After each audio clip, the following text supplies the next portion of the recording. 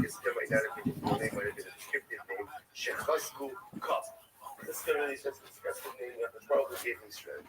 Davar Akar, Chizkiah Shma, Chizkiah Shechizek Yisrael Yim Shema Shemayim. So we'll say other possibilities. Once again, Chizkiah is not a real name, it's a descriptive name. Why is it called Chizkiah? Ultimately, because he strengthened the bond between Klal Yisrael and the Torah. We'll see more about that in just a little bit. Sancheriv, what is Sancheriv? All of Sancheriv's names. Tzivtei, Tiglas, Galaser, Glaneser, Shalmaneser, Pool, Sargon, Asanpar, Rava, Yakira. Okay, I Ika Sancheriv. What about Sancheriv? Right? In other words, you forgot about that name. First, the Gemara says, no, also that's descriptive. The Gemara says, Shesichaso Rid. He was very quarrelsome in the way that he spoke. Right? Sancheriv, we're going to see spoken of quarrelsome fast and drunk as well. That little bit again. Was defined with his words.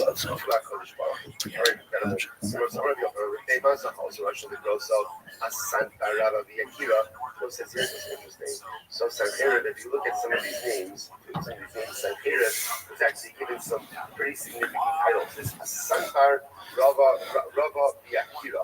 So leaving aside Asanpar, Rava V'Akira means great and precious. How was Sancheriv giving it?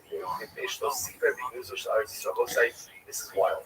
Because Sancheriv, right now, remember Sancheriv caused much destruction, but yet he never spoke disparagingly about Shnemar. And those businesses were not only with a lot of potential, but actually scalable to the point where it could completely transform how the community see these trees, such that they are more valuable. Let me tell you what I mean. For example, you imagine we have a community-based organization, right? They live in and amongst the mangrove trees. And they have some beekeeping. Now, right now, it's a dingy, roof that's falling apart and some small beehives. But imagine they scale this to the point where, they're selling to the organic honey market internationally, and they're really able to take those funds and put that back into the communities, right? And they know that it's the mangrove trees that actually made that honey look so special. Now look, I'm not the only one, because obviously I'm biased. At least 5, 6, 7 people have tried this mangrove honey, which is like dark in color and it's rich in antioxidants and it's obviously organic because it comes from the mangrove. It's objectively the most delicious honey you've ever tried. Objectively. Freaking delicious, dude. I'm telling you. And it's also healthy in those other ways because it has antioxidants. And it has a lot of potential. And my family's in the organic food industry, and so we're helping that. But imagine some microfinancing there, right? And then the community is flourishing, and they know that the trees are the reason for the business success that exists. That is how you conserve nature, right? It's not hiring some guy with a gun who can be bribed off at the next highest bidder, right? It's actually changing the fundamental economics of the forest. Because there is far more benefits with a forest that is alive than a forest that is dead. That is already a fact. The problem is their externalities. They're not captured in the market yet. But what we can do with cryptocurrency is program our value into what we value. They named it SOS because they said, and that will fundamentally change that. And that's the reason why deforestation is currently more than regeneration. Even though it's decreasing, that's the hope. Deforestation is decreasing significantly. Ozone layers are huge. There is some good news to this. Despite other ecosystems collapsing and getting set on fire every few years, there is some hope to it. And I think all of you guys also give me hope too. I mean, everyone who's showing up and grinding, and a lot of people like Danae Ripa in the audience has your own startup. In Kalagumba, you have your own startup. A lot of people in here have enterprises. companies which can make scalable positive impacts. Now, most people, if they want to introduce someone to an investor, they'll charge you a referral fee, or they'll gatekeep, or you want to gain access to this data, we'll charge you up front. I give all my best stuff out for free, and my network is your network. I have given tens of thousands of investor contacts away for free in our Telegram. If you go to the Impact Alpha channel, you go through all the things, you'll see hundreds of grant opportunities, tens of thousands of investor contacts. I've done introductions even before I close the investment deals because I want all of you guys to win. We are in this together. We all have to win for us to actually accomplish this. You understand? There can't be one winner here. It's humanity. It's nature winning. It's the globe actually standing a chance and having a beautiful future. Whether you have kids already, or you're soon to have them, or your nephews, you're starting to think about what is the actual world they're going to live in. Is it a freaking dystopia? Possible. Very freaking possible, dude. Like, we are at the crossroads right now, But also, we have a couple secret weapons in our pockets that are absolutely, like, superpowers, Like, we're wielding AI in this world, People setting up people tapping into all the latest things and leveraging the best innovations. Guys, if you're active on crypto Twitter, or just this app X in general, dude, if you're following the right people, or you're engaging with the right stuff, you are getting transformational stuff in your feed every single day. If you're actually locked in and taking action on it, abundant opportunity is here. And you could wield that power to, I don't know, go on a beach somewhere, maybe, if you're successful. Or you can literally do it to fundamentally change the world. And yes, you'll find success when you change the world. Yes, you will. But at the end of the day, when your head hits the pillow, that you actually did something meaningful. And that's what each and every one of us can actually do. And when you jump out of bed in the morning, what you do that day is going to matter. And like that, I think is far more fulfilling than, a deep pocket. Now, I say that knowing some people listening to this right now might be going through some kind of struggle, whether that's a financial struggle, any kind of struggle. I get it. And I'm working my ass off to create more opportunities in this street content every single day. I don't stop. It's a Sunday. I'm grinding, because I see so much potential here, and I fundamentally know you guys can do so much. And I love seeing people go through transformation. I've seen it. I've seen people go from no purpose, broke, struggling, to really locked in and seeing success and actually tapping into their purpose, their passion in life. That is like night and day transformation. And I've gone through it, and I want as many of you as possible to go through it. And so anything I can do to help you guys, like literally anything. I don't promise I can, but I bet you I probably know something. My network's pretty extensive. And so just ask. That's why we have a needs and offerings channel. So you can just ask for stuff. You can just put it out there to the universe. I'm looking for this. Whether it's a partner, a customer, whatever. I need this. Right? And you might not get it right away. But if you keep putting it out there, this is what I'm looking for. This is what I'm trying to do. This is what I'm trying to do. This is what I'm trying to do. People talk about it, law of attraction. Whereas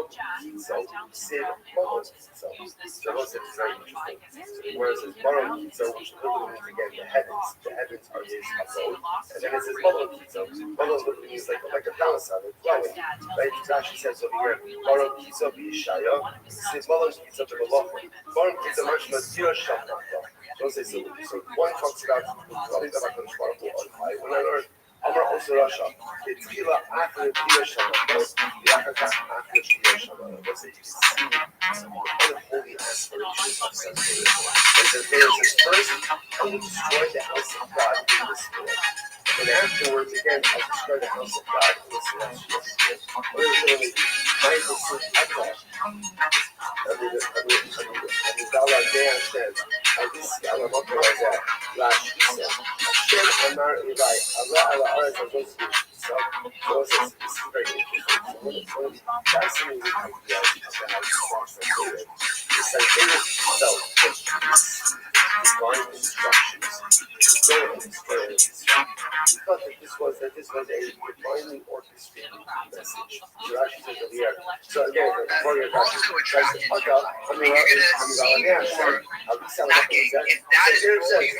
I march against Yerushalayim, we got explicit instructions. Hashem Amari, Alei ala Aretz Hazot Yisa. Hashem has said to me, I double did, you know? Like, I thought it'd be behind me, you know? Because by the word of God. That's the trigenity, bro. The trigenity is not behind me. The trigenity is trying me. Come at me, bro. I'm not going anywhere. I'm going over here. That's the direction, you know?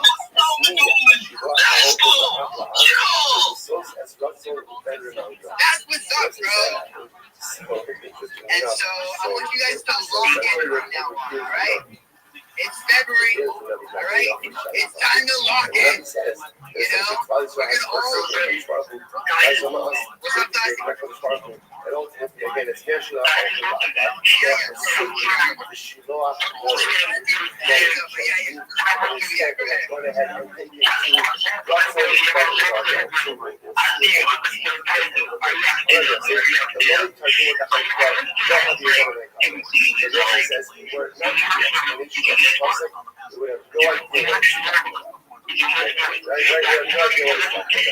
So what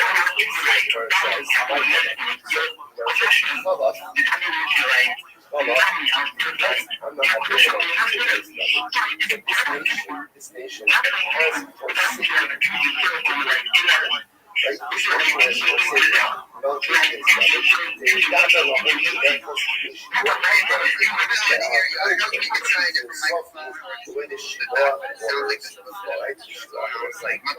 I'm feeling what you're saying, bro. I don't understand the word, but I'm feeling the energy, bro. But if you can switch up the mic, Yo, what up, P-boy? Yo, Rabbi. How you living, pimp? I'm done. All right. Did you create everything? Yes. Did you check your links? They all work? Yeah. Do you have a Spotify? No, Get out of here. P-boy. Wait, we talked about this. Wait, what did you say? You can only create a creator account? Yeah, I can hear you. Go ahead. I'm unable to create that based on they say you need the artist or anything. I don't have an artist, that's the issue. You don't have One over one. You don't have a what? Like they say I create an artist account. I don't have a brand for that. But I have the account like normal listener for the artist and that's what All right. Do you have a Mastodon account? yeah, I have that one. Do you have a Truth Social account? Yeah, I have that one. It's only two I don't have. Brandon and Okay, what ones don't you have? huh? What ones don't you have? Only Spotify and brand and Brandstorm and brand. Okay, I'm gonna look right I don't now. know why I can't have it. They say I'm not. That's I'm not okay. artist. I require a label for That's that. okay. I've created for All right, my friend. I'm proceed with that too. Right. It looks really good. Now, what I want you to do is change the out it looks really good. So let me congratulate you on this. I want you to change the theme to be like the ones that I sent you so that they're vertical. So you don't have to know the name of the different platform to be able to click it. It's really good though. So basically, go to the one that I sent you. Do you see? Go to the message that I sent you, and I give you an example. Okay, so do you see the example is called Honey Badger Hoba?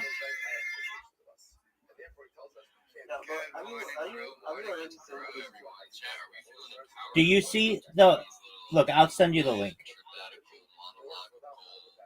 That was something. Wow, I am fired up and I'm ready to plant a million billion trees this morning. GM to the community. I feel okay. Go to the link that I just sent you. Community is growing in its vocabulary tree. Some things that he touched on. I'll throw in a new keyword for the class. The tragedy of the commons is something that you can do your own research on, and unfortunately, it is a tragedy, and it is also way too common. I would love to try some mangrove honey one day. Do you see that I sent you a link? At least like 3 minutes ago, I was mutuals with every single person on the speaker and listener section, at least the ones that were loading on my phone. So that's my pat myself on the back for the day because I'm from the land of great limitation apparently. And last thing, the tree gen, what Jimmy was talking about, Jimmy Tree Gems, Mr. Jimmy, last name Tree Gems, middle name based. He was saying like close your eyes, what's blue in your room and what's red in your room. And dude, there's this show, if anyone knows this show, then you know what I'm talking about, where it's this like kid and his dad is like trying to train him or empower him or whatever. Do you see the link, P-Boy? To a restaurant, and the dad's like, all right, son, close your eyes. And they sit down at the booth at the restaurant, and he's like, all right, son, how many people are wearing hats in this building? And I saw that show when I was a kid. I was like, oh my gosh, I want to be able to do that. But it's really hard because it's like training yourself to observe everything, even if it is completely quote unquote irrelevant, because it might come up later. But it is, I don't know that it's a good skill or an important skill, but it is a interesting skill that you can definitely train yourself to do. There's a million hands up in the audience. I don't need to take up any more time. I'll show one thing, and that is the purple pill. I dropped a quoted post that says, it says like memes for trees, and the post in question says Feb 7 out of 28 checkmark reply with meme. If you drop a meme on that post, I'll be picking a winner here in the next few hours, and if I like your meme the best, we'll be planting 10 or 20 trees dedicated to you and your meme. That's all I got. I hope everyone's having a good day. Do something kind for yourself and for someone that you care about, and let's grow some trees. Let's grow much love, man. Everyone make sure you like it. All right, let's get to Zebo Bro. What is happening? How you doing? What's happening with you? Hey, Jimmy, what's up? Guys, thank you so much. You know, these 2 days, my internet has not been good, right? I have not been, locked in with my community, but guys, I'm more than locked in through my heart and veins. And by the way, my attention was caught, when you guys were talking about the issue of this follow and unfollow stuff. I'm a victim of such. If you can check my follow and unfollow situation, you can see that it's not even balanced. People are not doing well. But guys, Rani has told me how to do something. I'm going to block so many people. Anyways, thank you so much for having me. It's much happy. I'm very much happy to see how this community is doing well. Family are growing so much. People are dying to see how they can participate and give this coalition a kind of growth that has no limit. Guys, we are doing well, and we're going to conquer 1 billion, 3 billion in time to come. We're going to make it happen. Thank you so much.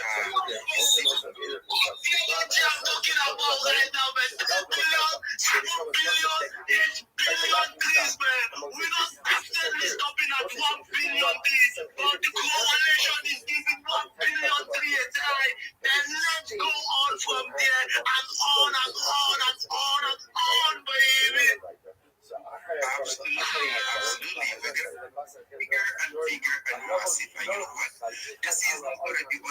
history, but it's gonna be a kind of a legendary, stuff that is gonna be left for our left grandfathers and so many things. And you know what?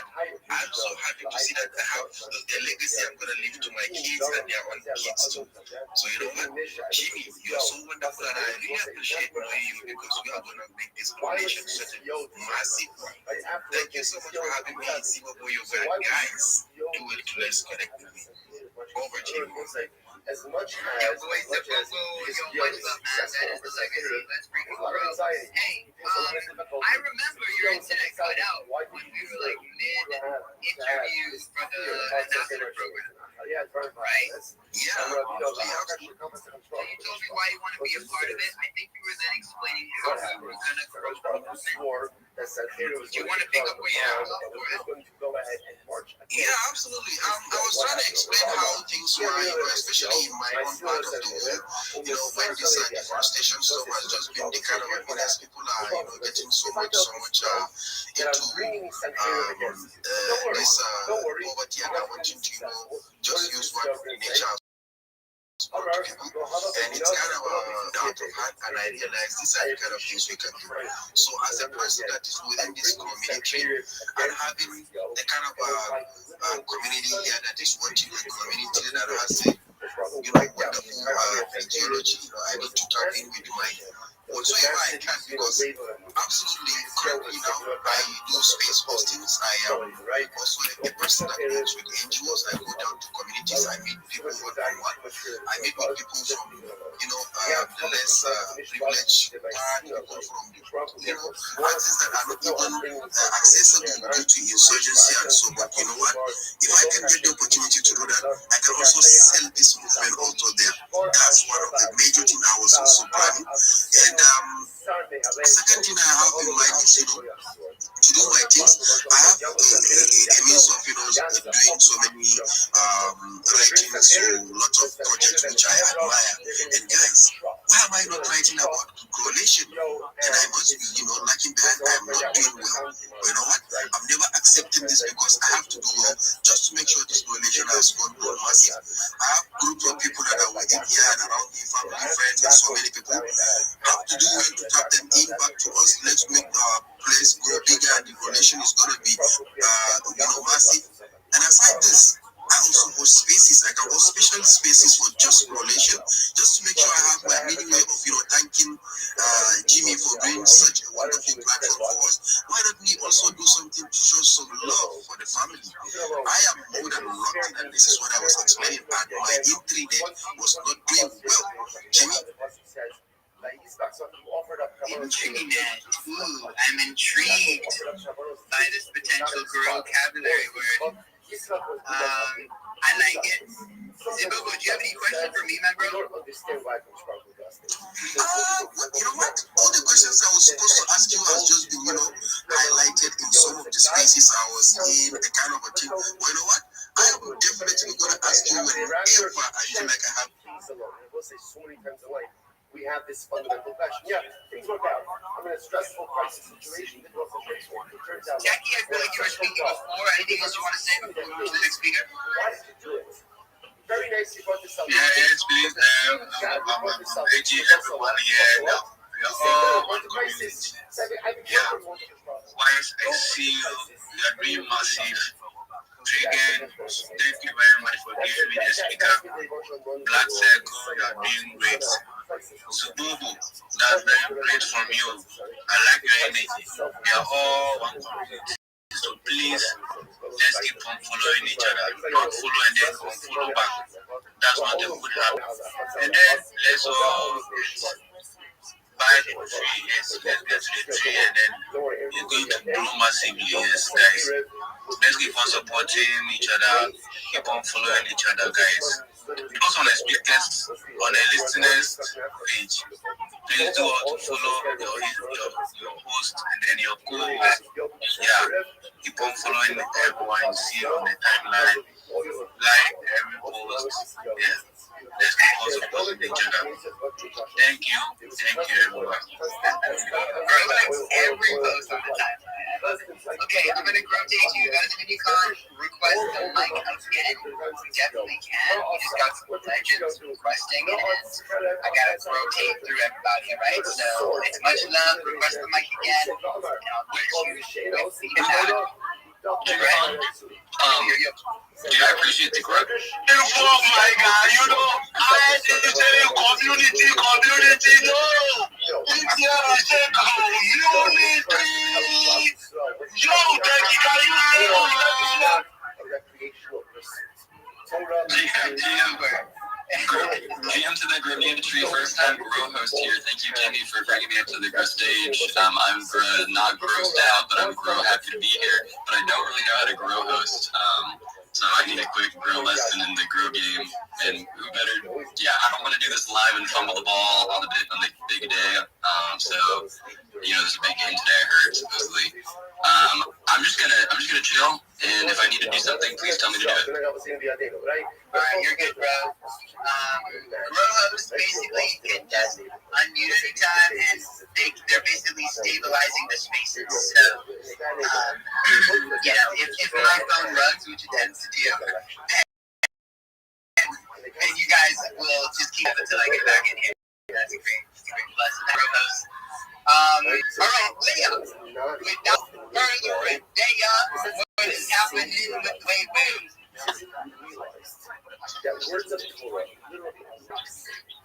Or grow history, either or. Taking that opportunity.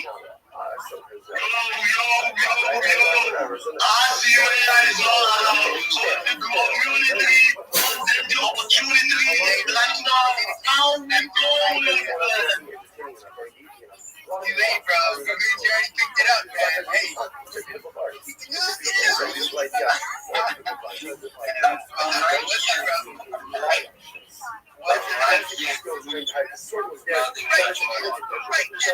That's what's up. Yes, morning every single day. I watched this that's what's up. Let's just keep moving. Keep growing. Leah is logged in. I see you on the leaderboard for the Telegram giveaway. Every single time you post in your Telegram, you're getting points. And if you're one of the top 3, you get your share of 619. And every single week, we set the clock every Sunday. So if you were to post 100 times right now, you might take away a spot. You would have had to already have. Wait, hold on. I haven't even checked the leaderboard. Everyone was first. Everyone was done. So you can just use /LB. Now guys, keep in mind, if you're spamming, you will get muted. No, Rhea's already in 4th place, bro. Community took his spot, man. Oh, shit. Taking it. God, that's 7 more times before midnight. So first is actually MK. Shout out to MK. It's like the middle of the night, and it's a struggle for him to make space. So he's an amazing crew again. Second is Black Cat. Yo, let's get Black Cat up here. Yo, Black Cat, I saw you requesting. I was trying to rotate people. Request the mic again. You're goated. You're 2nd place. That's freaking bro.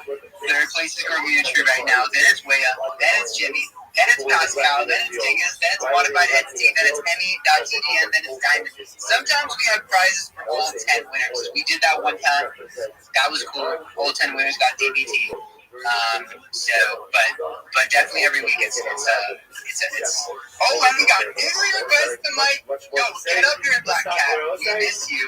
Every time Black Cat gets the mic, give it some. All right, Rabbi Rothschild. I know we're live. Everyone, say hi to the people. Much love, Rabbi Rothschild stream. We're live on 100 different platforms through Rabbi Rothschild right now. Everyone say hello. How you doing, Rabbi? Every day is a holiday. Every meal is a feast, Tree Gen. If you all weren't aware, we are 116 days exactly on our way to June 5th, the big day when 1 billion trees will be planted. Get your countdowns ready. It's very exciting.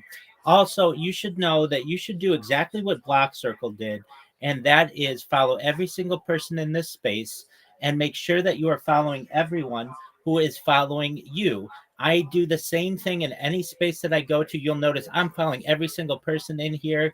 You should know, though, unfortunately, you can't follow over a certain amount. And if I get to that point where I max out, sometimes I have to unfollow people who aren't following me. So you want to make sure that you're following me so that you don't get unfollowed. That's very important. Nobody wants an unfollow, especially as important as someone who is working for world peace as much as I am. If you weren't aware, I have been 24/7 streaming an X space now for more than 350 straight days, and not just on audio, but also on video as well. So if you ever check in the Twitter space search and you type rabbi or shill or share or any of those keywords, you'll notice that I'm always live in there. And I've been doing that almost for an entire year. You don't know anyone else who 24/7 X spaces for an entire year, especially on video. It's a one of its kind of project. But that being said, is not the most unique thing about what I do. I'm Rabbi Rothschild. If you don't know who I am, you will. I stream my life 24 hours a day, 7 days a week, 365 days a year for world peace. I've been doing so for more than 4 years. My streams go back to the pandemic. We've seen the death of a queen, the birth of AI, the coronation of a king, and everything in between. This is a real life Truman Show, a real life Big Brother. This is a timeline and a time capsule of human achievement. In the 1990s, the phrase content is king was coined, and I'm making it true today. I'm king of the internet. This is the biggest event in global history, and here's why. In 2018, The Economist magazine stated that data had overtaken petroleum as Earth's #1 resource, and I have more data archived on the internet than any person ever, which is making me very influential. I'm going viral, and when I do, I want to make you, your friends, your family, all financially independent if you're not already. I want to ensure that you have generational wealth if you don't already, and I want you to be able to start charities and philanthropic organizations of your own. I'm unlike any influencer you're ever going to meet. I'm not live on one YouTube stream nor two YouTube streams. I'm live on over 20 simultaneous YouTube streams 24 hours a day. You can view my life in 360 degrees. I even have a ceiling cam. If you want to view my YouTube links that are available in my profile, additionally, they're in my pinned post. You'll also find in my pinned post a link to my link tree. I dare you to look at my link tree. Nobody dares you to look at their link tree, but I do because I have more social media than any person ever. I have more content than any person ever. You'll also find a link to my Discord, discord.me/rabbi. I'm proud to say that we recently overachieved the amount of 2,800 people in our community and continue to grow each day. In addition to making you all extremely wealthy and wanting to promote world peace, I want you to know that I want to help end world hunger through the use of technology, such as agricultural drones, floating greenhouses, saltwater greenhouses, hydroponics, vertical farming, cloud seeding. I want to help end world thirst. I'm sponsored by a cryptocurrency that's worth about $100 million, and one of the things that we do is we build wells and water towers in developing nations for the benefit of the less fortunate. Additionally, I'm an advocate for the LifeStar program, and most importantly, desalination technology, where we pump Earth's seawater onto land and make it drinkable. If you're a reply guy, if you're a Web3 marketer, if you're a raider or a shiller, and you want a free mentor, coach, and friend, send me a follow. I will follow you back. Send me a DM. I will respond. I want you all to know that I'm here to support you both personally and professionally. I'm here to be a positive person in your lives. I'm here to have an optimistic view on the future. And most importantly, I want to give people hope. And with that, I sincerely appreciate the opportunity to share. Bingo.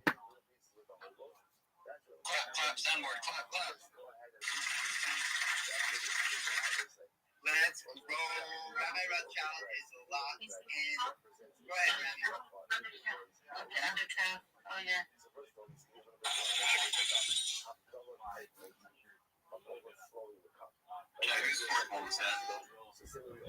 What's that? All right. I see your body most kind of stuff. High five and another way.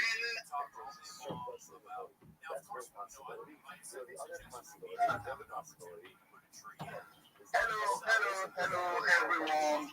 From the listener to the speaker, to the co-host. What's up, oh my God? You know I love you. Thank you for all you do. Wise respect. As one of my mentors, I'm calling one of my mentors now. He hosts himself. How are you guys doing? Thank you for your opportunity for bringing me up here. Thank you. I don't know if you want to say, but before I say that, I want to give a kudos to our energy guy along the line. I like many of us don't have the energy. Most of us are staff. I want to learn from you. Thank you. Thank you for bringing the vibe. Group ministry. I hope I'm saying this well. Let's have the energy. Most of us are staff. I want to learn from you. Thank you. Thank you for bringing the vibe. Group ministry. I hope I'm saying this well. Let's do. All right. Do you want to say something? Hello. Yo.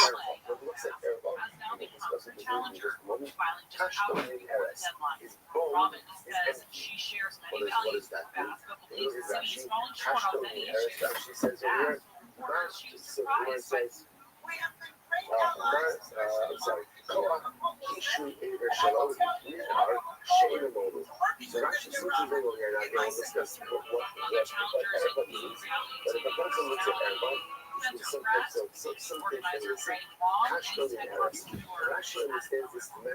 Yesterday was the deadline for Elizabeth Council candidates to file for the June 2nd primary. Council slot number districts are all on the ballot this year, with Councilman Bob Blumenfeld and Francis Mount in other odd-numbered districts. Incumbents Yusuf Hernandez, Mayor Los Angeles, Mario Rodriguez, Tracy Barnes, Rigo Martinez, and Terry Coster all face multiple challenges. Lindsey Vaughn defeated in the Olympics just 1 week after suffering a serious knee injury. ABC Brian Carr says today's knee race did not end well for the 41-year-old American skier. He fell hard early when his downhill race once the crowd followed him, which included Americans like Megan Gunya. I felt so sad for her. Claire, I hope you're having an amazing day. Are you like a heavy fan of football? Are you going to watch today? No. I'm driving, doing the open. It's the last day of the open over here. So I am dealing with all the craziness of people going to this crazy golf event out here. And it's 76 degrees. Sorry, guys. It's going to be 83 here today. But, yeah, I just came up here to say hello and, show some support. Well, that's really cool of you because right now where I'm at, it is a lovely and balmy 14 degrees. It is 14 degrees outside. We're all dying slowly. And Danielle, I thought you and I were starting to become friends. I feel like you definitely came here to rub it in my face. Guys, make sure you are following Danielle. It's so good to have you here. We appreciate you stopping by. Big shout out to you. Thank you so much. Guys, while we're speaking, while we're hanging out, while we are vibing in here, make sure you are connecting with one another, dropping some follows, and engaging, fam. Jump on somebody's page, drop a kind word, some support, anything. We can actually lift each other up in these spaces. It is so very important that we're there for one another. Shout out to all of you in this space, guys. Let's keep cooking. I want to go to the very next speaker, which is going to be Crypto Keys, because he has just arrived. What is good, fam? How are you doing today? Yo, what is up, fam? Great to see everybody. Peanut, I got a chance to meet you a few weeks ago. It's wonderful to be in the same space with you. Your energy and intimate. I feel like, if you're these communities, like if you're in the right ones, they just swoop you up, and there's so much love and so much support. So just like Danielle, I'm just here, just showing support, just lending my good energy to everybody. Yeah, dude. I don't even feel like doing a super big show. Like I really just wanted to be here and hang out with everybody. But I am a space host, so if you want to check out my profile, and we're Campfire Chronicles every Wednesday at 6 p.m. Eastern Time. Yeah, like I said, I don't even really feel like chilling too much, but I love everybody, and it's good to see everybody here on Sunday, so shout out to you guys. And why is it so cold, bro? Do something about it, man. Bro, I'm working on it as we speak. You know what? It's a topic of discussion within the Yucky Ducks community. They said they would trust me a lot more as a founder if I could make things a bit warmer. So that's what I got to do. Everything's going to get warmer. I'm going to do this for my community. It simply must be done. We'll see about that. Bro, it's coming, fam. It is coming. And Crypto Keys, while you're up here, bro, let's see that emoji game, fam. I know you're still living on that high. Bro, let me see what you got right now, and I want to see those emojis move.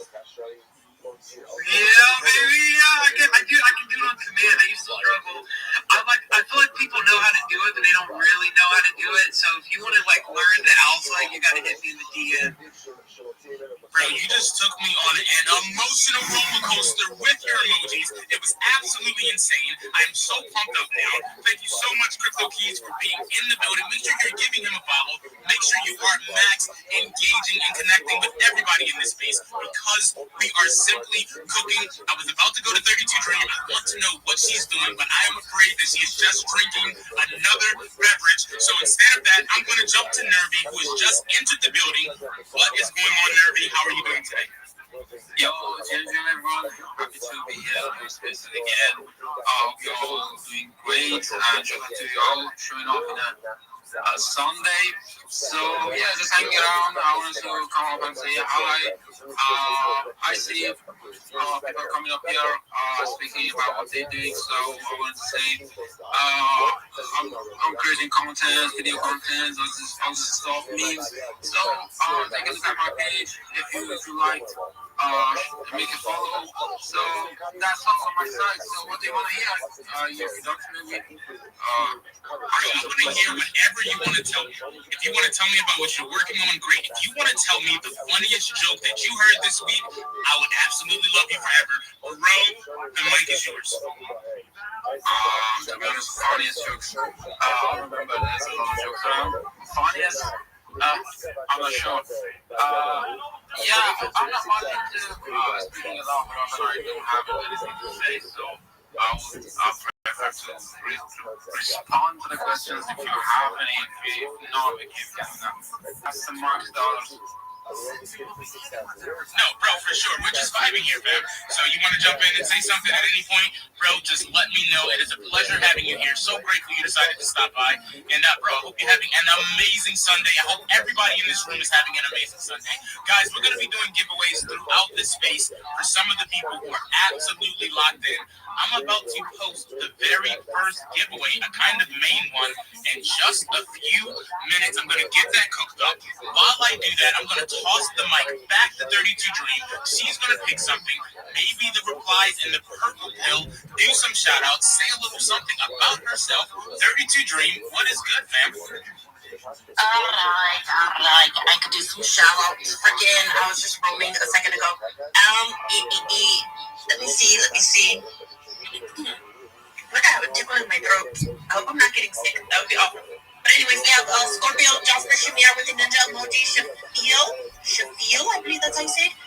Israel, Jason, Secret, Del, Joel, Eagle emojis, David Sturt, Derpy Dave, AJ, Mo Sam, Itachi, Melanin Defy, /Mo.tgn, Denali's NFTs, Dan FX, Gifted Hans, Coach, Crypto Keys, as well as Osriel. Just got you with a follow. And a little something about me, you guys.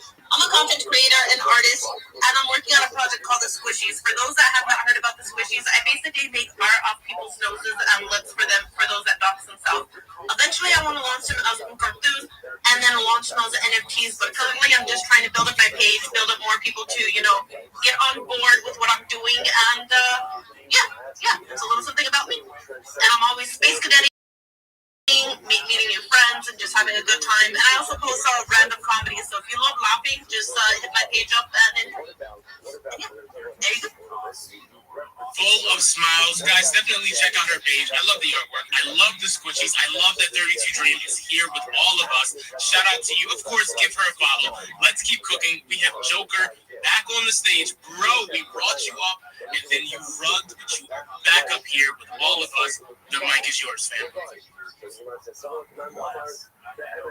Yo, ladies and gentlemen, boys and girls, dudes and dudettes, it's that time of the day where the biggest headline of the energy, it's that time of the day where I say it's happy Sunday to Yucky Ducks, Peanuts, Vibes, Wines, that is what give me my Cardi, And I want to say GM to everybody on this space. How you doing? Hope you guys went to church today. You know, hope you actually pray to God that your coming week is gonna be fucking fruitful. Because it's that time of the day where I go crazy and say how you doing. Yo, Kenny, what's good, my brody? Bro, everything is good. You are still riding on cloud 9. So good to hear your voice, man.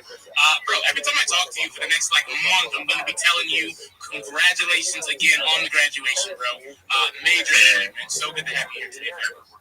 It's awesome to be here. You know, just not to bore you guys that I know we're your time. So guys, my name is Joker. I am I'm a community strategist.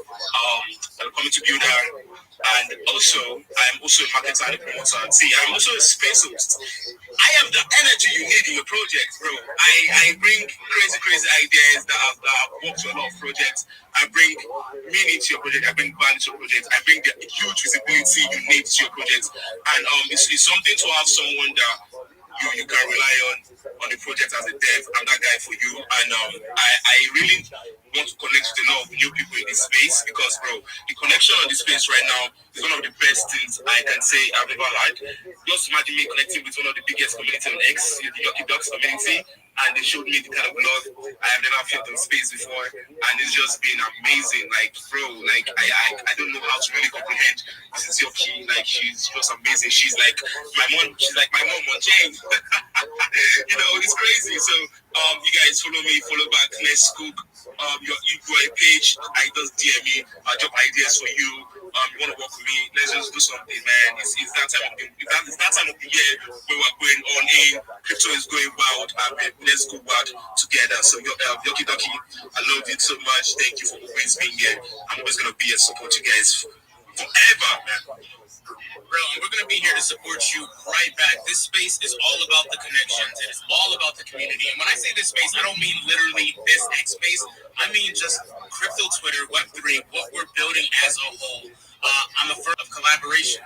You know, when you have like-minded projects that are community first, that have something to offer, it's so important for them to work together. It's so important for us to do it together. So shout out to you, Joker. Thank you so much for being here. Such a pleasure to hear your voice each and every time you're in this space. Guys, we have so many amazing speakers in this room right now, and so many great projects, so many amazing listeners. Make sure you are tapping in and make sure you are requesting to speak, fam. I'm going to be doing shout outs throughout the space for some of you who are requesting to speak. You guys are locked in. I appreciate you guys. If you look up in the Jumbotron, and I'm a liar because I definitely did not put it in the Jumbotron yet at all, so I'm going to do that right now. And now it will be posted. There it is, in the Jumbotron. You guys will see our weekly meme contest announcement. It is featuring Peanut. Yo, Peanut, when you have a second, bro, you should check out the image in the Discord. Or you'll see it when people start posting about it. It's pretty funny, bro.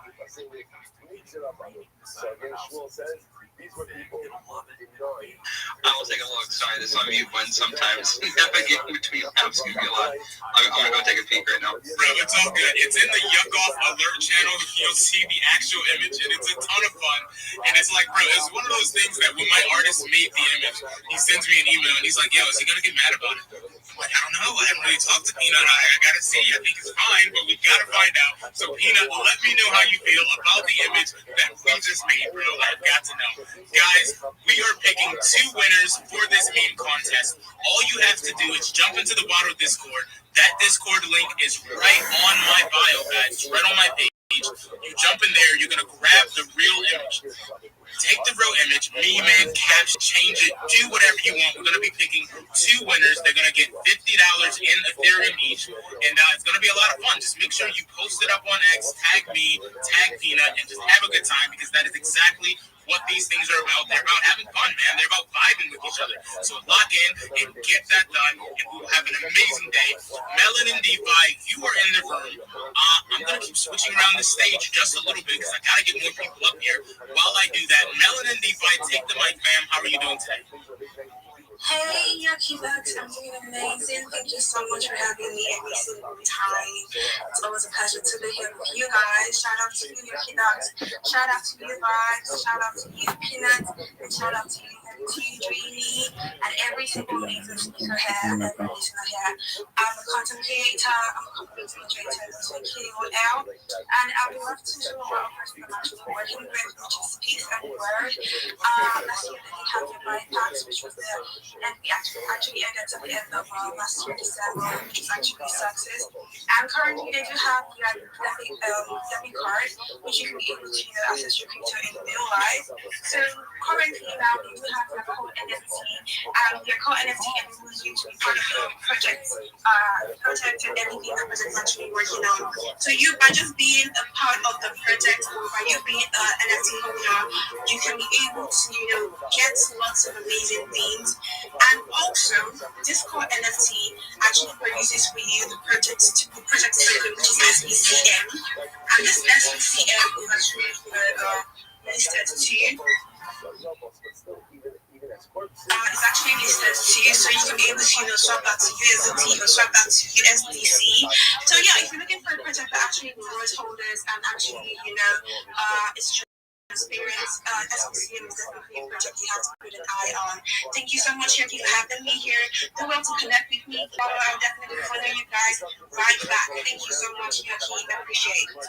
You are so welcome. Big shout out to you, Melanin DeFi. Guys, make sure you're giving her a follow. I see so many people in this space. Special shout out to Shiny Gal. I see you down there. I don't know if you requested, but you already know the vibe. We would love to hear your voice. So good to have you here in this space. And shout out to all of you down there who are requesting, who are in the listeners, who are absolutely locked in. Peanut, my guy, did you see that image, fam? I did.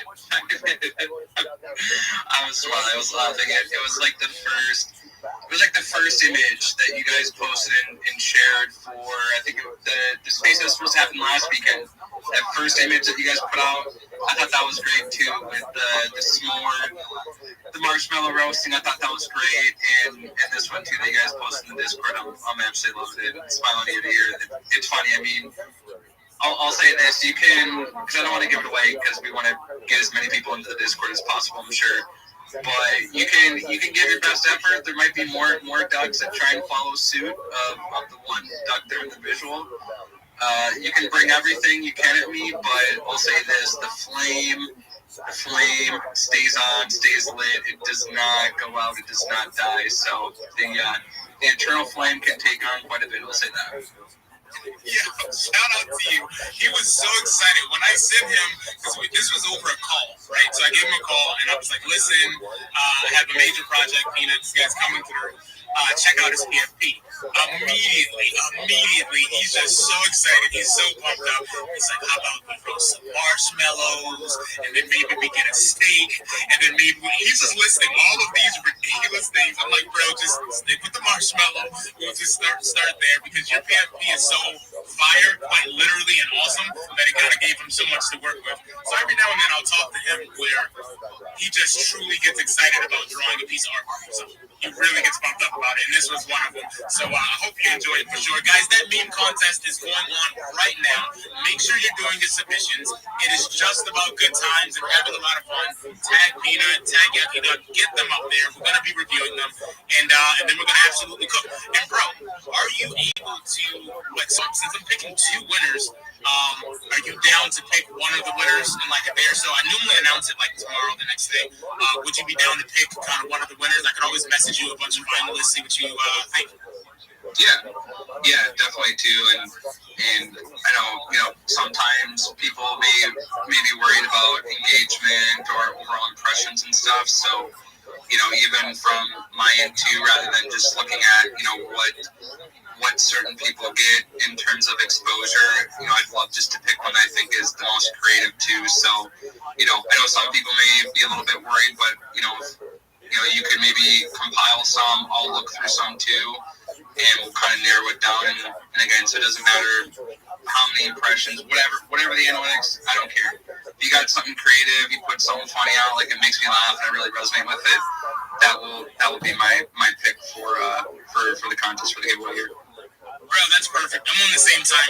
We don't look at the impressions. We don't look at the likes of the retweets. We're just looking at the fun, man. We're just looking at the fun. Shout out to you, Peanut. Guys, make sure we're reaching out to everyone. Make sure we're connecting. Make sure we are vibing, guys. It It is an amazing Sunday. So pumped up to be here. NFT Kid, my guy, I see you down in the audience. Big shout out to you, bro. I hope everything's going great, that you're healing well. And, fam, it's always good to see that PFB. You know you're welcome, my guy. Big shout out to you guys. Make sure you find him down there and show him some love. Big shout out to him. Guys, let's keep cooking. So many people that have something to say, projects to shill, maybe they want to shill themselves, or perhaps they just want to come up here and say hello. Whatever the reason you are in this space right now, all I can say is thank you. Thank you for spending a little bit of your day, a little bit of your time in here with each and every one of us. Let's move to the next speaker. Velvet, what is going on, bro? I just saw you in the Discord reviving. So good to see you again, fam. It's good to see you. How's it going, fam? How's everybody down there? And the listeners, usually I'm down there, like on the Discord. My actual doc is the lurker, so I guess I'm not a lurker anymore. Yo, bro, you are locked in. No more lurking. You are actually here. We can see you, bro. So good to have you. It's good being here. I don't know if I want to chill today or if I just want to talk, but yeah, it's been a good show so far. Bro, I appreciate that, fam. I appreciate that. And yeah, so it's not even like these spaces don't need to be a hardcore show. They can be whatever you want to come up here and say. If you want to say something about yourself, drop some support. You know what? I got a question for you. I'm just going to drop your question since you don't want to chill, and that's totally cool. Random. We had this discussion a while back, but I'm curious. Bro, what does success look like to you? What is success? That's a question right there. That's kind of like, what is... No, it's tough. I mean, it's a good one, but I feel like everyone has their own view, their own desires when they're looking at success. So for you, you know, what is it? Is it a certain amount of monetary gain? Is it a situation where, you know, you're just at peace in your life? What does success look like to you, if you don't mind sharing? Oh, I don't know. The easiest way to say it would be family. That's legitimate, bro. That's a really good. I mean, it all comes down to the family. No, I appreciate that, man. I appreciate you sharing. Guys, make sure you're connecting with Velvet. Velvet, I appreciate you stopping by today. It's always great to see that PFP. It's always great to see you, to hear your voice. You're showing up. And, fam, I support you the same. So, guys, make sure you're giving him a follow. Make sure you're engaging. And make sure you're doing exactly what needs to be done. Eddie, what is good, bro? I know you're having a little bit of issues coming up and down. It's so good to see you, fam. How are you doing today? Yeah, I'm doing amazing. Do you guys hear me? Because I don't know, when I come up, it sounds all robotic. Like when you guys talk about if I'm down in the listeners, I hear you guys just fine. So I don't know if you guys hear me, but... Yeah, fam, we can hear you perfectly right now, and at least I can, bro. It's good to hear you. Does it sound any better now? Well, it's off and on, but I can pick what you're saying. Yeah, so how's the Yucky Dog fan doing? I've been occupied with Spaces, Soul City. We've been having 24-hour Spaces that ended last night. Yeah, it was a really, really long. It's been a really long, well, 2 days, I would say, because it started on Friday and ended last night. So it's been a lot, and it's been fun so far.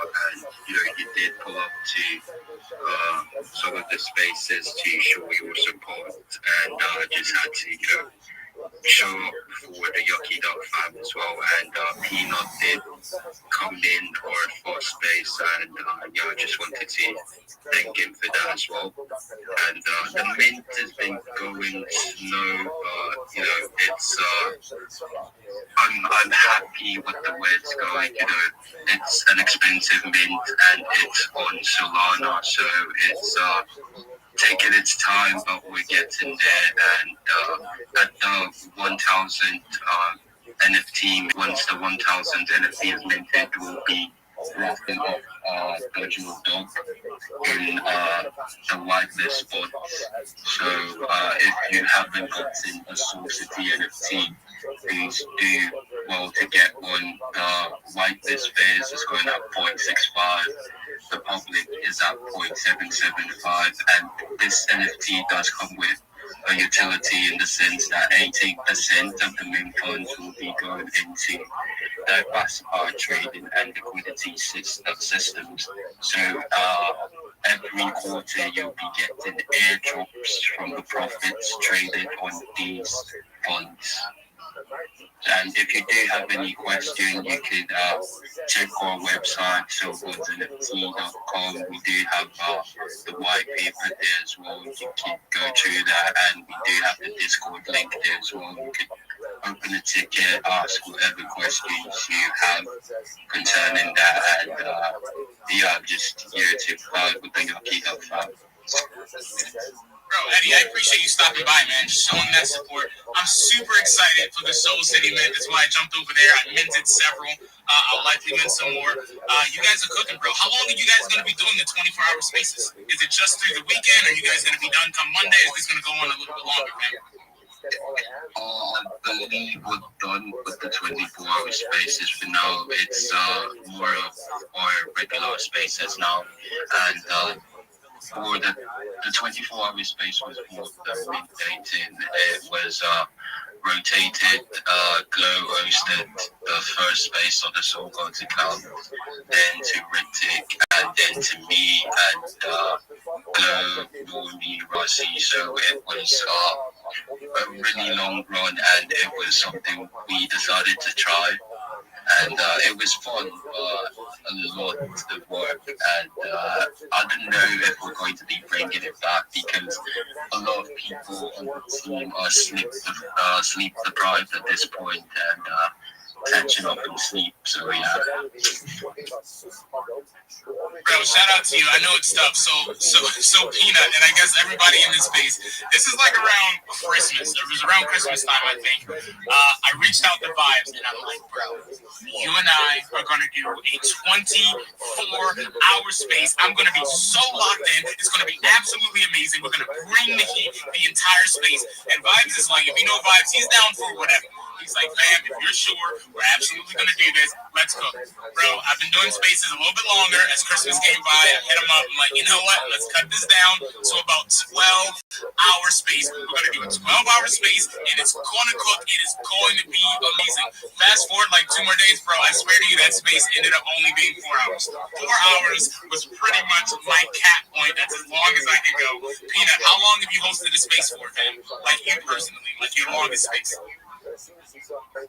The longest continuous space, not that long, to be honest. I mean, maybe the longest is 6 or 7 hours, maybe 8. Nothing crazy. I know some people have done longer ones, but I've held co-hosts, I've spoken spaces for the entirety of some spaces that run longer. But yeah, sometimes it's it's not always about necessarily the length. I know sometimes it can be. Well, I shouldn't say that. I know having longer spaces can be very strenuous. There's a lot of planning, a lot of organizing, but sometimes, honestly, it's about those shorter, like 1-2 hour spaces where you pop in. You're very focused. You're on point. You get the most out of it. And then you leave people wanting more too. I think that's something that isn't always necessarily talked about. And I'd rather have spaces be shorter. People, again, are kind of hungry for more, and they want to come back to the next one, whether it's run daily, weekly, whatever it might be. People's attention spans are pretty short, so whatever we can do to keep people engaged, to keep people on point, I think that's the biggest thing too. I know, again, with some of the longer spaces, it can be even a little bit more difficult to retain everything. So, yeah, nothing crazy, 7-8 hours at most. No, yeah, to me that's crazy. So right now, like my spaces that I run during the week, they hit a pretty solid 2 hours. That's pretty much where I'm at. The only time it runs longer is actually on Mondays, bro. We do a 2-hour space here, and then I jump over to Spaces Media LLC, and I do another like hour and a half. So it ends up being about, what was that, 3.5 hours? I've got to lock in. Math is so hard for me. It's really about 3.5 hours. And that for me is pretty much like I'm done. That's usually my cap. I am a big fan of like the shorter spaces. But that's just me. But I admire the guys who are just high energy, going for like 6, 7, 8 hours, absolutely crushing it. Shout out to all of you guys that crush it in the spaces. We see you, and I see Lucky Wiz flashing those emojis. What is good, fam? How are you doing today?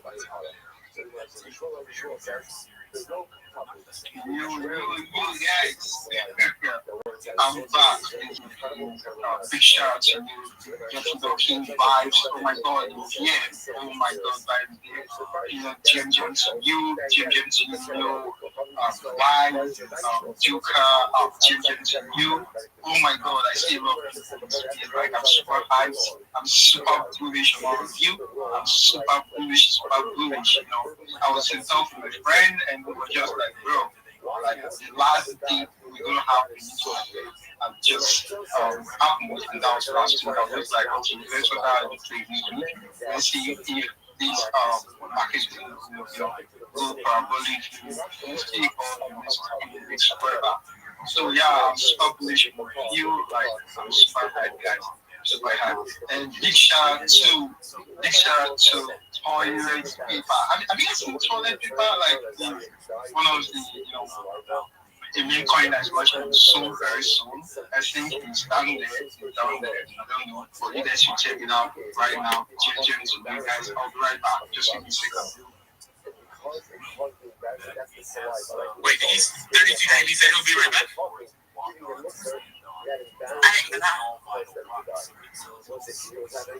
I'm not sure exactly what was said. Yes. I'll be right back. I'll be right back. I'm so sorry. We will be here waiting for you, my guy. Guys, give Lucky Wiz a follow. Check out his page. He will be right back. He has some very pressing business. We are cooking. Things are happening. We have Alpha in the room. Amazing speakers. Shout out to Peanut and the long lost NFT collection. Bro, are you guys do you see yourself doing like another collection anytime soon? Like an additional one? We've talked about it on a number of occasions. I'd be lying if we said we had it, but we want to implement. We've had very varying conversations about it. So the space obviously is ever evolving and changing, and there's been a number of people that we have taken note of that we respect too. And I think from some of the earlier conversations that we had about potentially introducing something new, it's certainly shifted, and at least my sentiment around the new collection, that itself has changed. So I think there's some creative ways that we'll want to incorporate some new art at some point, but again, it's certainly going to be different than some of the initial conversations that were happening. So still strategy and approach to be discussed and laid out in terms of how we want to implement it, how we want to introduce it. But there's certainly more around the original IP of One Loss that I know that we're going to want to grow and evolve into as well too. So no immediate plans of launching or releasing anything new. There's still a lot that we want to get under wraps and excel and really succeed in first before we're introducing new IP or the evolution of again off of our original IPs. So yeah, for now it's just about continuing to be here, be present, show up every day. Support people that want to be in the community, support other collections, other ecosystems, and then again really just implementing and taking action on those core things that really matter to us too. So yeah, I'll leave it at that. But excited just to see where not only the next couple of months, next year, but the next several years come for us too. For sure. And how many? I can look it up. But how many is in your collection? Your main collection. How many do you guys have? 10,000. Yeah, straight 10,000. Gotcha. All right, thank you, man. I appreciate that. Guys, let's definitely lock in. Let's reset this room just a little bit. Let's check in with 32 Dream. Let's see what she's got going on. 32 Dream, what is good, fam? What is good with me? You want me to do some shout outs? Is that what you want me to do? Okay, I'll do it. Okay, I was zoning out. Okay. Sorry, I think I'm getting sick. We have a cool treejumps.tg and doodyboo.tg and Pat Ezekiel at Gakfellows HQ, Davis Stir Up I Go, $$ GMC at D with a ninja emoji, gifted Hans, Sunny, Cardi B, Tech, Cyrus, Daryl Franklin, KQ, Chase, Allah, Terra. We also have Noir, D-Matrix, the Web3 creative, Eddie, Dave the Gutter, as well as Blue Yucky. Let's go and let's grow. Let's go and let's absolutely grow. Thank you so much, 32 Dream, for staying locked in, doing those shout-outs. I appreciate all you guys. Make sure you're dropping replies.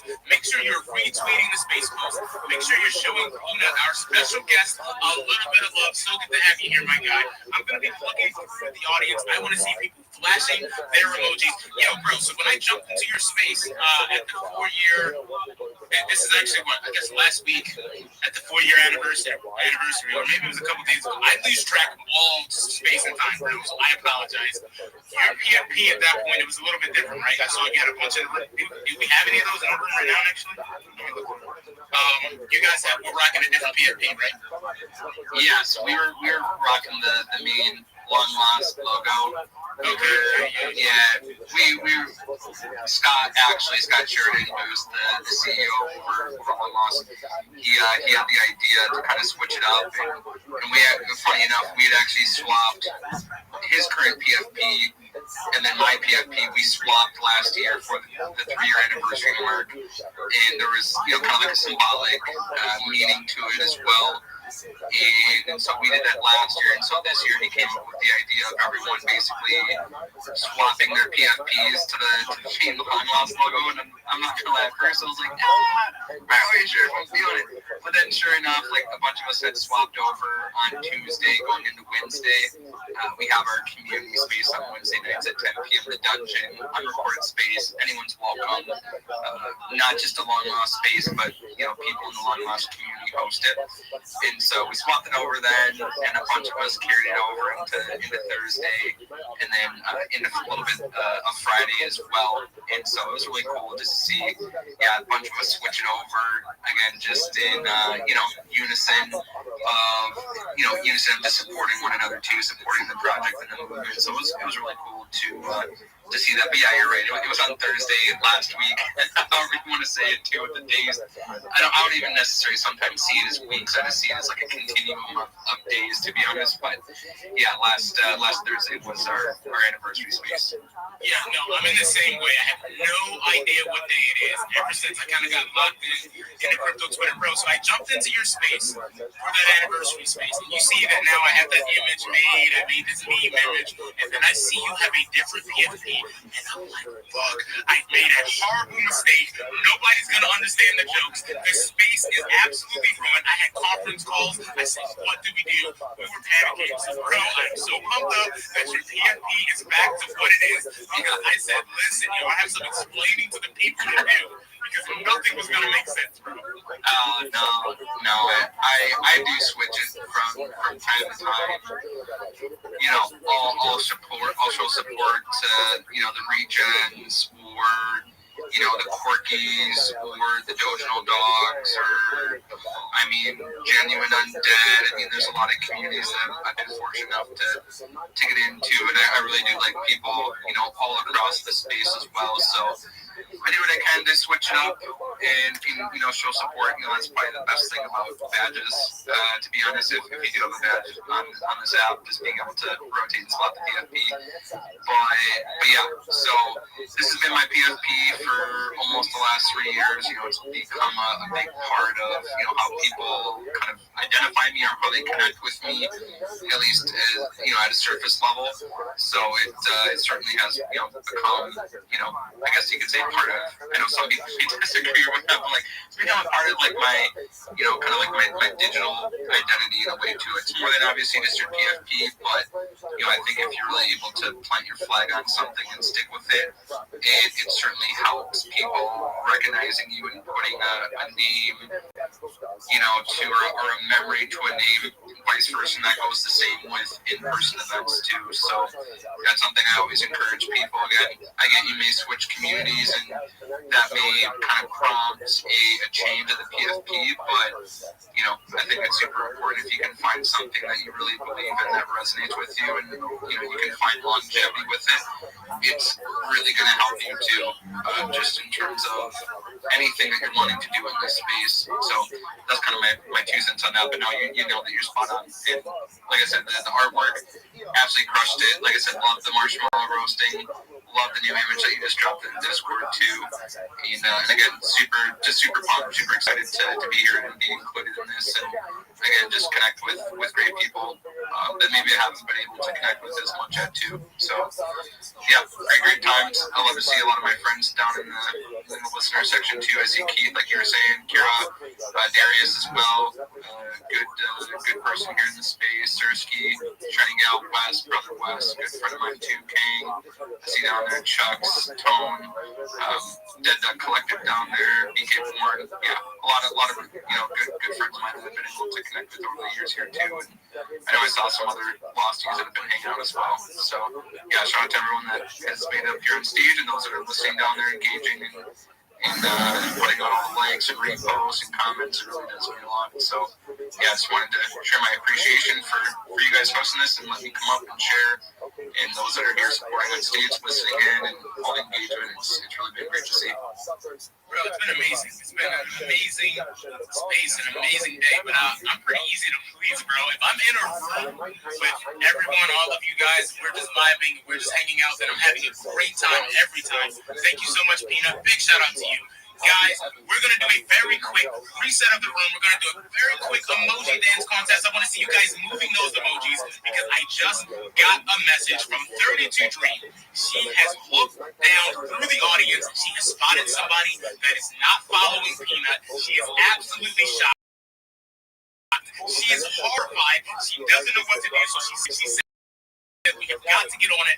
She said, Peanut is such a nice guy. And I called him out. But that is why all of us, we got your back, Peanut. We're going to get this done. Everybody make sure they give my guy a follow. You guys have about 30 seconds. I want to see who is moving those emojis in an absolute ungodly fashion. I have got to see you working. I'm talking about working like Trojans, working like crypto keys. Mayabella asleep, eating a chicken sandwich. Bro, are you active crypto keys? I have got to know. Let's move those emojis. 30 seconds start just about right now, guys. Let's go. Yogi ducks in the bag like quick. Peanut step up, put a joke on the track. Lucy's in the pit, got him circling fast. You ain't top follow, that phone finna pass.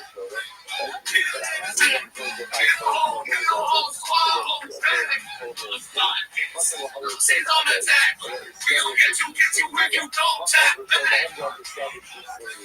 Are you scrolling past? Finger in the air like we take it real fast. Get you where you don't follow fast. Scroll, stop doing by what you looking at. Time lemon tasty, algorithm Lil God, Gremlin. Okay, sub, oh, we coming to your flag. Peanut in your pantry, dancing on your bread. I see in your Wi-Fi living in your headphones. There's a red flag, credit we appear in your shower like sup. You red? You ain't saving your boy, yo. Wait. All right, you guys were moving those emojis right there. Yo, Peanut, did you see anything that blew your mind, man? I was going to say real quick too, I didn't see too many. I know that there are a lot of emojis going up. I wasn't paying too much attention to all the emojis. I was really I like to listen to the lyrics and immerse myself into the music. might have gotten a little lost in the tunes, which, you know, I'm appreciative of the effort and intentionality that went into that. I just had a quick little side blurb here too, before we continue on. I did send a couple of potential songs that could be played maybe during maybe the end of the space even. Those are in our catalog, our one catalog. We have 61 songs in there. And I think those would be like more creative, like more over the top. What I would absolutely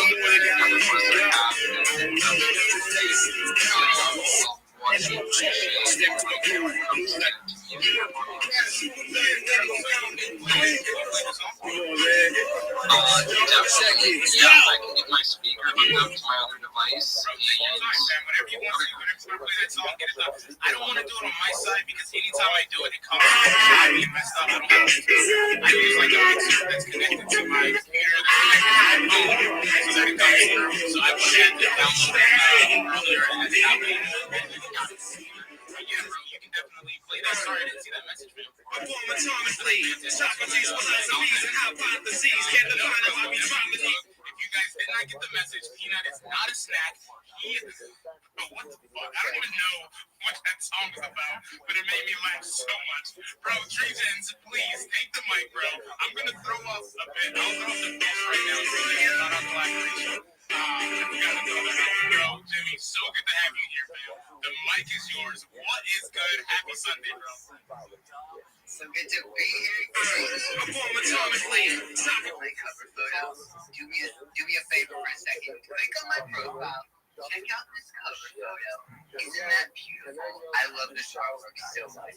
Like, straight up. Okay. By the way, you guys know we have this partnership with the Yucky Dubs where they're planting one tree for every follower that already was following them. For the new followers, can actually be 10 trees. As long as you fill out this quick form with the first comments. So make sure you're filling that out. Anyone who's not currently following the Yucky Dubs, make sure you do that. It's literally 10 trees. That is the easiest trees you will ever plant. Alright? So lock in. Much love. And by the way, you know, Yucky Dubs didn't tell me to put this as my cover photo. Yucky Dubs didn't, you know, force me to. I'm so sorry for jumping in really quick. That is massive, bro. I did not see that cover photo. I did not realize you did that. I do this because I genuinely love you guys. I just wanted to say, like, I'm going to go above and beyond to support this however I can because, like, you're helping so many people and constantly supporting causes. I freaking love it, you know? And so that's why it's amazing that we have this collaboration. And, you know, I was blessed with this, you know, badge of honor over here with the duck. And I'm just super grateful, man. Like, thank you for planting all these trees. And thank you for supporting the movement. And let's freaking grow. Bro, we have to. First off, Jimmy, I get so happy when I hear your voice. You lift up the stage, you lift up the space so much, bro. You have this amazing energy. While you're talking about something that is so very important, I thought you would be excited to know. I don't know if anybody told you, but inside the Discord, fam, inside the Yuck Exchange, I have now set it up so that people can actually buy an additional 100 trees for themselves for some Yuck trees. So that's something that we're really going to start pushing. And I think it's going to be a great addition. I just added that literally like 2 days ago, bro. So we're super pumped about that. And we're pumped about working with you, fam. While you're still up here, because I know you have so much to do, so many things you're cooking. Bro, can you let everyone know just about the day that is coming very soon where you're going to be getting 1 billion trees AFC South. It's because Florida is South. That's why. Which means Tampa Bay would also be AFC South. No. They would be in the NFC South. You know, so it's because they're not in the AFC, they're in the NFC. That's why. Which means if you placed a bet on Bovada for Miami to win their division, that division would be NFC South. No. What would you think? AFC South? No. The Miami Dolphins are going to be in the AFC East. You know, so it's because the AFC South is going to have other teams that are farther north, like the Tennessee Titans, the Indianapolis Colts. Also, you should never bet on Miami winning the billion trees planted in just one day. I think at a very minimum now, I think just Ethiopia is actually capable of doing it. What we've done is we've got 12 countries. So I went to COP30 and I got 11 different country commitments, mostly from Minister of Environment. I rolled up with a press badge. I was interviewing all these ministers. I was telling them about what happened in Ethiopia. They were getting all inspired, and I was asking about their legacy, the impact I want to make in this role. And then I suggested, let's do this in your country. And I got their commitments to do that and shake their hand. And a lot of them want to one-up me. They want to one-up them. And so this is going to be like a fun, competitive thing. I signed up 11, and we got the 12th country recently. Another Guinness World Record holder. She did the longest tree hug, which is 72 straight hours. She did that in Kenya. She, because of that, is now in charge of the 15 billion tree goal that Kenya has. And she is working directly with the president of the government, and now we have Kenya in our coalition. So we're going to keep growing this movement, and we're going to make history. It's not just about getting 1 billion trees planted; it's about what happens after that. Because right now, you tell people, hey, billion trees in a day, they think it's absolutely crazy, because it's never been done. But once we accomplish it, just like the 4-minute mile, everyone thought it was impossible to run a full mile in under 4 minutes. The same year that someone did it, Roger Bannister back in 1954, dozens of others did it, right? And the same thing is going to happen. Sorry about the background noise, it's a bit of a loud spot right now. Same thing's going to happen with a billion tree day, right? When people see what is possible, it's going to keep happening. And so that is why we're doing this. And I'm super grateful for everyone's support who is helping make it happen. It's making a real difference, and thank you so much with all my heart. Everybody supports the tree gens. And if you use those chef coins from the Discord, bro, 100 trees, that's no small thing. We're doing mangrove trees, which are really, really impactful to help biodiversity. They can sequester up to 10 times the carbon. Like 100 trees is a big deal. If you can do that with your young coins, like, kudos, let's grow. Like, that's amazing, man. I love it. Bro, shout out to you. So glad you're here. Thank you so much for sharing. I'm pumped up about these billion trees. I'm pumped up about working with you. And again, bro, I'm so grateful for all the things that you're doing. Guys, make sure you are following Tree Gens. Make sure that you are locked in with what they're doing. This tree planting, everybody can do it. On this day, everybody can get involved. Everybody can plant some trees. Everybody can do just a little bit good. So big shout out to you. Thank you again so much. Guys, I forgot. I got so wrapped up in the conversation with Peanut that I totally forgot to announce the giveaway of this winner for the emojis. That is Mr. Comfy, Jimmy Hartley at Mr. Comfy. Shout out to you. You are the winner of this emoji dance contest. Bro, shoot me a DM on X with your ERC. That is your Ethereum blockchain address, and I'll get that out to you. Big shout out to you. Thank you for playing. And guys, we're gonna keep cooking. We're gonna keep having fun. We're gonna keep hearing from all of you. So keep vibing, keep doing what needs to be done. Leo, my guy, you have been. Wait, before I go to Leo, I apologize. I made a fool of myself, but I have got to say hello to Smoke. I have got to say hello to Kubo. What is good, my guys? Both of you at the same time. No, I'm just joking. Smoke, you first. What's up, bro? How are you doing? Plus, a lot of people drop and I have many sponsors who will help you in many of I like the sauce and William Jackson and the other 来店客30人に聞いたところ、ほとんどの人が3500円以下を希望。2500円ほどを選ぶ人もいました。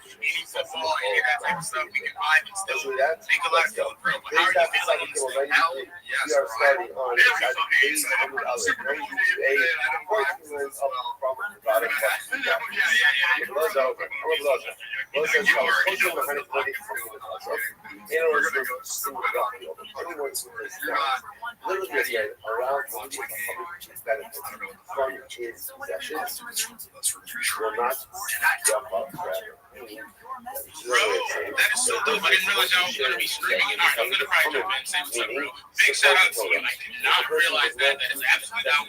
Kubo, shout out to you too, my guy. How are you feeling, bro? What's the logical here? We're talking about someone who does not want to realize thinking that by not doing that, they'll have more for themselves. So I had a couple of things for family. So, I just want to log in and tell you guys, huge shout out.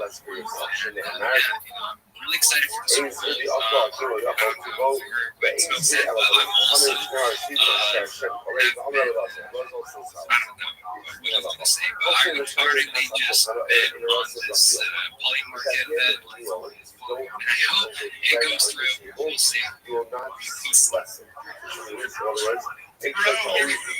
be so good. You're just coming right up in this space and dropping all that off. Oh, it's gonna be great. You're gonna be a huge, successful winner. You're going to crush it. It will be so, bro. You're gonna have you been talking about the alpha yet? Bro, I've been in some conversations with Vibes on the back end for sure. Let's go. I've been so just locked. Yeah, you know, we'll talk more about it. Shout out to Kubo. Shout out to Smoke. Thank you guys so much for being here. Guys, make sure you're giving them a follow. Make sure you are max engaging and doing exactly what needs to be done.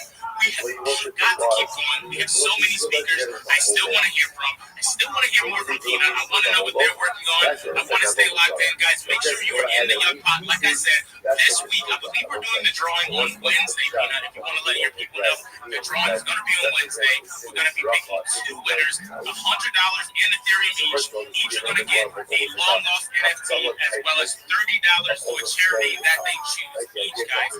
We are all about giving back. We are all about cross-community collaboration. And the cool thing about the NFTs is that if you guys don't want the NFT, or maybe you feel as though you have to sell the NFT, something like that, not only will our community buy that NFT back for you in most cases, but more importantly, at the time of the giveaway, bam, you guys can just tell me, look, I want the NFT, or I would rather have, you know, the USDC or USDT equivalent of that NFT, because we don't really want to floor another community's NFT. We'd rather give it to someone who's going to hold it. So if you don't want it, there's no shame. There's nothing against you at all. There's no selling shame. You guys can just say, listen, I'd rather this, and we'll switch it out, and we'll give you what you need. So shout out to you guys. Make sure you're staying engaged. Make sure you're reaching out to everybody in this space. So grateful for each and every one of you. Jen Suki, I see you with your hand up. I don't believe I've ever had the chance to speak to you before, man. How are you doing on this amazing Sunday? Yeah, actually said something where a person changes his voice, which makes it sound like a person is trying to conceal his identity. But the truth is, nothing you broke it also just when a person doesn't speak his word. So whoever doesn't speak his word doesn't take your his idolatry. So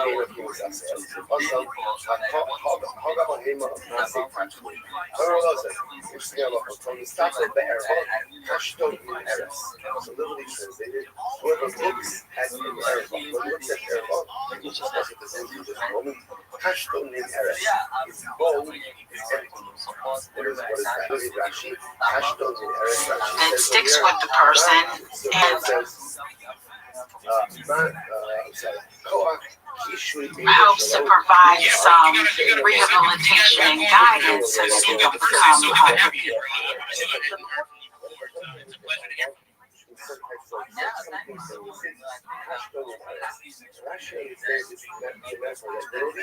He becomes infinite. He becomes infinite.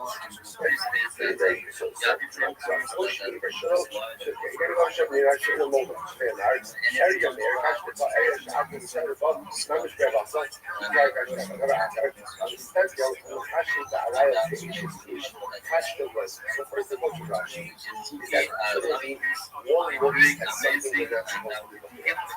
So if I look at things that are not supposed to be or second of all, that a person thinks about a married woman, could be when in his own life, he thinks about a married woman. Either they're talking about some type of either illicit thoughts or illicit or actually illicit looking at things which are illicit and inappropriate. What's inappropriate? What's inappropriate? Hashton in Eretz. Now again, Rashi is almost like literally like a erectile dysfunction. It's just not going to be able to father children. Perhaps also other people that want to say that the thing about a rhino, is that it's so consuming. Like when a person has a love for cancer and desire for awareness, it takes over the individual and literally it can sap a person of all of their strength. Every single one of us has a reservoir, a certain amount of strength, a certain amount of vitality. That's what you got, right? You only go so long without sleep, right? You feel like this hour in the morning, right? Because I can only, in other words, as much as I want to say my intention is which is true, right? My thought, that's what I'm certain point in time, but there's no more gas. At least that's what I'm telling us is, because once you use your energy, there are certain things that are also true in the realm of energy. The truth is, alliance, immorality is one of those things. It'll empty your boat. Right? Well, Nicole, It'll go and sacrifice all your vitality, and therefore, not only the first Super Bowl for Mike Tirico on the call, and that's where I started my conversation. First, okay. And then Mr. Millen habe ich alle Bekannt. Das ist schon, hier habe ich alle Bekannt. Ich habe auch Millen sehen, dass ich zu lange Chevy. That's in the world. I'm not going to Guys, I'll go in post and let's go. Let's do it. That's right. This is, because you know, there's a concept of the back. It's a whole that's alas. But interesting, shout out to you.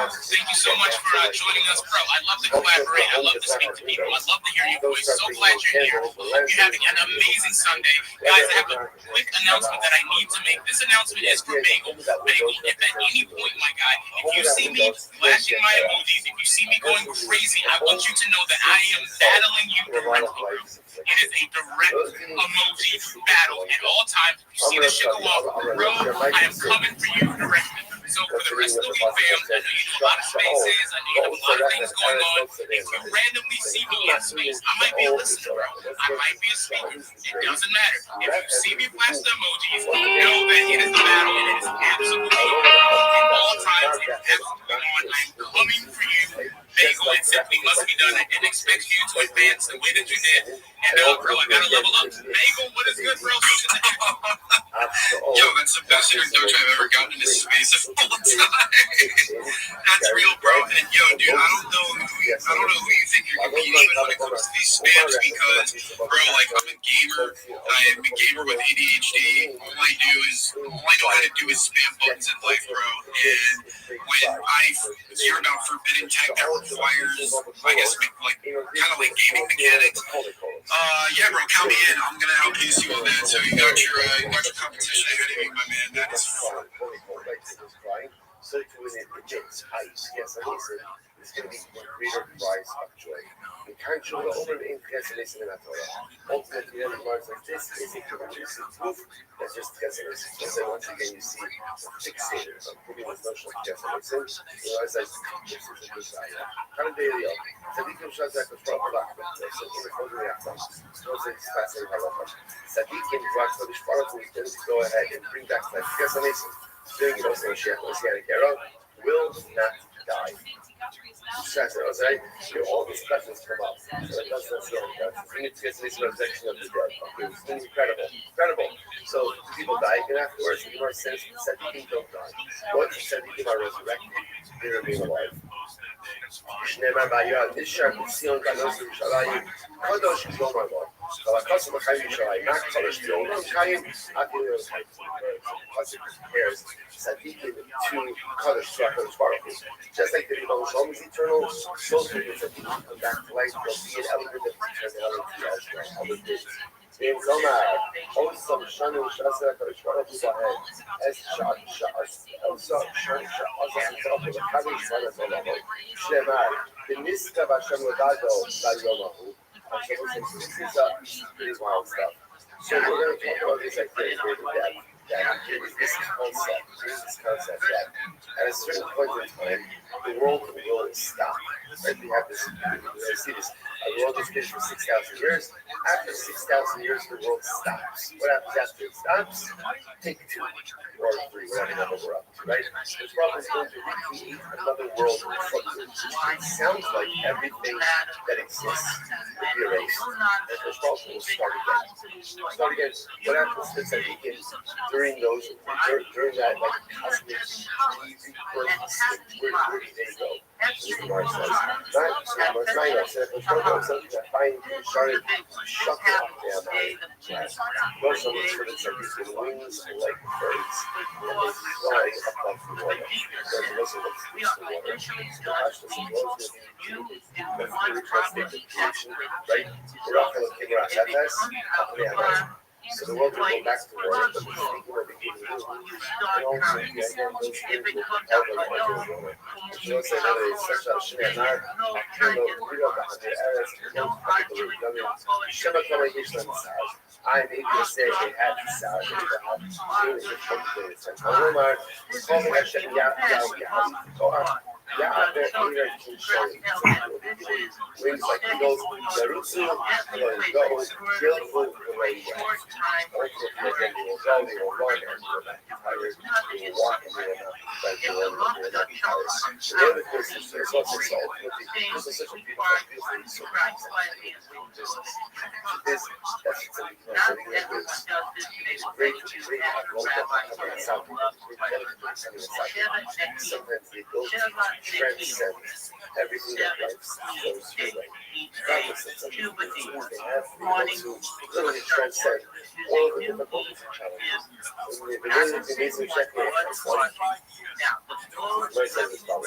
So what about what about this dad that Tesla went back to life? Right? Tesla went now, after Tesla went back to life, they died. Again, sorry, they died again. So shouldn't that Tzadaya, that even if Tzaddik can come back to life, will ultimately die? Will die. So you might say, someone might Amar, the MS Mashal. That story of Tesla, like that someone say nations, the valley of dry bones, that was Mashal. That was Mashal. Did it actually happen? I'd rather give it to Bible. So this in itself is obviously not Sanya. But those are where Mason Shekya, that's what Abdullah Azushida and Basis. People in Tesla go back to life. He's still on their feet. He's saying Shira and then he got again. Mashira, I don't know what's going to say.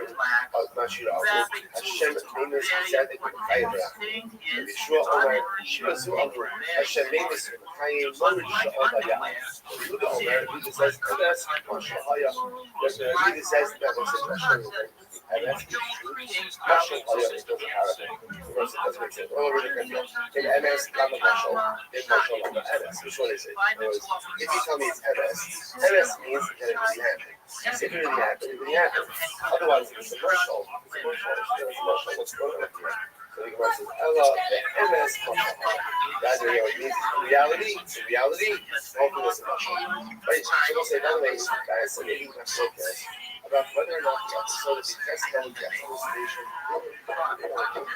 did it happen or was it simply a Mashal fundamental focus. But let's bring up Shabbat and the Yoga. They seem to check in a test that I love. I believe I was going to say, and also the Mashal. Well, we do follow the bottom. Incredible. Others say, what? Really happened. By the way, they didn't die immediately after seeing Shira. That's why what happened. Tesco brought them back to life. They sang Shira. They went there to Israel. They married their kids. So I'm going to do it. I'm going to go to Omar. I need to make the new one. So I love it. So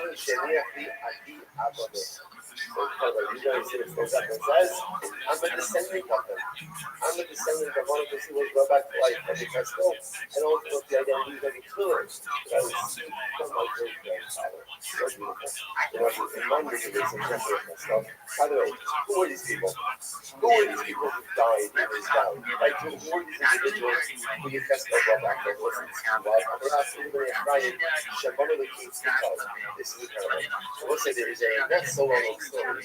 If there is a group of Jews who tried to escape from Egypt earlier than the rest of the Israel, they were members of the tribe of Israel, so high numbers and lower than the wealth of the Northern tribes. This group of Ephraim that tried to escape from Egypt they were killed. So what happened with them? They made a mistake. They were good people, they just made a mistake. Shinei when they find Shusela, Bara, Benov, Sachas, Benov, Benov, Sachas, Benov, Benov, show your white tit, Tommy. What's the tits, bro? Please be pink. Please be pink. Oh, what? Oh, you're saying no. What do you have big areolas? I'll take over for Red Band. What are you afraid of? What exactly is it that you're shy about right now? Can you describe your tits to us, at least? Yeah, they're very voluptuous. I need to lose some weight for sure. But yeah, I don't know. I just feel like my shirtless body on the internet's not good. Yeah, no, of course. All right, Tommy's taking it back. He's backtracking. Very seductive eyes, Tommy. Yeah, nice. Shit around, right? Get the lashes. Fucking bounce. That's like my Show me your fat tits. DJ, how else has your life changed since Interesting. It's not just it's been incredible, man. Just like the comic stuff's been going great. Actually, me and Mason Bird work at the same Dutch Bros right now. That's another guy. Yeah, I got him a job at the Dutch Bros. So yeah, me and him are just making coffees. It's been great. I've been just crushing chocolate milk, like a lot. Get out. Yeah, dude. Tell us more about this chocolate. Yeah, so I tracked it. I started doing math because you get as many drinks as you want when you work at Dutch Bros. You can just drink as much as you want. They don't stop you. My life's going great. I gotta go and take out Kill Tony. I'm drinking as much chocolate milk as I want, man. It's sweet. Holy shit. Yeah. The largest 5-year-old ever heard. Yeah, so you can drink as much chocolate milk as you want. And I tracked it. So apparently I've been drinking about 32 ounces of chocolate milk a day. Like, that's a big gold cup full, no ice. That's what I'm crushing every day. Why, your earlobes are built? Yeah, dude, I got some big areolas. I can breastfeed you right now. Again, you're the one I'm afraid of. Show my dick if you suck on clips. Okay, now we'll negotiate.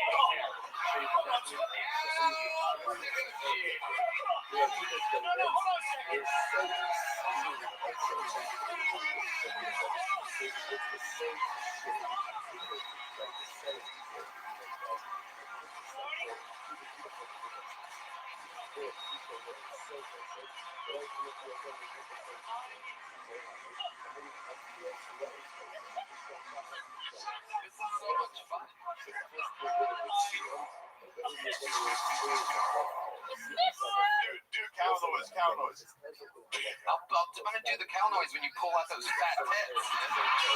I'm not gonna do it now. You have a force field around those tits.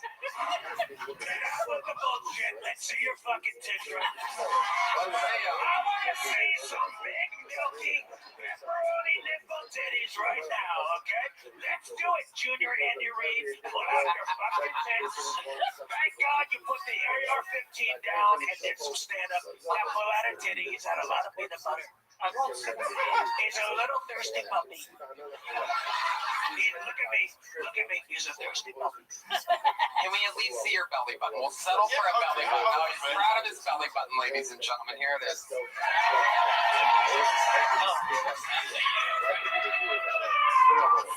Also, to fill time in Sioux Falls, I drew a face on my belly and I started making it talk to kill time. Really? Yeah, I was like, I did like a... Work at a coffee shop. Yeah, I work at a coffee shop. Yeah, I really like chocolate milk. I can't stop thinking about it. Sorry. So yeah, I was doing impressions with the belly button. That's what I do. I was like, I could do a Bill Cosby impression. Okay, let's and I was like, just right. No, okay, so this is what I did. I was like, okay, everybody, let's get ready. You guys like impressions? Okay, make some noise if you like impressions, okay? Okay, here it is. You could have just done it, but okay. They didn't need to do that. And I did that and it killed. I gotta see this hour and a half set. It's called Killing Time with JJ Alexander. JJ, fun times. Congratulations. You did it. Started the show tonight. There you go. Absolutely. All right, there you go. To the bucket we go now, ladies and gentlemen. This is the heartbeat of the show. The lovely height Heidi and Valerie, ladies and gentlemen. Catch the podcast at HeidiRegina.com.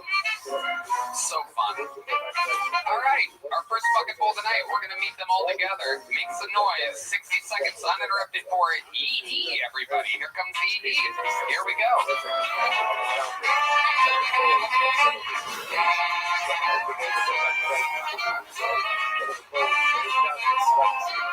One more time, make some noise for EE.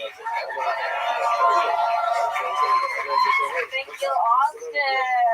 You know, most women get preyed on P-R-E-Y, and I get preyed on P-R-A-Y. Hell yeah, I'm blessed, you know?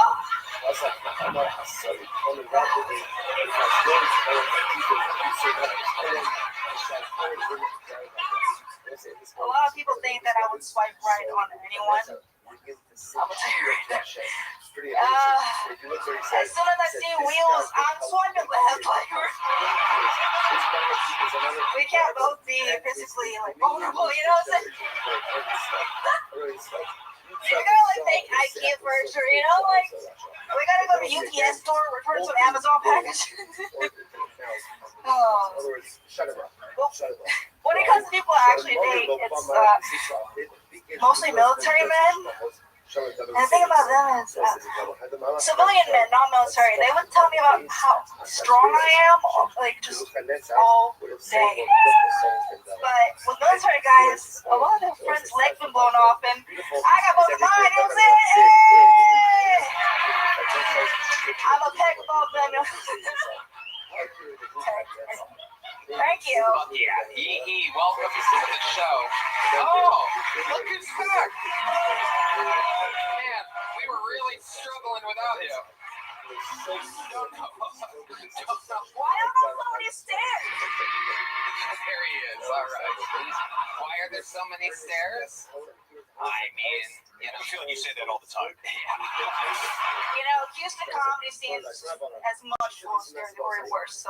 You're in Houston? That's where you live? Yeah! I'm annoyed about you. Hey, sir, hold it down. I'm like a Kool-Aid man through a wall, but like Oriental wall. Okay. Hell yeah. Rice paper wall, you... That's not very Korean. We are more high-tech than that, so... 감사합니다. Why? I'm Korean. I know, but why are you saying thank you to me right now? Look, yeah, because it's over. Oh, you said I'm cute? Someone said I'm cute. Cute?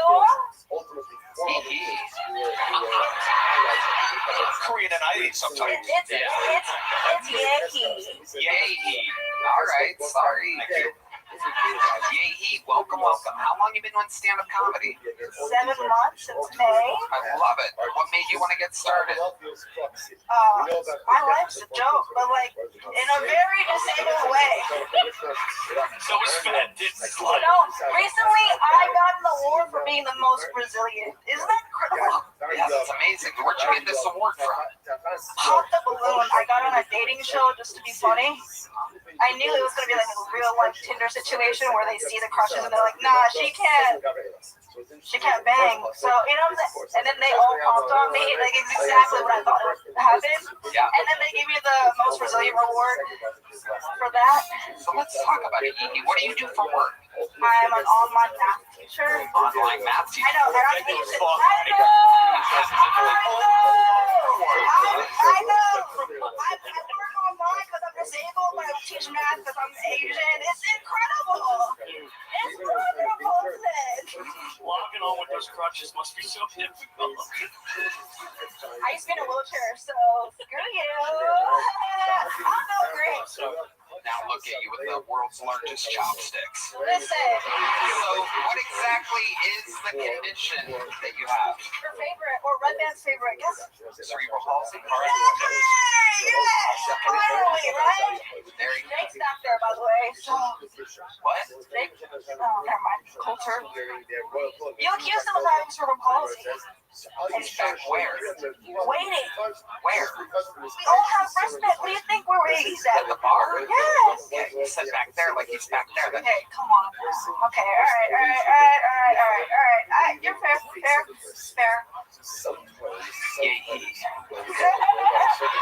So, you used to be in a wheelchair. How did you do physical therapy your way up like this? I'm just Mulan, you know? You're what? Mulan, the movie. No, you know what? You ruined this joke. Yeah, physical therapy. Okay, very good. Way to go. So, Yehi, what do you do for fun? When you're not online math teaching and doing stand-up, what else is there about you? I like to go to the gym. You're funny. You really are funny. What else, though, Yehi? Tell us more. I like journaling and little stickers, like really, like cutesy little stuff. You know, I don't know. You're an Asian girl. I know. Typical Asian Just a girl. girl. 100%. 100 both parents are super Korean. What do they think about you doing comedy? My mom thinks I'm at the gym. And your dad thinks you're online? What? Fuck it. Your mom thinks you're at the gym. But He hates being perceived, and I'm being the most perceived right now. Okay. Yeah. Yankee, tell us more about your life, though. Are you really out there on dating sites? What are you doing? What's the last date you went on? I'm actually with the military guy. You really are? Yeah. And he's fully functional. Yeah. Okay. He's got like a bunch of ribbons and everything. It's phenomenal. He operates tanks. It's literally the opposite of what I am. He's lying, dude. This guy doesn't exist. Yeah. Stolen He's got a fetish. Yeah. And he's throwing a fucking army car. Bought some fake ribbons on fucking Amazon. He's knocking his car out so she walks straight. Hey. I would have walked straight already. So. What? Yankee, where'd you meet this guy at? Tinder a while ago. Okay, how long have you been with him? We've been on and off for like a while, for like 6 years. Very on and off, but you know. Yeah. That's great. Yeah, and is he here tonight? He's in Georgia. He has there we go. There we go. Yeah, he works at all. I travel a lot, babe. He's not in the military. Yeah, no. He lives a block away. Yeah, totally. Above a milk shack. He's like in a monastery in China or something. He's done that actually in college movies. So. Monastery in China, is that what he calls your pussy? Let me ask you this. So you live in Houston. How often do you drive down here to sign up for Kill Tony? It's my 9th time. First time was my birthday, and I actually was so excited. I got 2 balloons. One that says happy birthday, and the other one said get well soon. And I thought he would really love that to me. Well, that's how it works. Sometimes you never don't get pulled. You had to feel sad taking those balloons back in the car and packing them up and driving back to Houston after that. It's actually the first time today. Today is the first time I drove here alone, and I shouldn't say that in public. Wow. But what are the odds? An Asian woman driving in the streets in Boston. There he is. Deceased at 12:05. Oh my God! Don't say that out loud. What kind of car do you drive, Yahi? I found that Asians are extremely loyal to Asian car brands. God, close your ears. Nissan Altima. There it is, Nissan. You went Japanese, bitch. You I know. You know, my mom said that too. I know. She went Korean, bad Korean. Wow. Korean be fighting each other yet again. North versus south over here. You're giving me the dollar right now, dude. Like I had to bring my dad the milk, so please, you gotta be nice to me. Yahi, how old are you? I'm 30. Red Man, you want to invite her to the secret shop? What more guts you do? She was very funny. Missed it. We don't have a secret show for a couple of weeks, but in a couple of weeks, yes, I'd love to have you on the secret show. There you go, Yahi. Congratulations. Here's the big joke. Don't throw it to me. That's a hate crime. I bet you catch it. I'm really good at throwing it. Yahi, trust me. But I'm gonna land it. No, I'm not. Yahi, look at me. I have the teacher here. You're fucking fierce. I can easily stand up straight, put your arm near your chest. Well, maybe not straight, but like as best as you can. Get your hand off the fucking fucking microphone, put it close to your chest. Right there. Don't move it. Don't panic. Don't move. Don't you fucking move. If you move, you're gonna ruin this for both of us.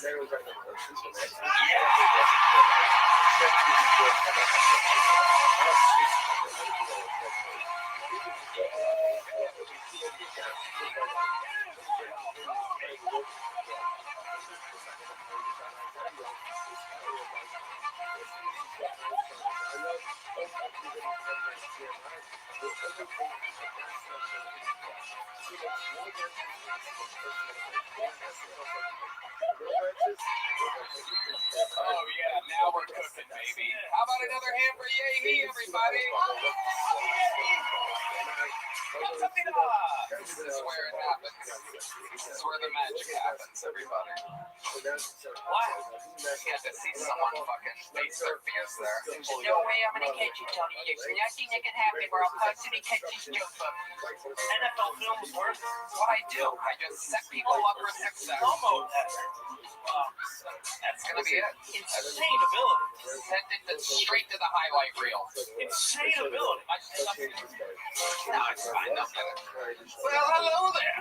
This podcast is sponsored by Quo. 2026 is the year your business stops acting like a game of telephone gone wrong, scattered messages, missed calls, and who's handling this? Shouldn't it be a daily ritual? A modern communication system is like giving your team a GPS instead of a treasure map. Everyone stays aligned, no opportunities disappear into the void. You'll catch yourself saying, all right, let's fucking Quo. And that's why today's episode is brought to you by Quo. Q-U-O, the smarter way to run your business. Speaking of running, here's Redman. Tony, Quo is the best business phone system, hands down. Quo works wherever you are, right from your app, on your phone, or a computer, and lets you keep your existing phone number. Wow, your entire team can handle calls and texts from one shared number. No more missed messages or disconnected conversations. Everyone sees the full thread, making replies faster and customers feel genuinely cared for. It's easy! With full context at your fingertips, the team communicates faster, stays aligned, and delivers a more personal experience. Make this year where no opportunity and no customer slips away. Try Quo for free. Plus, get 20% off your first 6 months when you go to quo.com/KillTony. That's QUO.com/KillTony. Quo. No missed calls, no missed customers. Hello, everybody. This podcast is sponsored by Shopify. 2026 is the year you launch your business. One powerful move puts the future firmly in your hands. Starting a business with Shopify. Maybe you've got an idea you can't shake, a craft everyone tells you to sell, a story you've already designed in your head. With Shopify 2026 is when you finally make it happen. Shopify gives you everything you need to sell online and in person. Millions of entrepreneurs have already made this leap from Tell the Gymshark to first-time business owners just getting started. Tony, I love Shopify, obviously. It's the best business tool out there. Shopify gives you all the tools to easily build your dream store. Plus, setup is as fast as crazy possible with Shopify's built-in AI tools that write product descriptions and headlines and help you edit product photos. Marketing is built in to create email and social campaigns that reach customers wherever they scroll. As you grow, Shopify grows with you. Handle more orders, expand to new markets, and do it all from the same dashboard in 2026. Stop waiting and start selling with Shopify. Sign up for your $1 per month trial and start selling today at shopify.com/KillTony. Go to shopify.com/KillTony. That's shopify.com/KillTony. Hear your first this new year with Shopify by your side. Are we having fun here tonight, huh? It has begun. Make some noise for your second fucking pull of the night. It's Blake Apatow, everybody. Here we go.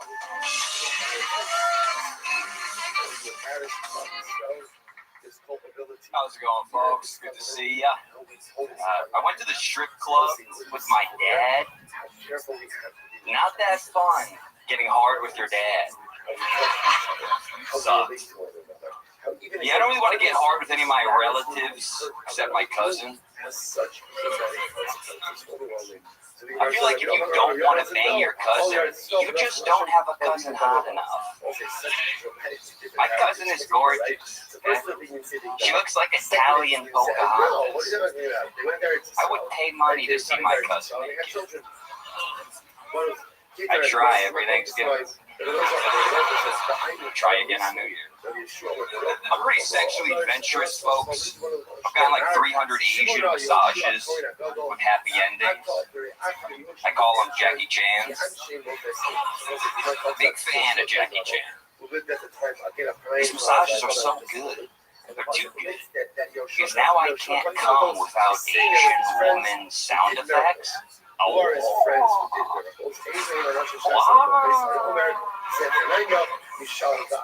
Women are like, there you go, Blake Apatow. Welcome, Blake. How are you? Doing fantastic, brother. How long have you been doing stand-up? About 5 years. Awesome. Where at? Colorado, Hawaii, and then here last couple years. Okay. Live in Austin now? Okay. And what do you do for work? How do you make money? I'm a bartender, just a couple blocks away. Oh, nice. Here on 36. Yeah. See a lot of crazy shit. Yeah, definitely. Give us an example of the nuttiest thing you've seen on these wild streets of Austin, Texas. Yeah, so I will say, immigration. People are talking a lot about immigration. Everyone's fucking pissed about immigration. I was dating this Brazilian woman next door, the coffee shop next door, and we got into it one night. She was in a fake marriage to a gay American citizen, which is just kind of something fascinating. At some level, I respect. I feel like if you convince Americans to marry you, you earned it. You deserved it. But this, I feel like we can also stop it. I don't know, just the fake marriages. It's just interesting to me. I was like, we could test for that. There's an immigration interview, a man and a woman. I feel like we could have maybe the wife or the husband eat the wife's pussy or something. Some sort of test to see if it's a real couple. Because a gay guy could never eat a woman's pussy. If a gay guy touches a pussy, he turns to stone. You know that. I haven't seen Crystal in a few years. I wish you were handicapped and Chinese was running a 4.540. Hell yeah. Hey, bro, you came in the restaurant with that. How you doing, Steve?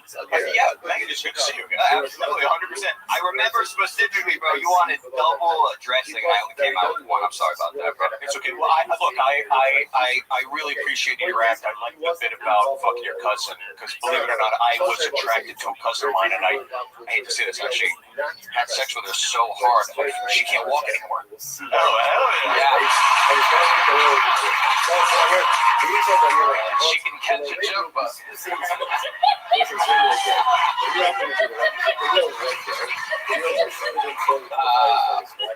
Blake, what's your dating life like? You seem like a real womanizer. You have that voluminous hair that you pretend like you're not strategically taking care of, but blatantly you're obsessed with it. I can just picture you in the mirror fluffing it up. I know 1,000 guys like you try to run off of hair confidence. Go ahead, tell us about your Okay, so I know dating's pretty fun. I'm really in love with the divine feminine right now. I went on 3 dates in one day the other day. What does that mean, a divine feminine?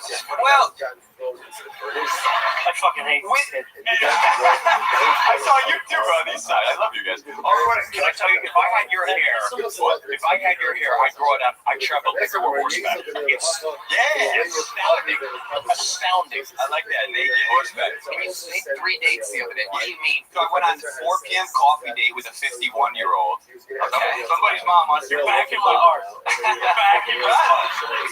So how did that go? Why'd you do that?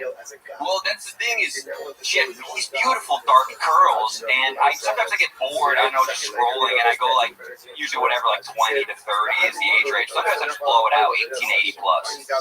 You know, bang your grandma. Right. What on, right? Yeah, and then did you do anything with that lady? So we made out that day. We hung out 2 nights ago, though. I mean, have you ever gotten a 30-minute hot oil massage from a woman half a century old? That's unbelievable. I mean, so you hung out with her you made out with her yesterday. Yeah, well, she was sick. It was a whole thing. I went home for a week, and I wanted to get dying.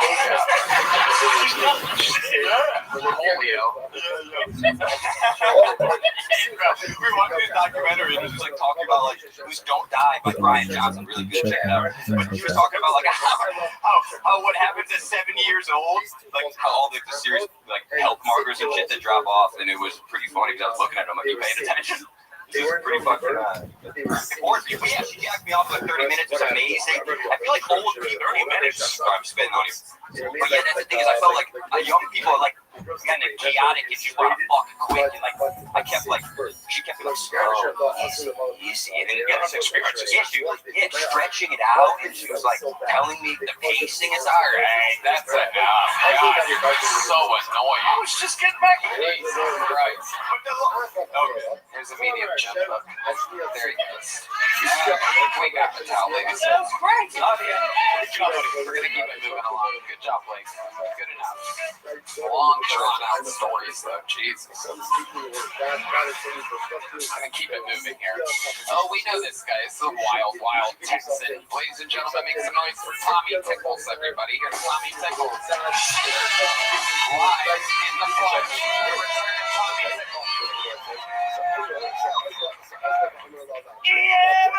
The return of Tommy Tickles. I hate audience participation exercises. Who's with me? I'm getting older. I'm going to ball spot. If my granny would have said, if you don't stop doing that, you're going to go bald. Well, then she would have been right. I know I'm getting older. I'm getting older. I'm going to massage parlors just to get a massage. My skin's starting to wrinkle. When I'm talking, when black people talk to me, I've noticed they subconsciously lick their lips, and I think it's because I'm starting to look like fried chicken.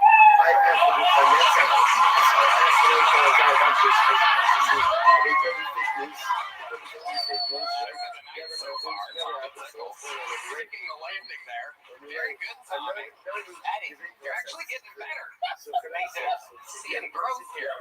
The mic thing, I moved the mic out of the way. Look at you. You're like a real pro. Yeah. I love it. You're also super likable coming off of the last guy, I gotta tell you. It's just good to have a real human up here, not a fucking sociopath serial killer pretending to mix in with old patchy pants. So how's life been going, Tommy Tickles? Life's been going good. Right now, it's baby season out on the farm and ranch. What does that mean? Explain to the people who don't have ranches what baby season. We go crazy. We have a bunch of sheep and goats, and now we're having a bunch of sheep having babies right now. So it's all hands on deck. 3 times a day for feeding baby sheep. Hi. And how many Afghans visit the farm? How many what? Thank you, Tommy Tickles. So the sheep are bagging, or they're just having babies? Are they done bagging? How does it go? I can see them have sex. Oh yeah, it takes about 5 months. It's all right, you fucking cunt. Oh yeah, jerking off in the corner. Yeah, I get to watch him a lot. Oh yeah. Y'all don't know this, but Red Band came out to the ranch. Now I've got 2 sheep and a goat. They'll never be the same. Oh, yeah. Coming out with this face on them. That's 4 sheep. Red Band's jokes are bad. Tommy, you ever seen, what does it, explain to the people, because we don't know, explain, Tommy, what's going on over there? Having a side combo? No. Have you ever, can you describe to the audience what a sheep's pussy looks like exactly? The world wants to know.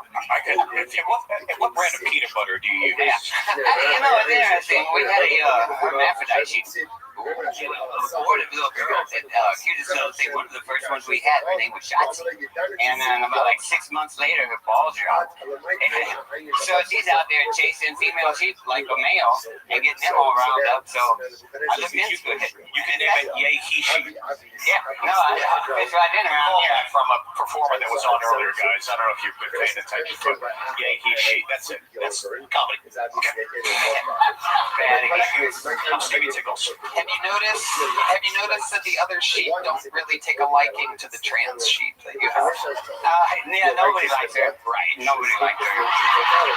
Did she dye her sheep hair purple or anything? Did she make coffees for the other sheep really well? Did she make a hell of a latte? She was one of our favorites, so she got a lot of attention from us. I bet. That's why they call you Tommy Tickles. One of the reasons. Do you own an AR-15 by chance? You look like every mass serial killer I've ever. The old school. That's what they used to look like. Now they look like his trans sheep. That's what they look like now. Coming in there just. No, I don't own an AR-15, but I was a scout sniper in the Marine Corps. I have a .308 Winchester. So, hey, goddamn right. Oh, you were great tonight.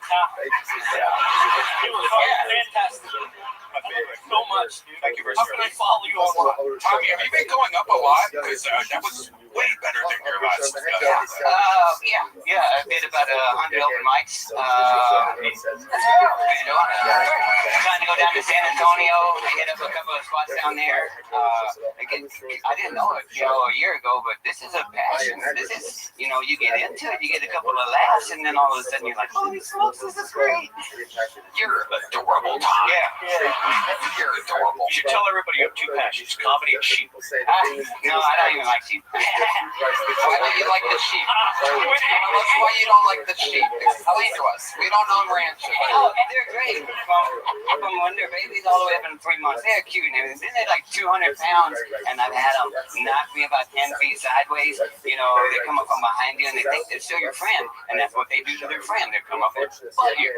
And then all of a sudden, you're not built for that. That's 600 pounds. Can I ask you a question? You end their life? I live on a farm and ranch, and answer the fucking question. What's the question? You put a 45 in their fucking skull. Tommy Tickles, he really throws off the set with his name, but do you fucking kill sheep? Look at us. No. You kill them. You end their lives. How do they die in life? You do. You do. And they're fucking lives. It's a paradise. It's a paradise. Bullshit. All right. Jesus Christ almighty. I use a knife. Shit. Look. He kills the fucking baby sheep. No, not the babies. No, hell no. We bring their babies to us so we take care of them and make sure they live. So we try to give them the sheep that we do have. They're. You're smiling right now, dude.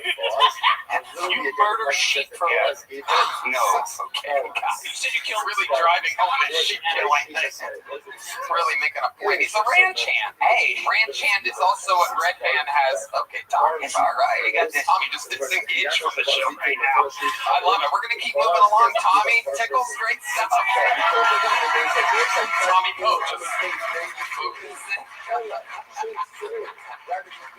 Ranch hand is also what Red Band has on Friday nights when he tips his pizza in ranch dressing. He's got a ranch hand and a blue cheese hand. Look out. He's a big boy.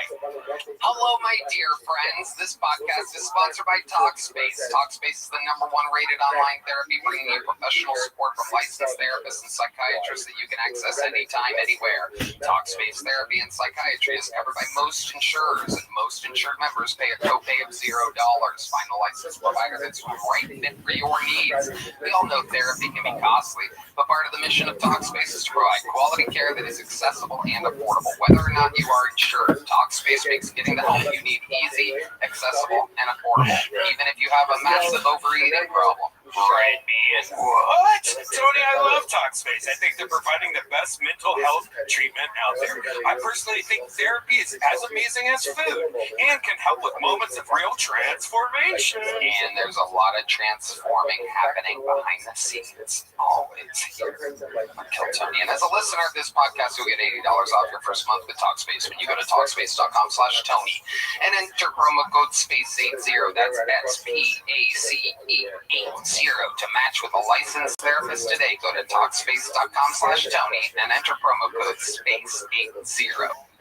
All right, ladies and gentlemen, one of the good friends of the show, one of the top young rising comedians in the world, has a brand new special on YouTube, and he's here just to do a minute for us, just to swing by. Make some noise for the great Hassan Ahmad, ladies and gentlemen. Here he is.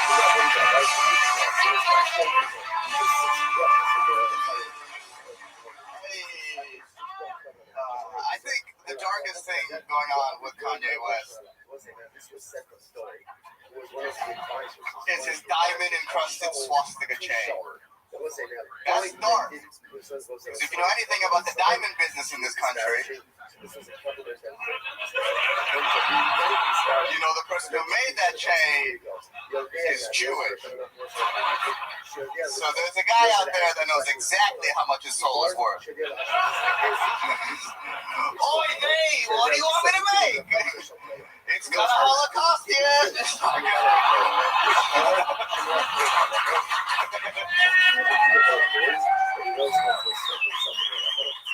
That is a rough joke to do with Yeezys. I'm aware that is. Yo, these shoes are comfortable as fuck. I don't care. That's all I care about. You can say the worst things in the world about Muslim people. If you made the most comfortable pair of shoes, I'd wear that shit with pride too. You'd be like, what are those? I'd be like, oh, these? Oh, these? You mean the new Chinese Muslim concentration camp 7s? Or what the shit? Flames, the Uyghur Force 1s, dog? I got them at little bean. That's where I got them. Alright, I've been a son of mine. Thank you very much. New special too soon is out now. Well, this comes out the 19th, right? I think, yeah. So my special's like on the 20th. Okay. All right. Jesus. Wow. Little time jumper there. Look at this guy back. Brown to the future.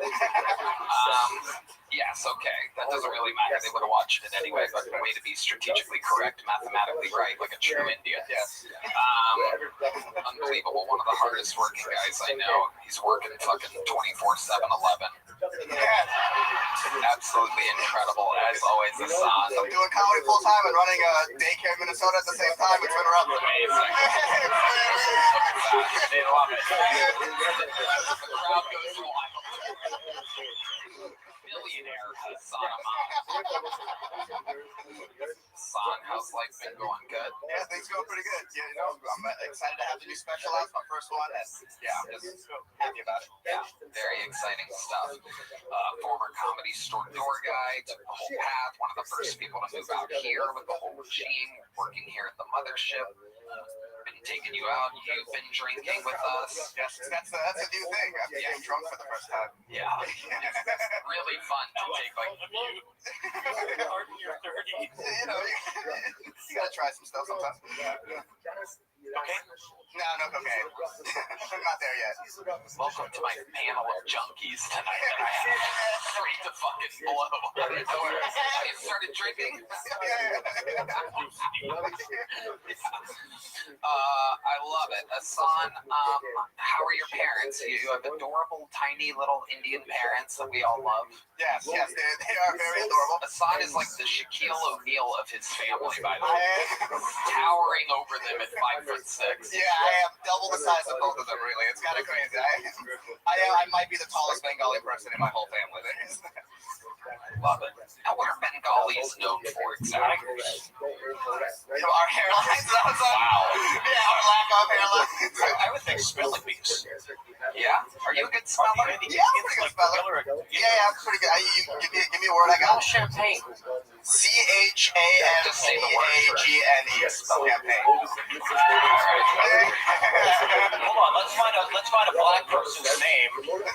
Is there a black person in here? Yeah, there is. Her name is Champagne. She's right over there.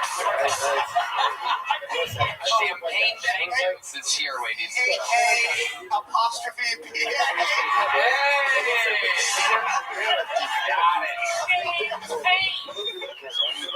You gotta pause that shit. I know that right. There we go. Sorry. Tommy Coke. Like a PTSD flashback right there. That was great. Flashback. Okay. Hassan, so much fun. Your new special Too Soon is out. Go watch it. There you go. Where do they find it? Hassan, I'm out on YouTube? It's on YouTube. Look up Too Soon. It's on our Solid Show podcast channel. Check it out. There you go.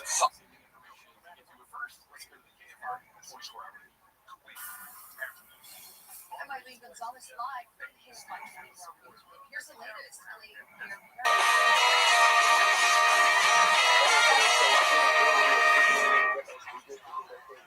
I remember the first time I caught my parents fucking.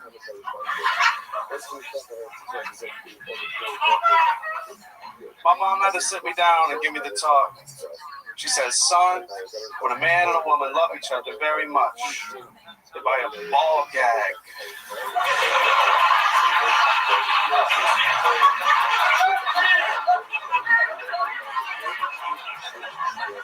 And I said, Mom, put a shirt on.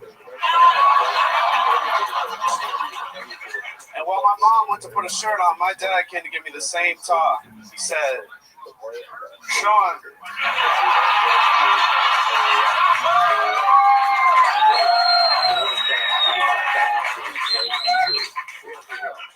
I'm autistic. And I found out the other day that I look autistic because I went to the Olive Garden and the waitress handed me crayons and paper. And I was trying to explain that to her that that's dehumanizing. But dehumanizing is really hard to pronounce when you're chewing on a fistful of crayons. And have a ball gag in your mouth. Thank you guys very much. Scar has arrived. Ladies and gentlemen, amazing. Welcome to the show, Tony. Thank you very much. How long you been doing stand-up? 9 months, sir. 9 months. You're fantastic. Where did you start at? Here in Austin? I started in Cedar Rapids, Iowa. Okay, that's where you live? Yeah, that is not where I live. I moved out here about 4 months ago, and I don't do stand-up comedy. I do musical comedy. Really? Yes, sir. How do you do that? You have a guitar or something? I do. I have a guitar. I try to do it better than it's ever been done. Amazing. Really? Well, you must be fucking... How long have you been doing that? I've been doing that for the 9 months since I started as well. You started doing musical comedy, and you just have funnier bits than most stand-ups that don't do that. Yes, sir. So your real specialty is with a guitar? Yes, sir. Do we have an extra guitar? We do? Is that thing tuned? It is? Wow, great. Amazing. Look at this. How about a hand for the lovely Heidi, everybody? I mean, really. She even knows where to put the plug and everything. I know she looks like she's not that smart, but she's absolutely brilliant, everybody. There you go. You brought a guitar pick. Amazing. Perfect. Do your fucking thing. Can we hold the guitar up to the a mic up to the guitar? Does that help? It's my bad. It's plugged in, so I think we'll be just fine. Tony, right, folks? Tony. As long as it's not like copywritten. It is not. It's my own original stuff. Fantastic. Do me a favor. Turn that KT logo that's underneath the mic. Just there you go. Perfect. Thank you. Thank you. I'm not a control freak at all. All right, here we go, baby. Tony Scar. 1, 2, 3. Not quite yet, Tony. You got it. Oh shit.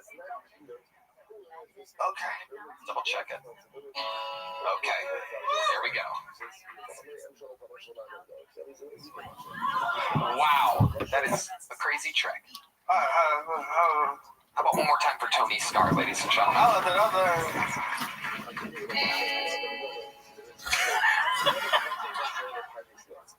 I saw the most beautiful thing today. I saw a homeless man playing guitar to a homeless woman. It was homeless love, or as we call it in Austin, love. And I imagine what that homeless love song would sound like, and I think that, folks, it would sound a little something like this. Girl, you have the 3 prettiest teeth this world has ever seen.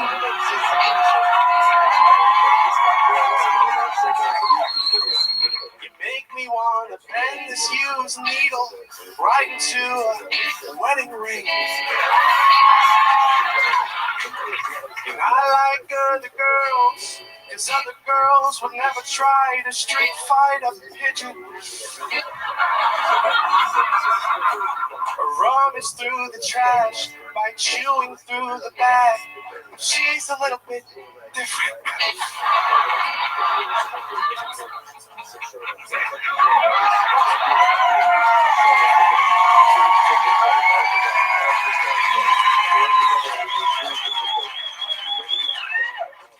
She said her name was...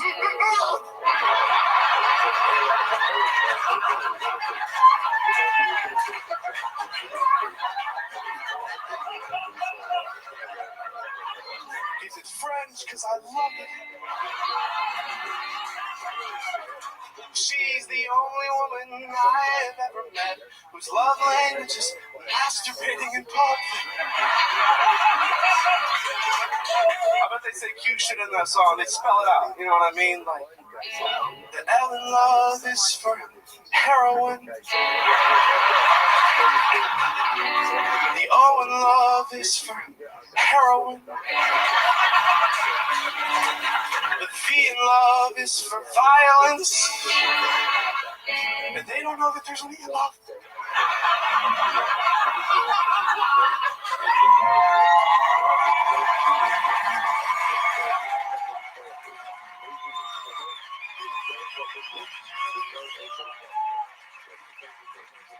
They say cute shit like, for our anniversary, I'll get you a loud metal rack. That you can bang on if it gets too quiet and the voices come back. Schizophrenia! I love that every inch of your skin's a different color.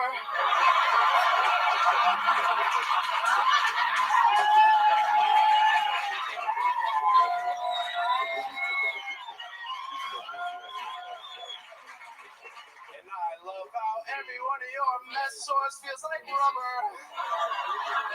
And you have the prettiest, laziest eyes. And when you defecate, you pick it up just to throw it at other guys. The world is ours. I know that it is. We can write our initials on the sidewalk with piss. Or maybe we can start a family and give birth to a miscarriage.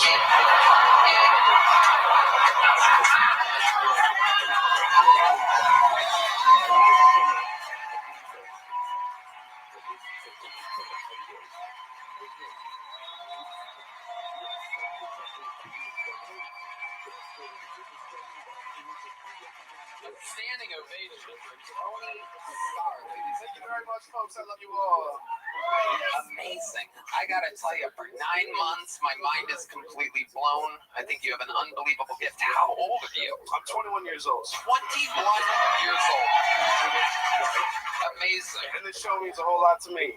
I love that. I gotta tell you, go fuck yourself, you asshole. Go fuck yourself. 9 months, 21 years old.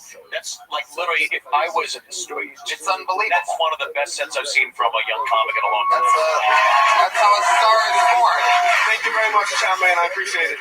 Can you catch? I can. Yes, you sir. Sure? Yes, sir. Are you positive? I am positive. Great. Here you go. It's a golden ticket.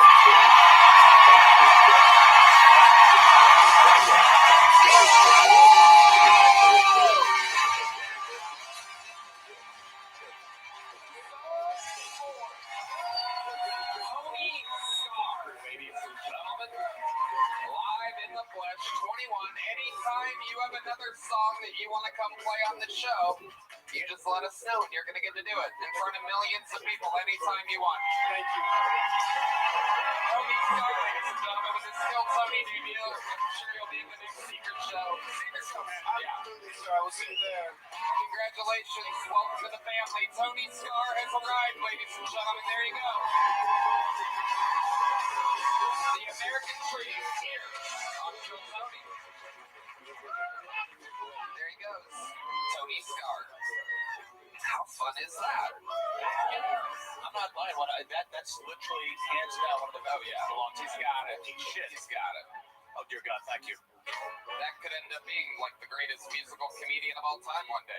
Only 9 months in, has us all laughing. Great jokes in there. Great jokes. Great, incredible. Big dick. Sorry. Well, we have another golden ticket winner back there, ready to go. This was his spot on the show. Ladies and gentlemen, make some noise for the return of Colin Sledge, everybody. Here he is.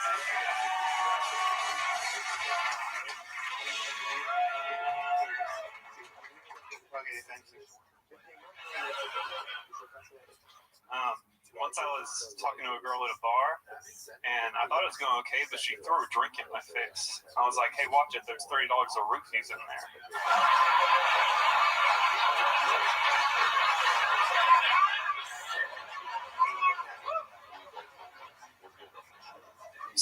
problem with that joke is I don't know if that's the right amount of money to say. I'm afraid to look it up. I'm nice.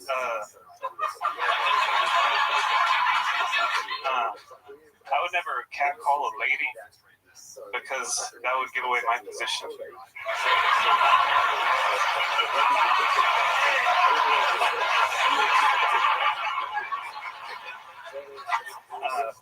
No, I would never stalk a woman either because I feel like it'd be boring after like an hour. You know, like, oh, she's going to the grocery store. Oh, she's going to yoga. Oh, she's going to the police station. Oh, she's come back out. She's pointing at me. Okay, thank you. Colin Sledge with pure Colin Sledge comedy. That's you. Thank you. You're that guy. The roofies, giving away your position with the cat call. On brand. How's life been going, Colin? It's been good. I had a thing that I was going to say, but I just want to shout out Yahi. She messaged me on Hinge like a year ago. Oh, shit. It's completely cold. And she was just like, where can I get on stage in Houston? And I didn't see her for months. I just told her all my places. And then she just started showing up one day. And I never brought it up with her. No one in Houston knows, but they will now, I guess. So shout out to her. Yeah. I say one thing. Yeah. After the last gentleman that crushed it, I see like you're obviously you're nervous. I can see. Oh, that's always. But I gotta tell you, to come up after somebody crushes like that, that's the fucking worst feeling in the world as a comic. And I gotta tell you, your first joke out of the gates, you fucking killed me. It was fucking great. I swear to God, I mean that. That's not an easy thing to do, and you did it. That's one of the toughest things in comedy. Like following this asshole. So yeah, unbelievable work, honestly. Colin is a great joke writer. Everything kind of is on theme with him. He's like a creepy guy that like lurks and like stares through like your blinds and stuff. He's like on the other side of the window or behind a tree peeking at you or something. I met his girlfriend though. Very delightful. What a nice woman. Yeah, she's a nice lady. Awesome. She signs up, you know. You don't have to. Really? Has she ever been pulled before? Never been pulled before. She's been signing up since before I started doing comedy again. She's been signing up for a long time. Did she sign up tonight? Yes, she did sign up. What's her name? Timely Rain. What is it? Timely Rain. What is it? That's her real name, isn't it? Enunciate, motherfucker. Timely Rain. Timely Rain? That sounds like a Prince album. Yeah. Why don't you go wrangle Timely Rain real quick? So how long ago did you start stand-up? She's been signing up since when?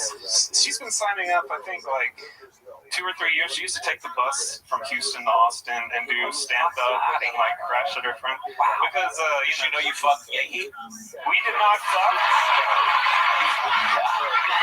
Y'all can bring that up. I did not tell her that I was going to say that. Did you fuck Yahi? I didn't fuck Yahi. Nice motherfucker. It was creamy, flashing eyes. I know you.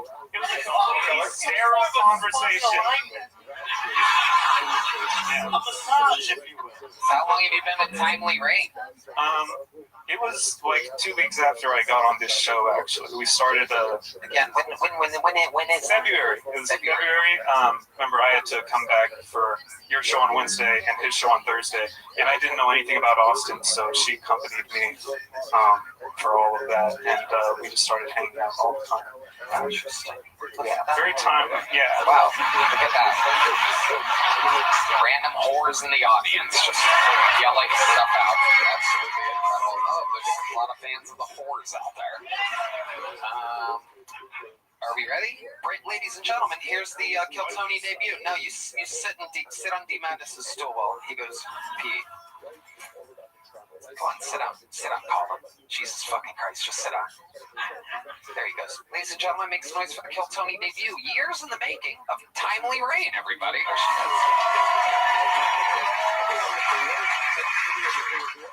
The first time me and my boyfriend ever slept together, when he got in bed, he accidentally kneed me right in the pussy. I was like, that's a weird way to check if I have a dick. My new boyfriend, he's really nice. He likes the Muppets.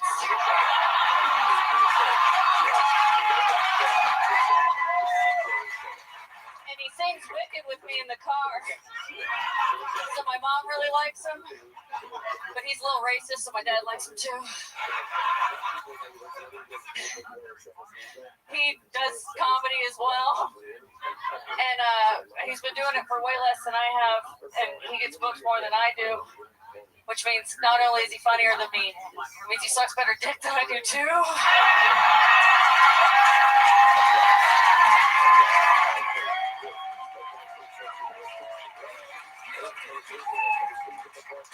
I love Austin, I really do, but man, half the men here look like they'll root for you. While the other half of them look like they're like, actually it's called Rohypnol. Thank you, my name's Tyler Ray. Finally, Ray. Welcome to the show. Hi. Hell yeah. We just heard all about you. It's an anomaly how many times you signed up and not gotten pulled. I've wanted this for so long. Wow. Congratulations. Thank you. You're in it. Thank you. Hell yeah. Thank you. So timely. How long have you been doing stand-up exactly? 4 years. 4 years. Like actually, like this week is my 4-year anniversary. Nice. And all of it in Houston, Texas. Houston, Texas. How do you make money?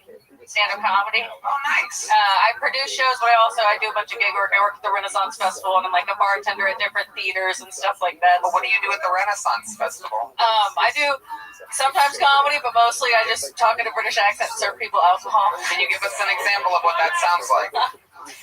Good day, my lord and lady. What would you like to eat? Wow. I usually wear a little John Dietrich's been waiting for years to play Renaissance fair music. Wow, he was on that. That is incredible. You had it loaded up forever. Timely, that's fucking awesome. Colin, why don't you go start the car? Go start the car. Fucking killer. Fucking killer. Go start the car. Thank you. Wow. Amazing timely rain.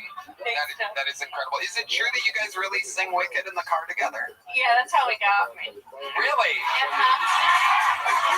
One time. Colin, let's hear you hit that crazy note up here. No, come on, Colin. No, you have to try, Colin. What song is it? What do you mean? You know which fucking one. Yeah.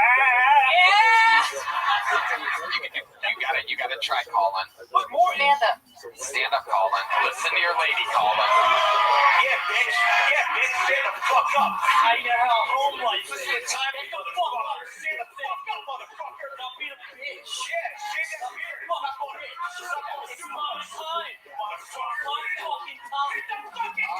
All right, give him the mic. Now, fucking belt something, Colin. Very good. There you go. Kermit the Frog on the way there. Do it again. No, it's all right. It's okay. Timely, what's the craziest thing about your life? You ever see anything traumatizing or been through anything wild? What? No. Why don't you let her decide what the fucking funniest option is right now, Colin? I don't know. The most traumatic thing. My trans sister said she witnessed a stabbing. Hold on. You can't speed through that. You have to say my trans sister. You can't say my trans sister. My trans sister. It's a 311 song, everybody. It is. It's called Transistor. People. The hit album of 311 from the band 311. You know that song? Okay. My trans sister told me that last night she witnessed a stabbing at a venue, and I told her she needs to stop hanging out with those kinds of people. Yeah. Those kinds of people, the kind that stab. Yeah. Was it a trans person stabbing another person? Yes. Yeah. It's crazy. Almost seems like there's some type of correlation between mental illness and the trans community. Both run in my family. It almost seems like there's a slight thing going on where those are the people doing things. You know, I don't My brother. I don't like him. My brother, he's not gay, but he does wear like crop tops, and he hasn't told us what that means. What the fuck's going on in your family? My real name is actually Timely Rain. Wow. Yeah. Like he said, what's going on with your fucking family? So your parents, Your real name is Timely. are they very strict, religious, or quite the opposite? No, quite the opposite. Right. My mom was a like raver in the 90s, and my dad was a straight edge punk, and they met while working in a record store together. Hell yeah. It all makes sense. And yeah, I'm like, you know what that makes me? And Portland was born. Yeah. Well, Timely, congratulations. You got a big joke book. Very fun stuff. Congratulations. Timely Ray and Colin Foot, ladies and gentlemen. There you go. That was fun. Hey. Hey. All right, back to the bucket we go. This is the perfect music for this name. Make some noise for Biddy O'Loughlin, everyone. Biddy O'Loughlin. G'day. I'm from Australia. I'm trying to move here. Get away from gun violence.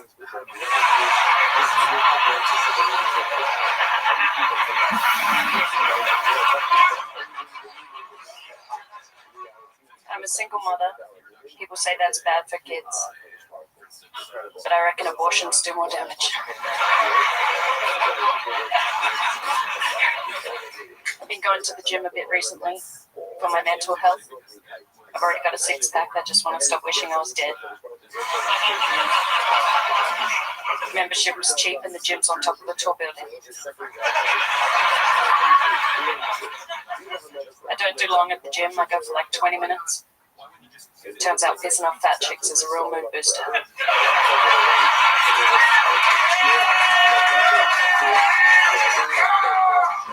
They're just jokes. I think fat lives matter. I've got a lot of sympathy for fat people because I was anorexic. I know exactly what it's like to feel obese.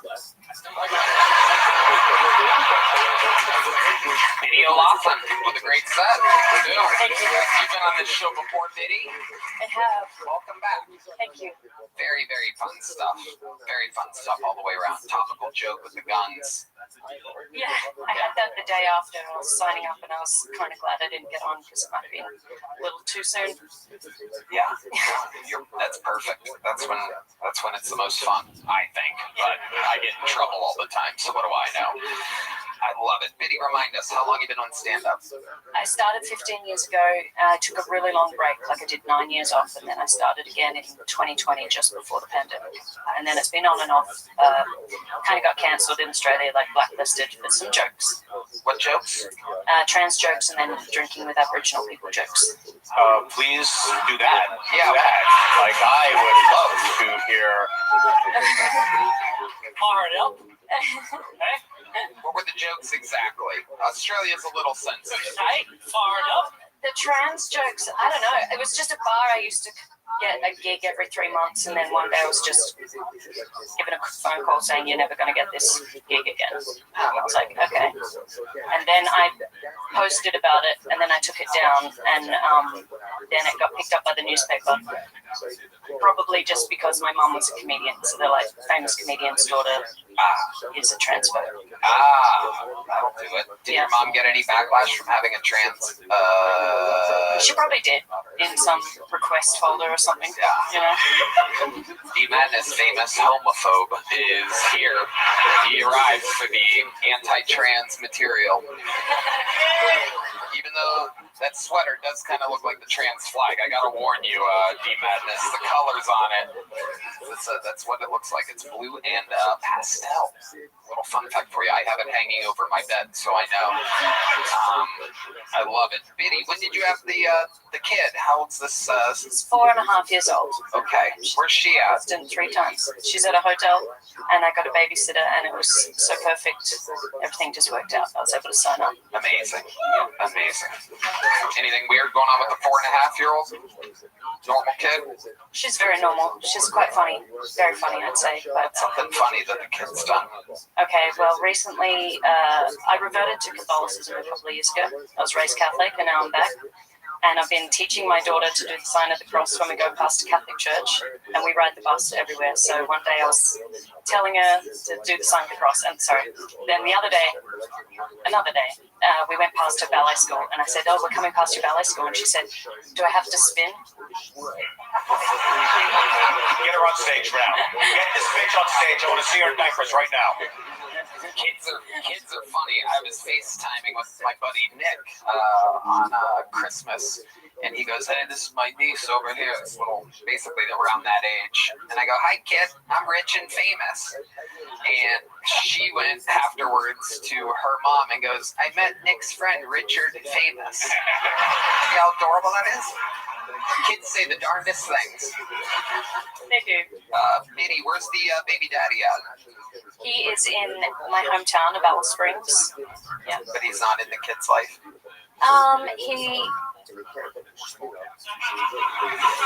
He knows about her, and he would catch up with us if we went back down. Right, there's just some band members that are pushing it. They'd like to know if you're single. There's some. Yeah. That song's funnier in Renaissance Fair.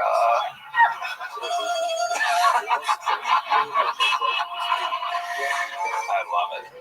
What does the dad do for work? We met at work, actually. We were working on a TV show. He was a camera assistant, and I was the director's assistant. And I think... I said, go for it. But I'm celibate now. Are you really? Yeah. Is that by choice? Sex until I am married, which probably means I'll never get married. Yeah, well, you have a single kid, so it's not easy out there. Yeah, you're fine. I gotta tell you, you killed the vibe in this room. Mitty, you're fantastic. You are a true pro. Thank you so much. Fun stuff. You already have a big joke book, right? From your last time on? Perfect. There she goes, Video Laughlin. On to the next one. You guys still having fun out there? Anything could happen, ladies and gentlemen. And this looks like a new name, maybe? I don't know. We'll see. Make some noise for your next comedian. It's Jimmy Prescott, everybody. There he is. Jimmy Prescott. I made a mistake. I shaved my beard after 2 years. I used to look like a man, a homeless man, but still a man. Now I look like I never got over Weezer. I look like the cuck chair at the hotel was created for me. Politically, I am a leftist, right-wing, liberal, far-right, left-right, woke racist. I'm only joking, guys. I am not woke, and I don't like politics. But I do like starting political arguments on social media. I like it so much that if I had pronouns, they would be block, report. Should also mention that I am not racist, because I have a friend who is black. Everyone knows if you have one or more black friends, you can't be a racist. Now, I'll be honest, I haven't hung out with my black friend in a couple of years, but I still write to him in prison. Thank you. Fuck yeah, Jimmy. Thank you. I like your style. You're great. How long have you been doing stand-up? 1 year. 1 year? Yes. Wow. All of it here in Austin? Yep. This is where you live? I lived here since 1996. Wow. Where were you at before that? Houston. Okay. And what made you pick Austin? I got a job up here. Okay. What do you do for work? I worked at video game companies. So I was working on Ultima Online. Red Band probably knows about it. Very well. We're positive. So I hung out with Richard Garriott. You know, he was like my old boss. Yeah, and then I got into just normal tech stuff. Okay. Yeah. Cool. I love it.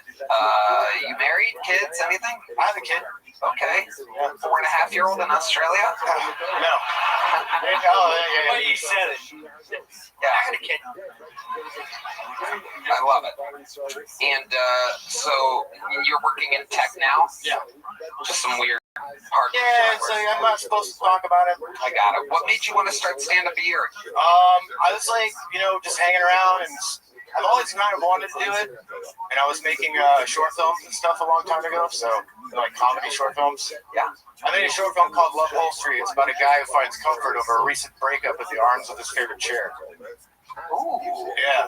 If you get to about I think it's 14 minutes, 30 seconds in, and you're not and you're watching it with no headphones, somebody's gonna think you're watching porn. Yeah. So it's called what was the time mark again? The what? I got pissed. It's called Love Whole Street. Love Whole Street. And that's on YouTube? Yeah. Nice. Yeah. Okay, great. What else, Jimmy? Tell us more about your life. Let's see. My high school girlfriend went on to become Penthouse Pet of the Year in 2002. Wow. Should have started there. Megan Mason. Yeah. Megan Mason. On your phone? What's that? Can I see her? Oh, yeah, you can Google her. You can just Google her, dude. You don't need my phone. Megan Mason. Penthouse Pet of the Year, 2002. I did 2020, so. Oh, there you go. Yeah, Megan Mason. All right, you horny fucks. Jesus Christ. Let's stick with the interview here while you go fucking try to get a boner. Have a good time. That's her stage name. Talks about nothing. I know her real name. He does too. Fuck. Okay. Jimmy, what else? Tell her I was on here. What's a weird habit that you have that you do every day? Shit. A weird habit. I don't know. I just, I don't know about that one. Weird habit. I'm trying to think of something. What's the first thing you do when you get out of bed? You get out of bed. You do what? I eat a Zen. You eat a Zen? Yeah, I gotta wake up. Oh. Okay. I think you're supposed to just leave it in your mouth, but. Well, yeah. I put it in my, I eat it. It's fine. Like 3 of them. Okay. Cereal. And then what? You have a cup of coffee? Does your kid live with you? No. Okay. Of course. The kid, you're gonna love this. I didn't know he was my kid until he was 16. Wow. Okay. So how did you find out? So he did a 23andMe test. And and people with my last name started popping up in the family tree. He asked his mom, and his mom was like, "Oh shit!" So she messaged me, and I was like, "Hey, let's do a paternity test." 99.9999%. Wow. Yeah. Amazing. So tell us about the 16-year-old. Well, he's almost 18 now. Right. Yeah. So we're hanging out. We've been hanging out, paying child support. What was the time mark on that short film? Was it 14:30? Oh, it's 14:30. Yeah, about 14:30. I'm sorry, I just got back. About 14:30. Yeah. So, anyway. He's got a kid. He met 16. I'm being a good father. He's on my insurance, like paying child support. You guys have anything in common? You guys, is he's awesome. Quirky that you notice that you guys have in common? Oh, we have the same pinky toe. What's weird? What's weird about your pinky toe? They look exactly the same. Wait, hold on, time out. So you have a child. I told you missed a lot. You can't just take a piss and jump in on this device. Hold on. Fucking Let me just stick with this for a second. Yeah. You're saying that your pinky toe looks the same. Exactly the same. But what's odd or it's like tiny little twisted, very small nail. How the fuck do you know all this? Your fat tits. Okay. Jesus Christ. On your fat tits. Oh my God. You guys are out of control. Honestly, let me see your feet. No, you don't have to do that. No, he's doing it. Okay, he's doing it. Like that other coward. Let's start seeing this shit. The random ass fucking. See that little. He's got the Comcast. Let me see. Lift that up over here. I can't see it. He's got the Comcast. Don't. That's fucking disgusting. Oh yeah, you're right. That thing is under his. It's under his ring toe. Yeah. No, I have the same one. Pinky's a college football. That fucking second. What are you toe reading? That is. Look at this Comcast remote. Look at this. Right next to his big toe. Look at the Comcast remote, dude. It goes. That's wild. Comes back out. All the buttons. Get the Netflix. You get the Netflix on this dude's left foot. Oh yeah. Pig. This episode brought to you by Straight Tequila, everybody. Absolutely unfucking real what's going on over here. Jimmy. Nope. Jimmy. Anything else crazy about your life we should know before getting you out of here? Let's see. I got a pilot's license. I don't know. What do you do with it? Do you ever use it? Not anymore. I did it for fun. Yeah. One day I woke up and I was like, you know what? I'm gonna get a fucking pilot's license. And that's what I did. That's awesome. I took a bunch of friends flying, and now I don't do it. So Was it 9/10? That's a good question. I don't know. Probably. Yes. So we had an event called 9/11 in this country. Okay. I was there. I saw it. You were in New York? I wasn't there, but I was watching on TV. Yeah, we all did. All right. I'm 48. You're kidding. Jimmy, great stuff. Great set, especially for a year. Congratulations, Jimmy Prescott. How fun. This episode brought to you by Mezcal and Double Talk. Nothing better than YouTube. Just go.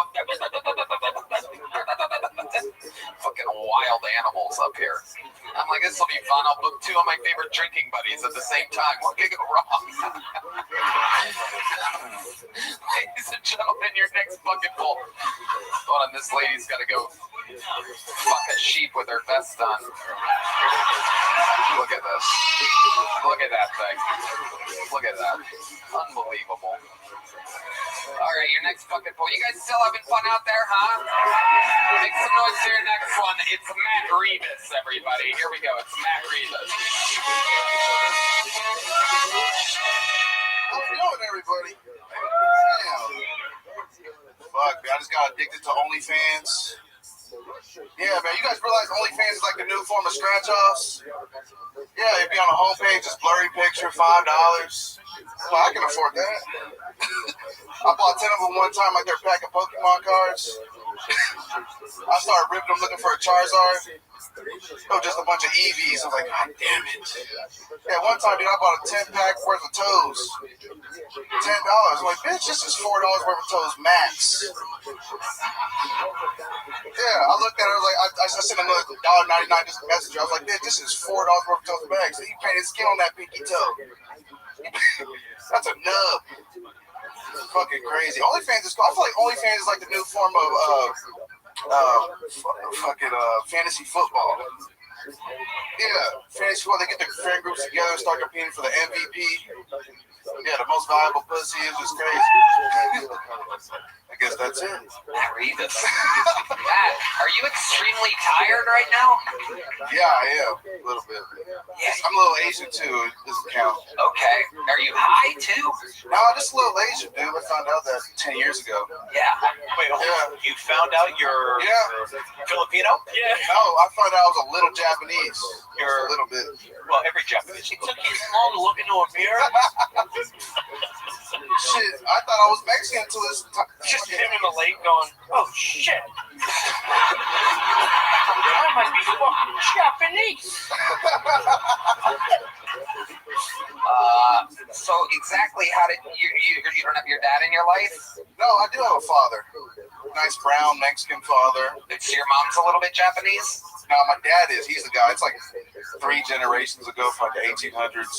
He came over making fireworks and shit. Does your dad have those eyes? Get your fucking crutches and come back and do the set again. It makes sense because you just bomb. I know. Yeah. Trust me, I know. 10% Hiroshima. Yeah, you were 150% Chinese tonight, pal. It was a prophecy. It had to happen in the family. Matt Rebus, how long have you been doing stand-up? 4 years. What do you do for work? I was roadieing for a singer. I've been doing roadie work these last few weeks, months, and shit like that. You're a roadie? Yes. Do you like plug in microphones? Plug in microphones, drive the tour bus, all that good stuff. Okay. For anyone we would know? He's a country singer out of Fort Worth, Louis the Singer. Pretty cool guy. Yeah. Good match for Japanese. Yeah, dude. Yeah, I was driving a tour bus. Nothing better than you people out there with a 15-ton weapon. So, Matt, what's your love life like? Dude, it's horrible. I got rejected at HEB the other day, man. It fucked me up. They wouldn't let you buy groceries? No. What do you? No, this nice lady rejected me, man. What do you mean? It's hard. Like it's hard to buy groceries and hit on women whenever you can only afford fucking Vienna sausages, you know? Yeah, I'm walking around with 5 flavors of Spam. This girl got chia seeds and kale. I can't afford that shit. The kale's like $10 a bushel nowadays, dude. It's fucking fucked. And I don't like chia seeds, man. Yeah, I hate that shit. Feels like cum. I don't like it. Like, ugh. I just thought your blind guitar player said, I wish I was deaf. Yeah, it's amazing. It is incredible. All right, Matt. I'm going to keep it moving along. Here's a medium joke book for you. There he goes, Matt Rebus, everybody. Go take a nap, Matt. Go take a nap. You're exhausted right now. It's not more than just Asian there. All right. Your next bucket bowl goes by the name of Emmanuel Martinez. Everybody make some noise for Emmanuel. These people have been waiting all day for this.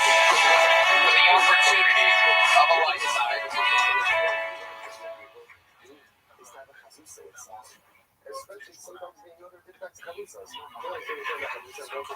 Hello? Thank you. I had jaw surgery growing up. It's a fun fact that I like to bring up on dates. I was on one date and this girl was like, "Oh my gosh, can we still kiss?" I was like, "Actually, I just prefer sex." She said, "I prefer we just kiss." I was like, "All right, well, I know you paid for dinner, but I prefer we kiss." She had a kid too, which is crazy. And, we got along. Me and her kid got along. Until one night that kid called me dad. Yeah, dude, I'm with you. I left. I was only 18 at the time, all right? I was only 18, okay? I can't be responsible for a 15-year-old. Like, I see him in school every day. We take the same classes. He helps me out homework every night. I was like, dude, you should be my dad. I can't be a father figure to someone and then share the same bully. Imagine that. Okay, Emmanuel Martinez. All right. Hello. Have you been on this show before? First time, Tony. This is your first time. Okay, good. I'm good. How long have you been doing stand-up? I'm about to hit 2 years in March. Okay, 2 years in March. Where have you been doing it? North Carolina. North Carolina. That's where you live? Yes. I was born in Texas, but raised in North Carolina. Okay. What do you do for work? I'm a grad student. Of what? Physical therapy. Do you do that? I'm in school for You're still in school. How much longer do you have left?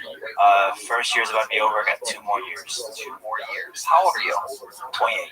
28. What made you want to get into physical therapy now? I was a trainer for a very long time. I did nursing school, and then I failed. And I was like, all right, well. You failed at what? Nursing school? Nursing school. How did you fail? Explain to us exactly what part you failed at. I failed. It was a community college, too. That's embarrassing. Yeah? I know. Keep going. I was doing, you have 4 exams throughout the year. First one, I did good. I got too cocky. And then I bombed like the 3rd exam. And then. Dude, he's breaking down the exams. Just tell us why you're dumb. You got to talk about that, dude. You got to talk about that. Like, you're the worst doctor, a shitty nurse. Like, do that. Like, that's, yeah. Nursing at a community college, that's pretty awful, dude. Yeah. Were you studying? Were you trying? I was trying. Do you think that maybe, like, that might not be your thing? Have you ever thought about working in a factory or something, perhaps? Like maybe helping other humans' health if you can't pass the stuff, like, isn't for you? I have a question. How long have you been in this country? How long have you been here? Look at me. Look at me in the eyes. How long have you been here? 28 years. What's your first name? Emmanuel. It's on the Emmanuel, anything crazy about your life that we'll find interesting? Let's see. I had the jaw surgery a little bit. Why'd you have jaw surgery? I had an underbite. So like they broke both my jaws and they fit it like that. Somebody's booing your surgery over here. Was that you? Or was it? What are you gonna do? What are you gonna do? I'm gonna perform physical therapy on them? All right, yeah. Emmanuel, here's a little joke book. We're gonna keep it moving along. Thank you. Good job, buddy. There you go. A couple very sleepy Mexicans back to back here on Kiltony, really bringing the momentum to a screeching halt. Just exhausted Mexicans. Anybody notice that? Just, I don't know. We need another Crippled Asian to bring it back. Remember when they used to have the energy? They used to be ready to work. Hey, what's up, everybody?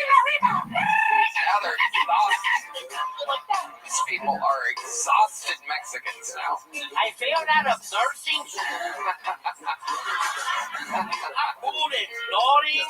All right, your next fucking bull goes by the name of Saul Wilson, everybody. Here we go, Saul Wilson.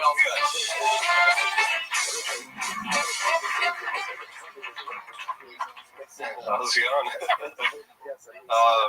I overheard a lesbian talking to her friend about how she's going to spice up her relationship she's like, yeah, we're getting a flashlight for our dildo. So, third party. But I was in traffic and I saw this lesbian again driving in a car, except she wasn't on the road. She was like on the sidewalk, and it wasn't a real car. It was like a much smaller car, like kind of odd looking. And on the back of her window, it said, "Toys are just like real boys."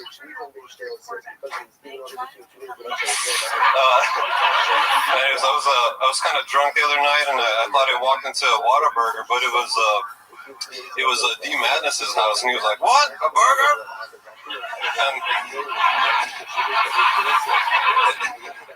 And let's say when I turn on the lights, he didn't have all the ingredients for a burger, so that's a go. All right, thanks so much. All right, Paul Wilson. What the fuck happened there? Hi, Saul. Welcome. This is your first time on the show. Yes, thanks. I would remember that fucking head. I always wonder what Tony Hawk would look like with full-blown leukemia. It's amazing. Saul Wilson. Looks like you could use a little jaw surgery, huh? All right, Saul. How long have you been doing stand-up? Not too long, like 2 years, I'd say. 2 years. I love it. Where at? Okay, this is frowned upon, but in my car. Okay, tell us what you mean by that. Doing rideshare, just doing my bits to people. Oh, really? You're one of those guys? Holy shit. Has it ever backfired? Has anyone ever been like, yo, dude, please, can you just shut the fuck up? Because that's what they're thinking, so. Yeah, this one time I guess there was like, 2 wives, and, maybe in Texas that's like, you don't talk about this stuff, but I made like a big joke. What was the joke? I forget, but, like I said, I said already, I said too much. Anyways, but it was just uncomfortable.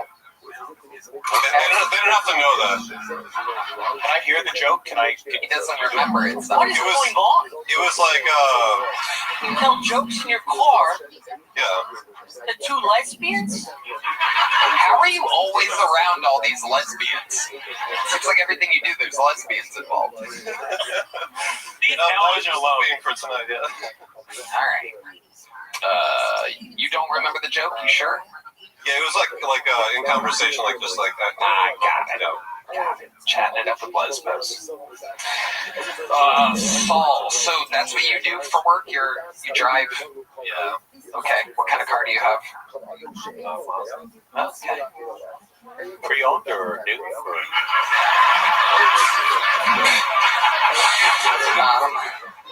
Can I get a drink? Yeah, absolutely. So Saul, tell us something interesting about your life. How old are you? I'm 36. 36. You got 36 years of experience to draw from. Give us a little fun fact about Saul Wilson that might surprise us. I could beatbox, I guess. Oh! Okay. Nothing better than the whitest white guy ever beatboxing. Here we go, ladies and gentlemen. Saul Wilson. I've never done it in front of people. Okay.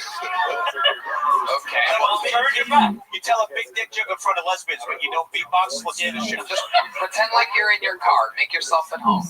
I think they hold it a certain way. Well, just try it, Saul. Just fucking. Hey, ask that. What do you mean they? Here he is, ladies and gentlemen, the whitest white guy of all time, beatboxing live. Who hates blacks? Here on the beatbox. Oh, well, no, yeah, I've never done it. You got this. Wow, it sounds so stupid. I'm so sorry. No, I want you to keep. Hold on, guys. I want you to keep trying until you get it. How do you do it in real life? No, I'm sorry. You literally can't beatbox at all. It's dry. My mouth is dry. Have a sip of water. We're gonna do this until you fucking beatbox. I will keep us here all night. Could I? All right, hold on. Let him do it.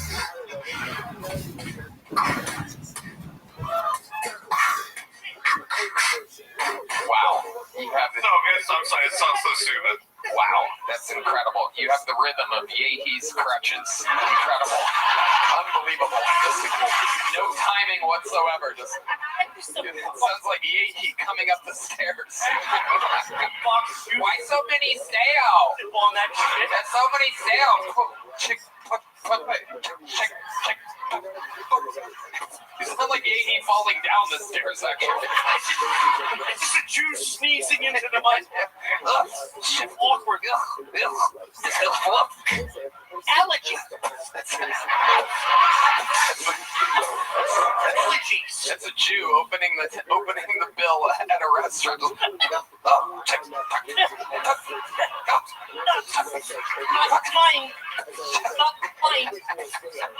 Yankee is actually a Michael Jackson impersonator too. She's yay. You're out of control. I'm gonna get my whiskey. Jesus, right? Wow. Saul, is there anything you can do? I could kind of do the late SNL guy's voice. Okay, let's hear that. Let's hear that. But you don't have to say I've never done it before. Like, we know. Just do it. Live from Austin, it's Cool Tony. You can't do that either. What else do you think you can do? This is absolutely incredible. You might be the most untalented man in the history of the show. You should give me a gold bar for being here. You are the opposite of a talented human.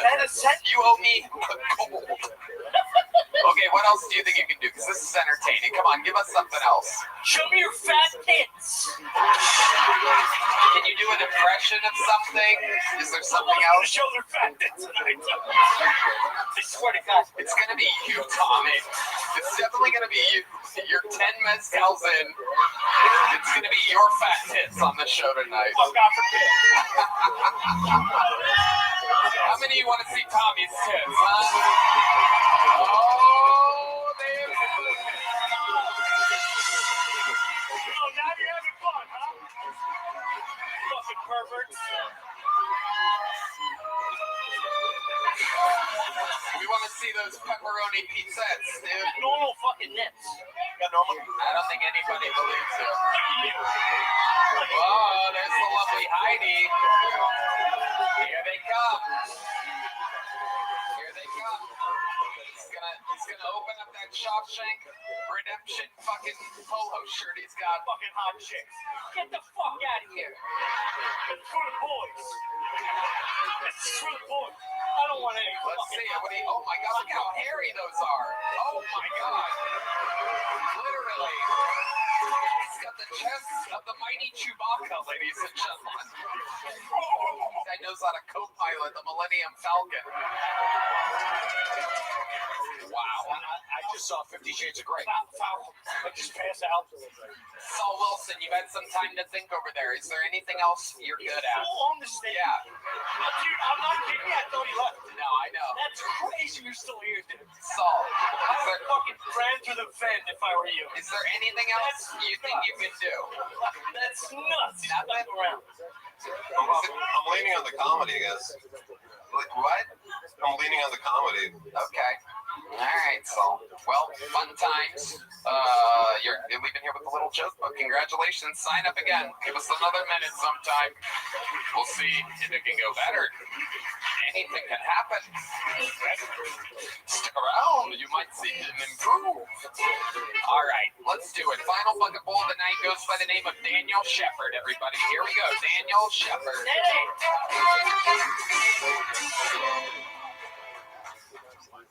I saw a black guy driving a Waymo. He definitely stole that shit. There's no other way. I actually saw a black technician driving it. The joke wrote itself. But I asked my gay friend, what is it like to be gay? And he said it sucks cock. It's amazing. I found out bananas are technically berries. Did you guys know that? I always knew you could bury them up your ass, but I never would have pegged them as berries. Y'all ever notice that trans women are always really cool dudes? They're great guys every time.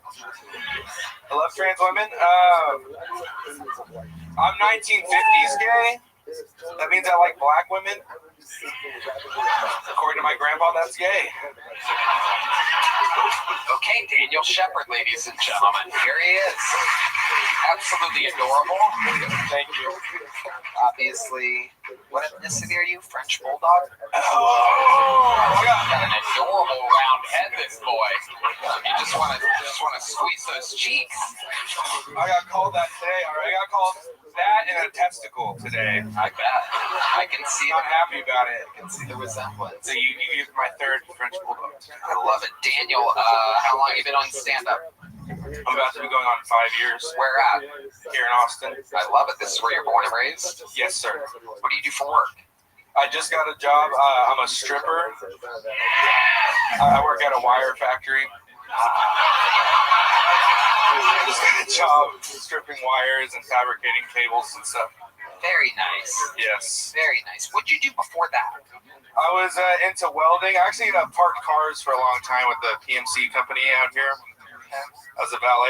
Then they made me a bellhop, and the tips were really shitty, but I loved working there, and I got free food, but the black guy got tipped a lot, and I got tipped nothing. We both did a great job, and he couldn't understand why I wanted to quit, and, you know, I like that guy a lot. I don't know. Never mind. What the hell? You hate blacks? I was jealous of my black coworker, but no, I don't hate blacks. I have a lot of black friends. How many black friends do you think you have exactly, Daniel? I have many black friends. I have a lot. Can you name some of your black friends for me? We want their names. Mr. Mars Martian, and no, I have my best friend Brennan from childhood. I have. You stay in touch with Brandon? Brennan, yeah. From Ohio. How often do you talk to him? I touch base with him a few times a year. We met in middle school. He taught me how to be cool in middle school. You know. Okay. So do you more? So I haven't seen Brendan in a long time. You haven't seen him in a long time. Okay, what black friends, other than co-open mic comedians, what other black friends do you have? Name one that you see that you don't have to do work with. Let me see here. Fucking Jamar. Yeah, it's been a minute. Who's Jamar? Are you lying? Jamar is a mutual friend of Brendan and I. Last name? What's his last name? Yeah. I don't remember Jamar's last name. How many Asian friends? Look at you, I have. How about you, racist piece of shit? Koreans. Yep. Okay. Name the Korean. First name, last name. My Korean friend just died. Oh fuck. Yeah. It's so easy. Last So do you. Yeah. How did your Korean friend die? On a motorcycle, he got hit. Wow. By your black friend? I don't know who hit him. Your Asian friend died on a motorcycle, and you're saying that he didn't cause the accident? No, I don't think so. I think he got T-boned. I think, I don't know. It's got North Austin. That's your other black friend, T-Bone? I'm not making shit up. I'm trying to be honest. Yeah. They all hit each other at the same time. T-Bone Jenkins, ladies and gentlemen, it is true. Wow. So your Korean friend died on a motorcycle. Yeah, I've known him since I was 5. Game over for him. R.I.P. You've known him since you were 5. I love you. Bye bye. I go to this class now. Bye. See you soon. I can do that because I'm Bye. See you. Yeah, I should be doing Bye, Mr. D'Onofrio. Bye. Jacket. I love you. I love you in the Oscars. What? I did. I loved him on the Oscars. What do you mean? Didn't you host the Oscars? No, I'm Timu Joe Boy. Fuck off. Sorry, dude. I was praising you. I think you were serious. I didn't. That was adorable. What is your name, sir? That rules. I love it. All right, Daniel. You've been on this show before, right? Yes, sir. What'd you get then? You got a small joke book last time. Okay, well, you've moved it up to a slightly medium medium joke book. Let's go. There he goes. Daniel Shepard. Thank you, Tony. You're welcome, buddy. Put that mic stand back where you found it, Daniel, real quick. Daniel, there you go. Put the mic stand instead of networking with the comedians. Put it back where you found it. There you go, buddy. There goes Daniel Shepard, everybody. This guy's trying to shake hands. Hey, if you ever need an opener or something sometime. All right, ladies and gentlemen, our regulars are all out this week. Yeah, crazy. We do have one prolific golden ticket winner left to close tonight's show. Ladies and gentlemen, make some noise for the great Aaron Belial, everybody. Here he is.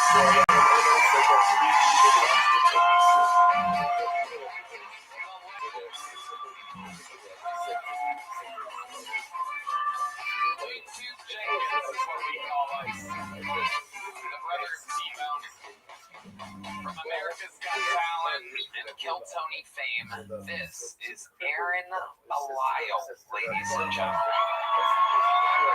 Here he is. I don't have a single black friend.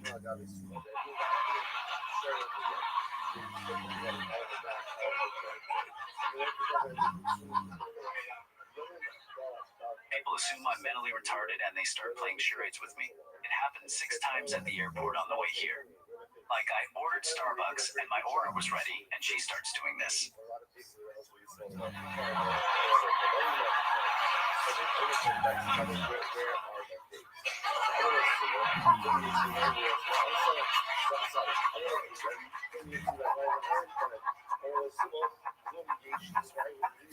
By the 6th time, I just started doing it back to them. Hey Sharon, I'm going to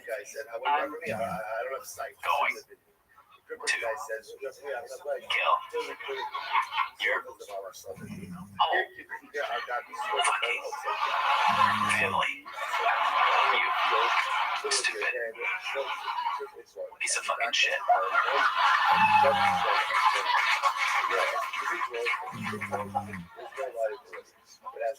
All that, and she says, oh no, I think he needs to use the potty.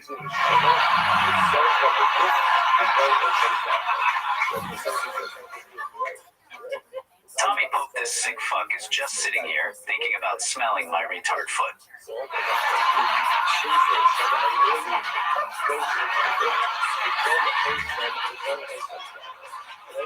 Why would he? What's that? Because you didn't hear about the fat tit story. I'll smell your fat fucking foot. Oh shit. He's laughing. I know you will. Getting excited. What'd you say? I know you will. Is this like a running joke or something? Why would he smell your retard foot? I don't understand what's happening. Tommy does. What? Do you have a half-finished baked idea you want to say too? I don't want to interrupt him, but Tommy does do that thing where he hugs you and like smells your ear and shit and like sniffles. Great stuff, right, man? All right, let's go back to the describe Tommy's hugs in the middle of the fucking show. Great stuff, right, man? What do you got? Oh, Aaron's pissed. Look at him. He's furiously tight. Let me cook, gay boy. Okay. Yes. Okay, good. Cook. I'm literally the one that brings you on the fucking show. I get nothing out of this, but yes, I'm not letting you cook enough. Jesus fucking Christ. Do you ever think being so ungrateful is why God made you what he smells like? What? My fingers. What is happening right now? There might be a reason why the baristas think you're retarded, Aaron. You're out of your fucking mind. He is so wet right now.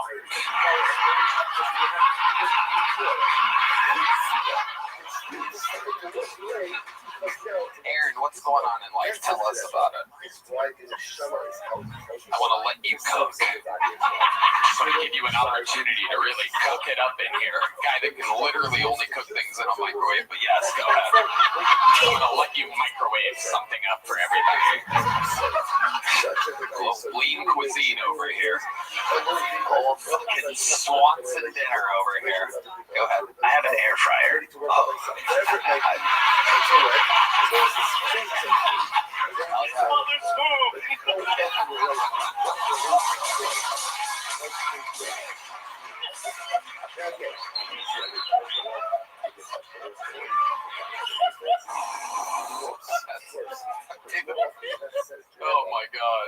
I'm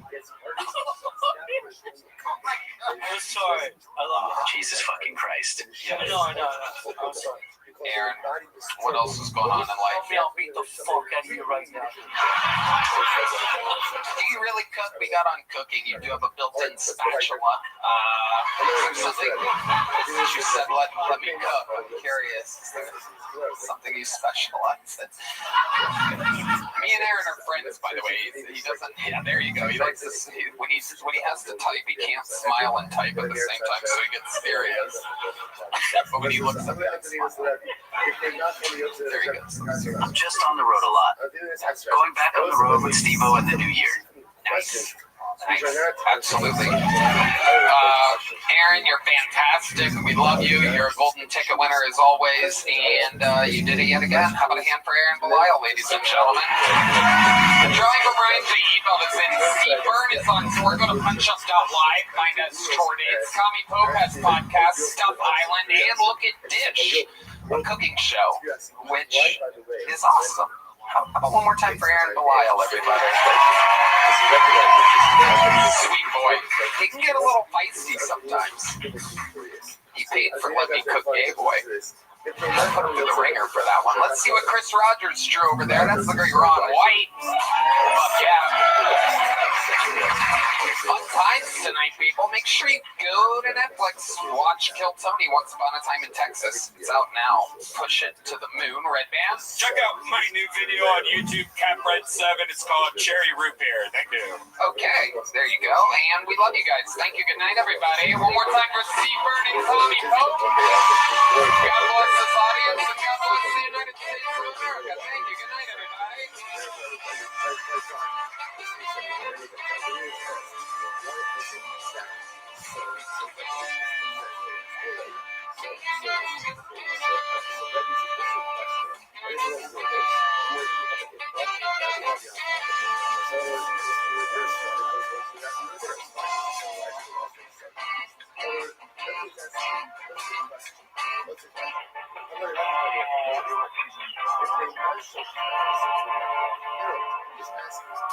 The Sunset Strip Comedy Club in Austin, Texas is now open.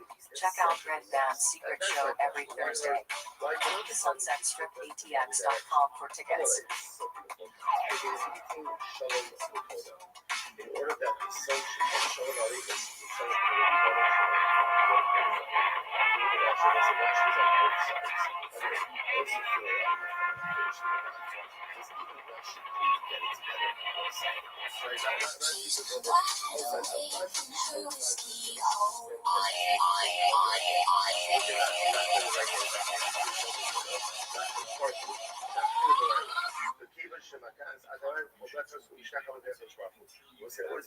is in the west. Remember again, using the base of English models, so remember, Kodesh HaKadosh and the Holy of Holies is situated in the westernmost parts of the base of English. So that's when it says that the Shekhinah is in the west. So therefore, the sun Kiviyachol comes and bounds down the front and the sun is in the west. Sense. That's what it says down.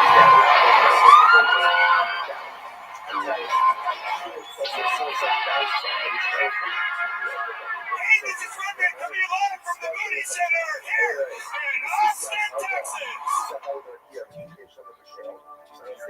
So I'll tell you this once again. Why not allow the sun to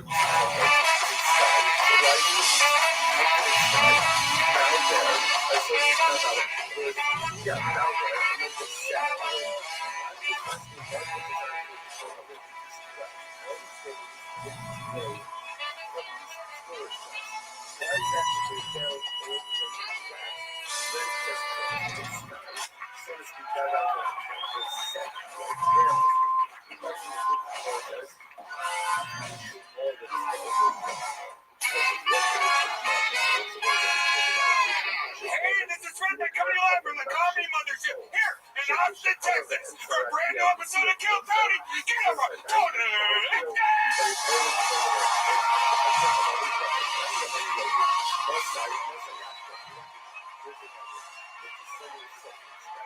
Who's ready for the best fucking night of their lives, huh?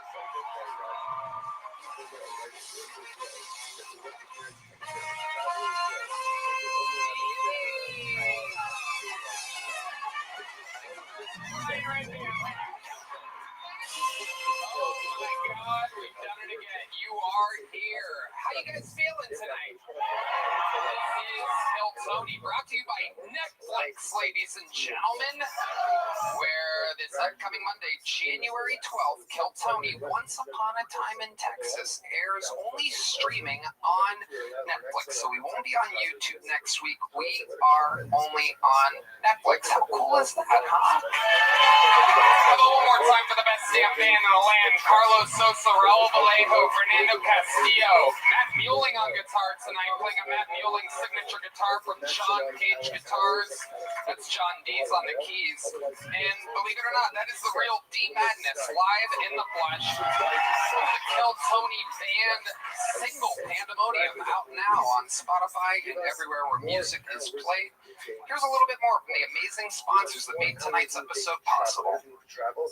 We live in Austin, Texas, but we are jumping in a tour bus, ladies and gentlemen, and we are taking the actual Kill Tony show to Houston, Texas, February 28th, and Dallas, March 28th. Go to TonyHinchcliffe.com for tickets right now. Come see an actual Kill Tony show in the great state of Texas. One in Houston, February 28th, one in Granbury, March 28th. TonyHinchcliffe.com. Get tickets now. You guys ready to start tonight's fucking show or what? You know, I love living here in Austin, Texas, and I just get to work with my friends every week. This is one of those episodes where truly two of my best friends in the world are on tonight's panel. Austin Zone, make some fucking noise for Joe Rogan and Shane Gillis.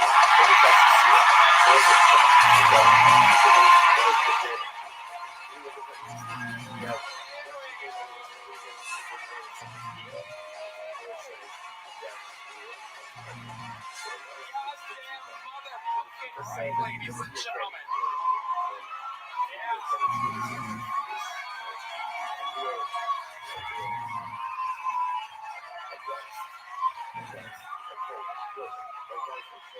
We are here. Shane Gillis. Lincoln Financial Field, aka Eagles motherfucking football stadium, July 17th. Yeah, go to that. And Joe Rogan of the JRE, the #1 show around the world. These are the homies. Normally we get to hang out on Tuesdays, Wednesdays, some Thursdays, but tonight we are here on a fucking Monday, getting the week started right. How we feeling, gentlemen? Let's fucking go. I feel good. I feel excited. Legitimately very excited to be here. You guys are two of the best guests in the show's history, so you already know that this bucket is filled with over 250 or so of hopefuls' names. Sometimes it's a great upcoming comedian who we haven't discovered yet. Sometimes it's an insane person that just signed up this week. You never know what can happen. I'm gonna let this guy whose eyes are extremely close together, I'm gonna let you pick the first name tonight. You could wear a monocle and look through both eyes through a monocle. It's unbelievable. If I select one of these people out of the bucket, they get 60 seconds uninterrupted. You know their time is up and you hear the sound of a kitten. That means they have to wrap it up then, or else they bring out the angry West Hollywood bear, which rudely interrupts their set. And then I conduct an interview. They get feedback from my dear friends here, and we have a hootenanny. The whole thing's improvised. Anything can happen. You guys ready to start tonight's fucking show? We're going to get it started tonight with a golden ticket winner while we go wrangle that innocent soul who's going to go up after him. This golden ticket winner is great at opening the show. Very neurotic, very, very wild boy. Make some noise. 60 seconds uninterrupted. A brand new set from Jack Shaw, everybody. Here we go.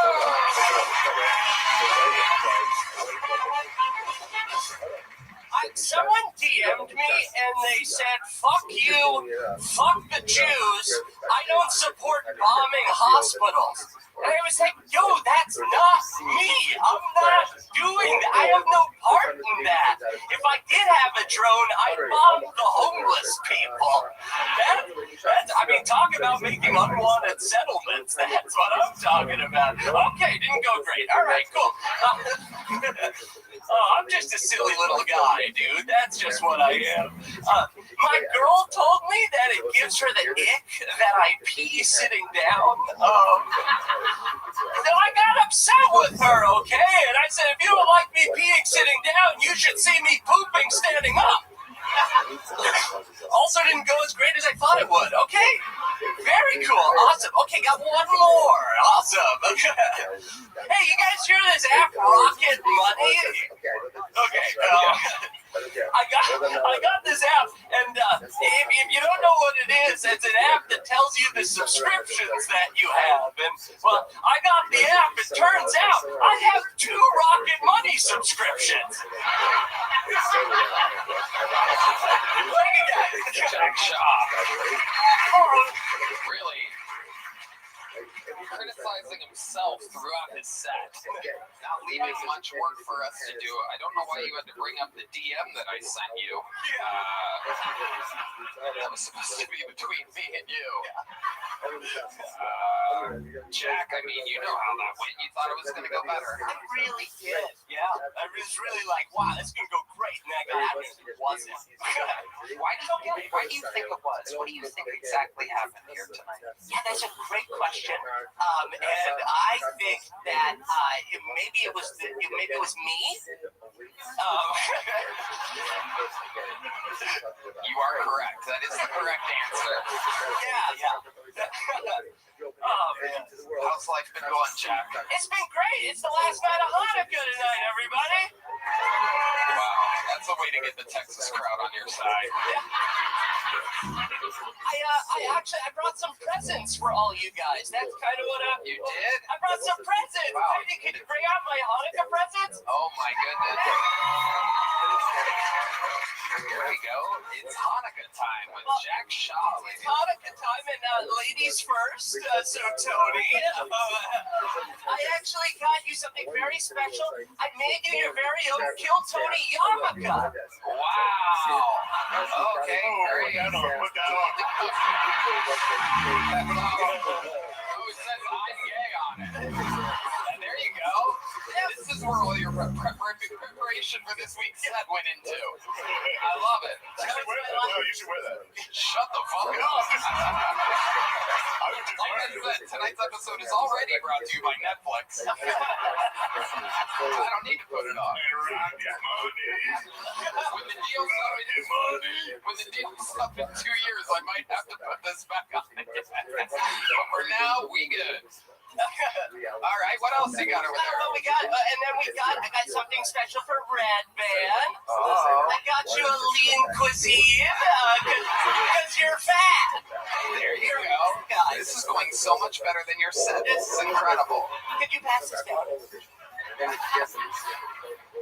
What? It's you, Jew. He actually ate it already. Of course, there's nothing in it fatty. But if you tear it up properly, it actually turns into a lean cuisine yarmulke. Okay, what else, Jack? Good idea. I should talk to him more. Okay. And then for our favorite Latino members of the band, I got you citizenship to the United States of America. Wow. Fernando Castillo, Raul Vallejo, Carlos Sosa, and Michael Gonzalez, you are Americans! Absolutely incredible. How many gifts do you have left over there? Pretty much for everyone in the audience. Okay, and then John Dees, I got you something. I didn't really know what to get you, but Hans Kim told me to get you a bike lock so you could practice stealing. Wow. Look at that. That's for you. Okay. We'll take care of that later. What else you got there, Jack? Okay, Matt Hewling, I heard that you're a big liberal.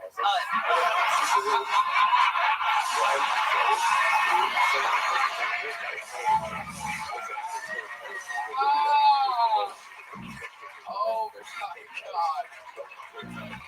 Wow. It's crazy. You go, wow, that's just schizophrenic. Do you know what? flag is totally schizophrenic. What is going on? Apparently, it's an inclusivity flag. There's so much happening in that flag. Yeah, I don't know what the circle. Wait, did we get a white stripe on there? Now, hold on a second. This flag might fucking be all right. I feel it is a white power stripe on the flag. Great. We're fighting a good fight. Don't put it on the ground, dude. I can't do that. No, for you. Wear it around your shoulders like a prize fighter. This is spat to wear, so I'll give that to him. I'm gonna wear it like a cape. Fly away. That thing, a flag, you gotta treat it like it's the Iranian flag. I don't know what that means. It means it'll kill you if you leave it on the ground. Oh, okay. You gotta fold it properly. Yeah.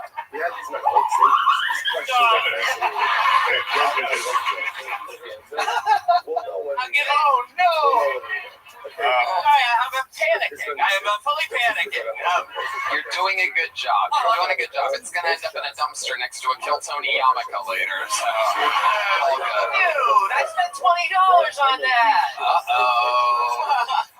I really thought you'd like it, Tony. No, it's great. It's great. I really do. I'm just making jokes, Jack, unlike you during your set tonight. Oh. His new get her done is that didn't go how I expected it to.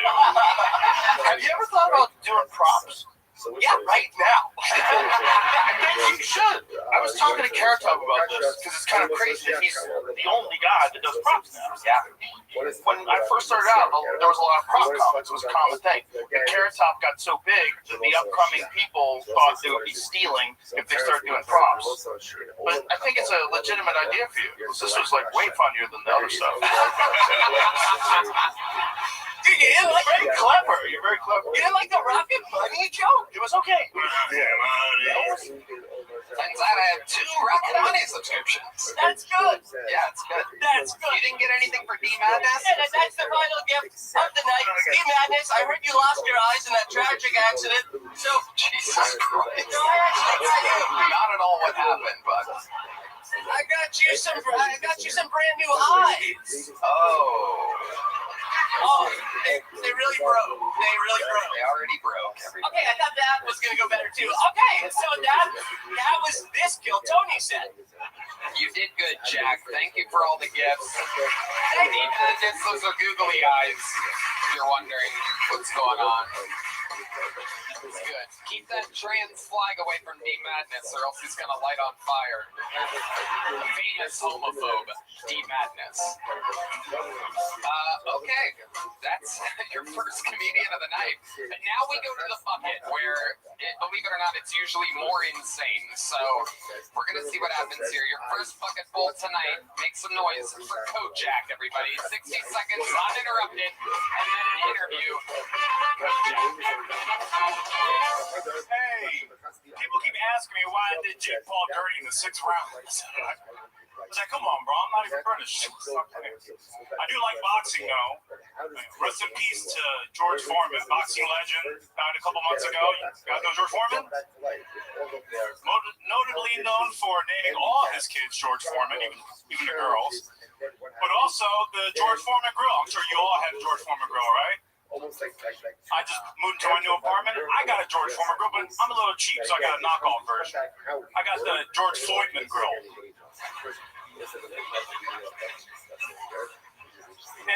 It's sort of like the George Foreman grill, but you got to press down extra hard to get the grill marks.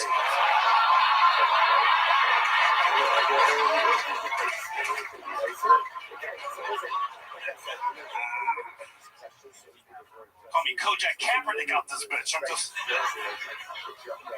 expected the grill marks to say BLT, but it ends up saying BLM.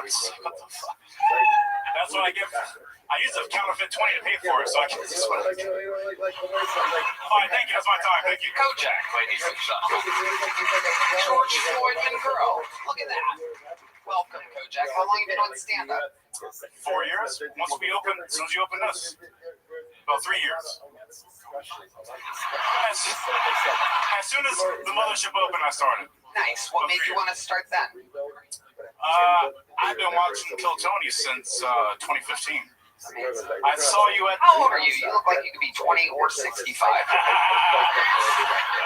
I'm 46. Really? Wow, look at that. Yeah, I believe it. You're doing good. How do you stay so young? I stay in the gym. I stay in the sauna. Stay there. Yeah.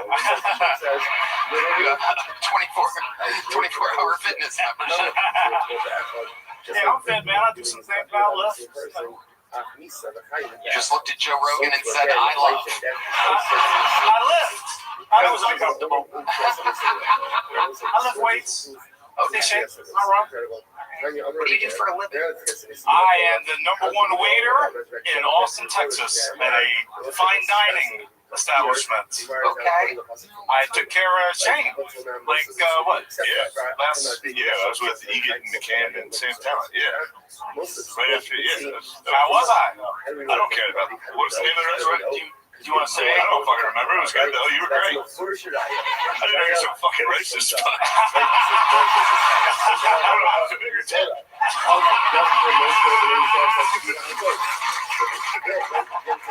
That was crazy to do that for all these whites. Even I didn't like that. We gotta be careful out there, man. A lot of George Floyd types out there. I saw 3 on my way in. What does that mean? Where are you from? Philly! Go Birds! 22nd and dime. Stop playing. Oh, wow. All right. Well, the hood. Yeah. I take back every joke I made about you. How was I? I waited on you. Was I great? You were wonderful. Thank you, Mike. I remember it. Yeah.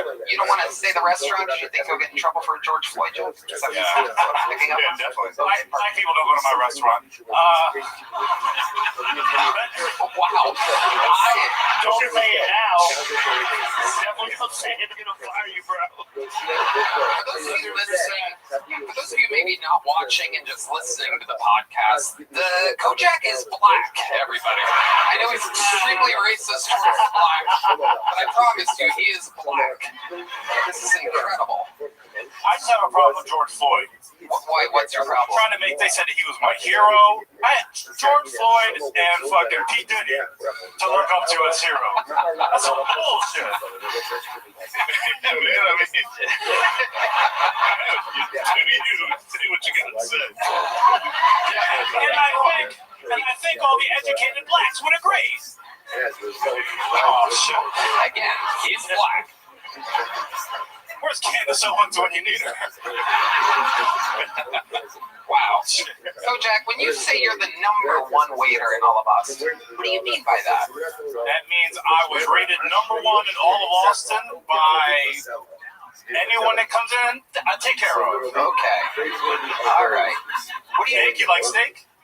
Yeah. You like bone-in filet? Yeah. I like bone in at my bud.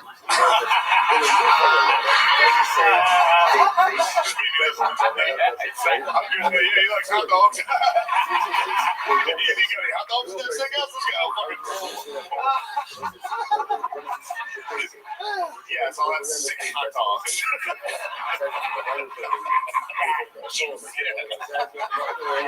We got a nice petite filet for you. Oh my God. Kojak, what do you do for fun when you're not doing stand-up or waiting tables? I do a lot of cooking at home. I have I'm always at HEB shopping, so I have my boyfriend is Puerto Rican, so we make a lot of Puerto Rican.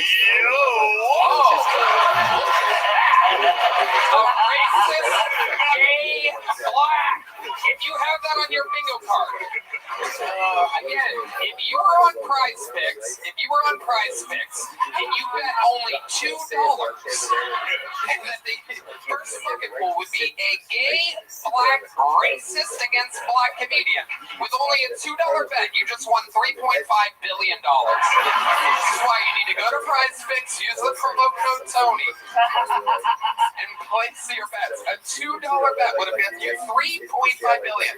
Gay, black, racist against blacks. Do you want to be my new best friend? No, I'm kidding. Do you like hot dogs? We'll put those on your George Foreman grill. We'll have a hell of a night. Tell us about this Puerto Rican boyfriend. What does he do for work? He works at HEB. Wow. I get that discount. Oh my God. What's he working? The bakery? He's in the meat aisle. What part of HEB does he work at? He's a bagger. Ooh, a bagger. Look at that. That's the only time he bags, right? Raw dog motherfucker. Look at that. I'm 20 years a senior, so I bagged him. Wow. HEB. Oh, racist kid. Racist kid black pedophile. That whole flag that was just out here.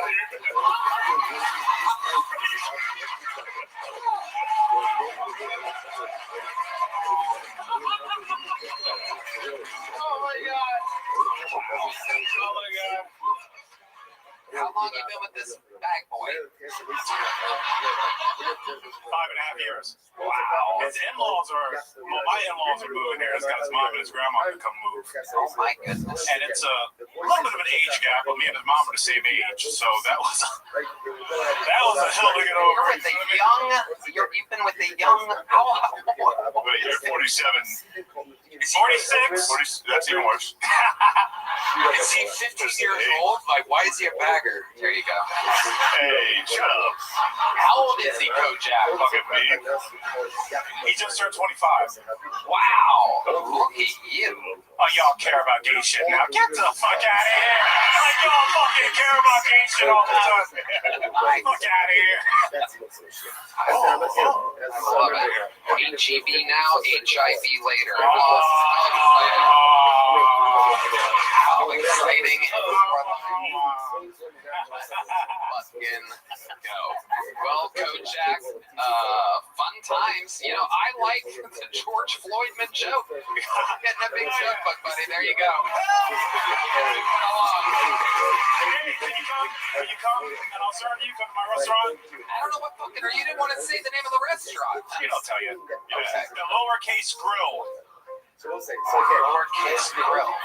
Hey, that's good, dude. I don't know what you guys do. He knows. Oh, you guys are okay. ready. There he goes. All right. Kojak, everybody. There he goes. Right out the back door, just like he likes it. Oh, there's the lovely Heidi, everybody.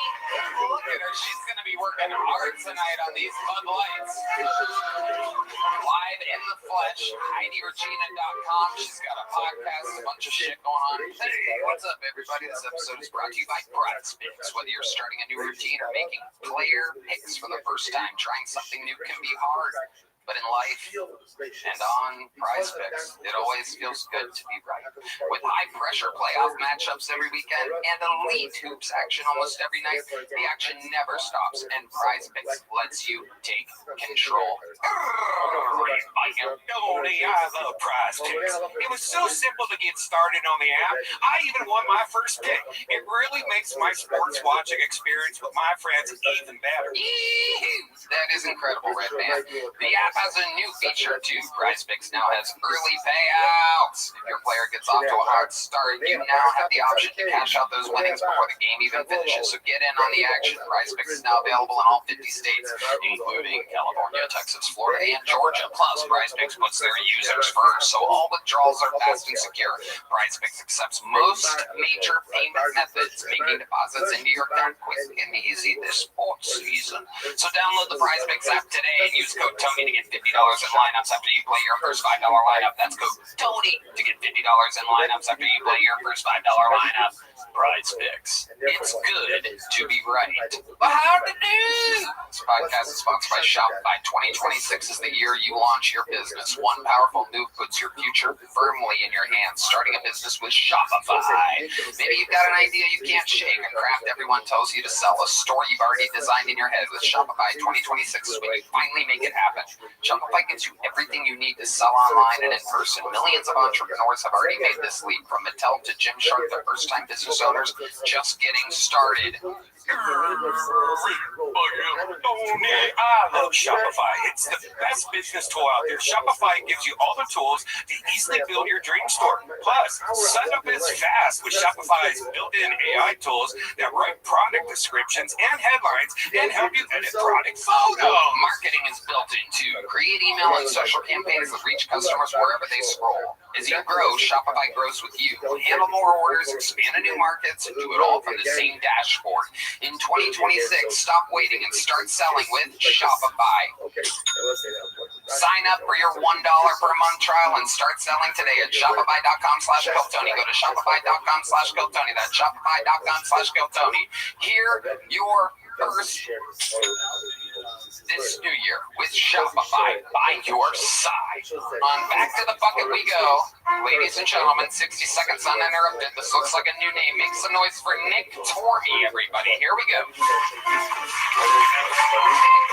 Tormey. Everybody. So a little bit about me. I'm not really great at following through on things. Like, I dropped out of community college twice. I tried hanging myself, wound up with a choking fetish.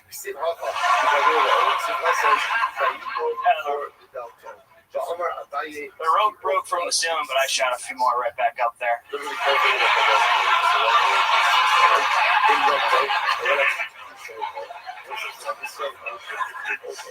You never know when you're going to find a new hobby. Like, you think anyone ever found out they're good at parkour by attempting suicide? And they jump from the building and the moment before impact, they tuck and roll. Some French guy show up, asks me who starts playing. I think it's much more likely someone's attempted parkour and found out they're good at suicide. There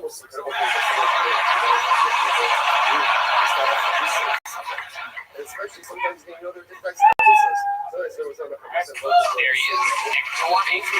Your first time on the show, Nick? Yes, sir. Welcome, welcome. How long you been on stand-up? About 6 years. Nice. Where at? Mostly Salt Lake. Okay, that's where you live still? No, I moved down here in August. Okay. How do you like Austin? I love it. It's awesome. What do you love about it? I like that there's no winter. I'm a big fan of that. Winter. Yeah, I'm from upstate New York. Then I lived on top of a mountain in Utah in a van for 4 years. So I fucking drive down. It took me 4 years to realize that shit. I'm a smart man. What do you do for work? I did work at the ski resort for a while. That doesn't exist down here. Yeah. I'm working for Amazon right now. I'm working for the devil. It's pretty fun. You're driving? Yeah. Okay. What's that like? Tell us. Awful. Yeah, tell us. Now, for us. What do you like about it? They have you on a camera at all times. It's like an AI camera that's tracking you the whole time. And I also threw out my back yesterday, so I was walking around like Quasimodo for most of my deliveries. Wow, the last comic blew on this back too.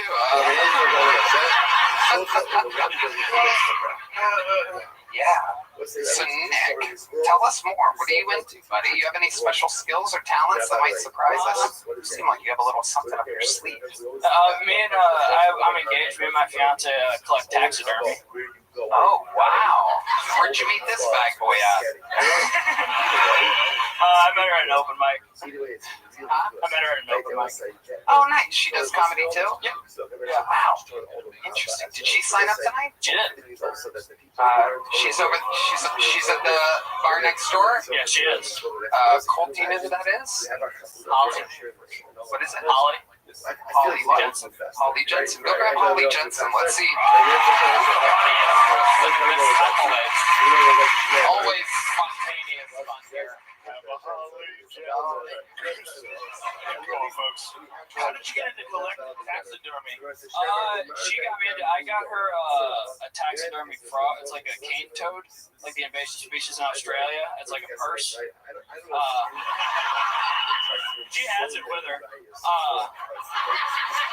Tell her to bring the frog. See the frog.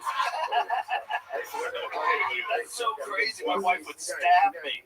No, she loves it, and we got some bats, we got some mice in a teacup. Was she doing van life with you, or did you meet her here? She lived in the van for a year. Ooh, did you ever get close to the old Tino? I do like national parks. Big fan of the park system. Like a fight in a van would suck. Oh, it's awful. Yeah, there's not much room. Yeah. Yeah, I think I saw a documentary on Netflix about this one. That was my joke, you dumbasses. Oh, you did? Yeah, said her name. Oh, say her name. I love it. So you got bats, you got rats. What else? We got a taxidermy fox. We just got we got a praying mantis, and she found a big dragonfly in the woods that we're keeping in the freezer right now. So they say there's someone for everyone. So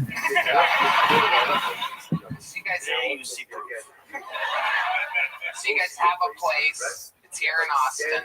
What is she doing to work? Nothing right now. Wow. For something. Okay. Yeah. Do you get like used taxidermy, like people that have died that have like sold it, like so it's like creepier? Oh god.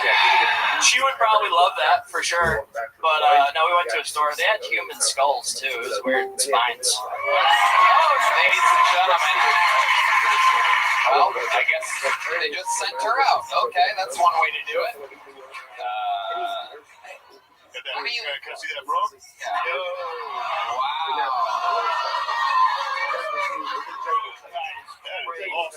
He's got a little butthole. Is that real? Yeah. It looks fake. 100% real. How do you know it's real, Joe Rogan? He's an invasive species in Australia. He's a cane toad. His name's Winston. He's our son. Wow. That's incredible. I think it's I don't see a dick on it. I don't know. It might be your daughter.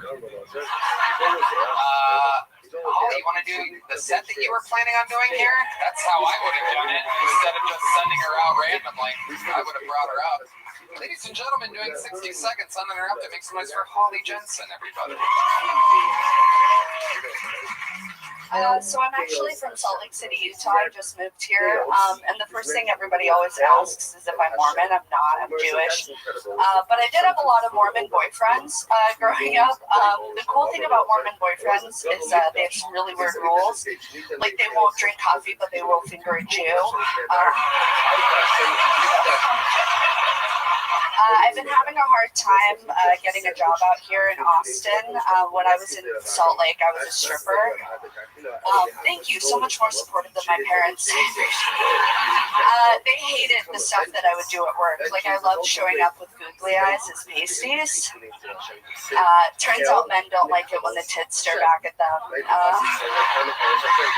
Shit kept going wrong at the strip club. Like one day our DJ didn't show up, so we had to dance to Pandora Radio with the commercials on.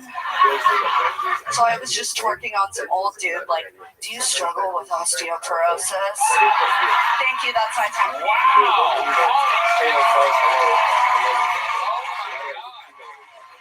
This is one of the rare comedy couples where the woman is funnier than the man. Again, if you bet this on Prize Picks, you just won $750,000. He's taking her straight to a state park. Dude, you cannot allow that. You have to kill her now. You have to kill her. Yeah, she's about to be. Taxidermy her, bro. Yeah. She's about to be in the freezer next to the dragonfly. Holly, you're hilarious. How long have you been doing stand-up? 8 years. Awesome. And that was all in upstate New York or Salt Lake City? Salt Lake City, Utah. And that's where you're from? Yeah. Amazing. Absolutely incredible. Why don't you work? I mean, I've been trying. I've been applying to jobs. What are you good at? What do you want to do? I'm good at stripping. I love doing stuff. Really? I love doing both of those things. So yeah, a job in either of those things would be great. You've stripped before? Yeah. Amazing. Heidi, what do you think? Can you get her a job? You just got a job in the Yellow Rose. Congratulations. Or at least an audition. This is the worst night of this guy's life.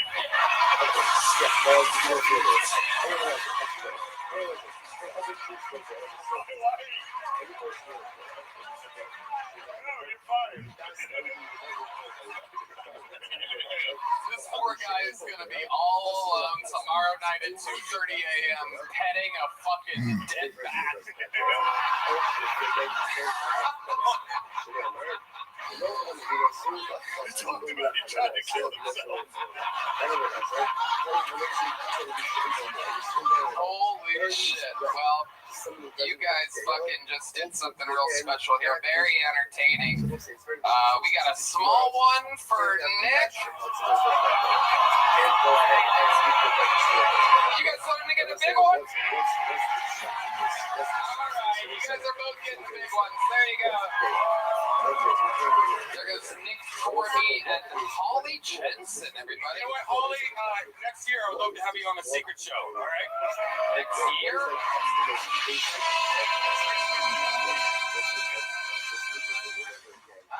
Why'd you word it like that? He's completely awesome. January? Next Thursday's Christmas, the week after. So January. Yeah, so January. Say fucking January. Yeah, just say the next secret show. And I'll have you next decade. Jesus Christ. Unbelievable. Well, it's been a hell of an episode so far. Your next bucket poll goes by the name of Floyd Jones, everybody. Here we go.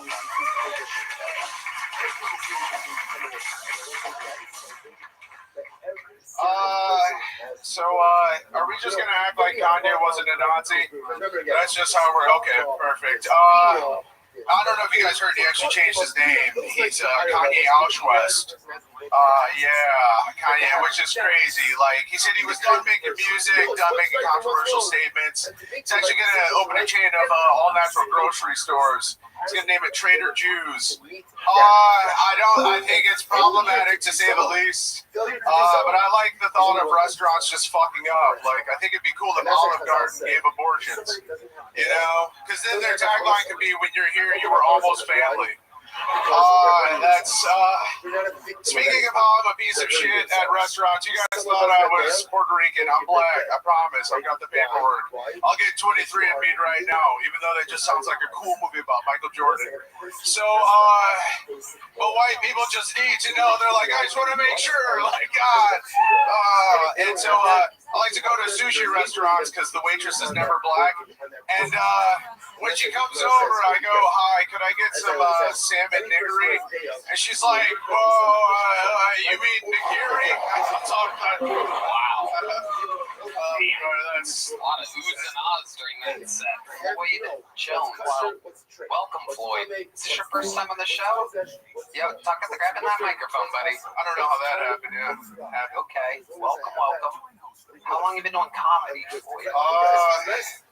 Since like 2021, you know, January 6th, right? Okay, not great. Okay, Shane knows. Oh my God, Joe Rogan, dude, hell yeah! Dude, hey man, without you, man.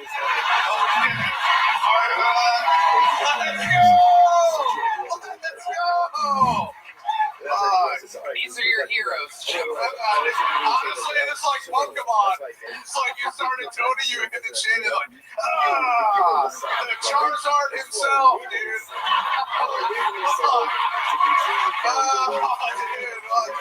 Let's go. Where was this? Funny. Hey, dude, I wasn't ready for it. I'm sorry. Yeah. People are having better interviews than sets tonight. Hey. Floyd, tell us about you. What do you not do for a living? Just hair. I guess hair. What do you? No, I play music, man. You're a professional musician and a metal band. Yeah. Really, you're a drummer? Yeah. Well, I mean, it's been a long time since we've done this. For those of you that are fans of the show, you might know that if anybody that does comedy on the show drums, we have a little thing where they get a drum solo and our house drummer gets a drum solo. And if the guest drummer is able to beat our drummer, in a drum off, they become the full-time drummer of the show. So, like Highlanders. A drum off here, and if you beat Michael Gonzalez in the drum solo off, you become the full-time drummer on the show. And Michael has to dress like a 5-year-old and play in a metal band. This is a Mexican drum off, ladies and gentlemen. Now, I must warn you, Floyd Jones, Michael Gonzalez, all time, is undefeated here on his home turf. But I'm guessing that Floyd, since he does this for a living, might have a little something. Well, we know he doesn't have anything up his sleeve because he's wearing a basketball jersey. But I'm guessing he is very talented. Let's see what happens here. This is Kill Tony, brought to you by Netflix, January 12th. 1, 2, 3, 4.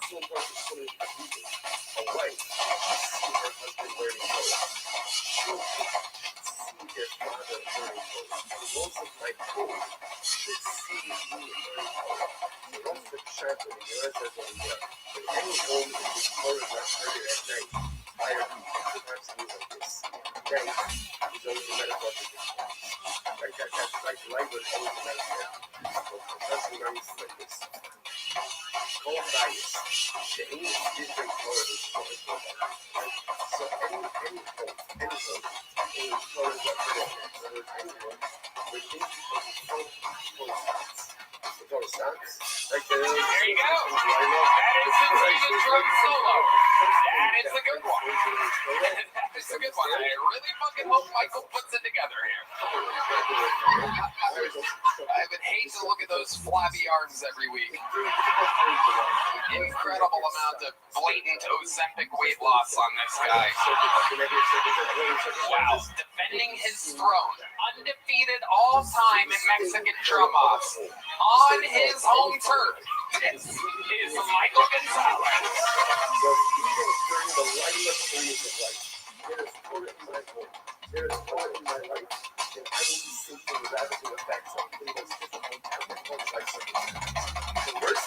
If in the moment that difficulty set in, the first thing that goes is the person that stops the solo and the entire every single thing that's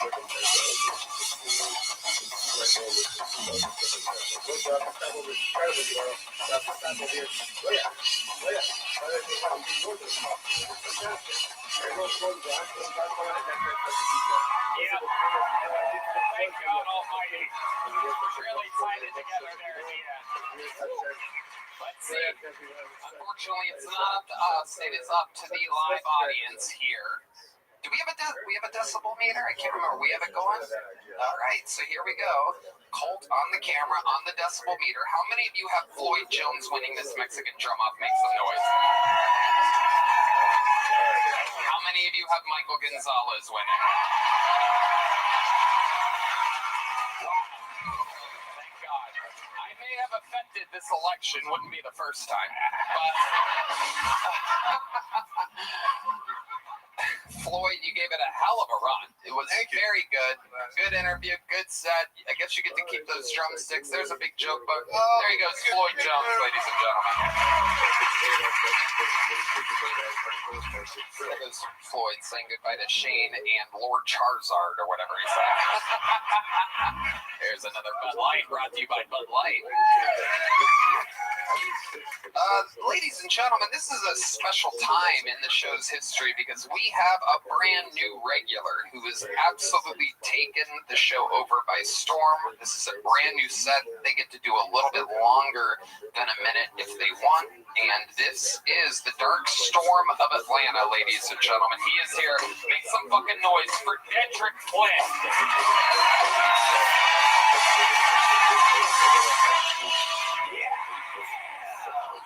Oh my God. What you know about being the only black dude at a country music festival in Kennesaw, Georgia called Shaky Boots Festival? Yeah, no, I only found that out because when I walked into the venue, the dude ran up to me out of breath. He was like, "Hey, my nigga, you know you got a uniform, right?" And I was like, no, I'm here for the festival. I love Blake Shelton. I love Kenny Chesney. And then he was like, nigga, stop lying. I got an extra vest in my car. And I was like, no, I'm here for the festival. And I showed him my ID and I showed him my badge. And he looked at my ID and he looked at my badge. And he looked at me and he looked at my... Tasha!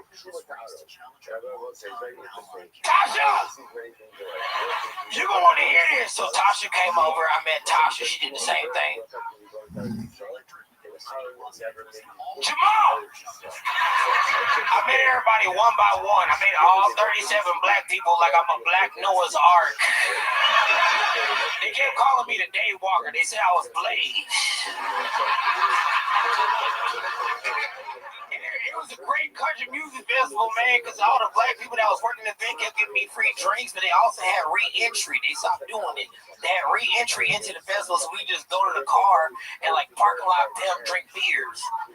And the reason why we knew it was time to go drink beers is because my best friend Jessie, who's a redneck Filipino but raised black, and she was my best friend. Her older sister Jackie had just had a kid, and she would look us in the face and she would be like, "I need to get out of here. My tits about to pop. I gotta go pump."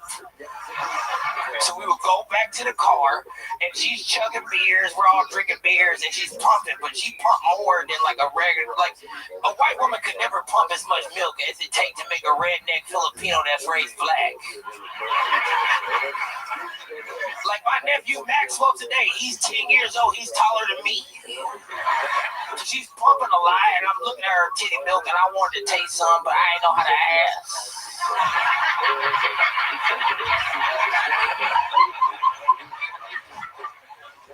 And then God got my back so much, he confused my friend Derek. My friend Derek saw me looking at the breast milk, and he was like, "Yo, I bet you $100 you won't drink Jackie's breast milk." Nigga, I was already thinking about it. She got a husband. I don't know how you ask somebody, like, are y'all a couple? How do you get in? You have breast milk. I gotta be like, hey, excuse me, brother. This breast milk, you ain't bring it to your kids. It got alcohol in it. Can I sip some before we pour it on the ground? But for $100, I can at least buy one T-shirt while I'm inside the goddamn place. So I was like, hell yeah, let's run it. And so they brought the funnel out because it was too much titty milk to just sip. It was too much to sip. You gotta bring the funnel out. It was like 2 gallons of titty milk she was pumping. And I chugged it all in 8 seconds flat. I was doing a great job. Also, I don't know if y'all love titties as much as I do, but I research them.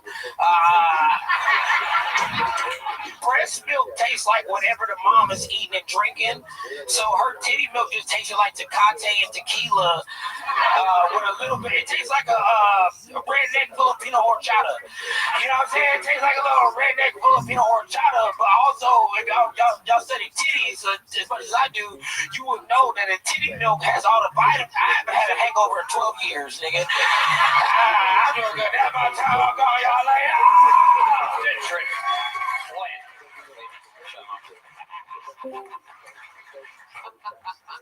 Dedrick, it is so fun to watch you perform.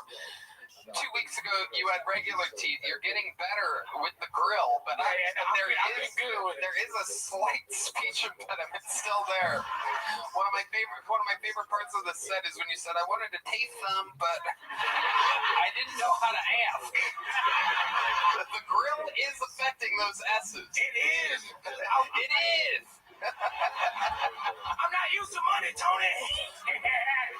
It's amazing that you're willing to make the sacrifice. Out with the S's, in with the gold teeth, still making it work, plowing. I love it, dude. Camoed up tonight. Look at that. Oh yeah, I got that shit on, Tony. Did I say it right? That shit on. Hell yeah. Got that shit on. You know what I'm talking about. No, you don't. Yo, you still disguising that forehead. That shit is big as hell. Yeah, that shit swooped over, but it's still a goddamn plasma screen. Looks good, bro. Good luck. Don't let anyone talk to you. Take your hat off, Shane. Fuck you, dude. Look, get some food at it. We only have one, David. Don't do that.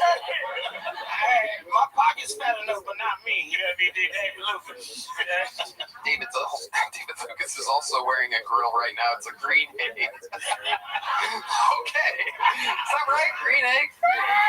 It wasn't the reference that threw it off. It was My delivery is a little bit floppy tonight. I'll take them out. No, it's I won't. That's good to see y'all. Y'all okay, yeah. I'll give you more teeth if you kill David Lucas. What do you guys think of the suits? Okie dokie. Alright, Dedrick, how's life been going? Man, I'm doing good. I'm goddamn touring like a motherfucker. We just left Lincoln, California together. Yeah, I took Dedrick on our first road gig together. That was that was fun as a motherfucker. I ain't never been on a private jet, nigga. I was so used to getting pat down. They just walked out. It's like, would you like a coffee? And I was like, am I in an interrogation? I'm ready to snitch on you. I don't know what you did. It was a fun trip. Especially the ride back in. Yeah, that was so damn. Yeah, it was a blast. It was actually very good, Red Band. Yes, we banged Red Band. I like where he's going. Yeah, of course you do. You're the diddler. Belfast. That's why. That's where his new lisp actually comes from. All right. Sorry. Yeah. Dedrick. You guys have seen Dedrick, the Dark Storm of Atlanta. What are our thoughts, Joe Rogan? Other than his jacket and his hat, what do you like about him? He's just got a completely new style. It's like your own thing. It's great. I love it. Thank you so much. Hey, kid. For a bunch of fun. Get rid of the grill, though. It's ridiculous. You can't even talk. No, you got money. Either get real gold teeth or stop fucking around. Okay? Those aren't even like fake tits. They're like the rubber ones you stuff in your bra. Get a goddamn operation and commit to a look. Okay? You can get that's so crazy. That's real. Oh, there you go. That's what I like. Hey, Joe, Like, you can affect how much I get paid every week. You got to give me the real gold teeth, nigga. I go get them. I don't give a fuck. I got this to prove to my neighborhood I was doing good. But nigga, if you Joe Rogan, you know Joe Rogan. You know Joe Rogan. Name one thing about me. All right. So you had a power to change my whole life, Joe Rogan. You could put those on like a rope and just wear them around your neck, and everybody would know you have money, and they would be able to hear you pronounce your S's correctly. Yeah, I'm telling you right now, Tony, I'm from the South. We didn't pronounce no S or T's the whole time I've been talking. But sometimes they don't understand me on the internet, so I can talk how I want to. I agree. Freedom, like a slut. Freedom of speech. Dedrick, you've done it again. We love you. Freak of nature. The Dark Storm of Atlanta. Disgraces us with his presence. On and on we go. Back to the bucket. This person has to follow Dedrick. Make some noise. 60 seconds uninterrupted for what appears to be a new name. Tyler Cole, everybody. Here comes Tyler Cole.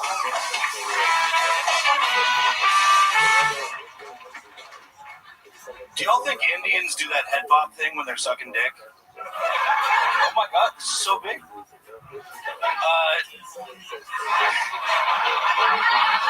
Did y'all hear Joe Biden woke up today? Yeah, so 6 more weeks of recession, that's what that means. So I went on a first date the other day, told the girl I was a comic, and she said, no way, I'd love to see you perform sometime. And I said, well, we should probably have sex first, so you can appreciate just how long 5 minutes really is.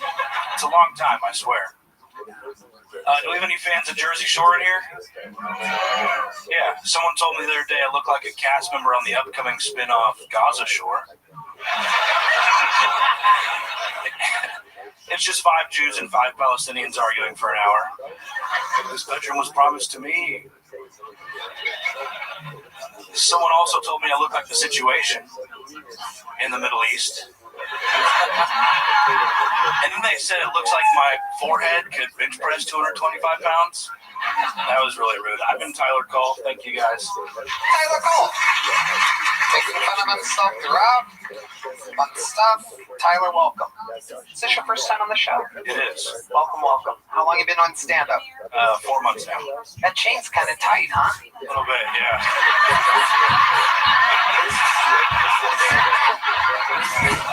Are you a pit bull? What is going on? What exactly is happening over there? Is that the size that you want it to be? I got the size wrong. Yeah, what would you wear it? What you ever wear it? Did you just wrap Dendrick's grill around your neck? It's like an autoerotic asphyxiation thing, you know? Something. Yeah. I guess. You're trying to look cool, right? You got me. But once you put it on, were you like, no? I was like, fuck it, I spent $50. How much, how much did you spend on that? $50. He was right. Wow! Ladies and gentlemen, Shane Gillis. You don't think I've run into a tight chain? Take that thing off, dude. Where'd you get it? Like Hot Topic or something? Well, what is? I did indeed get it at Hot Topic, yes. Did you really? No, I forget. I don't know. You forget where you got the chain that squeezes your neck all day? It's just so tight, I forgot. Did you get it when you were in 5th grade? Just grew into it like one of those fucking African ladies.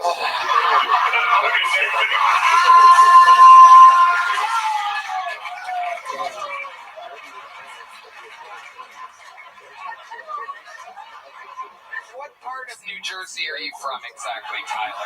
His head gonna fall off and he takes it off. I'm from Austin, Tony. Born and raised in Austin. Born and raised. Wow, with the pinky ring and a choker. Yep. Leaning into it. Amazing. What ethnicity are you? White. No. Regular white. Yeah. Cold. Not Italian. Just a buttered noodle. Wow. Not Italian. No, not at all. It's nuts. You're not Italian. Pinky ring and a necklace. Gabagool shirt. How does this happen? Explain to us how this happened. What exactly, how did you end up trying to be Italian? It's the chain. It's the chain. He bought the chain and it took over. He's a Wago. He's a Wago. Instead of a Dago, he's a Wago. You are a Wago. He's a white Dago. He's a Wago. Just a big Sopranos fan. Well, so am I. You don't see me not getting blood to my brain because of it. Tyler, what do you do for work? I sell houses. Do you really? I do, really. Timeshares? No, houses. Regular houses. Regular Are you good at it? Pretty good, yeah. Yeah, you see the fucking drip. Yeah, I'd say he's doing all right.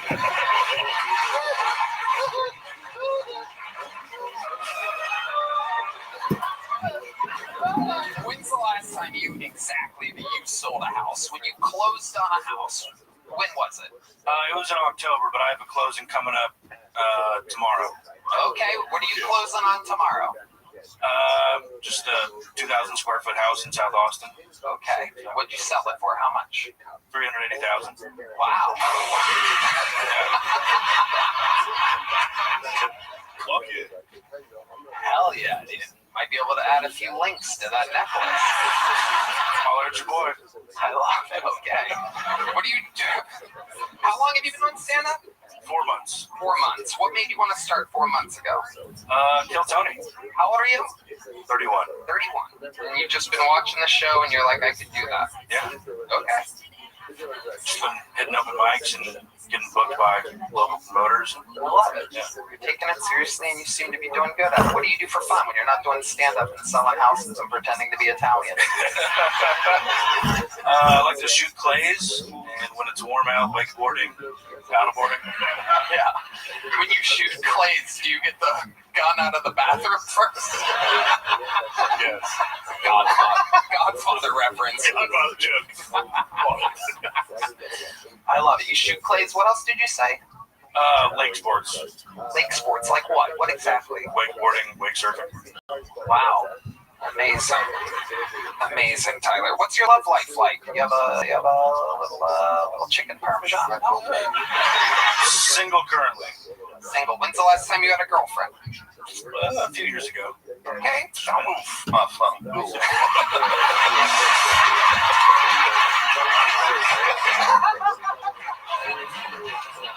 You fake Italian. Who the fuck wants to be Italian? Hey, what the fuck? Hey, take it easy. You two wops, dude. You fucking. You're in a kitty sandwich right now.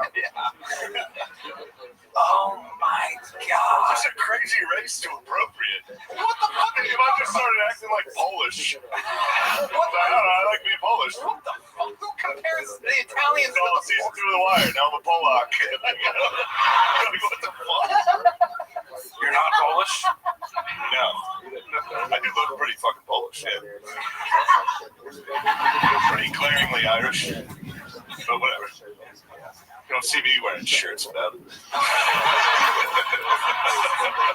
So this relationship that ended a few years ago, how did it end? Found out she was married. Wow. Okay, I love this. My God, am I good at these little interviews. How did you find out? Exactly how did you find out that she was married? How long were you hooking up with her? What's the ballpark here? It was like 9 months in that she told me she was 9 months in, and she just told you. Yeah, when we first started dating, she said that... You weren't dating. You were fucking and hanging out sometimes. She was married. Go ahead. When we first started fucking, she said she was divorced. And then 9 months later, she was like, oops, actually, I'm not divorced. Okay, where were you exactly when she told you this? Were you at a Best Buy, perhaps? No, we were bartending together at a club on 6th Street, and she told me while I was at work. Wow. Amazing. And that was that. She must have been fun. Can you give us an example of the favorite crazy bitch doesn't tell you she's married for 9 months. Working alongside you, fucking you. Let's go to dinner. Fucking maniac. I bet she was so much fun. Can you give us an example of a fun sexual experience that you had with her? You guys ever bang at the bar or in the car outside?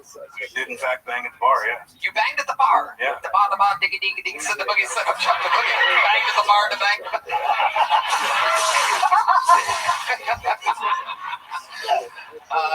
Take us through this. How do you bang at the bar? Just various locations, you know. At closing? Yeah, we'd already closed like an hour ago. Yeah, and she grabbed you by your chain and said, come over here. That's what it sounded like. It's Tom Segura after breaking his arm.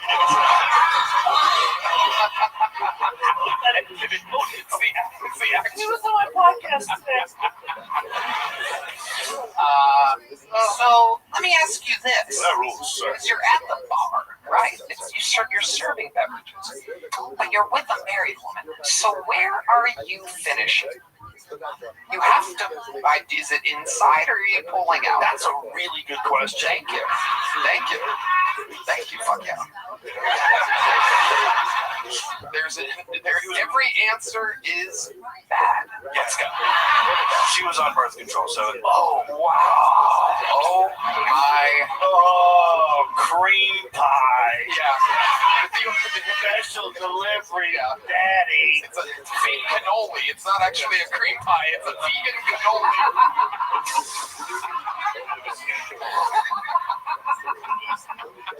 Some poor guy. Poor guy eating around there. Yeah, I'm over the bar. He goes, How is she? Salty. Yeah. Italian? Yeah. Tastes like dairy-free Alfredo.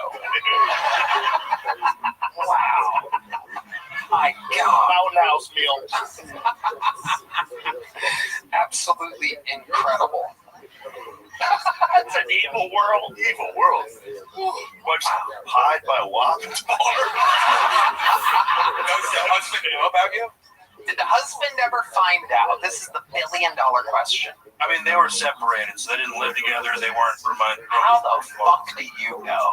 I went to her house a few times. Whoa. Together. Did they have kids? No kids. No kids. Yeah. But they got back together, she told you, and you haven't banged since. They did not get back together. They didn't get back together. She No, was they still got married. Okay. Well, that's interesting. Yeah, that's a whole different Kind of a happy ending. So then why would you... Why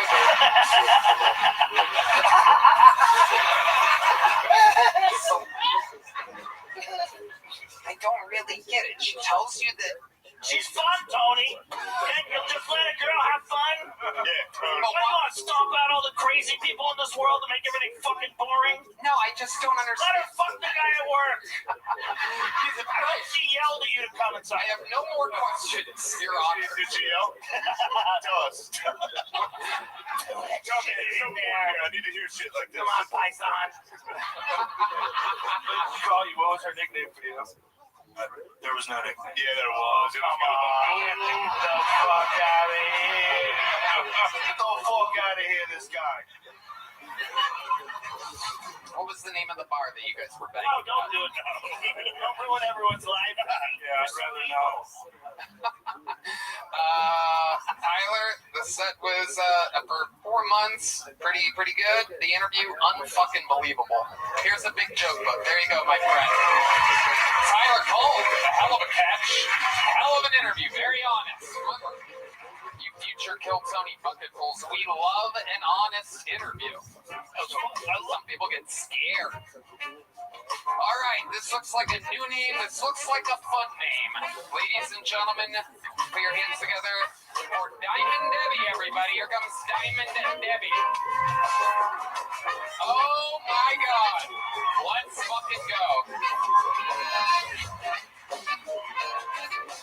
Guys, you gotta do better than that. Make some noise for Diamond Debbie.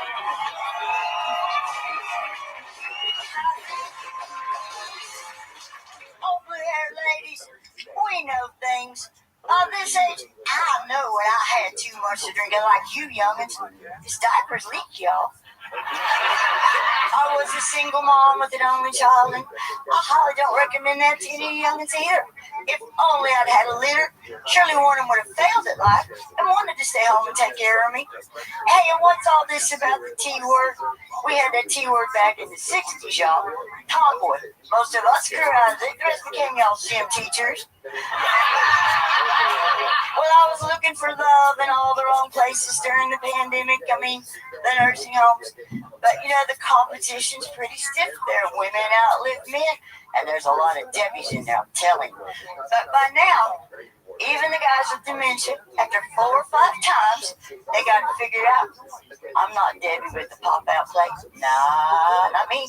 They can see me coming. They just call me, oh, Blue Chew. Well, that's it. When life beats you up and you got to start over like I'm always having to do, I just say, Jesus, take my joystick. I'm coming home. Thank you. Wow, Diamond Debbie, welcome. Oh my goodness, this is your first time on the show. I would remember you. Well, you know, you've walked by me a few times in my chair, but, you know, I'm, crotch level. Okay. Yeah, so I get overlooked a lot. This is my 111th sign-up. No fucking way. I have been first in line at least 90% of those times. And Tony, you've got to do some exercise. Your wrist never goes to the bottom of the bucket. You'd be surprised. Diamond Debbie, how many centuries have you been doing stand-up comedy? Yeah, Diamond, how come you didn't let Jack on that fucking door? I'll tell you.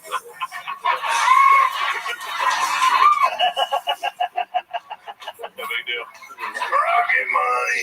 She's either the girl from Titanic or the rock that she threw in the bottom of the ocean. I can't tell exactly. I am the heavyweight. Oh, D Madness is making his move right now. You know, D and I had an agreement, see, because I grew up playing bass guitar, but I didn't have one at home to practice on. So he plays by ear, and I only sight read, so it wouldn't be fair. Fuck yeah, Diamond Debbie. But seriously, how long have you been on stand-up? 111 sign-ups, but... Okay, I started in 7 years ago, and right the same month that I started it, I got run over. my wheelchair is crash test approved by the DOT. It Tesla and me. It was going 45 miles an hour. If Elon Musk had been driving, I would be okay, but the dentist was driving. I've never heard of a Tesla in the trash can. Hold on a second. You were in your wheelchair and you got hit by a Tesla? Going 45 miles an hour across the street in my neighborhood. And then Tesla got messed up like my chair was laying on the ground and I was standing up. What the fuck are we doing down the road? Well, that's something I want to talk about, yeah. You know, it's odd, but we do have the right to go outside. Wow. Diamond Debbie. This is incredible. She's only 25 years old. That's why she looks like that. Yeah. No, honey, I got socks older than you. Damn right. And Red Van's like 55, so that's crazy. How old are you, Diamond Debbie? I'm 67 years old, and on 1/11, and this is my 111th sign up, I'll be 68. Wow. Look at that. 111. You're 68. 112. The new Netflix special, Kill Tony, Once Upon a Time in Texas, streaming live on Netflix. You have something to do the day after your birthday. How exciting is that? Sounds good. If you make it there.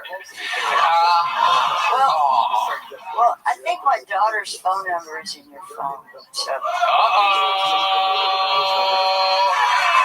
But she hasn't talked to me in 9 years. Okay. Yeah. Your name, Little Debbie? Yeah. Very exciting. Can we get a phone unlocker? Very exciting, Diamond Debbie. Yeah, so you couldn't even hear that Tesla coming, huh? That it just came out of fucking nowhere. Or did you see it? You're like, oh. She's a burlesque performer, and she's very, very famous. Your daughter is a famous burlesque. Don't let it go, Tony. Yeah, she's really trying to hook me up with her daughter. No. Cubic zirconium Debbie. No. Okay, Debbie, let's talk about it. What the fuck have you been doing the last 67 years? Well, my favorite thing is, I grew up in a day when women couldn't get car loans or buy houses, so I wasn't allowed to take auto mechanics or shop. So my favorite hobby right now is taking in the quantum wheelchair like I have and fixing them up and giving them to people and helping them learn how to drive and go outside because, you know, we've been locked up too long in the pandemic, and without home health care, you can go get your own groceries. It's fun. Wow. Okay. Wait. I get around. I got 6.5 miles an hour in the e-bike. Wait, you got hit on the road? Were you fucking flying? Yeah. Like going somewhere? Were you on like fucking moped? Well, you don't cross the street slowly, you know. Oh, you were crossing the street. I'm sorry. I thought the way you were talking, you were like going to like the grocery store. Just fucking flying. No. I'm sorry. I thought you were juicing those things up. No, they do fly in the Water country, boy's but trapped. not here yet.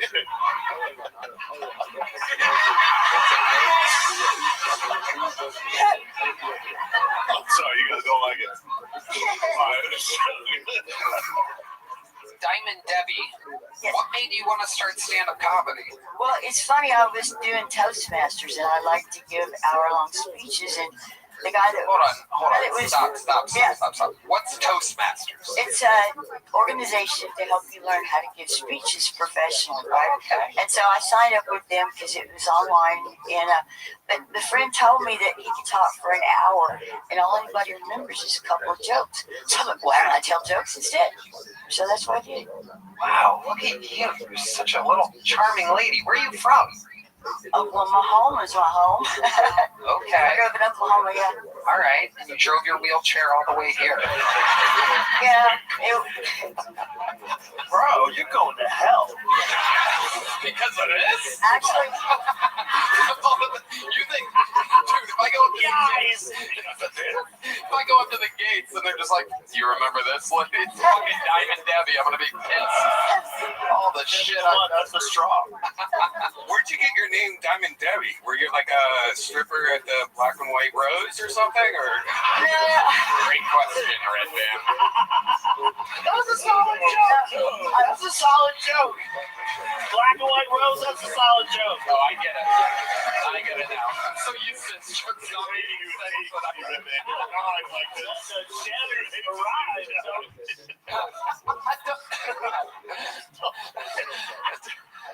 How did you get the name Diamond Debbie? Well, a diamond lasts forever, and you clearly won't. I'm not. Oh my God. We all die. What's going on? We all die. She's got a sense of humor. The bitch has signed up 111 times. If anybody can take a joke, it's her, not you fucking pussies. So I started writing my second book, which is Debbie Does Austin by Wheelchair, and the star of it was Debbie Diamond, so I'm Diamond Debbie. Wow. Wait, so you wrote a book about... I'm writing a book called Debbie Does Austin by Wheelchair. When's the Tesla chapter? Pardon? The Triple X chapter? It's the next chapter. Well, I'm waiting for a happy ending. I haven't had a date. It doesn't do Austin. I haven't had a date since I had my last pelvic floor. I'm so sorry. Hold on. Time out again. You haven't had a date since when? I had my pelvic floor vault. Pelvic floor vault. What does that mean? The bladder comes out and they put it back in.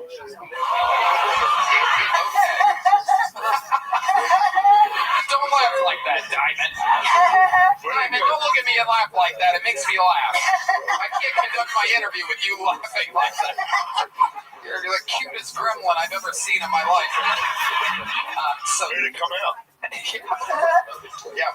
So I haven't had dates. I haven't had a date since I moved to Austin 11 years ago.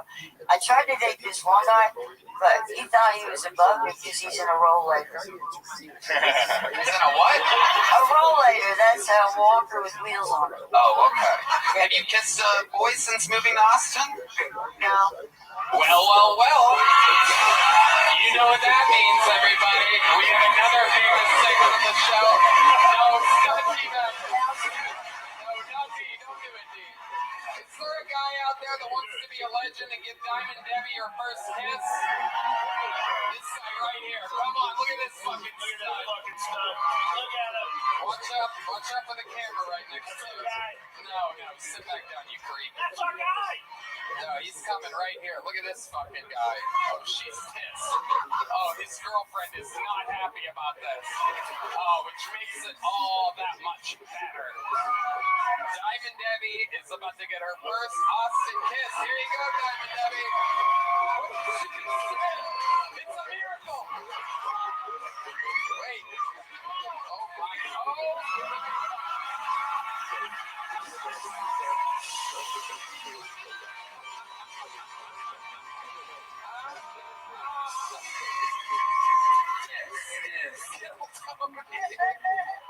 It's all right. He's crying. No, it is okay. That was funny. That was actually touching. It was.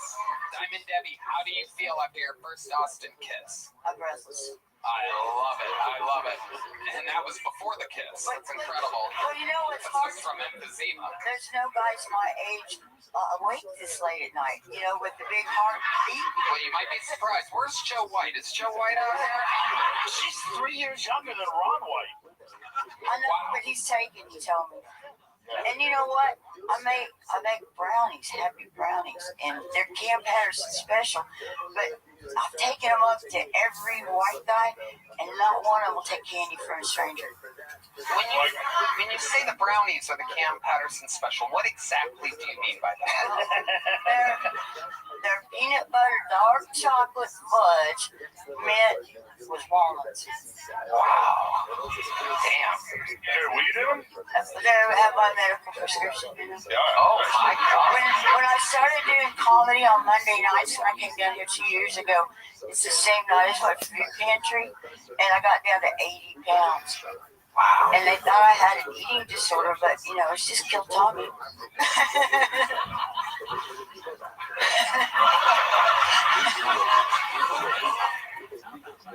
Diamond Debbie. I'm getting word that there's another boy that wants to kiss you. You want to kiss another boy, Debbie? All right, let's send out another one. I'm getting word that there's one more. To make this poor lady stand up, Tony. There's one more. Oh, my God. Look at this. You say brownie 3 times, then you're coffee.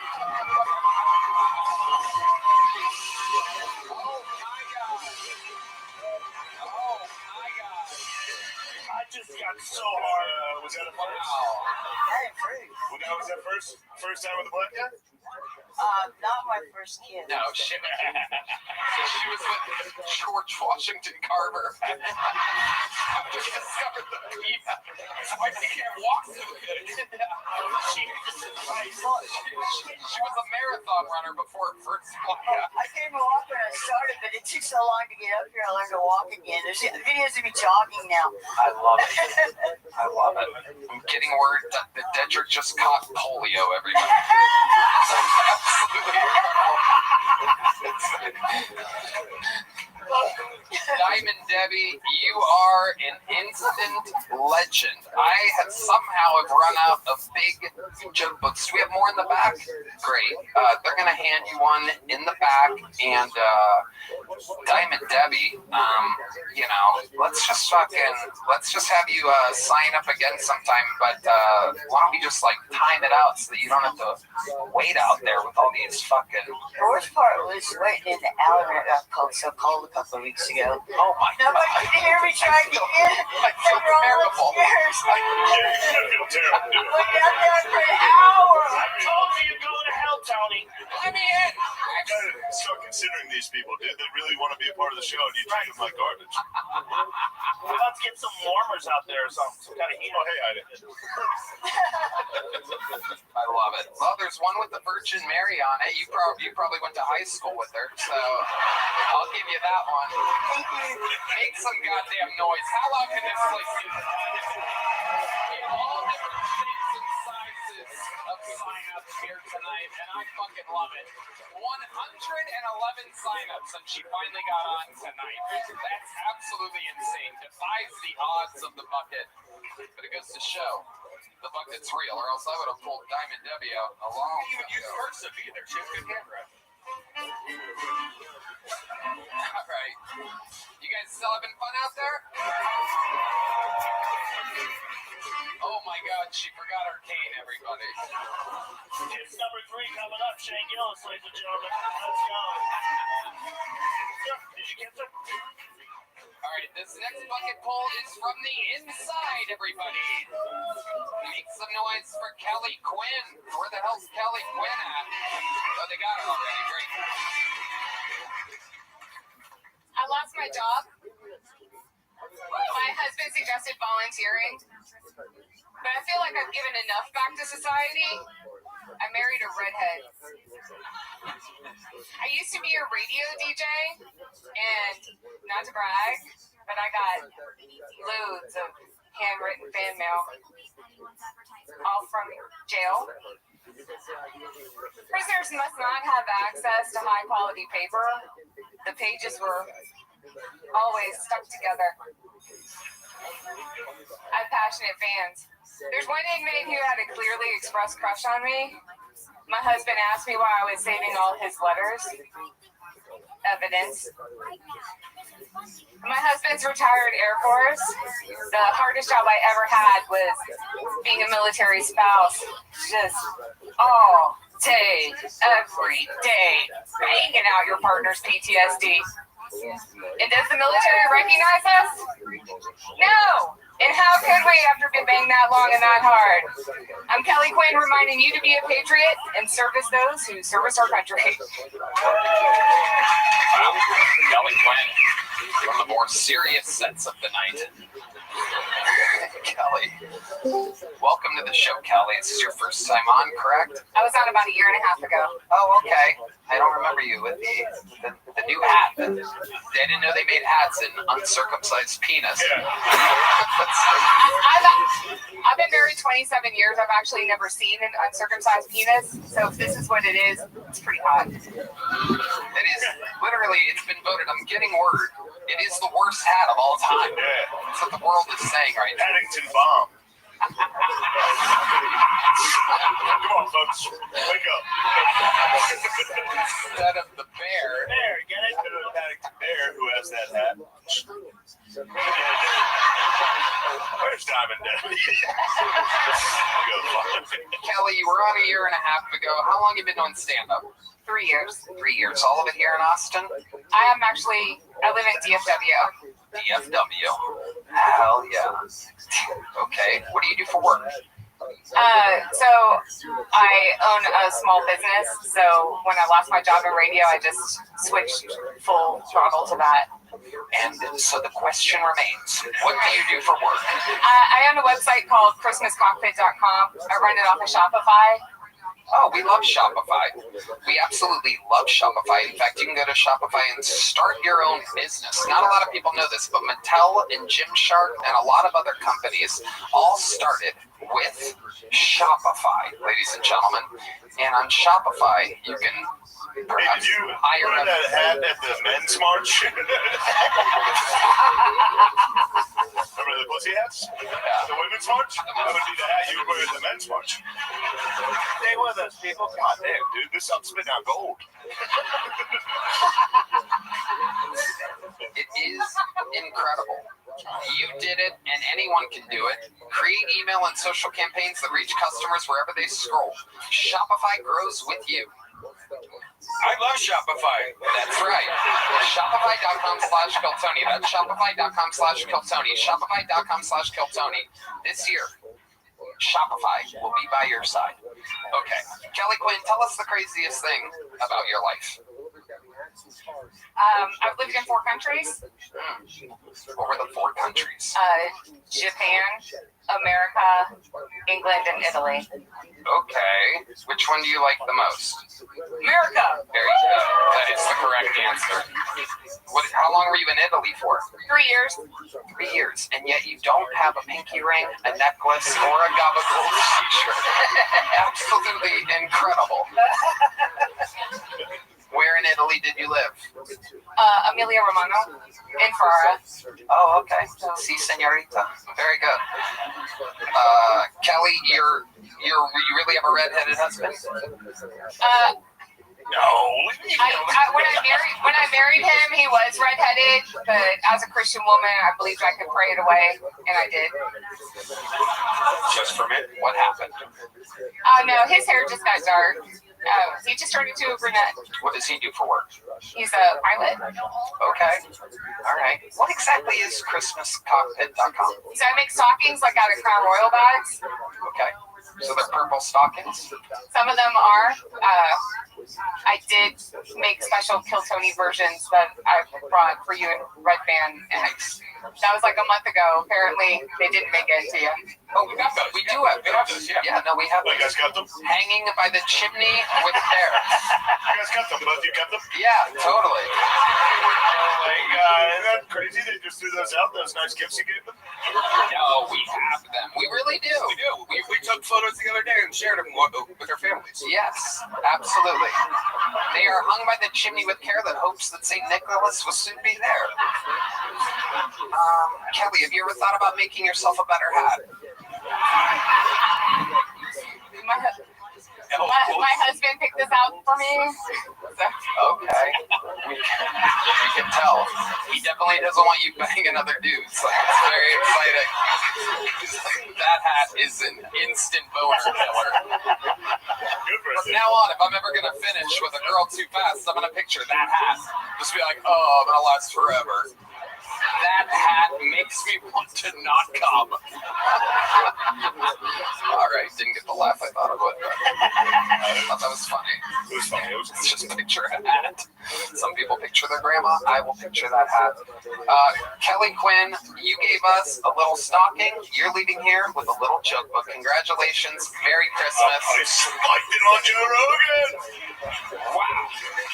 How dare you hit a book at Lord Charizard like that? All right, back to the bucket we go. You guys still having fun out there? God damn it, motherfucking right. How about a hand for the lovely Heidi? This looks like an interesting name. Ladies and gentlemen, make some noise for Tadpole Triplet, everybody. Tadpole Triplet. Oh, boy. Here we go. Make some noise for Tadpole Triplet, everybody. Here we go. The clock has begun. Did you ever walk into a room and not be the craziest motherfucker in there? What the fuck is that thing? I appreciate y'all giving me a little time out of your day. They don't let me out much. I need this shit, yo. I've been in a really, really dark place lately. I'm about to pay the electric bill. So the future's bright. Let me tell Hunter what jokes up here. No, I am not Ted Kaczynski Jr. Y'all are insensitive. Ladies, sliding in my DMs. Talk about Tadpole, why don't you shave? Look at Tadpole, so handsome, why don't you shave? Because y'all, if I shave, I look like I majored in lacrosse and fraternities. Right? A little rapey. We don't want that. So instead, this is what y'all get. Look like a homeless MMA fighter. Fucking Conor McGregor. Tadpole Triplet has arrived. Welcome to the show, Tadpole. Who the fuck is this guy? Still tagging the Conor McGregor joke, I see. Set has ended. Welcome, Tadpole Triplet. Is that your first time on the show? Yes, sir. Welcome, welcome. How long you been doing stand-up? 39 years. Really? Yes, sir. You've been performing on stage for 39 years. Yes. How old are you? 49. I'll be 49 in May. You started stand-up comedy when you were 10 years old. I did my first type 5 at a second grade talent show. Are you serious? I swear to God. Wow. Okay. Okay. Wait, you were 10 in second grade? Don't talk. Yeah, that took you out, Tadpole. Oh, Jesus. Oh, my God. Wow. Tadpole Triplet. Staring at Joe Rogan like he is the Liver King's angry son. I see a resemblance. One could say he's the prince, if you will. So, Tadpole, let's talk about it. You've been doing stand-up comedy for 39 years. What else have you been doing? You look like perhaps some time in Vietnam or something like that. I spent 20 years in Hollywood. Okay. Trying to be cute. What were you doing in Hollywood? Mostly a writer. Okay. Did you write anything that we might recognize? Perhaps some graffiti on a wall or something? And the I-5 underpass. That's okay. But what else? Anything creative? My biggest success was The Tonight Show. Jay Leno. You wrote it? You. Second grade. Explain to us. I wrote 4. You were a staff writer on The Tonight Show? I was staff, and I wrote for The Tonight Show. I was assistant segment producer, but the guy I worked for had a lung transplant. I spent 6 months just in the writer's room trying to learn how to write a joke. You were in the studio in Burbank, California? In Burbank, California. Wow. How long ago was that? Boulevard, it was 25 years ago. Bill Clinton was the president. Wow. Fucking Botox. This is incredible. 74. Now, Tadpole, you came out with a stool. Explain to us why you have a stool. I got hit by a drunk driver and broke my neck, and this is physical. It wasn't a Tesla, was it? We gotta stop this motherfucker. Oh my God, you have an actual neck brace. You took off the neck brace to perform. You have an actual broken neck. Yes. Wow. I'm going to try and tough it out and not put it on and look like a sissy. Are you a joke like a Rogan? What are you going to tap out? Tap out? No, put that thing on before you die. Yeah. Also, for real, neck brace is the funniest thing you can wear. It really is. I worked about 50% of the time that I was doing a minute and I wanted to give a lot. On stage would be very funny. For real. Yeah. I swear to God, a neck brace is literally the funniest. Before my minute to say hi, world. No, toss that fucking thing on, dude. I swear. How many of you wanted to put on the neck brace? Ladies and gentlemen, this is Phil Tony's history. It's the first time we've ever seen a man put on a neck brace with a broken neck after performing. Wow. This is incredible. So, Tadpole, tell us, how did life change? He's got to get the beard out of there. Tadpole, explain to us what it's like having a broken neck. You curl up in a ball like a crybaby for half the day, and then you decide if you want to be a tough guy and do a little bit of something. Right. And that was that day or every day? Pretty much every day for the last 12, 14, second grade, whatever. You got hit by a Tesla 12 years ago? No, that's all his idea. I got hit by a... That's writer's room shit. That was actually his idea. Shane said I got hit by a Tesla. He's doing a joke. Yeah. No, well, you got hit in fucking... Yeah, I got hit by a drunk Russian diplomat's daughter. A Bill Clinton Russian diplomat's daughter. Okay, hold on. When was this? 96. 96. Did you get money from this? I had to sue my grandfather's insurance to pay for my surgeries. Why is that funny? The great mystery. Yeah, I put all this effort into telling a joke and you laughed at my drama. They gave you surgeries and you're still braced up. What else have you tried? I wrote a book about my recovery, not about what happened. I'm not ready for that. Everybody's got a fucking book. I don't even have a book. I just made it up. So you perpetually have to wear that brace since you were a kid? No, I was almost 19. Right. Okay, so you're almost 19. You broke your neck then. You're 46. You still wear a brace every day? About 50. If I don't have something I can lean on, I didn't wear it. Right.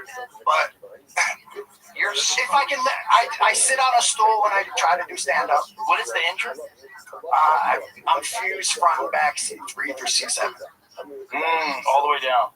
No, it's just titanium. Oh, wow. I gotta go up and down, but I don't want to because it's around my brainstem, and I got a little bit of smart slate, and I don't want to get strangled out by titanium. I will say that you do have the coolest fucking neck brace I've ever seen. Thank you. Most of them suck. That one's actually like a you got bottom of it like a stormtrooper mask. Like fucking cool. This is my dunk contest moment. Hold on, let me get it up. What's that do? It's like traction. It looks like a traction machine. But I can't talk with it because it locks my jaw. So how you doing? What's up, Charlie? What's up? Your story is absolutely incredible. Do you ever sit on a park bench and talk about how life's like a box of chocolates? I'm going to tell you what I'm going to do. It's something that I've never done before with anybody in the history of the show, but I'm going to pick up the tab on this. I want to see if the great people over at Ways to Well can possibly zip something into you that might be able to help you or give you some type of relief. We are friends with the great people at Ways to Well. They provide unbelievable, miracle-like health care to people, and we're going to see what happens. Probably not much, since your neck's been broken as fuck for like 30 years. But they said I'd never walk. Now I can sprint and jump for like 90 seconds. Don't do that. Yeah. Stop doing that right now. I listened to them and I sat in a bed for a decade. Now I get up every day. Yes. Don't break your neck again, motherfucker. I'd be in a cage right now if I wanted that. I get a little taste of that again, but I'm not that retarded. Not that. You are that retarded. You're allowed to say it. Just because my mother drove the short bus. Hold on a second. Did you point at me and withhold from saying it? That's very, very funny. I was giving you credit for a really. No, I would never do such a thing. All right, you are funny. All right, hell yeah. You got some merch set. I got some merch. What? I see a tadpole on your fucking shirt. Oh yeah. This is my breast cancer charity, Habitat for Humanity. You have a what? Habitat for Humanity. I get it. For humanity. Humanity. For humanity. Yeah, well. That's great. Tadpole. You're a wild boy, Tadpole. You live here in Austin now? No, I'm about 300 miles away. Okay. Where are you? Up near the Oklahoma border, Halford, Decatur area. On the way to Wichita Falls. I'm not really there, but I'm there. Okay. I was in LA for 20 years. The whole world shut down. Everyone got re-read. And then I was like, my brother's got a house. I could live in the basement. That makes sense. Yeah, the basement's nice. Do you have a girlfriend or wife? No, they won't touch me. What are you talking about? You're not interested in the ladies? Oh, I didn't say that. I didn't put words in my mouth. I say that. Habitat for Humanity, bro. I love it. I'm trying to save all the titties. What are we doing? We're chopping them off and stuff? Get the fuck out of here. No more. Titas bolitas. Cut it the fuck out. Cut it out. Cut it out. What are we doing? You ever been in the military? No, my whole family. I wasn't brave enough. Oh, okay. I wrote jokes and dribbled a basketball for my life. I was pretty privileged. You were good at basketball? Yeah. Berlin, I can't understand what you're saying. Tadpole Triplet, we are going to get your contact information. We're going to try to see what Ways to Well can possibly maybe do for you. They pull off miracles, but nothing's guaranteed. Here's a big joke book. You got that? You want me to get it in the hoodie? I'll get it in the neck. Got it.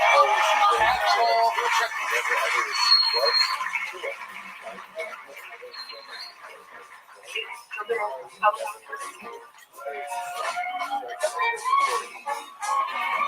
Shane Gillis, 1P, brought to you by Bud Light. There's the lovely Heidi. And we're going to get another bucket pull up here.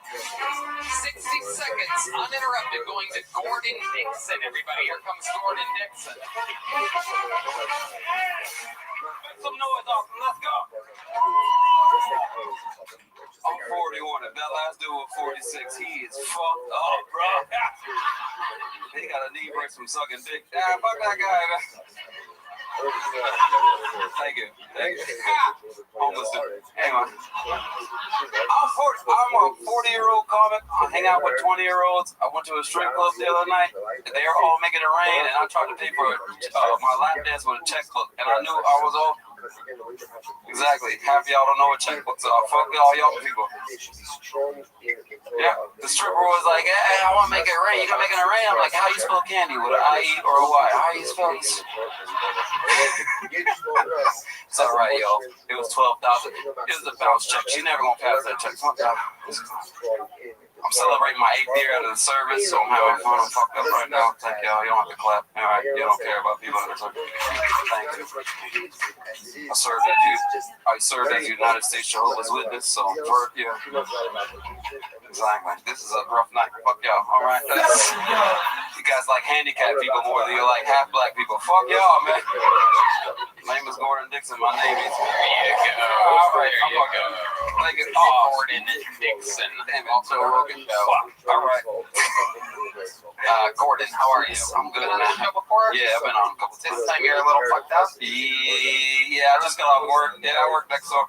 It's my fault. What did you drink exactly? What did you do, Gordon? Every shot people bought me, right? There's some people that bought me shots. There's another guy who bought me a shot. Yeah, fuck that, man. It's Austin, man. It's weird out here. You have to get fucked up. No, you don't. All right, that's what I was told when I moved out here. All right, they fucking lied to me. My bad. All right, Gordon, you're kind of changed. You missed a lot. You did, man. I'm glad Shane missed it. I'm sorry, Shane. It's all right. Gordon, I know it's. You got to guess how many shots you did tonight before tonight's set. How many would you guess? Just a ballpark. Good strong 3. I did a strong 3. Okay. Yeah, strong 3. But I'm old, so I shouldn't do any at all. I should stop drinking at this point. But fuck it, you know what I mean? All right, Gordon, I'm going to let you off easy tonight. All right, I was going to get you out of here with a little joke. Right, there you go, Gordon Dixon. All right, let's get one last fucking pull up here tonight. Make some noise for Lindsay Campbell, everybody. Here comes Lindsay Campbell. Here's Lindsay, everybody. We know Lindsay. Hey, guys. Erica Kirk has been hanging out with Nicki Minaj lately. Have you seen that? She's trying to convince people that she's not racist. But she does run her fingers through people's hair when she hugs them. You can tell she doesn't have a single black friend.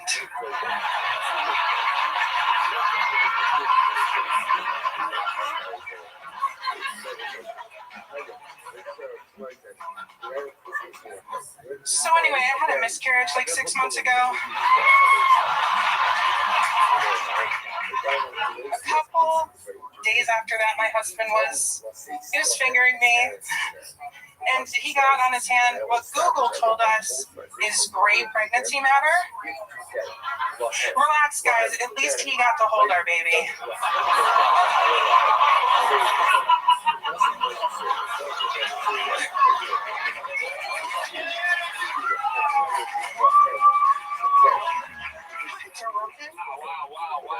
Wow.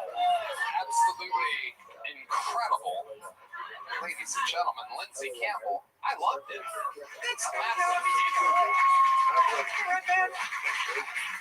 We know you well, Lindsay. You are married to the adorable little William Montgomery-looking character, little chubby cherub boy.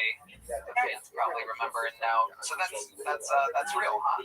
Yeah, Trey Campbell, Dr. Peppers. We got married on May 3rd, 2025.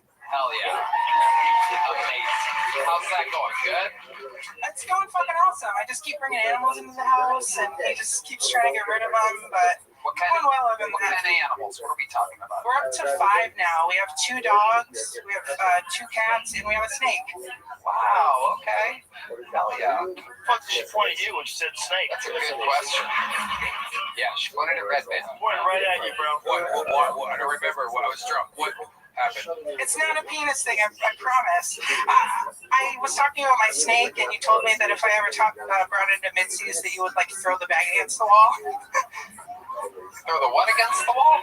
You were drunk. I said I was gonna bring a snake in a bag and have you touch it without him knowing. You got drunk and said you were gonna kill her snake. Those of you that wonder what Red Band's like after the show, real sack of shit. Real nanny. I'm gonna kill your snake. I love it. Lindsay, what do you do for work?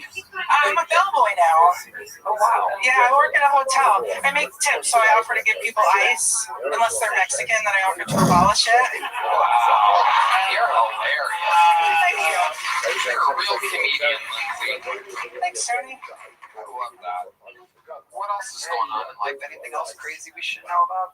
I just got a job for the first time in like 6 months. That fucking sucks. Yeah. That's the bellboy thing. Yeah, it's the bellboy thing. And then we got our dog Speed, so she has a tattoo now. It's a swastika. It's because she's a German Shepherd. Hell yeah. Sorry, Tony. It's amazing. No, I just go from 1 to 10. I get that joke at 9. Thank you. 9, 9, 9, 9, 9. There you go. A little fucking alley there. I like that. Oh, those are my balls, Shane. No way. Shane. I would never do that. Shane just had my balls. No, I did not. Yeah, you did.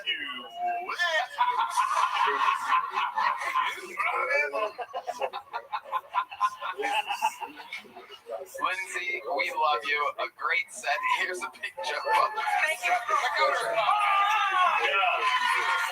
What? Check out her cupcake.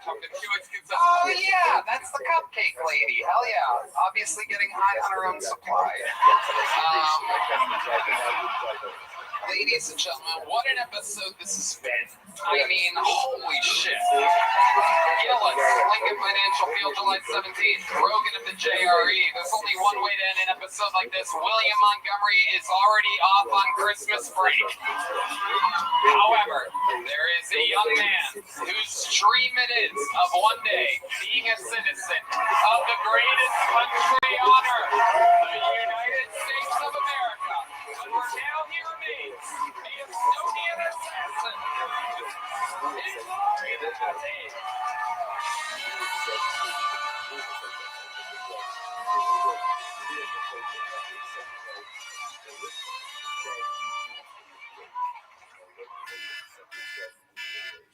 So, everyone's terrified of AI. It's common. But what do you do for work, sir? Best to control business. You have like 6 months left.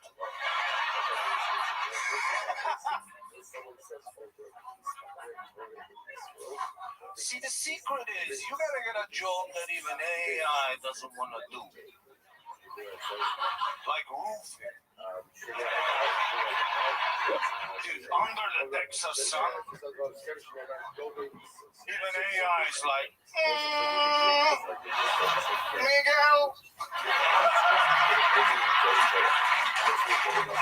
get up there. It's too fucking hot. My batteries are overheating. This is fucking ridiculous. Hey, Brandon, can you mute your other device?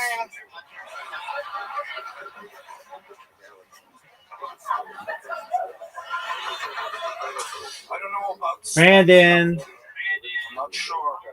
I think AI is too algorithmic. can you mute your other device? People don't relate to perfection. People relate to mistakes. AI ain't about that life. AI ain't gonna say the N-word. AI ain't Brandon. comedy club waitresses. Brandon, can you mute your other device? AI stand-up is gonna be all algorithmic.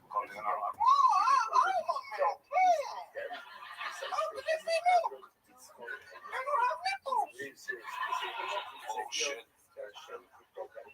Also, if AI is so smart, how come every time I try to log into a website and to make sure I'm not a robot, they ask me to identify 3 traffic lights in the picture? So you're telling me AI sees this puzzle?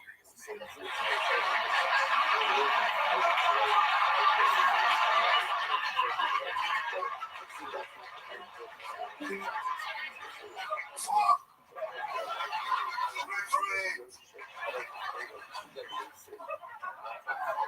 So he gets flustered by traffic lights, but what the fuck is a Waymo? At one time they gave us 45 seconds. Working overtime tonight. And without a doubt, the best set of the night. This is incredible, are you, Maddie? You've done it yet again. Kind of fucked up the order of the joke. Fuck. There's a whole different order, you know, you just have to fuck it. Yeah. No one even noticed. Thank God.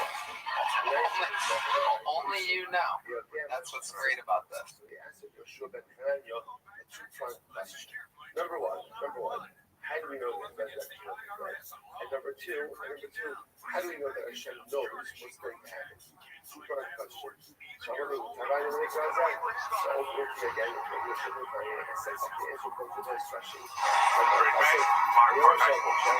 Stevenson, Oklahoma, Stephon Diggs, Will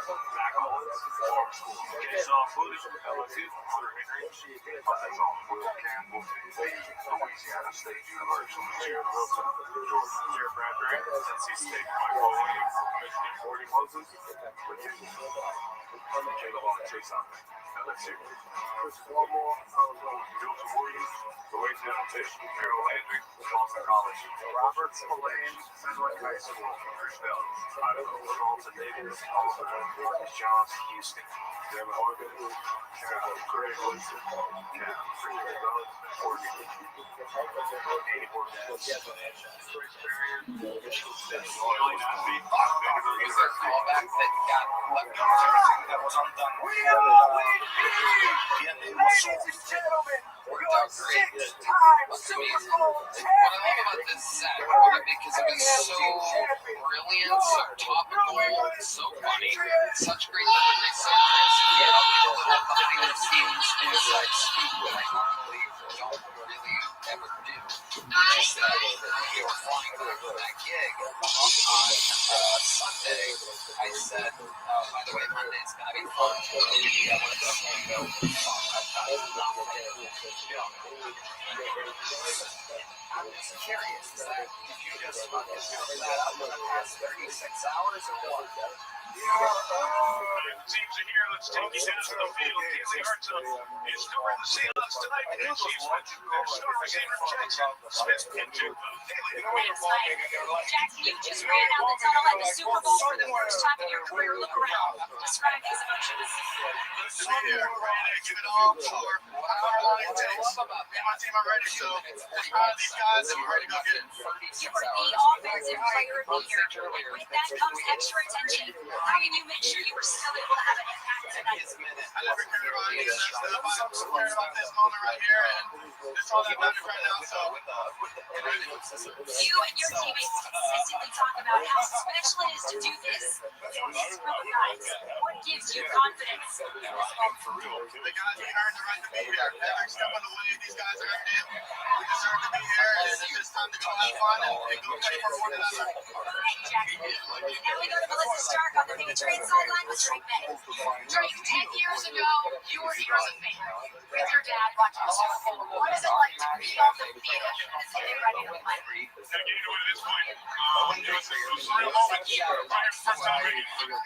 Much better if you were down here. You were going up against Seattle defense that's allowed the fewest points in the NFL this season.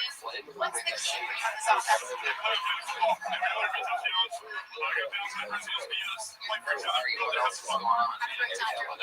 All right, one note about Drake's right throwing shoulder. He's been on the injury report for the last 2 weeks, and he called on Friday. He told me he has no worries. The cold weather certainly helps. He told me he plans to sleep tonight.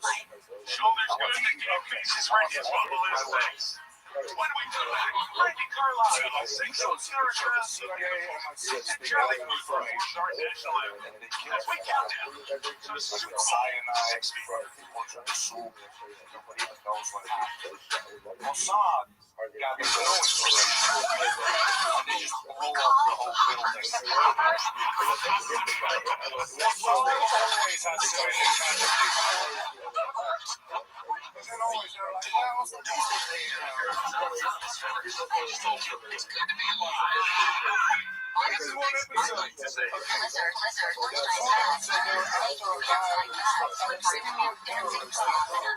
September. These are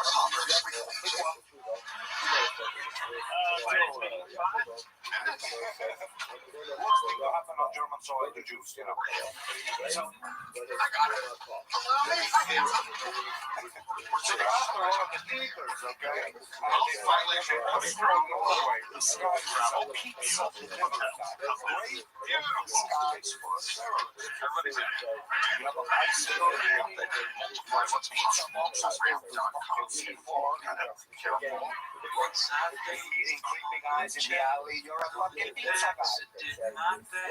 So the Mossad tracks this guy down. They pull up on him in a car in Parliament Square, downtown Oslo. Blow his head off with a shotgun. He goes flying into the guy's face and they connect the brains out. The Mossad is a successful mission. Find out wrong guy. Regular pizza guy. Every detail missing adds up his life. Imagine him at the funeral. And your parents are like, what did my son do? Oh, Black September. Whether your team did it or not, see that on the downside of the Mossad is they all did wrong. Now those guys got caught. It's after they blow the guy's head off.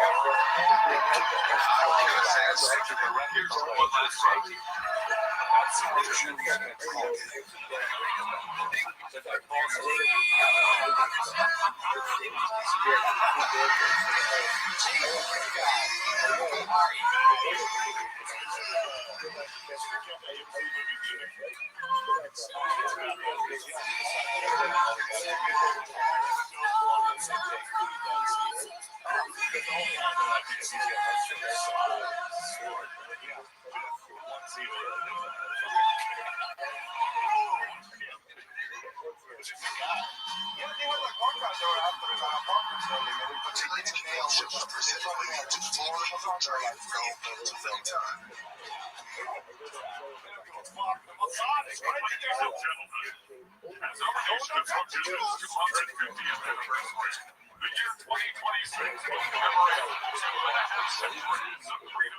unity, and the founding ideals set forth in the Declaration of Independence. The National Football League, Seattle Seahawks, and New England Patriots I had it sent away and put on the top of my American Christmas tree. Community Commission in honoring this historic milestone and reflecting on the enduring spirit of our country. Now, citing American Yahoo and American Sign Language is Oh my God.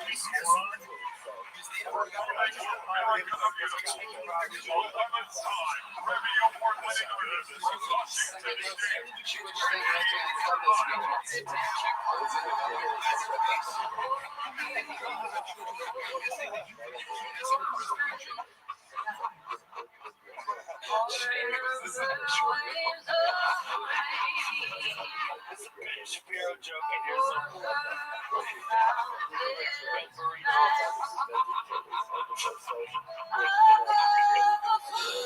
Oh my God.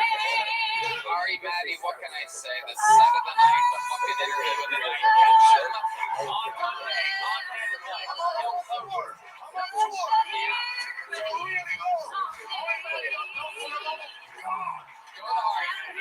See this man's full-length set. You're not gonna fucking believe it. If you love it the minute, you'll love his hours. The drawing of Brian J. emailed us in. That is DJ Rogan and Shane Gillis. Let's see what Chris Rogers drew over there. Oh, Shane Gillis, look at that. Oh, yeah.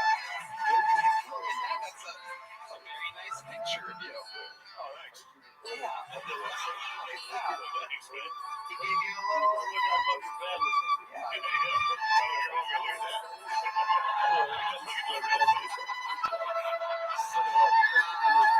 Shane Gillis, ladies and gentlemen, July 17, 2026. Lincoln Financial Field, the biggest scale comedy show of all time. One more time for the motherfucking man himself, Joe Rogan. Next Monday, go to Netflix, watch the whole goddamn thing, and tell everybody that you know. Watch Tony Once Upon a Time in Texas Film live at the Moody Center on New Year's Eve. Airs on Netflix next Monday. We will not be here on YouTube. We will be only on Netflix and then back on YouTube the next week. Fuck yeah, man. We did it. What an episode. How about one more time for the best damn man in the land? Check out their sizzle pandemonium. Every music is available. They're both Tony Dan. And we did it with it. We love you. Catch us on Netflix next week, motherfuckers. Good night, everybody. According to Sign, our final performance in American Sign Language is crispy. And now, to honor America with the singing of our national anthem, please welcome multi-platinum award-winning artist and composer, Charlie Puth.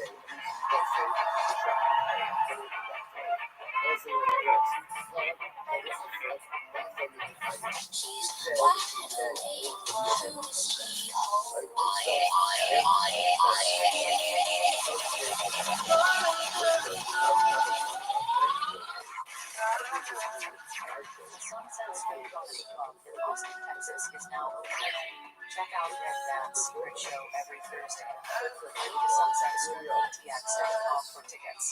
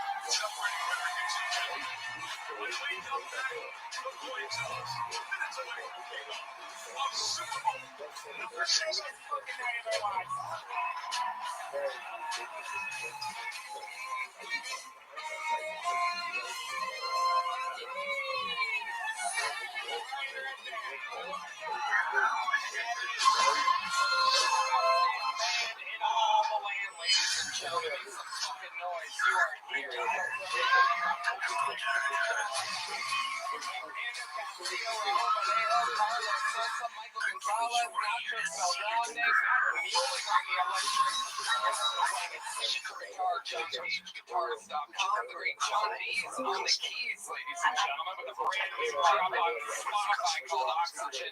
And this is indeed the one and only King Magnus live in the flesh. We are here with an absolute hootenanny of a show for you. Before we get started, here's a little bit more of the amazing sponsors. Austin, Texas, but we are just in the ladies and gentlemen, we are the actual Tony Show 2 February 28th, Dallas, March 28th. Go to TonyHinchcliffe.com for tickets right now. Come see an actual show in the great state of Texas. One in Houston, February 28th. One in Granbury, March 28th. TonyHinchcliffe.com to get tickets.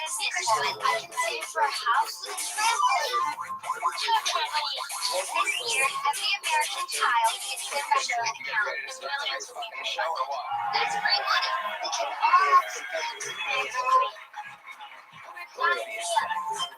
Strategic. Yeah, sometimes the best meetings in the world. Tonight we have two of the best comedians in the world, one of the greatest athletes of all time. Ladies and gentlemen, the three residents of Austin, Texas. I present to you Lance Armstrong, Matt McCusker, and Tim Baker.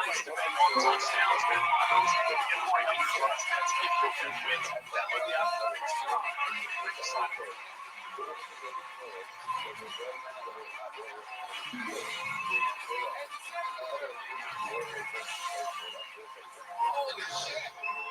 That's a fucking panel if I've ever seen one before. Matt McCusker here has a brand new special on Netflix, Humble Offerings. Tim Baker has a show with Matt McCusker on the Alvin on Support Tuesday every month with us on the freaking account.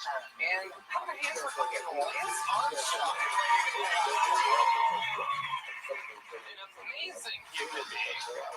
And I can say, one of my friends can call show me for crazy life. It's amazing. We're gonna have a lot of fun. Hammer. Hammer.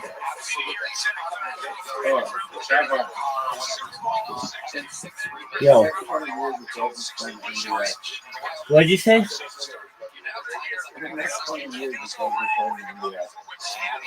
Who will play in the NBA? A dude? Adults will play in the NBA? Oh, dogs? That's what you're so fucking excited to tell me? Yeah.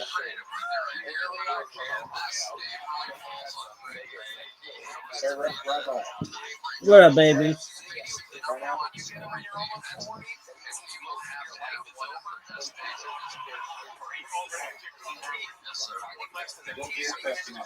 Dude, watch the Super Bowl, big man. All right, well, I am too. They're about to do the coin flip. All right, I mean, what do you want me to do about it, dog?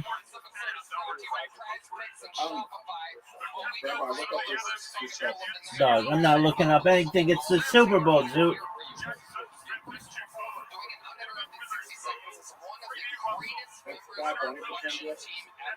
Dude, just turn on the game. Brandon's streaming it. You can watch it. You can watch it with Brandon.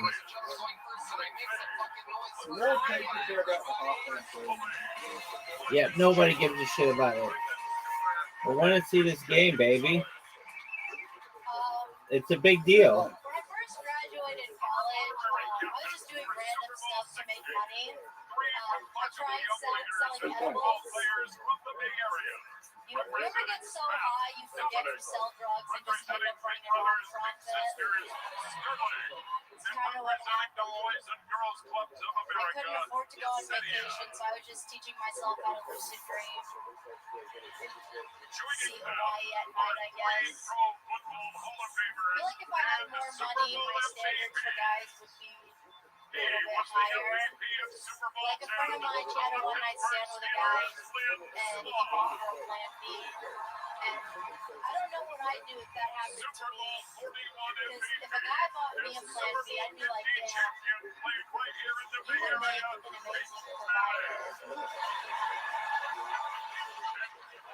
I wouldn't even take the Plan B, I would just keep the box to show my kid.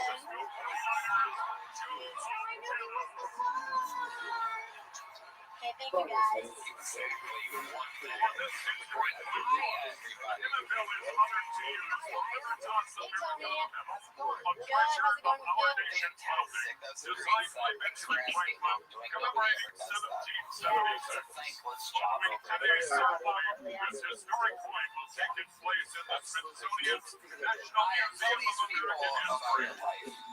My life, recently cut my hair. I think I was thinking I was like, oh, I'm trying to be attractive to women, but then I really thought about being a lesbian. And is it gonna be heads or tails, Zoot? vaginas are a little bit acidic, and Heads or tails? to get in the hair. Zoot, choose heads or tails. I want to fall in love with someone, like preferably Indian, because I don't know, when you fall in love with someone, you really get to know how their mind works. And Indian people always seem to have a really, really good song stuck in their head.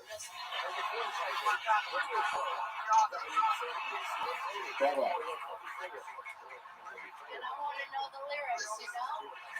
Just sing along. They don't. So when you say you cut your hair, did you cut your Heads.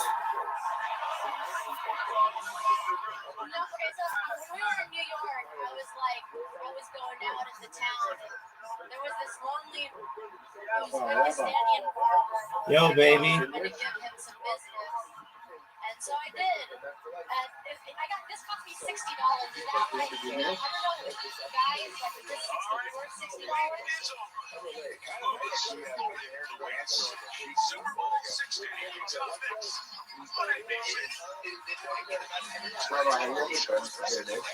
Dude, you talk during the Super Bowl more than anyone ever.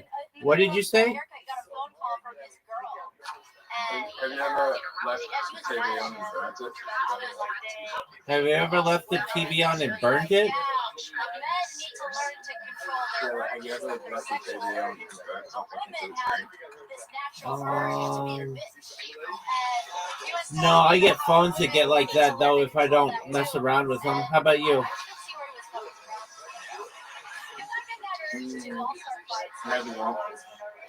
Okay, what was burned into the screen?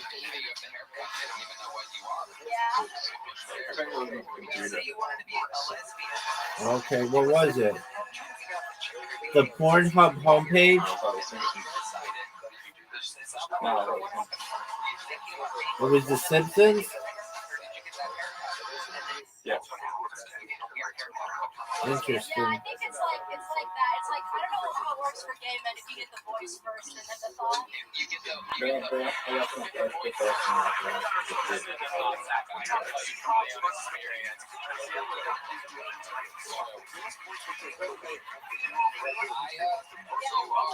absolute fucking little angel. We love you. You're an amazing heart.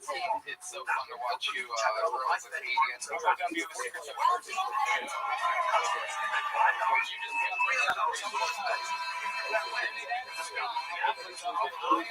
Party started, and now we switch over to everyone. This is where chaos happens. We meet people all together.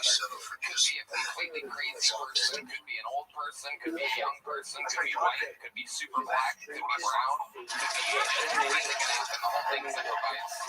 You guys ready? Pretty fucking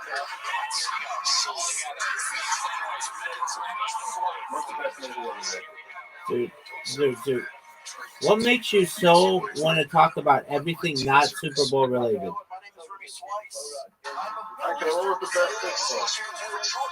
That's a good question. I don't know the number, but probably when the Patriots came back, it was like in 2019. They came back from like down like 26 points or something.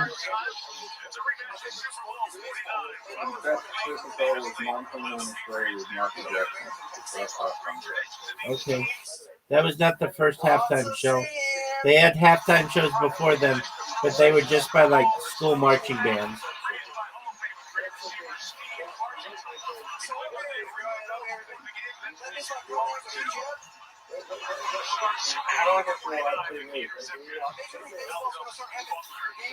How was it on live TV?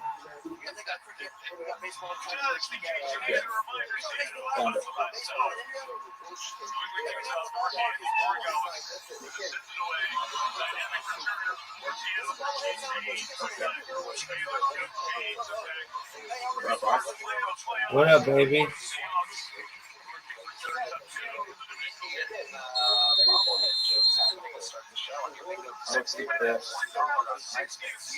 Dude, just focus on the game. It just kicked off.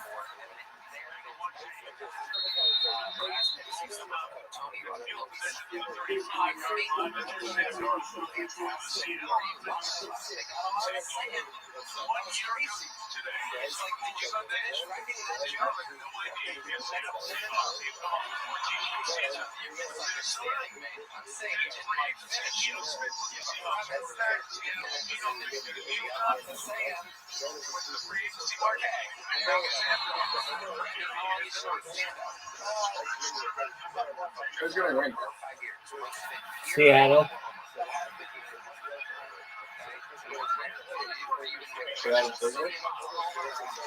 That's correct, big dog.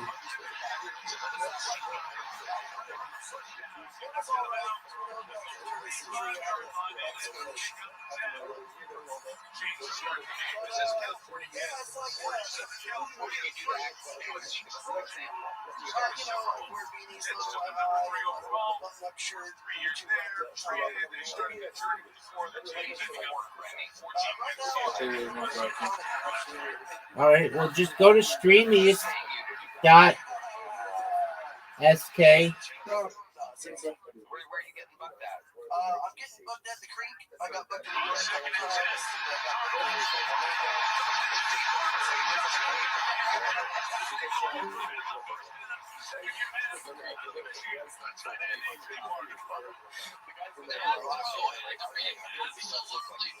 You're going to see the matchup right there. Joining a Marcus Jones. Start my own. I can't believe you missed that.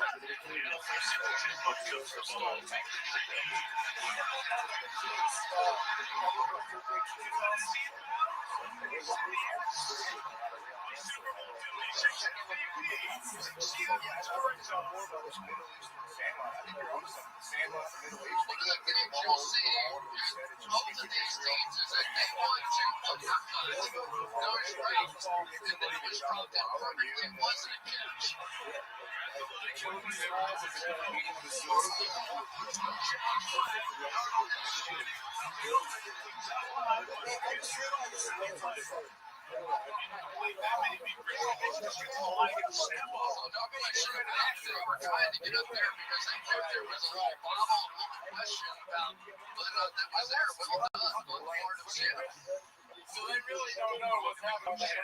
Exactly. Never mind. How many of these people are coming up here? I might have to be doing recent replay. You know what's going to happen? People are going to unless you go to challenge, they just shake your way and so strong.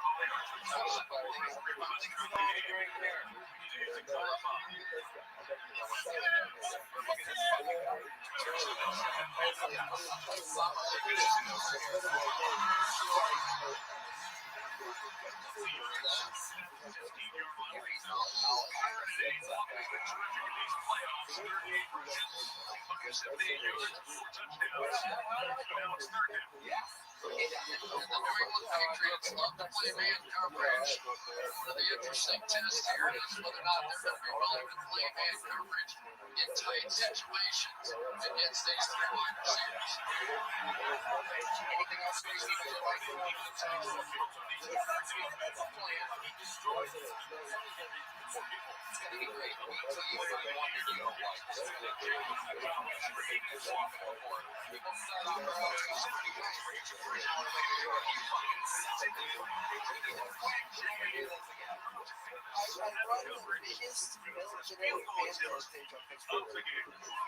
They are saying that the New England Patriots secondary, watch them jumping routes in here. Man, the passes that were completed down the field were so close to being picked, and it looks like the Patriots have come out here and decided, look, we're going to take our shots. We're going to go try and get one away from Sam Darnold. They have been very aggressive. Over 7,000 people season.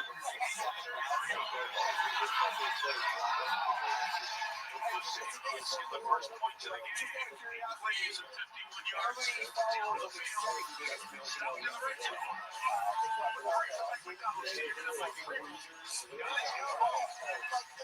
Alright, so the guy that killed himself, his sister joined the group. And then she tried to run it, and I was like, get the fuck out of here. And then someone else reached out on behalf, and I was like, you're pretty much glad to be your mom. It was from the ground up. That's exactly what I said. They were my pages. And someone reached out on behalf of me, and I was like, she wants to pay this $5 grand cash American.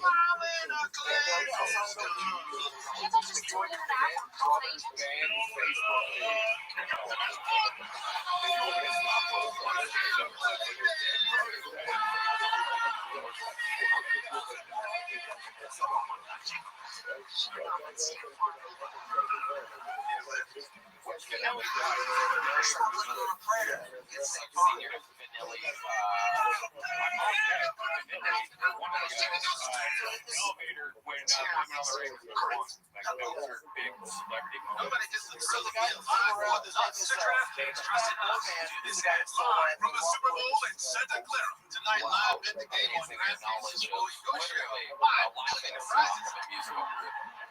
There's so many live options to bet on.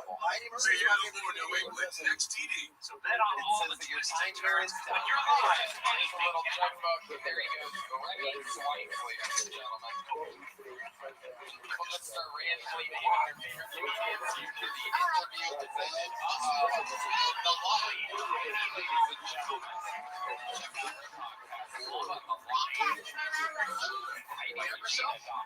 Love on the line. How about one more time?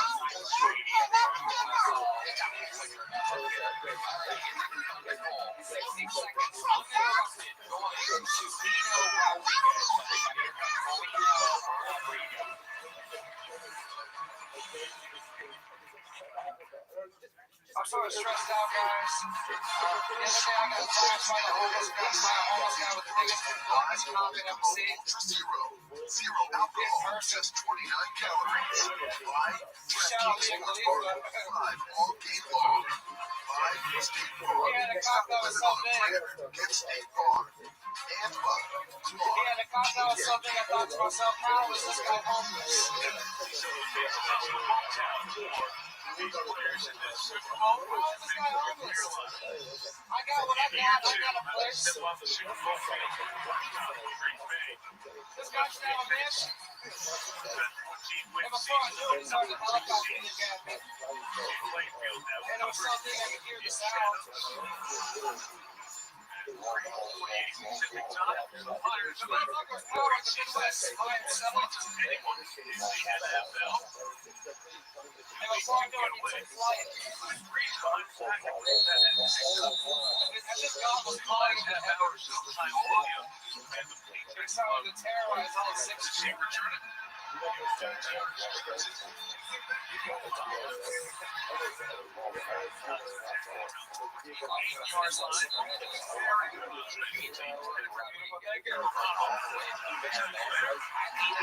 How's it going? Good. That was okay. That was good. That's like the best you've ever done on the show, right? Yeah, I think so. Oh, good. I think so too.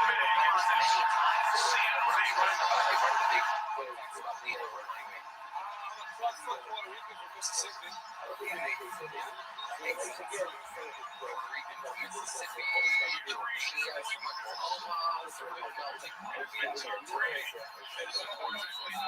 So how fun is that? What does that mean that your toes are like way up in the air?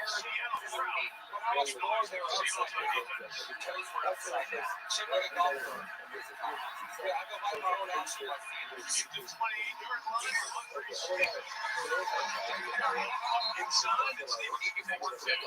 I'm working a multi-gas company and I also work in a sports shop selling food on a bus.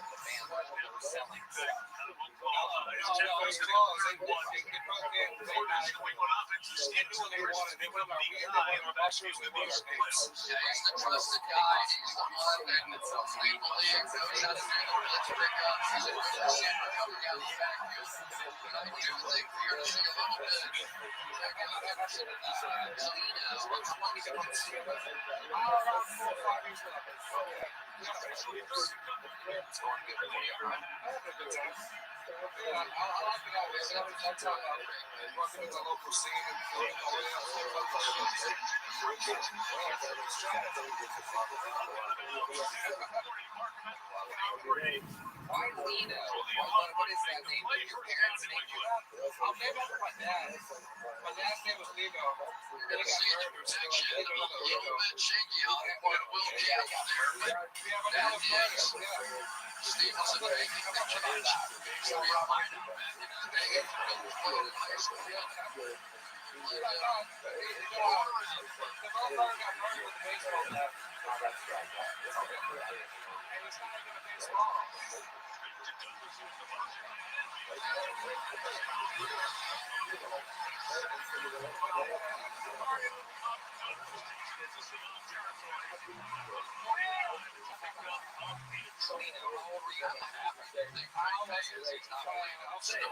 This is an all these teams have come out throwing the ball in. I'd say Bob Douglas this year. It hasn't been every game. He has had some plays, really exciting big plays on this offense.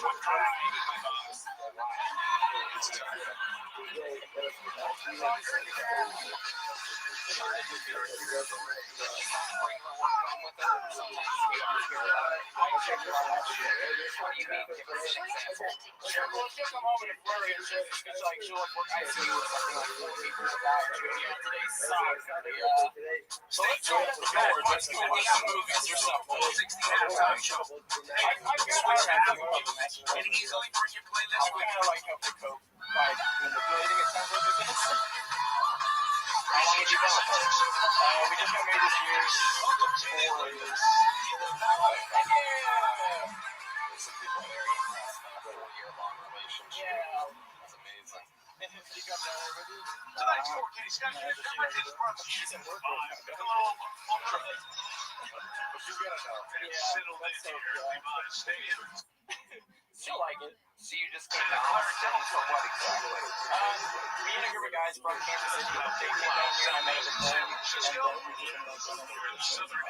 Seeing it crazy over here in Austin. There was like, I mean, I hate to just be like, yeah, this guy, like there was some guy at the top of the list.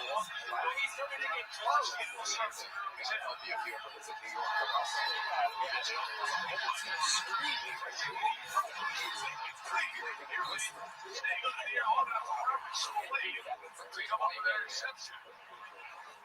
Well, they told us Sam Darnold had a little Brett Favre at him, and I'm starting to believe it. He is throwing into tight windows here. That one just figured like had enough room. And so far, it has been the pressure of the secondary that really has impressed me. Darnold's going to take a shot on the back end of that. It almost looks like defensively, New England thinks they need to win the game on this side. Great ball. That was funny and clever. So just we're gonna keep it moving along. We have a special treat for you, ladies and gentlemen. Four favorite characters that we ever found here on the show is Wide receiver in the National Football League. This is the one and only Sir Winston. Everybody, here we go.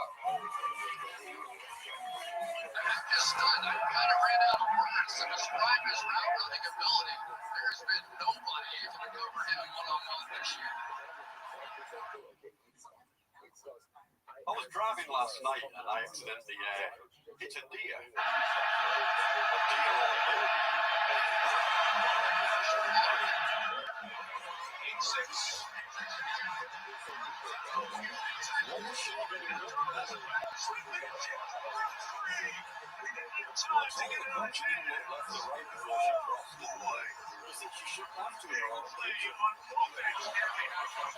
Oh, what an escape, first of all, by Sam Darnold. And then a jump back with escaped out of the back end. And oh my goodness, it was a walk-in touchdown. Jalen Hawkins just missed, got up and hustled back, and it just forced Darnold to right at it.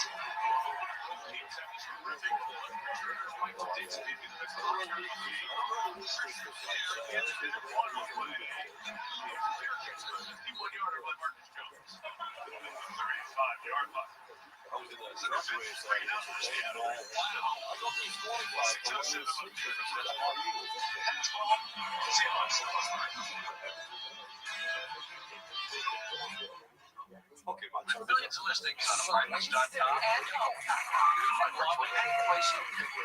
I love your style, man. Like,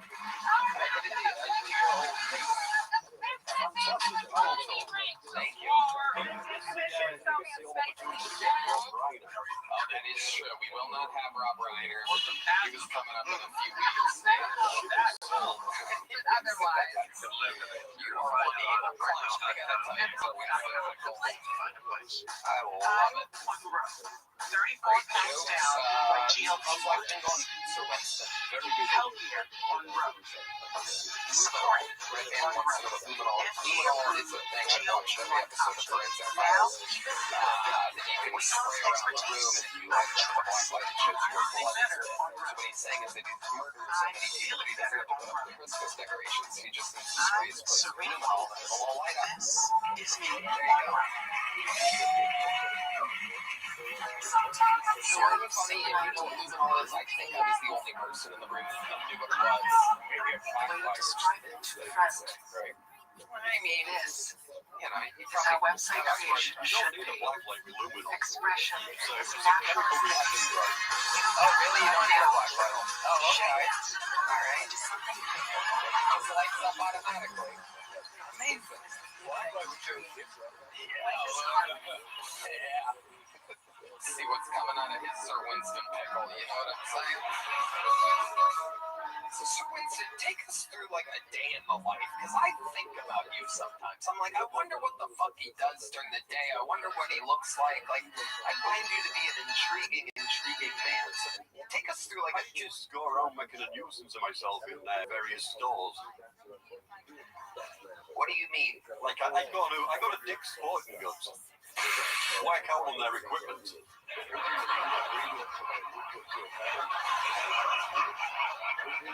Actually, I've just bought a rowing machine. Yeah. Got a great price on it, but flooding the living room every night is costing me a fortune.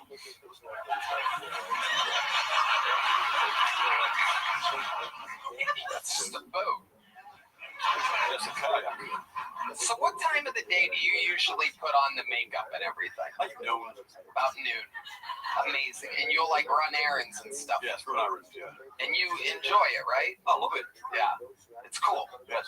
What do you do? What do you do when you're not in the makeup? Is there anything that you do? Like you don't go to like a doctor's appointment like that, do you? Once or twice. Okay. What's one of the weirdest places that you've been in that makeup where you got a weird reaction? DMV? Do they let you take your driver's license? No, they don't let you do My that. driving license picture is totally different. Okay. No, nobody wants to do that. Any other weird times where you're Sir Winston Pickles? Well, when I used to DoorDash, I did try it twice. Oh my God. DoorDash. The old ring cameras. Oh, I can't even fucking imagine. Yes. People must be Come scared. down the from that one. The Absolute Super Bowl 60 halftime show. Yeah, that's just straight up scary. I love it. And you're married, right? Is she a clown too? I should say my ex-wife. She's a clown. No. Oh. What does that mean? Right. Oh, I got you. Great, Sir Winston. Well, another great set. So much fun. Always a pleasure to have you. So Winston Pickles, ladies and gentlemen. The evil, dark clown. No longer takes so dark when you step out of the pocket. He is become a quarterback. He is looking for that ball down the field. And he can dissect. Was on the show. All right, here we go. Your next bucket full goes by the name of Taylor Ferrer. Is it Ferrer? Taylor Ferrer.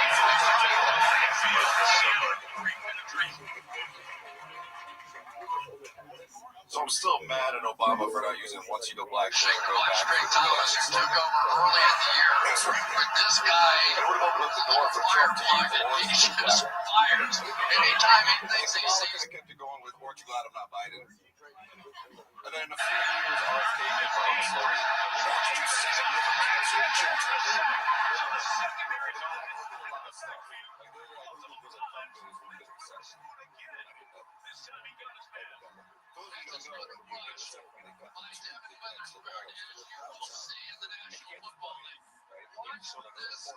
Fly up. He's going to make the first tackle miss and go right through the rest for a routine sack. They have two guys out there, Witherspoon and Evan Moray, who are as good as there is in this league. Putting the pressure off that edge. That's great.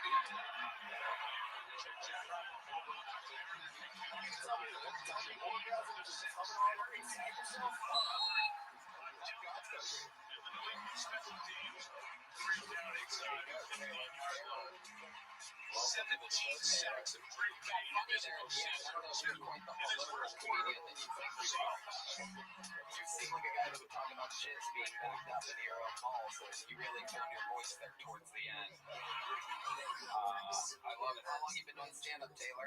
It's like my 10th time. Oh, wow. You're new. Yes. Well, how long? For 10 times. Yeah. That's really great. How long ago was the first time? So I started actually like right before pandemic. So I was in PA school, and then I was doing it just for kind of fun. PA school? Like, okay. So I was doing it during PA school, we all go out together. And then, wait, did you see that guy's wife was going to school with? Yeah. And I did it a few times in the pandemic, and I just stopped. Started back up a couple of years.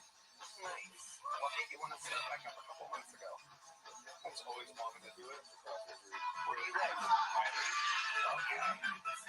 Seems right. So what exactly do you do for work in Miami? I work in New York. You work in New York as a regular... Right. And so what's the craziest stuff that you've seen in it? Yeah, Miami emergency room. You can't even fucking stop it. Not long ago, this older than 84-year-old lady came in. She got a UTI. And so we were checking her out for that. And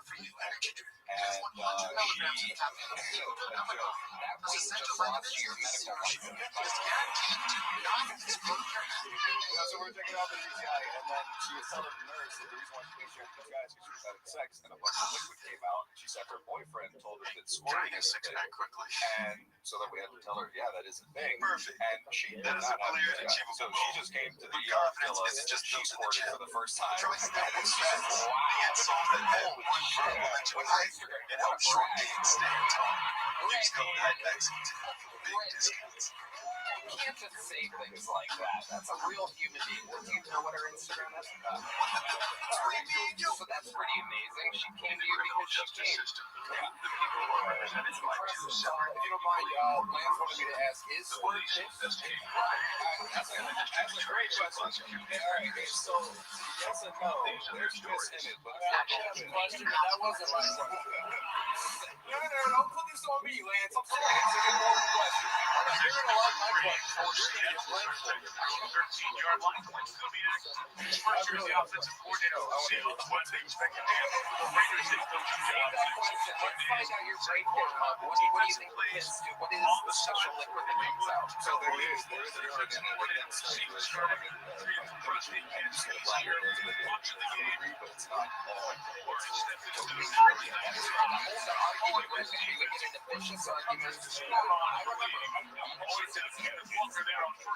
That's what I'm saying. Back in the day, thought it was deep. Looks like we are going to have a defensive football game, doesn't it? I mean, it really does. Such an impressive play out of New England in the secondary. Seattle's defense as well with all of the turnover and disciples. Everyone is just super hydrated all the time. That was what made me buzz. You're exactly right. I'm like I was saying, I'm going to go back to my thing, and then we're going to get to Lance's question. I'm a converted squirt believer. There was a period of time where I was anti-squirt, was convinced it was just straight pee, but I got to tell you, it's something else. Tastes way better than pee. Definitely. Red Band said it. I might completely agree with him, but in any matter, disgusting, Red Band, you're so gross. Let's go over to Lance Armstrong. Yeah, but is that true about the vasectomy? That can't be true. It doesn't stay inside. I think there's different. You're supposed to know. I'm not a PA or a doctor or anything. There's different ways. One of the ways is to leave it open, but there's also ways that I think that they do actually. So there's anybody in the room had one of these things done? I did. Yeah. Anyone give themselves a fucking? Were you wondering this? Super vasectomy? What? There's nothing comes out? Oh no, you still have seminal fluid coming out, but it doesn't. Okay, yeah. It tastes way better. It tastes way better.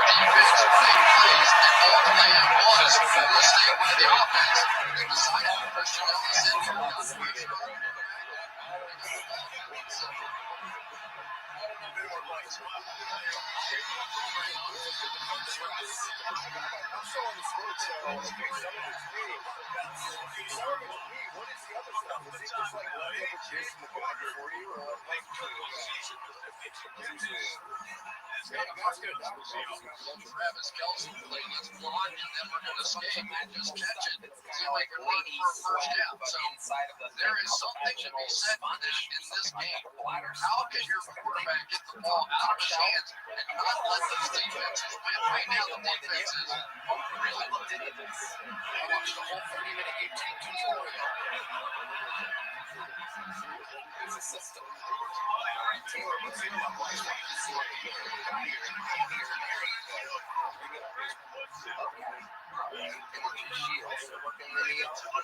Makes another one there. Botox fillers. Well, you knew trick plays were coming because this is simply the way it is in Super Bowls because everybody has 2 weeks to get ready and, they got a lot of time down their hands. If a place where you shoot your load. Sometimes it's the old smash mouth question, Tony. Thanks, Tony.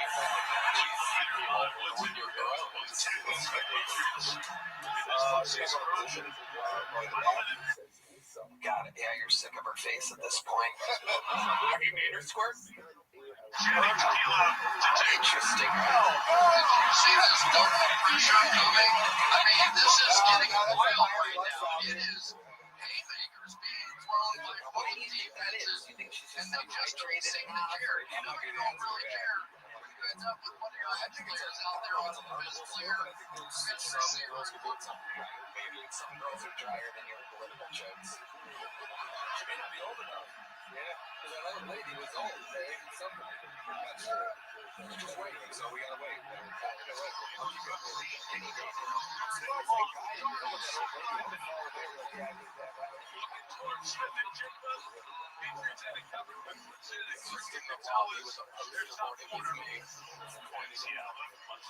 Amazing.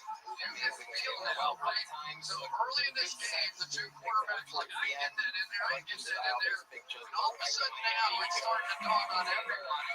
This might be a defensive game. I can't keep throwing them into those big situations.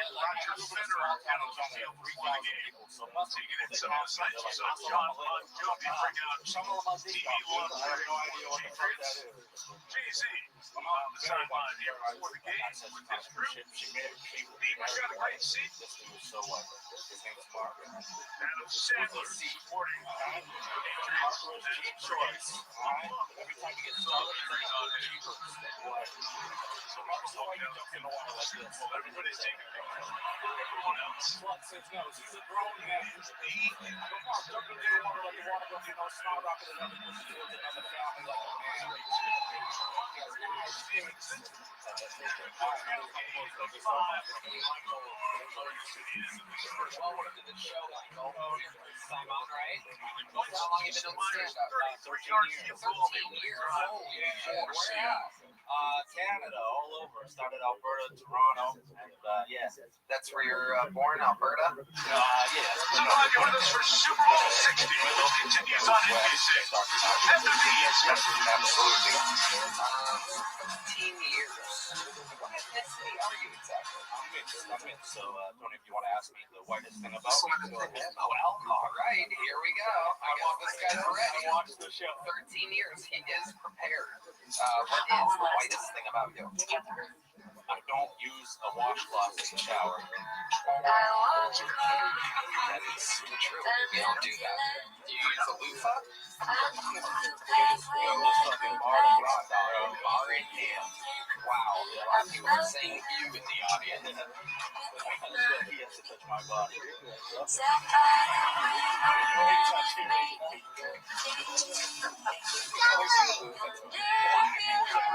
Look at that. We have that in common. Look at us. Hopefully we don't ever get mixed up. Speaking of the color black, you know what question's coming at you next. What is... Don't make D Madness jokes right now. What is the blackest thing about you, Michael Moses? My grandma is 46 years old. Oh my God.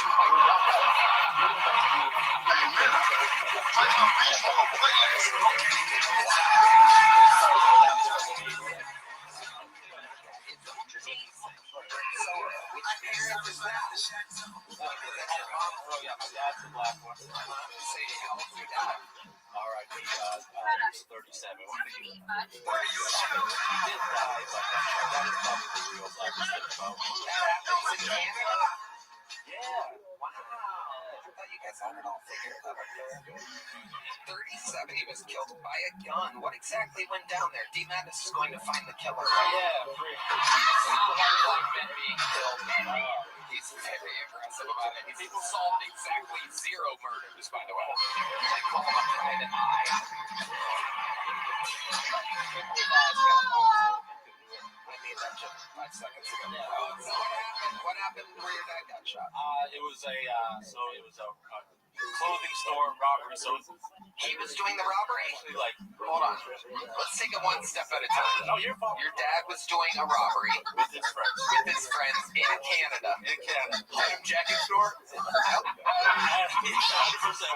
also think that beats the 42-year-old grandma. What was the exact store? Was it a football? It was a clothing store. You don't know the clothing store? No, I don't. You never asked? I just like find out because we actually don't know what there it is, the Pro Football Hall of Fame class of 2026. Larry Fitzgerald. What do you know about what happened? So yeah, the Patriots are Matt Vinatieri and Roger Craig on the here in the Bay Area. Organized their dedication to conversation, but did not get in an understandable conversation. This is what I've heard from my uncle, who kind of went up there and like, look, mom said so. Things we want to leave your 18-year-old uncle. Exactly. So the thing was, like, my dad had that moment of this ain't right, and then tussle back and forth. Every time I watch this race, I'm freaking up the record. My bad. They've had injuries right now. They think so far. Explain it seems the more aggressive these defensive play, they get better, and they haven't been shut down yet. So things that they so what's the shot? She's alive. She went white. Everything's real. Yeah, they love us. And I know that he was trying to back shoulder Henry here a little bit, but a little too far behind him. And we need to see New England get the ball in the hands of some of their playmakers here. Stephon Diggs gave the plays to start.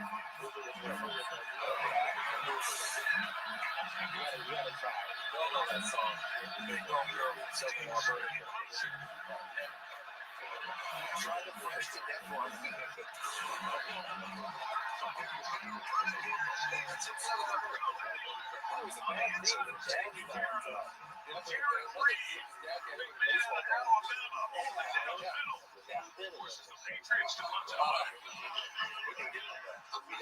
I think this is a little bit of a concession here. Mike, I just got to say what I'm thinking of. I think they are playing this game a little bit just like they did Denver when you can open the snowstorm. With this defense, Seattle's having the same impact as the snow. But the concept is going to a restaurant every day. Same kind of quarter of it. So I say, I see a lot of things like that. I want to use it. I heard that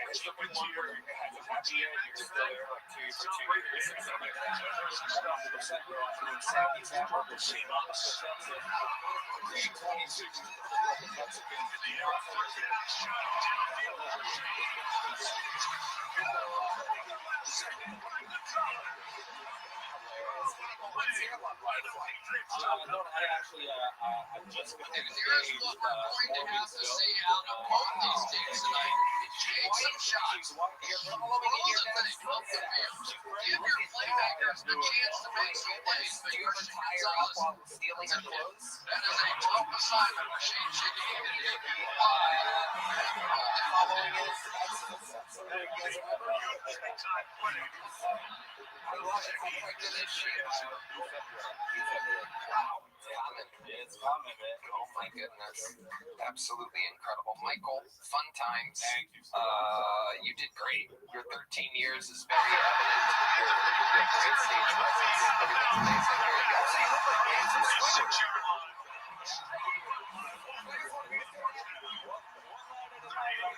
Brandon James on watch at his Auburn practice the other day.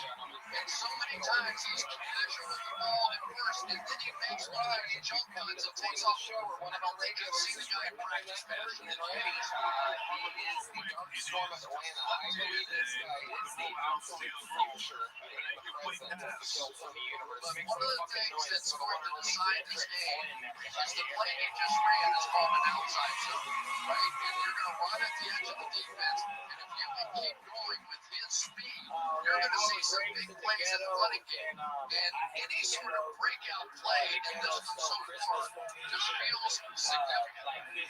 Sharpening.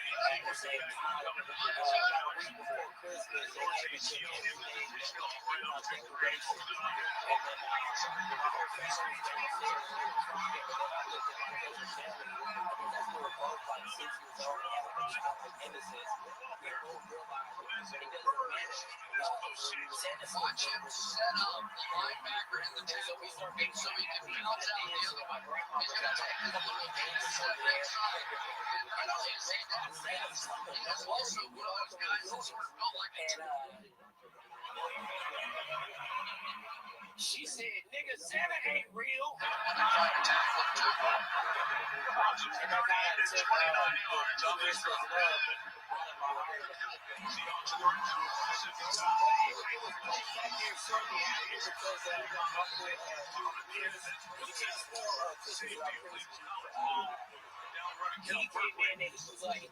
you can see he's one of those guys that really. We told him what happened. He said that won't do. And then he came back into the house a couple hours later, like a fully decorated tree. Something happens really quickly, and if he can get inside, people are stunned by how fast his time was. I got to watch it.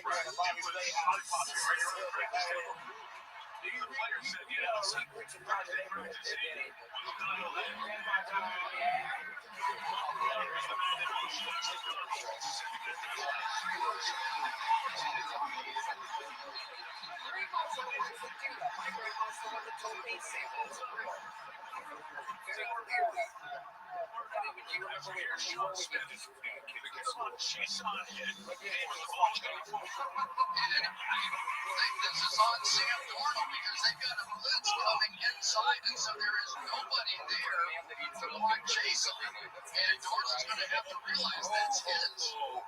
Now these guys all came from that left side. There's nobody to protect him.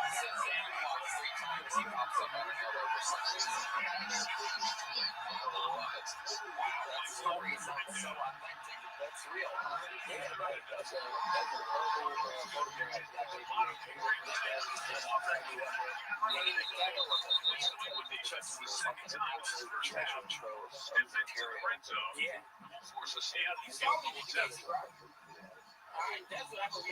That's a little bit of a concession right there, too. So we're seeing now both offensive play callers understanding real estate is going to be tough to buy out here tonight. And they were willing to run the ball long just to get the new rule figure out there. Don't worry, I got my concealed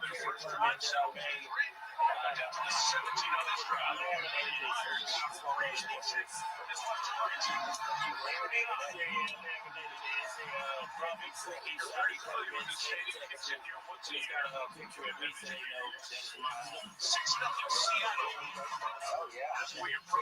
that I made.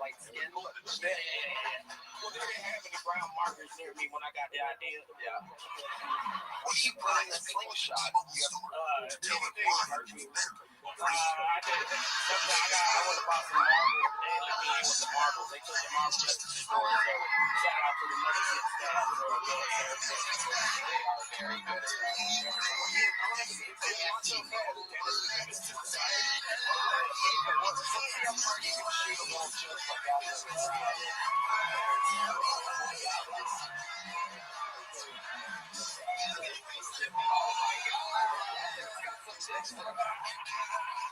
Somebody like you, you know what I'm saying? That wasn't a lot. You just took out that playlist. Yeah.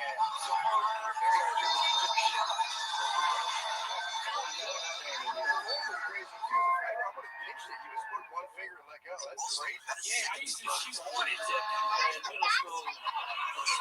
I was a bad kid. There's a lot of because I knew Santa Claus wasn't real, so I gave up on being good. Look how intense the cop by the exit door is right now.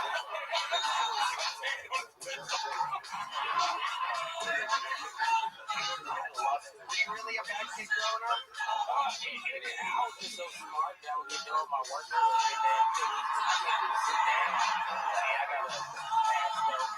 I gotta play my game, boy. I gotta be a distraction. Long way this all fits. Watch me. Watch you, Gary. That's when you see other people in class. Everybody take a turn and read a passage. And then you say, the secret detector, reflectors, neutral lenses, and I just ordered one detecting products. Each basket makes for easy loading and heavy gear. Great storage for both bags and celebrate the mix. Pick your staples at WT.com. Whether you're in the wind. Hilarious.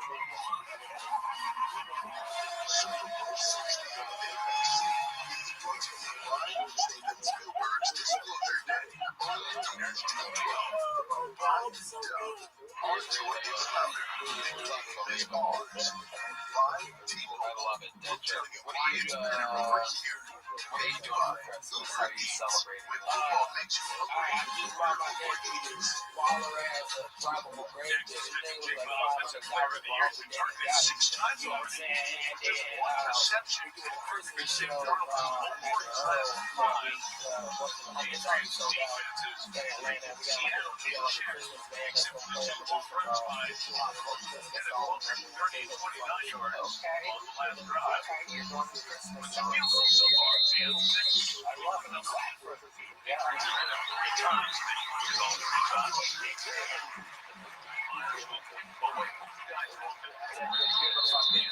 Hey, I love y'all. Thank y'all so much.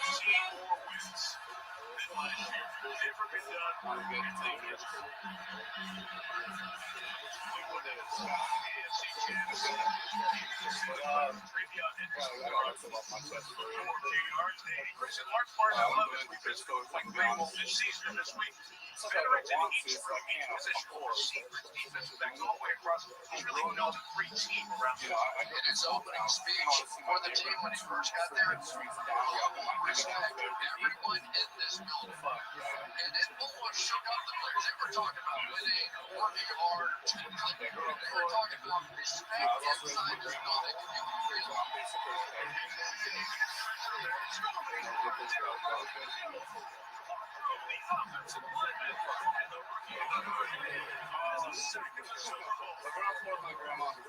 She always had me music for her bags, like tiny traffic bag. Now Riley Bill is going to get it in on the act, and another rookie. He's attacking Jared Wilson. So it has been that left side of the offensive line that we anticipated having problems. I just don't think that New England can continue side of run big passing plays. They have not protected it yet. They can play action. They can play it. We're going to run it forward to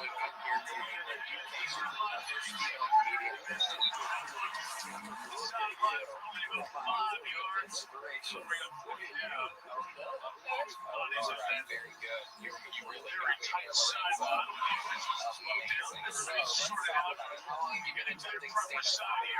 So the alternate officials as well. We see there is going to keep the peace. starting here. Everybody gets back to Mothership. their respective sidelines once again. It's out. As it has been on for drives to make for Looking for a little spice. I'll find out the interview last February. He's Start fucking. He's lucky the year Dow got murdered. Michigan State. I'm not gonna lie. Really? How did he die?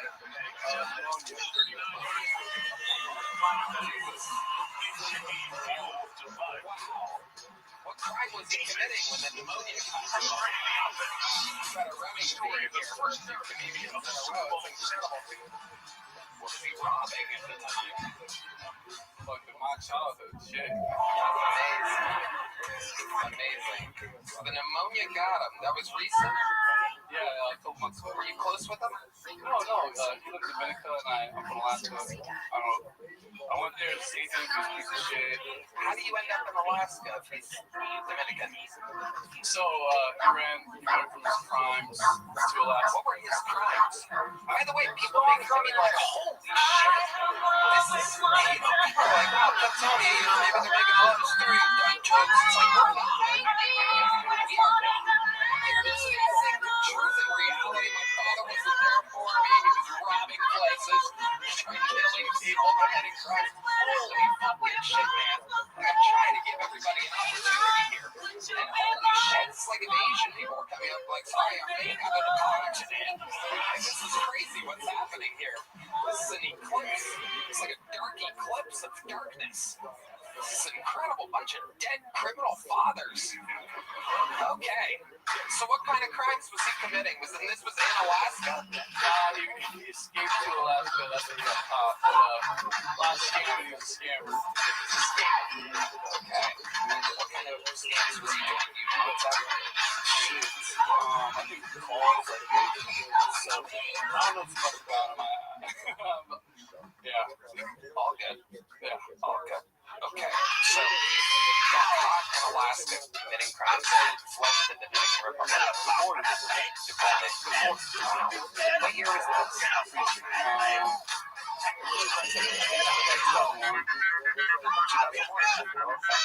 I used to really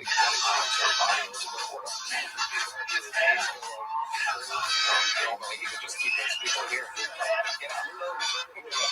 Anyway, Lorenzo, Tyree. So what's Mom up to? Stay tuned for that one Mom? at the afternoon Super Bowl 60 halftime show. Still on drugs. Switch to Apple What kind of drugs is and Mom on? easily bring your playlist with you. So you're out there on your own. Just doing it. How are you, Lorenzo? She got a banjo? That's what we asked her.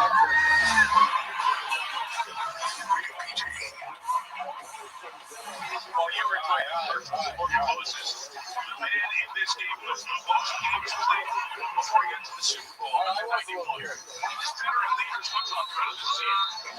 Get everybody straight. That's how one offense to fun teams. We never had 7 games in regular season games to get to the Super Bowl. Yeah. Okay, so do you have any special skills or hobbies? Really?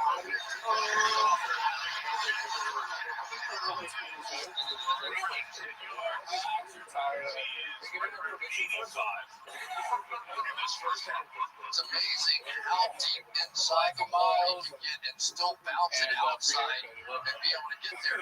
But I feel like I'm watching practice here. I swear to the same thing with this guy. Until he was the defender, I looked like, what was that?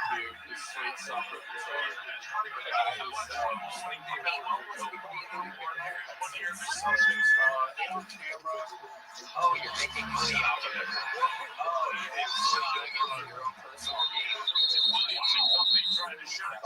Your parents would be so disappointed to stand up and this was happening.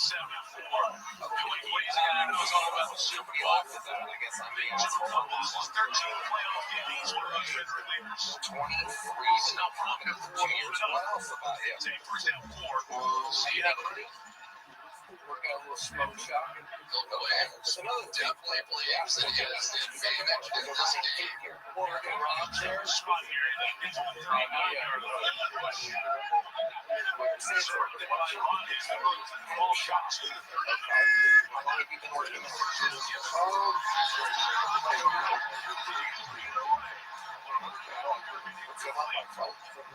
So I work complete second down. Okay, Walker told me he is playing for something extra tonight. Mike, as you mentioned, he and Zach Charbonnet were a 1-2 punch in the Seahawks backfield this season until Charbonnet tore his ACL in the divisional round. Walker's responded with over 100 scrimmage yards in each playoff. He said, I saw brother, so I told Charbonnet, he said, that part was 3 on line. He's got my back.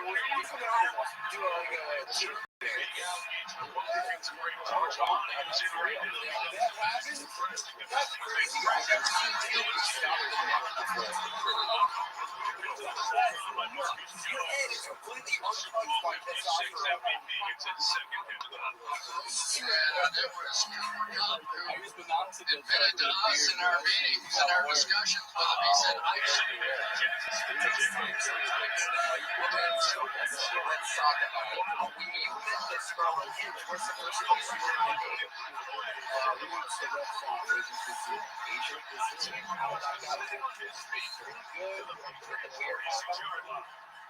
really feel like the difference in this game is the escapability so far.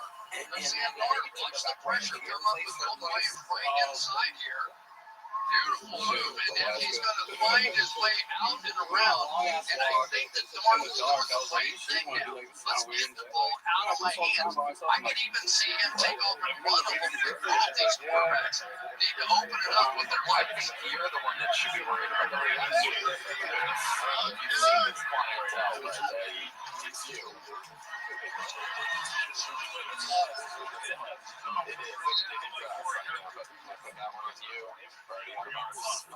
So, he's okay.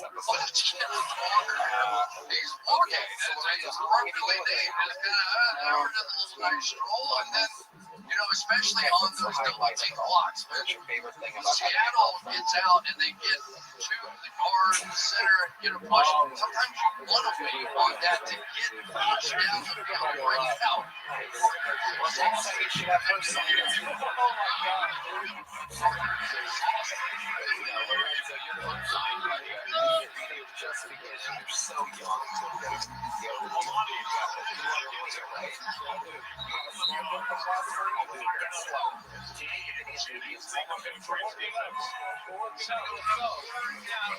Ladies and gentlemen, there he goes, Lorenzo Kyrie. There you go.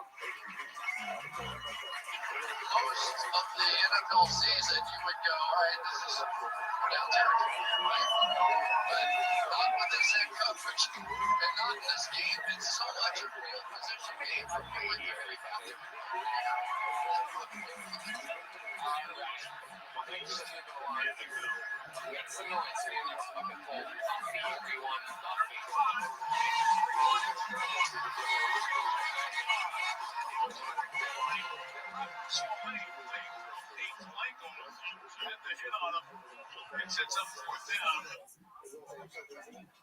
One more time for Buffy, everybody. Starting now. And basically, they had this play. You just got to catch the ball. Here's the part we didn't tell you about Kenneth Walker. One, he's not a very good blocker, and two, he's not a very good receiver. So when he's running the ball, he looks great. In key moments, he's going to have to make those plays.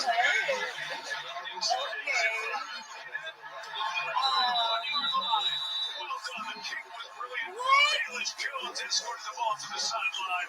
Michael's got 98 yards to go. 7 points. Defenses, special teams. Top notch. Here in Super Bowl 60. Cool. The last guy I dated, I called Jackie because he forgot my birthday, ghosted me, and said I was too loud in bed.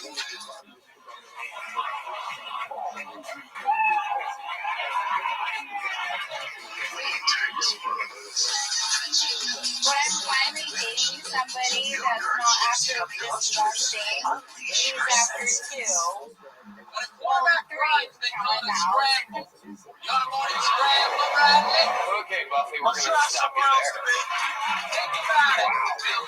You got 2.5 jokes out there in 60 seconds. Took a little while. You let the crowd kind of be symphony with you, if you will. Yeah. Welcome, Buffy. Have you done stand-up before? Okay, how long have you been doing it? I've been on board. You have? 7:43. 7:43. Absolutely. What are we on now? It's a jester. Okay, perfect. Hall of Fame to jester wrestling. Check it out. It's all Okay. Did it go better last time? Are you under the influence of something right now? So what do you sandwiches? Nothing at all.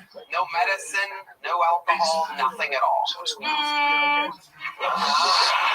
What is that? What's that noise? What is the answer? You can tell the truth. It's okay. We all know. When I use my Bosch appliances, I feel like more than just a guy. Positive.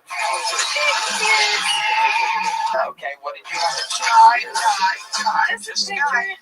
Just one picture? Guys, and then I'm It's a vodka soda picture, right? Okay.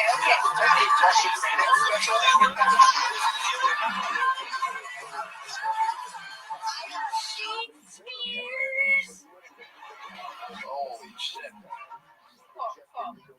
You're not driving tonight, are you? No. Okay. All right, good. How do you travel? How do you get around? I typically drive. You didn't drive tonight. No. Are you sure? We're leaving your car downtown, aren't you? Thank you. No, don't thank me. That's out of curiosity. Can we get the breathalyzer? Do we have a breathalyzer?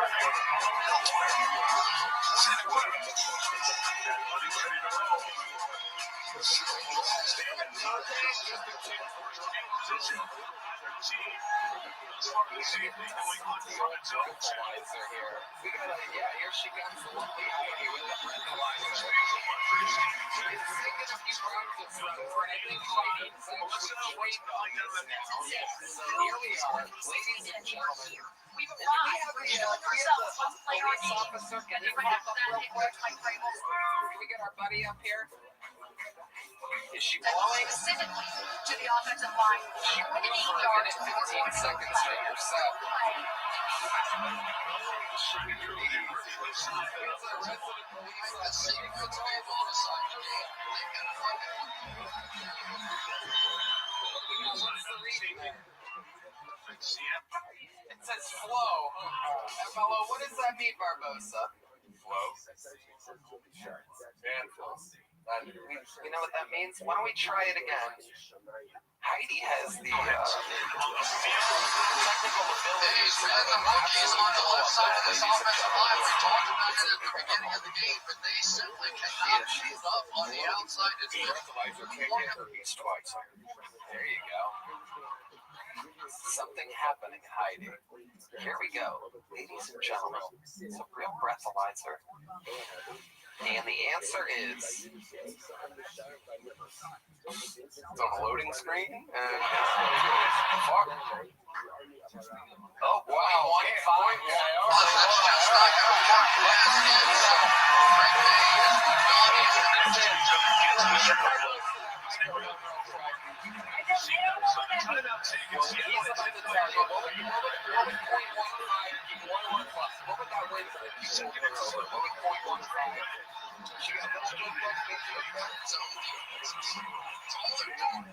And definitely a big toe look and a trip to jail.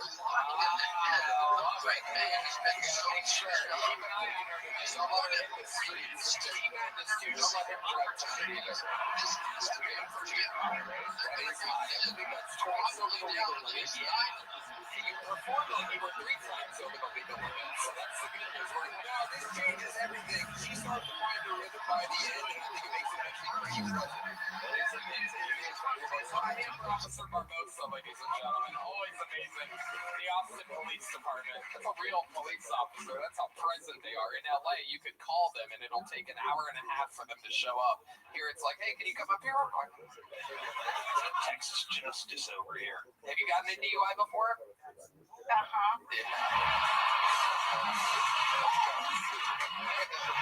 Only one?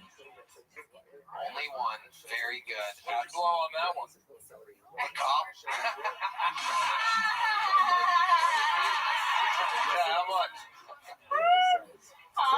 Do you remember what you blew? Year it in? It was in 2013.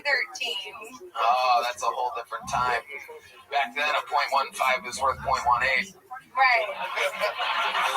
Buffy, what do you do for work? How do you survive? So, what is so funny? I didn't even answer. You're drunk. You signed up for the show. I know. I'm so excited. I'm a stunt driver. I told you that. Because you're going to end up with coverage. I'm that person. Yeah. Okay. Have you been working lately?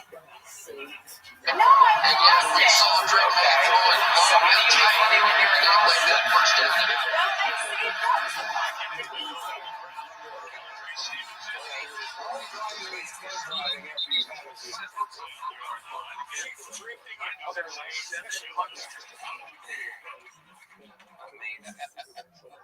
Buffy, what's your love life like? You're here in Austin, Texas, a bunch of rock stars all around you, musicians all over. Since I've been on the show, I've been offered a lot of ski trips. Is that a code for something? Yeah. You guys want to do cocaine with you on 6th Street? No. Let's take a ski trip to Shakespeare's. Half-price pictures. I've been jacking off 2 guys. Yeah. No, when I was on here, I mentioned about not wanting to date older men because they were writing off activities like skiing, and so men in my DMs were offering me ski trips. Wow. I'm like, they have money, so I should take them up on it. Did you take anybody up on it? One guy offered me like golf lessons, and so we're gonna have like a golf lesson. Well, let's see how it works tomorrow. It really is, and it's also skiing. I mean, they are getting free runners coming all the time. I'm not sure exactly why Rick May did not take the driver to the golf course. It looked like it was fairly open. It's called a it's on the street.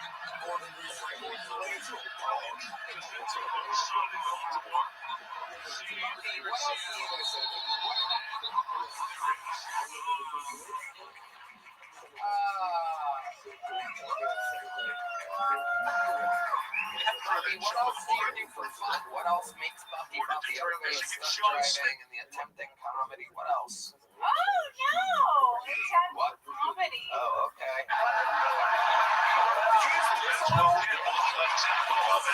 I've never seen anyone get drunker without drinking on stage. This is incredible. This is like the delayed release alcohol. What? Other than the comedy and the stunt driving, what else do you do? It makes me leak a little. What? You're retarded. You already got a little hot on, right? No, I have a picture. Well, you fucking fucked it up tonight. There you go. There she goes, Buffy, everybody. Sometimes it happens. Sometimes you're on a car keys real quick. Sometimes you've done good, you get a bigger notebook, and then the next time you get a little overconfident, you fucking have a picture of vodka next door, and then there she goes, everybody. Buffy, everyone. Buffy, the vodka pitcher slayer. Well, I have a very, very special treat for all of you, ladies and gentlemen. A very, very, very one of the greatest comedians in the world is here to bless us for a moment of stand-up comedy. Not only is he one of me and Lance's favorite girlfriends, he's also one of the coolest guys in the world. And like I said, one of the greatest comedians in the world. The guy that got this whole Austin party started. Make some fucking noise for the one and only Ron White.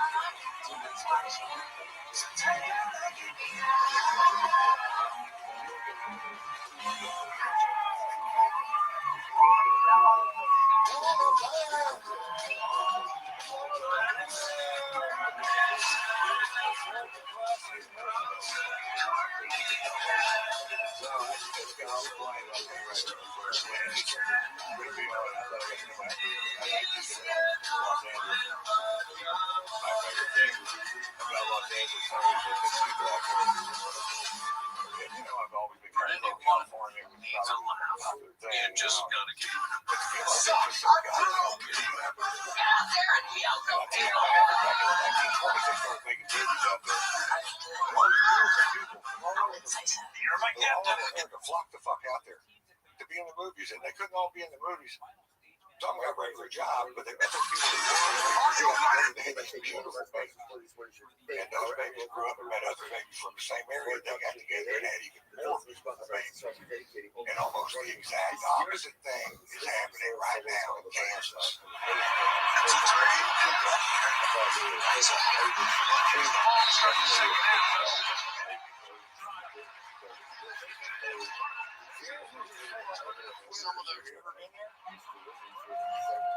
Those people who live on the West Coast, their forefathers got on the Oregon Trail and fought hardships you and I can't even dream of, with starvation and weather crossing the Rocky Mountains.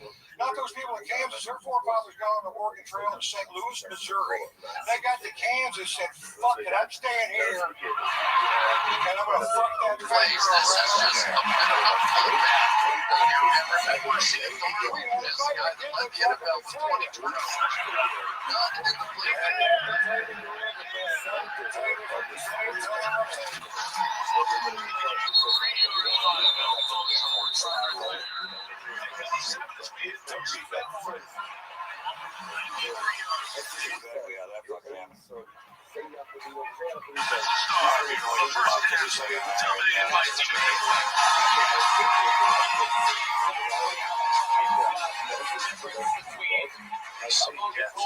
One of the greatest of all time, Ron White. You are the fucking highest. Brace yourself.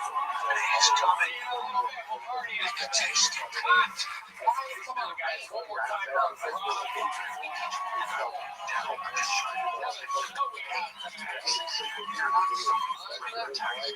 Wait, what do we have over here? You want to come say hi? There's no trouble. It's like the Royal Rumble tonight, ladies and gentlemen. Absolutely anything can happen. Coming in also to say hello, another one of the greatest comedians of all time, absolute variety royalty, the son of Mitzi Shore, movie star, comedian, holy shit.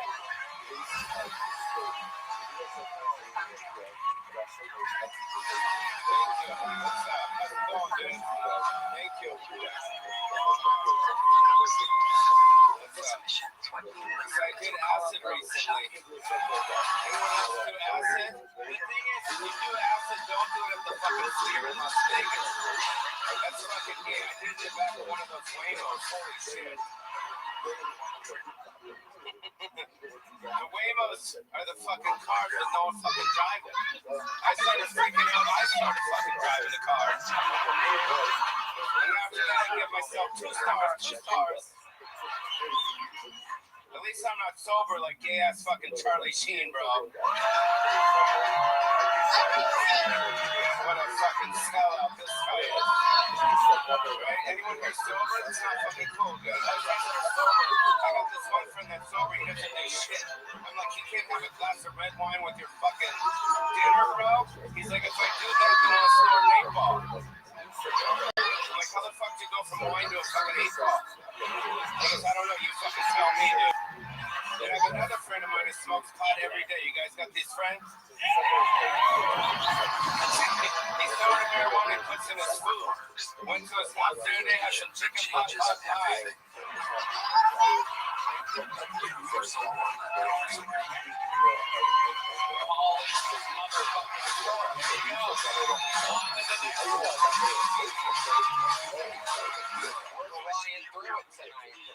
Thank you for having me on your program. Thanks for fucking noise. Thank you for having me on your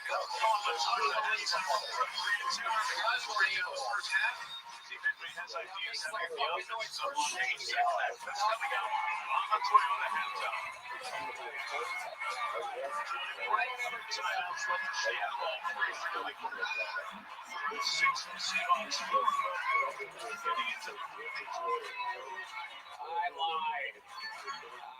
That was very naughty of me.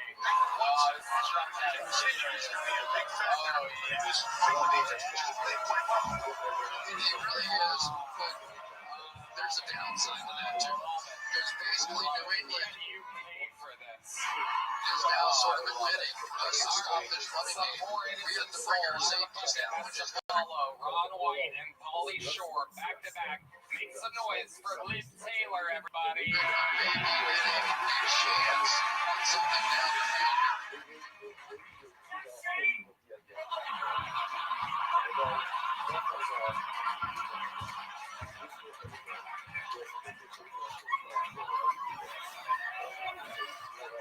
Barely so.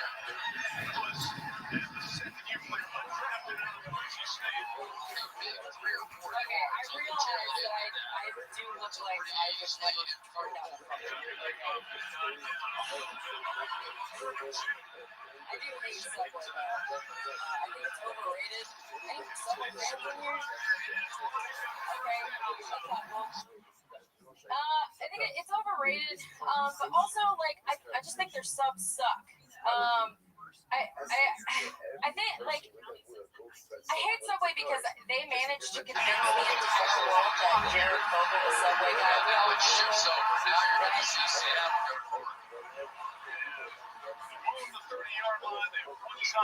Managed to convince the entire world that Jared Fogle, the Subway guy, lost over 250 pounds by only eating Subway. And not fucking kids. Guys, we all know the saying. Weight loss is what? Diet and exercise. Okay? I've never fucked a kid, but I imagine it would take a lot of work. Okay? That's all I'm saying. Taylor. It's a tough spot you were in. That was a rip. It was back. You said Shane, and I'm like, where the fuck is he? Yeah. Like, stop. I know. You had to sweat it out back there, literally and metaphorically. Liv, welcome back to the show. You've been on before. Yes. What did we find out about you, Liv? Remind us. A lot of sad shit. It's okay. I'm a big fan. No, Dad is alive. Mom's dead. Mom's dead. McDonald's? She got hit by a car. I was waiting for it. It's always some siren. Yeah. Liv, has anything changed since the last time you were on the show? What's going on with you? I'm just working, surviving. What do you do for work? I'm a vet tech. Okay. I work in. How are the animals? Good. Yeah, I mean, I take it day by day. Any weird animals coming lately? I had a really, really sad case today. It's called a septic abdomen, which is basically like intestine, something first, all the grossness gets inside, and you gotta go and surgery and figure it out. I do the anesthesia part, so I keep the animal safe. Did it survive the surgery? It did survive the surgery. I'm very proud. Wow. It did survive. There was a but. They did decide, they elected to euthanize them. It sucked. It's one of those situations where it was just a lot of money, and it was another situation with the dog was very, very young, and it was like a lifelong thing that they would have had to do. What was the lifelong thing? It had what's called like a liver shunt, so basically it didn't metabolize things very well, so it only live a certain lifespan, so it was like they would probably live to maybe 4 years old.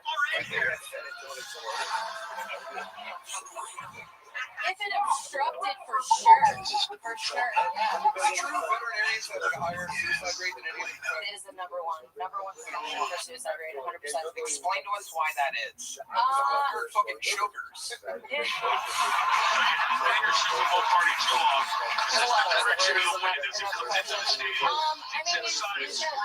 Like human medicine and veterinary medicine don't work the same, so like insurances work the same. It's very costly, you know, when you have things happen with your animals, like emergencies and stuff, so like people just can't afford it. Oh yeah, I'm upside down on a cat right now. People $2,500 on a cat I don't like. What's happening with your cat? He ate half of a Nerf dart and it got stuck in his bowel. Obstruction, And a telling you. dumb chubby bitch charges $3,000 to get it out. She's right next to you.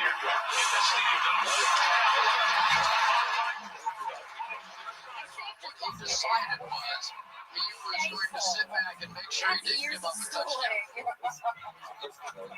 You're welcome. Wow. Amazing, Liv. What else is going on in life? You have a boyfriend? Yeah.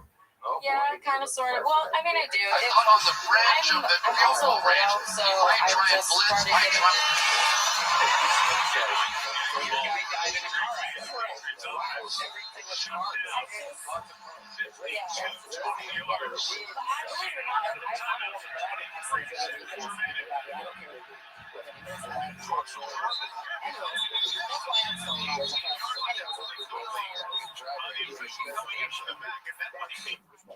If you rewind it, it's a great joke.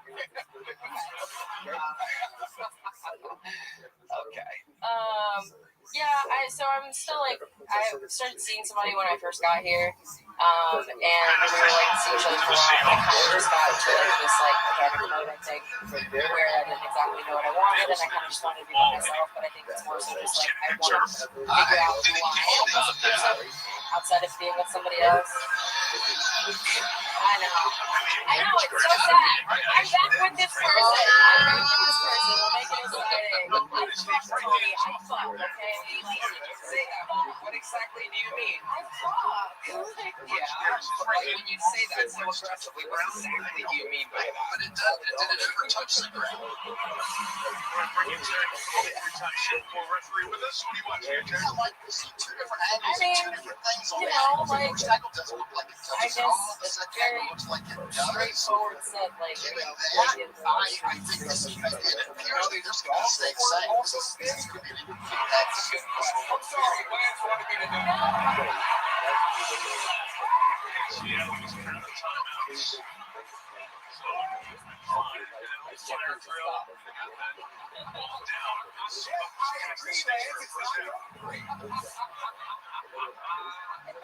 No, what I did see a dog clitoris for the first time a couple weeks ago.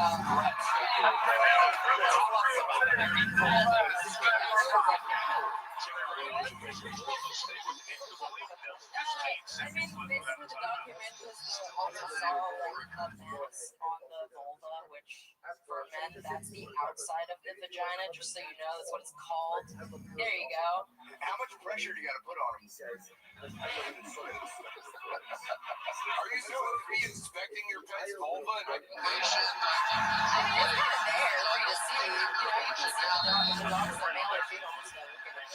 I mean, it wasn't pretty close, but it was just like right there. It was like, they said it was like a fleshy mass, and then just looking at it. That's how most guys would describe a clitoris in this room. Like, what is that? I don't even know what that is. Looks like fleshy mass on the outside there.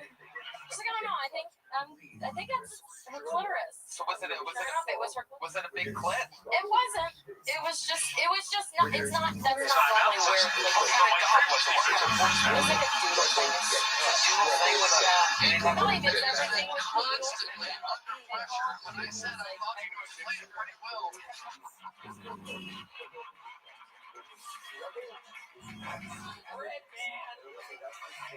Oh my God. I'd love to have her on the secret dog show.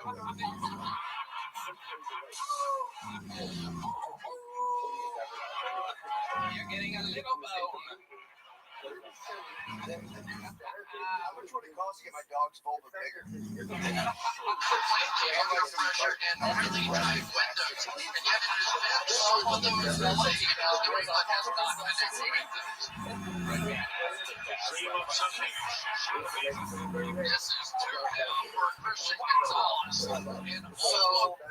dog's a lot of fun. It can be. The job is fun. Yeah. Wow. And they have clits. Yeah. Intercepted. Trying to push that thing down into the end zone. In harm's way, and I think they are lucky they've got the football team out there right now.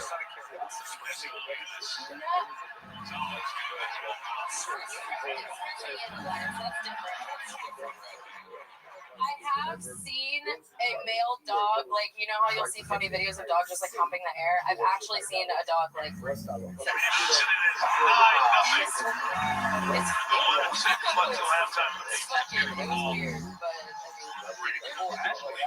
it was just in the air. Extension of the playoffs for New England's offense. So they were really upset, right? They thought that they were taking shots and these things were no good and all this stuff. So there was that chip on the shoulder going into this game. And once again, with another terrific defense. One last fucking pull up here. There's final unable to get it going. Goes to the name. Ian Sharp. Ian the top 10 score defenses being the playoffs. Much the air. It's all like defense. Winning the big games. And that's exactly what's happening. I mean, it is strategic. Thank you for having me here. Thank you for welcoming me into this on this stage into this free speech zone where I can say whatever I want with no repercussions whatsoever. Visible, and it's been overwhelming. Well, I got no free speech zone. You guys know. That is I can't say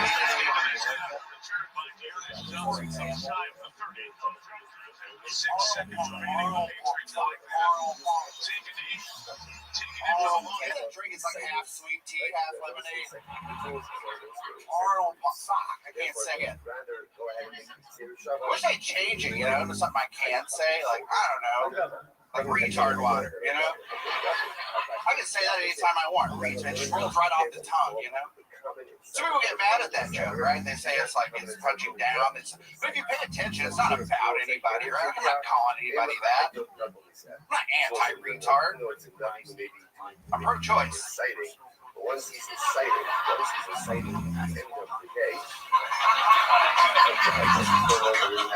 Shit, was that a minute? Was that not a minute? Jesus.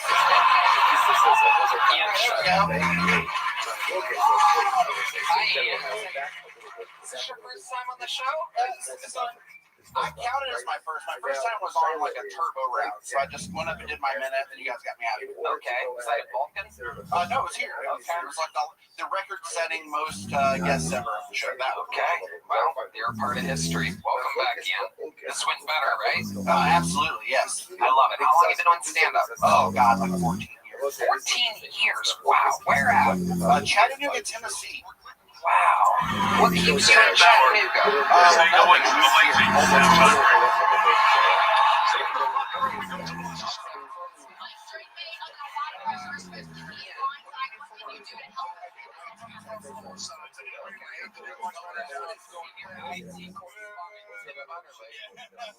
Look, help desk is that's where you start out. You don't make any money. Everyone thinks you're a fucking creep, and they think you're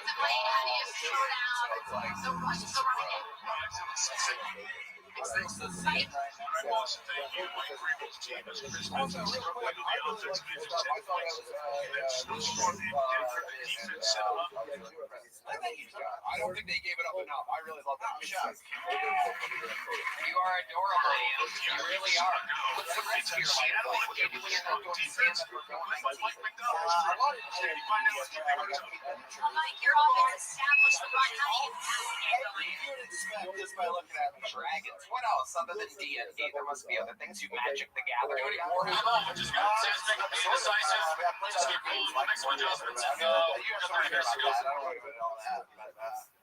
You know, I mean, you're playing knockoff Warhammer. That's deep shit.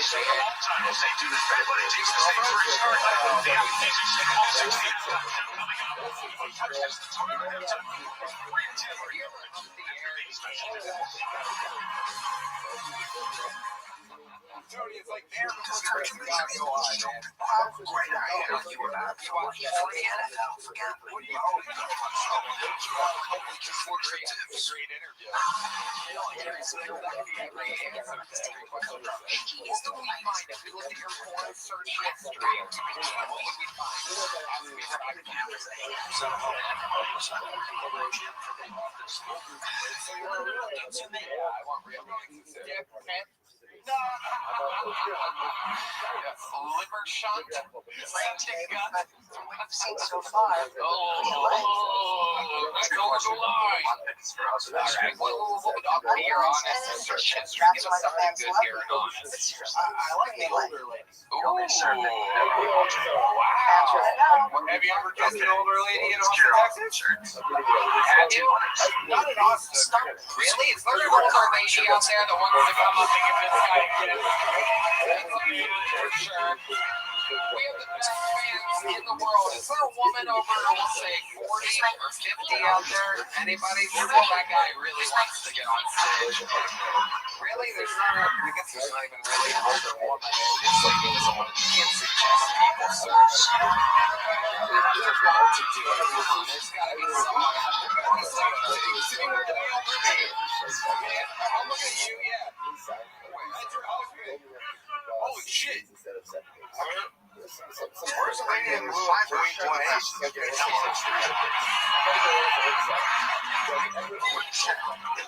What the fuck did I sign up right now? Remember Dusty? We don't have a hero out there. There's no older ladies. People are pointing this way. That's a man, everybody. There's some guys that are so drunk they're still pointing at the same guy. Nobody? Alright, well. Someone run out. Let's real quick and find one. I think you're okay, Bakers. Let's find out. Begging people to kiss. No, dude, no way. That's exactly what England said. Well, like a regular. We do like a glory hole kiss, maybe? I'll be on the other side.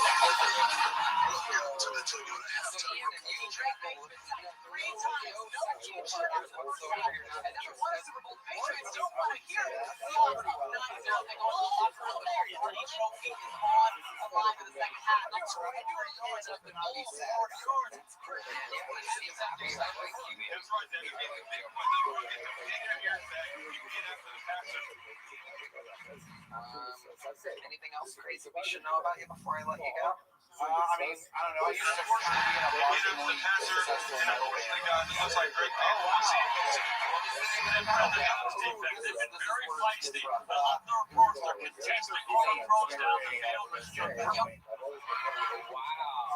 What did you play in the band? I was the vocalist. Really? Can you give us an example? Can you give us a? It's been a while, but I'll try. Are the songs copywritten on YouTube? I don't think so. There he is. He's back when he comes up. The Apple Music halftime show. Yeah, it'll probably set it off. But can you do it slightly out of tune? You just want me to holler? Do you have an original? Yeah, just holler. Wow. That's amazing. Ian, here's the big jump up. We love you, Ian. Hell yeah. Ian Sharp, ladies and gentlemen.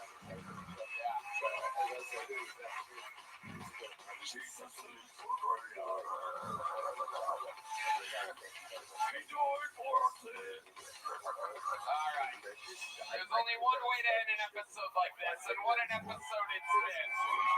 We have the great Lance Armstrong, Matt McCusker, Tim Butterly. We've seen so much. Sir Winston Pickles, Dedrick, Ron White, Pauly Shore.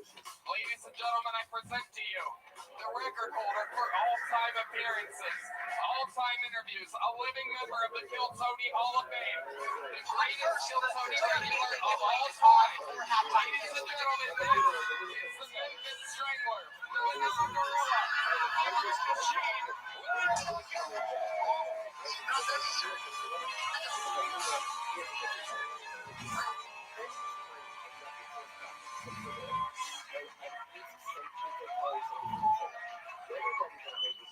Who is the luckiest man in America. Amy Schumer's husband. She's divorcing him.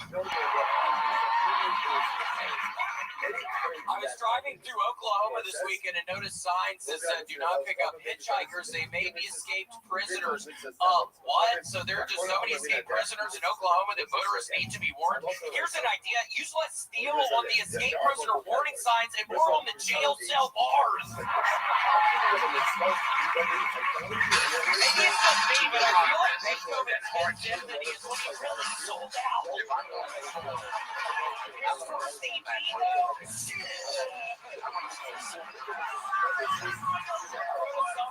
Jesus Sermon on the Mount, and I think I'm just going to call this the Nappy Stick. Okay, that's what I call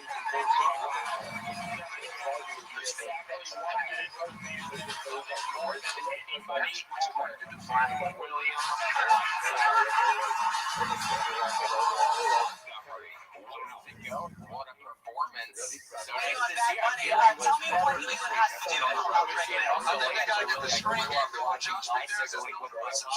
And there's a funny story. My mother was in town maybe a year and a half ago, and we see you up in the thing. And my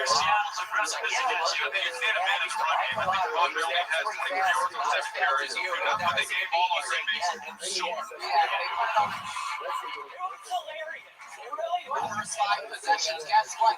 You're going to have bad money on the other side of free. Enjoy the show. It really is an honor, though. I remember that. Your mom was sweet. I told you on the Twitter right halftime report. Let's go, boys. I thought it, but I didn't say it. Yeah, fair enough. That's right. William was a big-time bicyclist back in his day. Still, you're about to say bisexual. Well,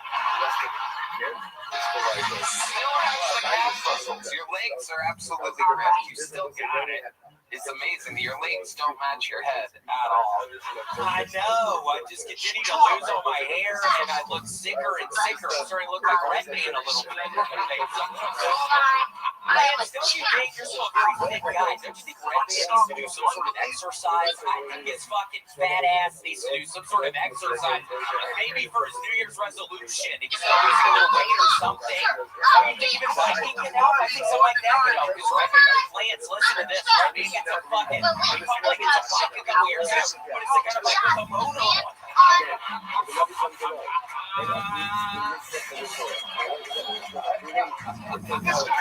And it's true. You can't even make it up. And to this day, the pedals,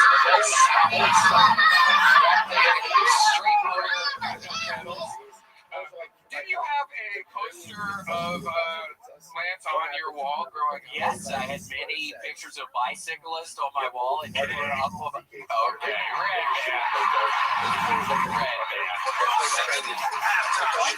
Man is poster. Like a fucking weirdo.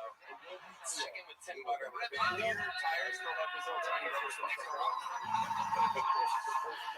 He uses the motor. He used the hell out of the motor. He's had to change the oil. And he's no, I know. It's electric. They're electric. Yeah. Get my fat out. But seriously, do you ever ride that thing? No, I do all the time. Really? In Pflugerville? Yeah, well, I mean, I don't ride much now. Oh, that's why you don't ride your bicycle.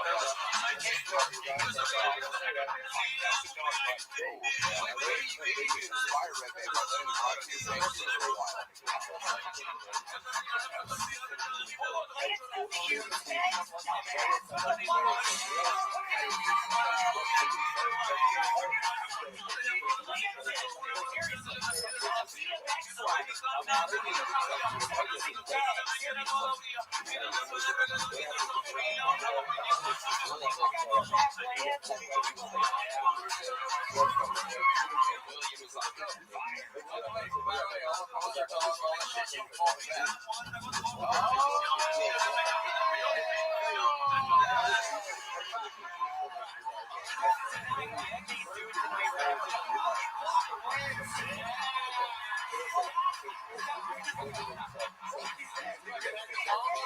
Everything on Wow, why is that, William? Why didn't you follow us back? I don't know. I'm weird about it on the air. There's no excuse at all.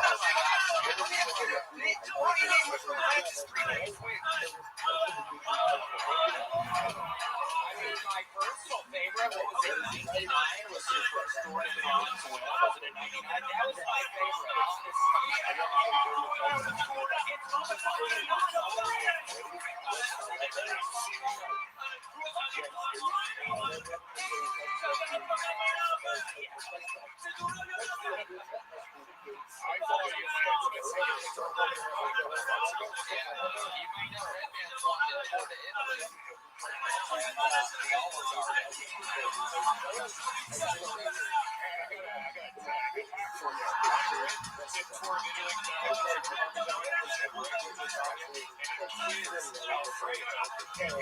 Second side, you're allowed to choose apples or spaghetti. You get the spaghetti, it makes a better Wow, look at the momentum of the show completely come to a halt, everybody. You're all there for a while.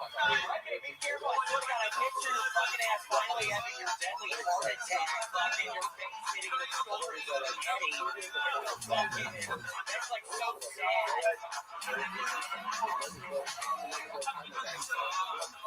William points out Montgomery. We love you. What an appearance to be here. Thank you. One more time for William, everybody. We did it. Thanks for the podcast. Literally as the Algonauts, support Tuesday every month with Mona Custer, who's got a special humble offerings on Netflix right now. How loud can this place get? He had no reason to join us other than being a cool guy with a fucking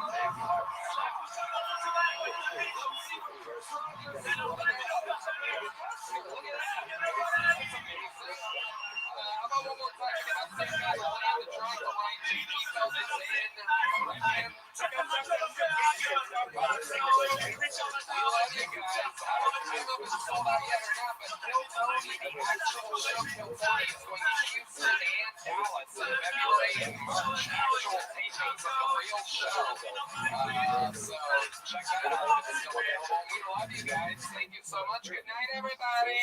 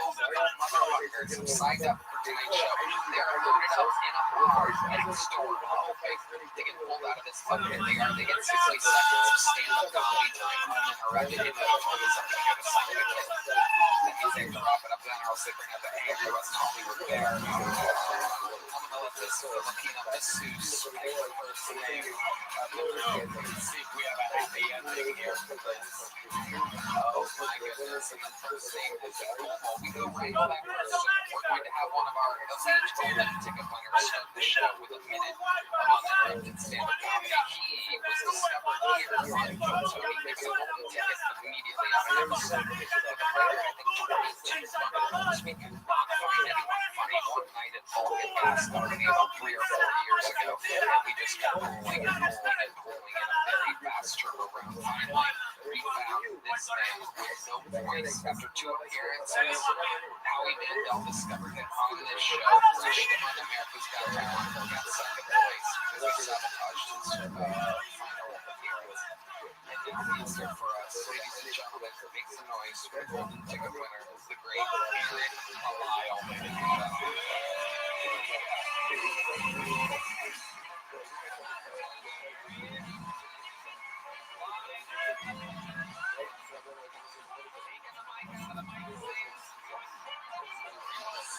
Ladies and gentlemen, here he is, the great and powerful Aaron Belial, moving the mic stand and grabbing his phone at any second now. The show will begin. Here it comes, and here we go in 3.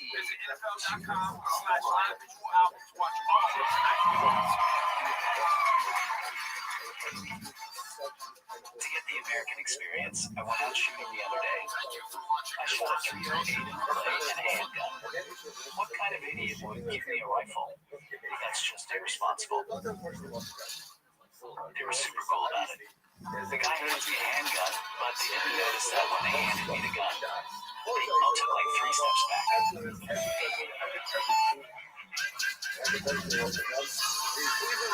Like, this is a bad thing, so we are going to let him shoot. But also, this special boy is definitely going to shoot one of us. Luckily, I had my handicap pass, so I just shot everything. So there's a serial killer in Austin, Texas, that has been killing a bunch of people at Lady Bird Lake. I have a big secret. It was me. And I tried to turn myself in and tell them it was me. And they were like, no, you're not. Stop playing. Bunch of ableist assholes. People always underestimate me. I can totally drown a dude in a lake. I almost drown every time I go into a lake. The great Aaron Belial.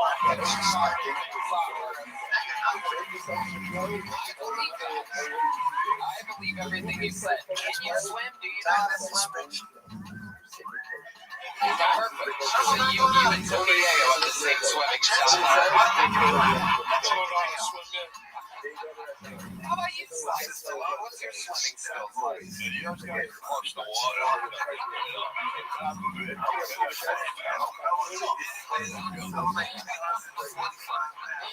Aaron Belial, how's that been going for you? You've been on the road. Steve-O took you all over the place. I had about 23 shows last month, all sold out.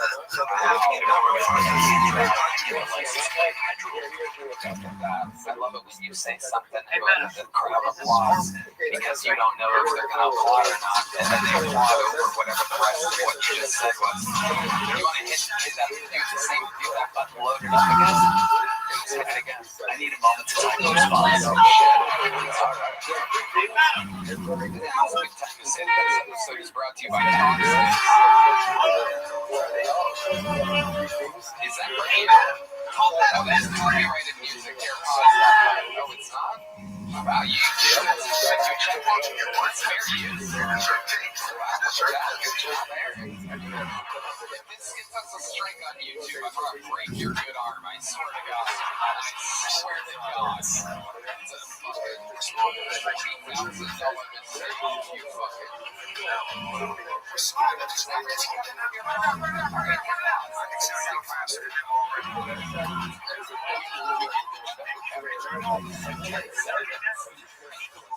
Show me that. What else is going on?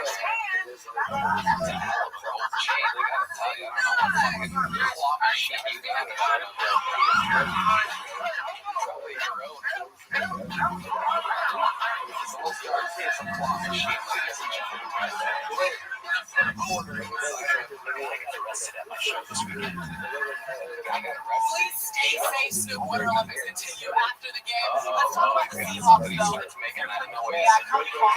Here we go. He traded for Sam Darnold the way really to run the ball again and again and again. And then on an early down after a big first down, go hard play action and take your shot. That's how you make a big play. Yeah, the game is solidified. Kenneth Walker. This is like Kenneth Walker. This is one of those into Q.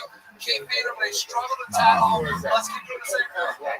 Somehow you came out of the fight the first time. You guys ended up being one that's been able to give them the explosive plays in the game. So continue to be Kenneth Walker. Yeah, 94 yards in the first half. Second, anything else crazy going on? History. We get a single pass. Get them all drink. Hey, looking for an opportunity to get a victory. The Seattle Seahawks up 9-0 at the half. Chris, Mike will be on the call. Trophy on the line. I have 26 shows that I need to sell out this month. I need enough money to be able to buy 6 more gold chains. Christmas is right around the corner. Rolex. Okay. We got a lot more shit. Just like David walking.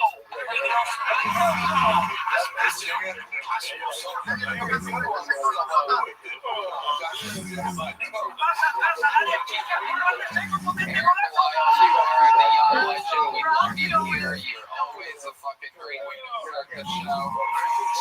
And now it has begun. We go to the bucket, ladies and gentlemen. This is where we give people that some of them we've never seen before, some of them have been on before and done good, some of them have been on before and done bad. Anything can happen. The Filipino princess and the prince selected our first bucket poll tonight, and so we're going to meet them all together and then interview this person. The whole thing's simple, guys. You guys get it. Your first bucket poll tonight goes by the name of Lingo Smith, ladies and gentlemen. Here we go. Here comes Lingo.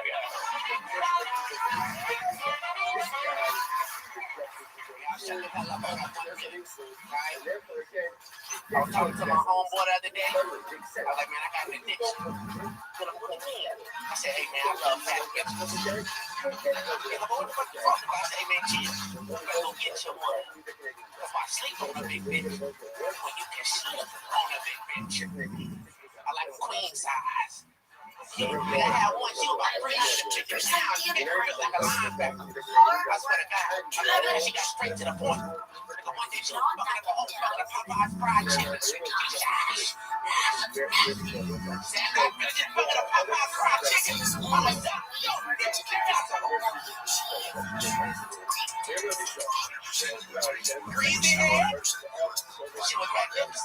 She went down. She was sucking that so good. I started singing a theme song. They got a lot of that chicken from Passion. I'm doing it.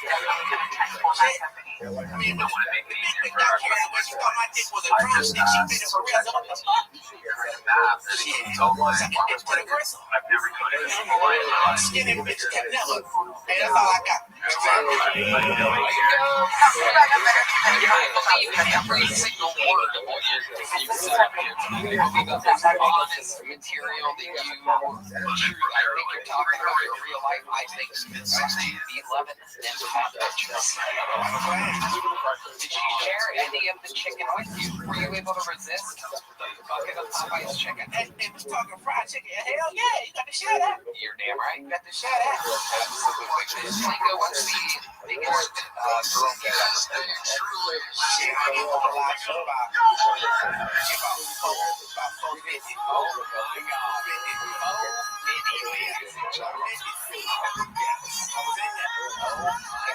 Now, explain to some of these people, some of the nerds here, there's some boring white people that have never been with a city before. Can you explain to them some of the details and some of the fun facts about an adventure? Look here. I'm trying to tell you, you get a big one that's no cushion for the pushing. All right? Your little skinny one is stabbing while you're clapping. Your bull's stabbing while they go like shots on that radio. Yeah, you call out stuff like that. I love it. So, where do you find some of these girls? Are you on the dating apps or are you out on the streets? Man, you know, you can find it anywhere. You know what I'm saying? You go out to church with chicken. I go out. Just put chicken places and see. Is there an app for that? Is there an app for that?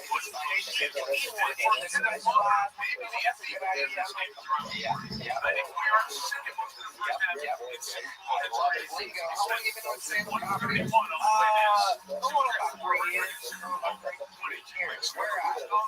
Come on, Angel. I shouldn't have fucking gone with my gut there. You got it. You're from Orlando. Do you live here now or are you still in Orlando? No, I live here. It's too much right now for Drake Bay because they're disguising the coverages. They're making East and look trash for lanes. It's really hard for them to pay attention to that because it's under so much. Lingo, what do you do for a living? Really?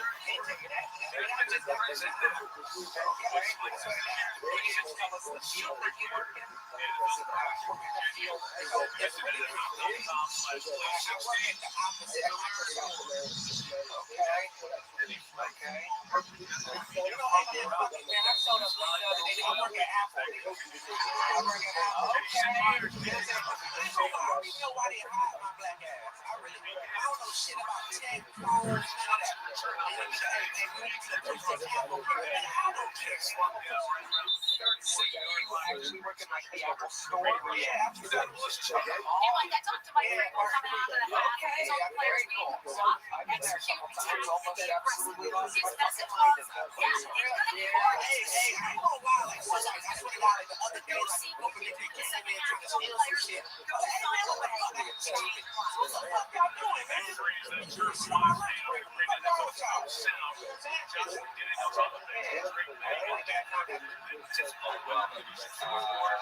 After 3 years of stand-up comedy together, you guys moved to Austin.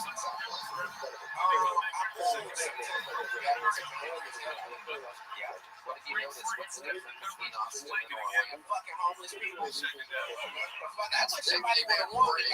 Down there had a bit of an ankle sprain. Out here, they don't met them like. It is such an important piece of this whole thing. You got a homeless person, you tell them like, but I ain't getting this. Now that's enough to make it up. He cover a very quick spot. I said, hey man, like, on the wheel route. There is the ability to overcome your plans.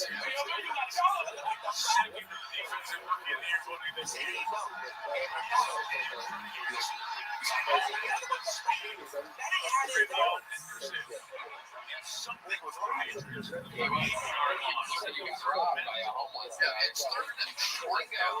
So, Hell yeah. Other than the stand-up comedy, do you have any digital skills? Drake Bay is like that stuff.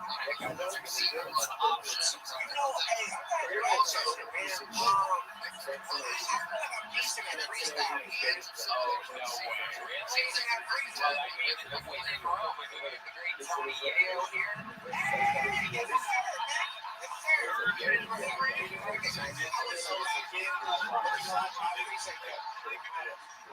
This is Sylvester Stallone. This is the great actor Sylvester Stallone. They're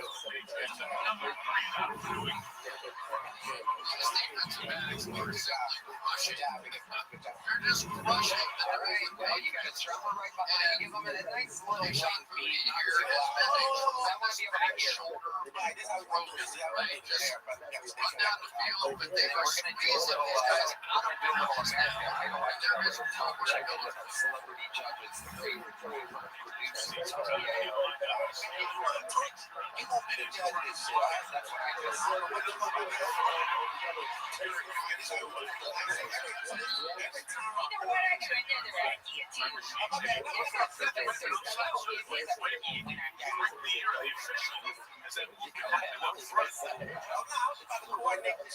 was already doing that for you.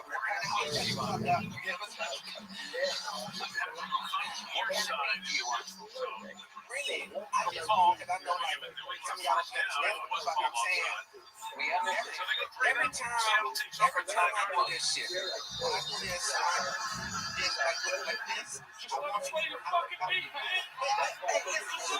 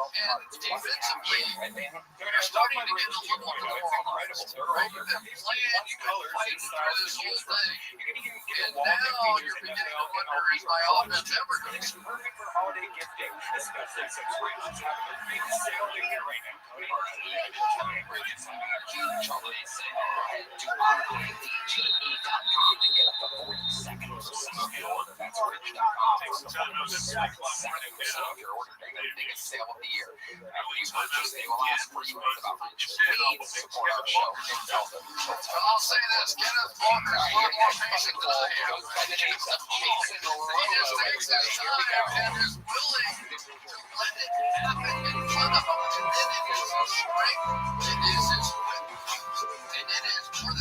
So we've got an obesity epidemic? Because I like to say more baby fat than dumpster in abortion clinic. Of all the weapons that this office had, into its infancy. and they also knew about that. It's no surprise as far as the count is concerned. They literally tossed us out. On the Jackie's ass. Hunter's using them and calls it out. Fun fact, causes erectile dysfunction. I think that's your body telling you it's not fucking around. Your arteries are stiff. Diabetes is another major health issue, which also causes blindness. I thought it was just a fucking up weight loss program where you chop your feet off. That one could be a stumper. Yeah, they don't want us healthy. The medical mafia, if you were healthy, then they couldn't take a cut off you. Well, you know, it's one of They want your genes to go to store shit like Alzheimer's. You think, I mean, the fucking nursing homes are the main reason why people go to nursing homes because of Alzheimer's. You think they want to cure that shit? All right, Jason Robo, ladies and gentlemen, it's your first time on the show, right, Jason? Yes, sir.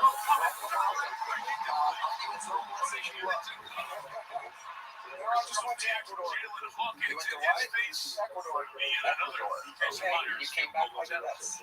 The pressure from both teams has been very consistently getting there. And I mean, Sam Dorn, I wonder if he's thinking what I'm thinking too. As long as we keep making field goals, they're probably, if they make this one, they're probably one more away. It's connected to like a big operation. Yeah, I got that. They're really tough. Okay, cool. I love it. How long you been doing stand-up? About 13 years, I made activism in college, tried to start a revolution, ate shit, all the people that voted for me got fucked over.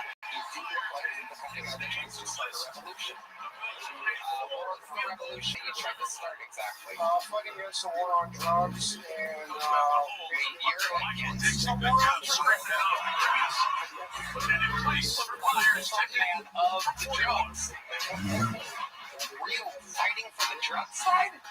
Which side were you on? I was against, like, they made cannabis legal using racism against Mexicans, basically. Hold on. Let's separate the words a little bit. You're talking in cursive right now. Okay, so what? Sorry, bro. Nice and enunciated. 13 years of stand-up. I need to be able to understand you here. So what? What about cannabis and Mexicans and racism? Oh, they said the super strength, stony, bloodthirsty Mexicans are raiding their way across America or some crazy shit. Kind of like the George East thing that happened. Oh, this is amazing. Okay. That last comedian that just walked off, did you ask him for money recently and then ask him for more money right afterwards? I'm just kidding. Okay, so you're saying that who was racist? Who? The government? And the media, basically, they just want to all hate each other, so I like to say they just like to rub shit on our third eye and make more of a turn on. Okay. All right. Okay. What do you do? Like, what does a day look like for you? Like, I know it's not work. I'm guessing you don't have an actual job, right? After I graduated, I worked in the cannabis industry in growers up in Humboldt, Northern California. And, basically, that industry has gone down the toilet, so I started doing body work, so I stacked a bunch of wellness certificates in fitness and nutrition and stuff. And, so I help people. I do, like, super intense body work. What kind of body work? What does that mean to you exactly? It's like reflexology, so I use, like, shark's teeth and, like, crystals and people's toes and fingers. It's hardcore. We diagnosed with prostate cancer. And I was wow. I'm here today. What do you do with the shark's teeth? Let's go one by one here. What exactly do you do with the shark's teeth? There's some people out here that look like they could use some real reflexology help. Well, I mean, shoes basically, like, make our feet like this, match your hands are like that, or it suck, you know what I'm saying? So, I mean, a lot of people worry about the shoes, but I'm more worried about the shoes. You have some of the most hippie-dippy nursery rhymes I've ever heard in my life. But I bet you freestyle better than the last guy, believe it or not. So how long have you had this dog for? He's just turned 14, I had him when he was a few months old. It's adorable. What's the dog's name? Young, he's been in the news a couple times too. He rides in a backpack on a motorcycle and wears goggles. Seattle team. Pretty good right now. Andy Burns was Eagles made about the Patriots have the first down. Frustration on the New England defensive side. Amazing. So, like, how exactly do you make money now? 36 minutes. So I'll be traveling here in March, and basically just been around for about a month, month and a half. Probably trying to get on the show. Actually, when I was taking the break from Control 8, I wrote Wikipedia. You wrote my Wikipedia? Wow. I've always wondered who the fuck that is. Look it up. Yeah, this is Strictly Rebel. Did you have a bunch of rhymes? No, I'm just searching on Rogan, and I appreciate what you're doing, and you say you speak vegan, and I'm vegan, and I'm like, I don't like your I became a lot happier and more successful when I started eating meat. Just to let you know. 13 years, I'm doing good. I don't think I was ever like this.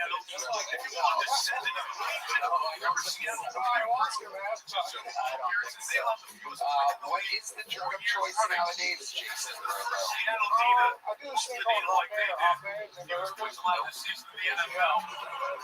like a grounding thing. You put medicinal tobacco, mix with different medicinal herbs, and blow it up your nose. Pretty intense. You blow it up your nose? Yeah, there's different plants that mix into it. Okay, how often do you do that daily? I do this like before and after clients to get my energy, and it's wild. You're like a real guy, huh? This isn't a character. Okay, let me ask you this. What do you think is the most hippie-ish on that one? You know what you are, like the crystals and the you're wearing out your yeah, sure. Yeah, that's a nice drug. Yeah, all these things. Let me ask you this. What do you think is the most hippie thing that you've done for them? Like, what is that extreme? You know what I'm talking about. Because you know, I saw you smile. I would expect that of you. I want you to surprise me with this answer. I want to hear the extreme, like, thing where you're like, yeah, this is crazy for even me. You know, one ball is one with that line. When you think about that one while I ask you the opposite question, what do you think is the most safe, conservative, or safe, almost Republican? 50-yard touchdown runs this year where you're like, God, this is so good. Let's do it anyway. It's fine. I'll never call cops exactly at night. Okay, call the cops on somebody. Being attacked when you're trying to find this is how these people think. It's so conservative, but I guess I'll do it since I'm being stabbed right now. I usually have a knife too, but you have a knife? Oh, that was the first time they had. Yeah, where did this happen? Where did that attack with a knife happen? I was in Northern California, actually, driving my bike to upstate grow scene. It was there. That was a wet play they've been waiting. It's an indoor grow scene, as we call it. Great shot there. There's a guy last week talking about the grow, yeah. Okay, let's go back one more time and see if you thought of anything. The most hippie-ish thing you've ever done, because you are an extreme character, I have to tell you.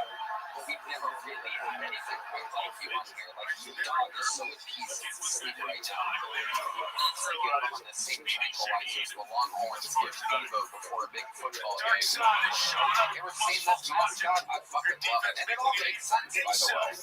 It all makes sense. Nothing better for a Texas mascot than a fully grown bull on tranquilizers just drooling on itself. Okay, I'm giving you enough time to think about it. The crystals on the toes is like, alright, if you don't have an answer, Red Band has something about you. you got an hour to do it. There you go, Red Band. Is there a crystal that like really pisses you off? Like you don't want anything to do with it? There it is. Right on cue, everybody. Definite unanswerable question. I got another diabetes joke about the blindness thing, and basically the processed sugar causes your eyeballs to cloud because of it. So basically your vision isn't crystal clear. So don't follow that. There you go. Alright, Jason. Pretty interesting character. So you've been doing stand-up, did you say 13 years? Yeah, I got 25,000 YouTube subs. I got some mixes on there. My underground mixes. It's a mix of what? It's just material. You sometimes treat race after 92, so I use all that, and I like audio level it all. So I think you're going to have your best material after 92 as well. The age of 92. Thanks today, Jason. Very fun interview. You definitely are an original character. There's a medium-sized joke book. Jason Robo, ladies and gentlemen. Alright, well, I have a special treat for all of you, ladies and gentlemen. One of our elite regulars of all time is here for you. He is a reigning, defending Kill Tony Hall of Fame member that is here to grace us with his presence. I present to you one of the greatest to ever do it here on Kill Tony. Hundreds of appearances. This is the long-awaited return of David Lucas, everybody.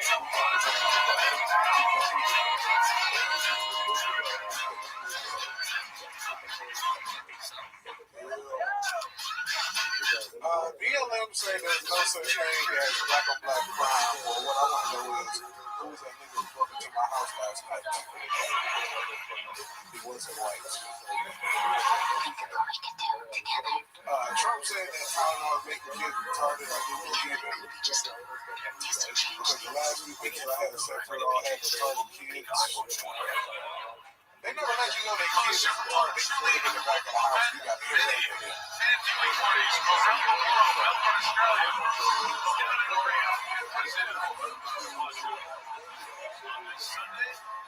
I was able to have sex with this one girl, and next thing I know, the fucking door was down, and here comes 11 years old, butt-ass naked dinosaur slippers. And I'm like, hey, bitch, what the fuck is that? She's like, that's my autistic son. I'm like, I almost shot this nigga, bitch. I didn't know he lived with a Texas Chainsaw Massacre. She was like, let me put him back to sleep. He was having a bad dream. I said, bitch, I'm having a bad dream. I just seen a retarded nigga dick. How you think I'm She was like, we can finish fucking. I'm like, I'm good. I don't want no more of that retarded producer pussy, you guys. My dick is inside of itself. I'm not gonna get with a handicapped kid than a retarded kid. Because, like, at least when she got a handicapped kid, she probably drives a van. I like space. Nice job there by and I sit in the front seat and try to see on that nigga's legs. by Bill Williams. They put so many I'll be like, shut up and play with you. You can feel them legs anyway. That's my So they had a rough play on it. They were so stagnant there. They forced them to throw, got to inside. Oh, yeah. Can you set that thing up? Tommy Yayo ain't been this close to a game that says he party with Diddy.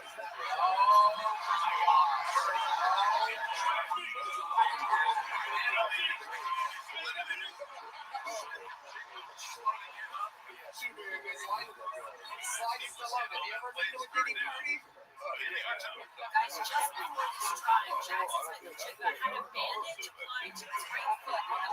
That nigga look like what SpongeBob had no muscles. That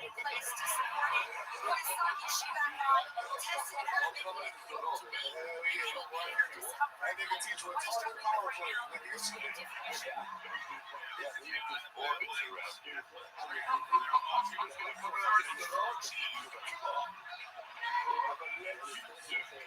don't even know who this nigga is with his words on, man. It's Stallone. What are you talking about? It's the actual flight Stallone. This is like your fight. It's like a different fight. Another section down there. It's like Showtime at the Apollo Creed. Ellen's face with Joe Rogan's face. In a second, it's all the way back to Bob.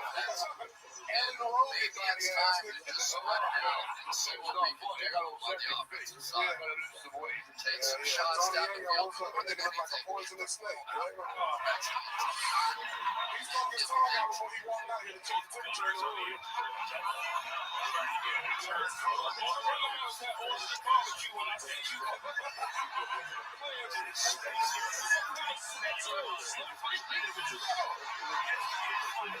You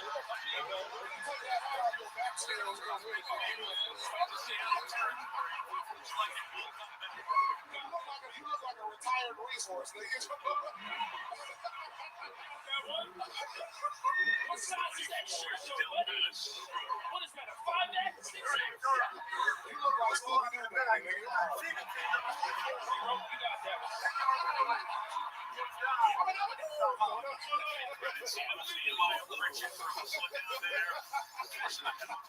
David Lucas has arrived. All the other kids with the fucked up kicks. I love it, David. I don't call you gay 10,000 times, Tony. I don't know what else to call yourself. I know. Okay. I'm joking, bro. Well, I know you're joking, but every time you say that word, I'll cut it out, Red Man. We're gonna cut it out. We're gonna cut it out. Homosexual. Can I say homosexual? Yes, you can. Oh, yeah. Take a breath. You need it. That is an incredible haircut that you have. What exactly do you ask the barber for when you go in there? The fucking Starlink antenna? Do you does your head get its own Wi-Fi? That's what we'll be going for. That is crazy. You're hanging on by a thread back there. Look at that. Oh my God.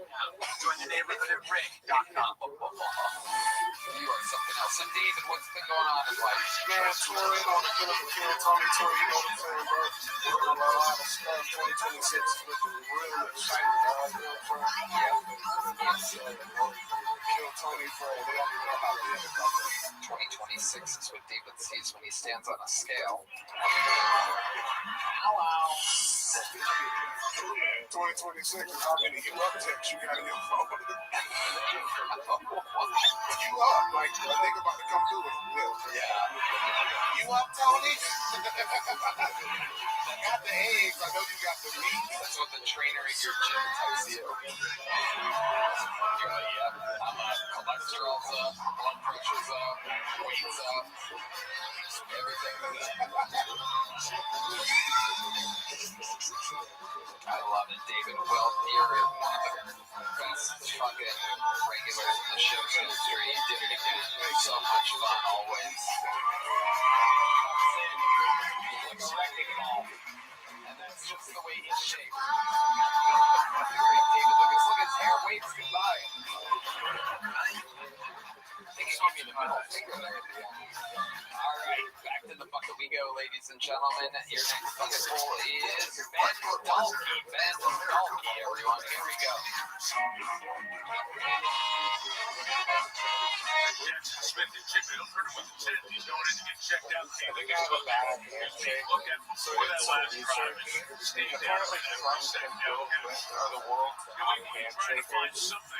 Right that those 13 champions went for being most warm and definitely interesting for a guy who races.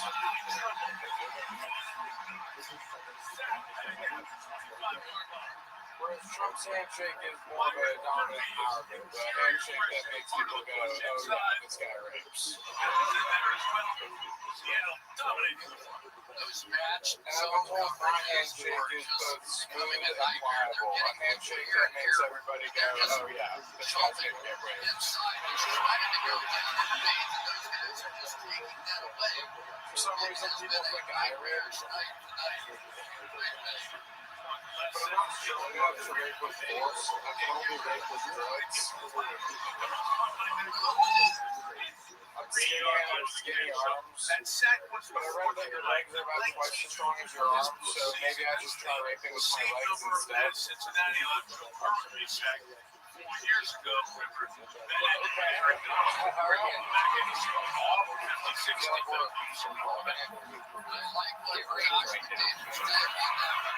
That's a great heavy set. Have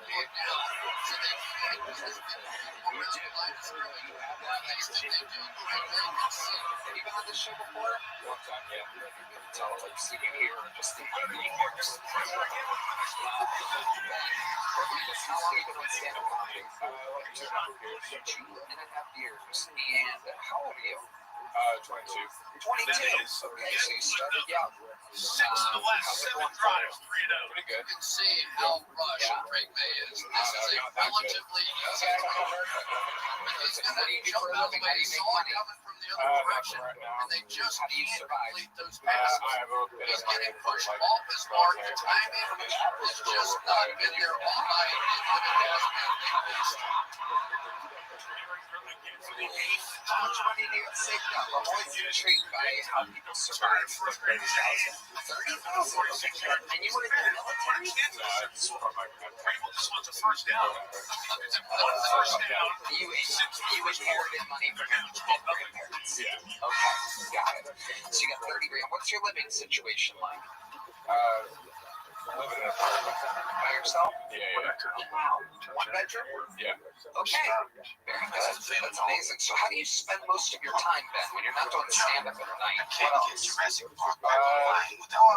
Seem like the kind of guy that likes to take a pair of binoculars, go to the playground.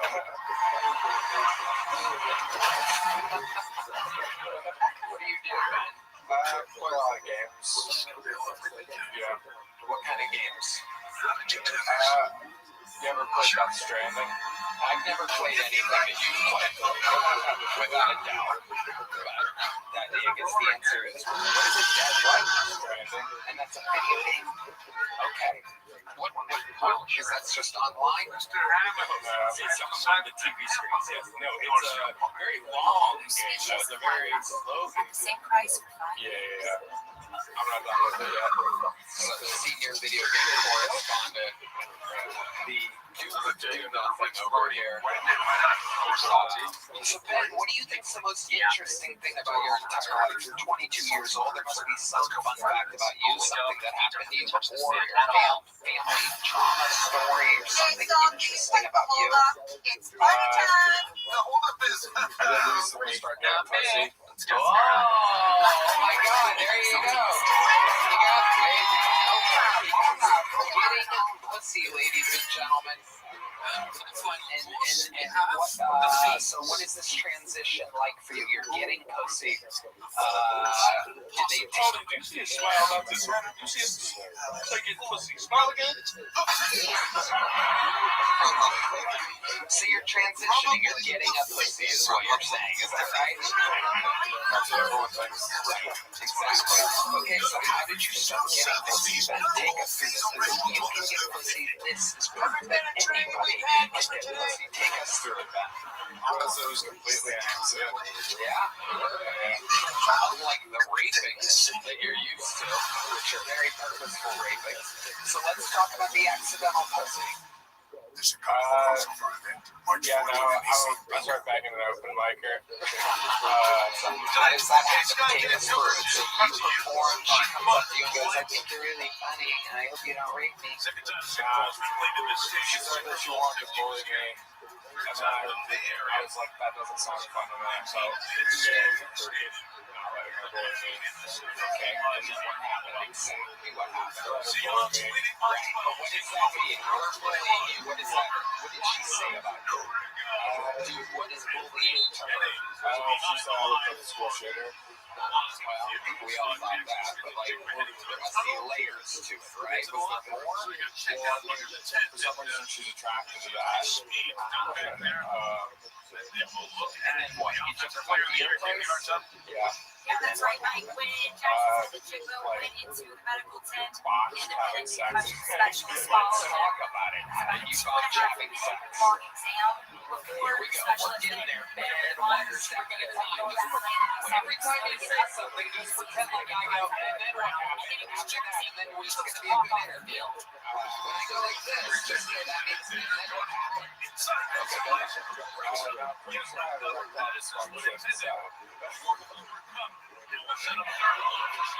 It's ironic, isn't it, that probably the best player on the field tonight is Ben. What was she doing? If not for the plays that he's made in this game, And it would have been an absolute blowout at this point. He has saved a couple of tackles down the field. It is just you were there. Patriots had a What is wonderful your story? They were going to hang in. Are you writing it right now? Okay, so like you were there, and then what happens? You guys start making out? Yeah. And then what happened? Nothing really actually much. It was pretty bad. I mean, it's not really, but like, it's just like, that would not get close to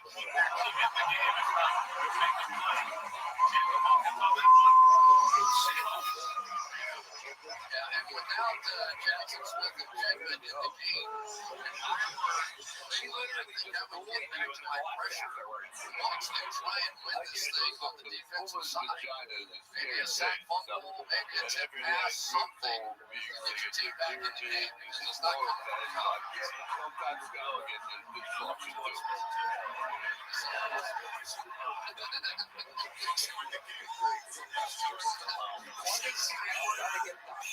This appearance must be a fan of Kyle Dunnigan. You've seen this report. Elon Musk likes Kyle Dunnigan.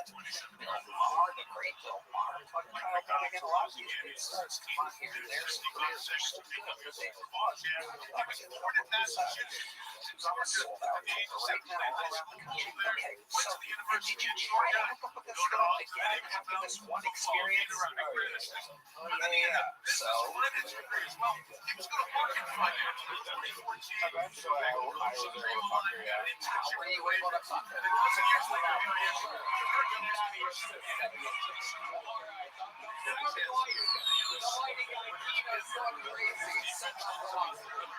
Did you find it within yourself? What tricks did you use? What did you do to make it work? Lots of self-talk. And I think he would be the first defensive playmaker Positive affirmation. actually win a Super Bowl. And the other part is just, we never seen a shutout. I think I forgot it. My own was there anything else you were telling yourself? You are not shutout. Just fine. Only some of it's fine. So amazing. So let's face it. So the first time you get in the car, right? And you're with her. Is the second time you guys have been? I would say so, yeah. I would guess. You would guess. Okay. So you get hard, and then what happens? Fumble around for a bit. Just fumble around for a bit. Fumble around. So what exactly does that mean to you? You just did something with your hand there. What does that mean? Go soft again, and I think this is this game is going to have to come down to they're going to have to spread it out. You were able to miss on the offensive side and open up the possible again. So how long do you think you lasted? You put your leader inside of her vagina, right? How long do you think that lasted for you? 35 seconds. 35 seconds.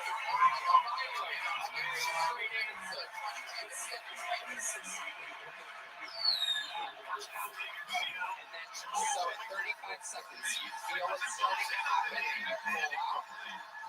Yeah. And then where do you finish at? Where did you shoot your load? On her stomach. On her stomach. Very good. I would have expected something weirder than that. I would have thought you would have like been shy and shot it on the floor, just on your own pillow or something like that. You went for this defense. Did she like it? Did she make any noises or anything? What type of noises did she make in your 35 seconds? Did you do an impression? Go ahead, give us a spot right here, Kino. This is the girl during.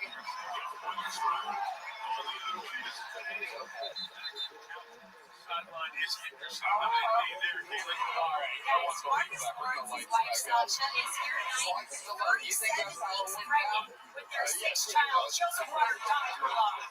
Now, DeMarcus and his teammates have had some deep conversations about what he'll do with his wife who's a believer during this game. His teammates said, it's not guaranteed he'll have another Super Bowl. He can't have another baby.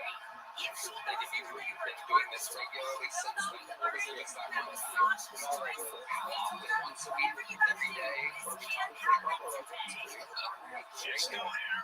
You're excited about it. You got more than 35 seconds since the it's not that bad for 22. They're not doing that bad. The whole set was really weird, so you're getting a little joke bump. There you go. Sign up again, and we'll see what you talk about next. Going to 2.5 years, you got something other than great jokes. There you go. And then look back underneath to end up with this. This looks like a fun name. Let's see what this is all about. Make some noise. Everybody. Nino is next here.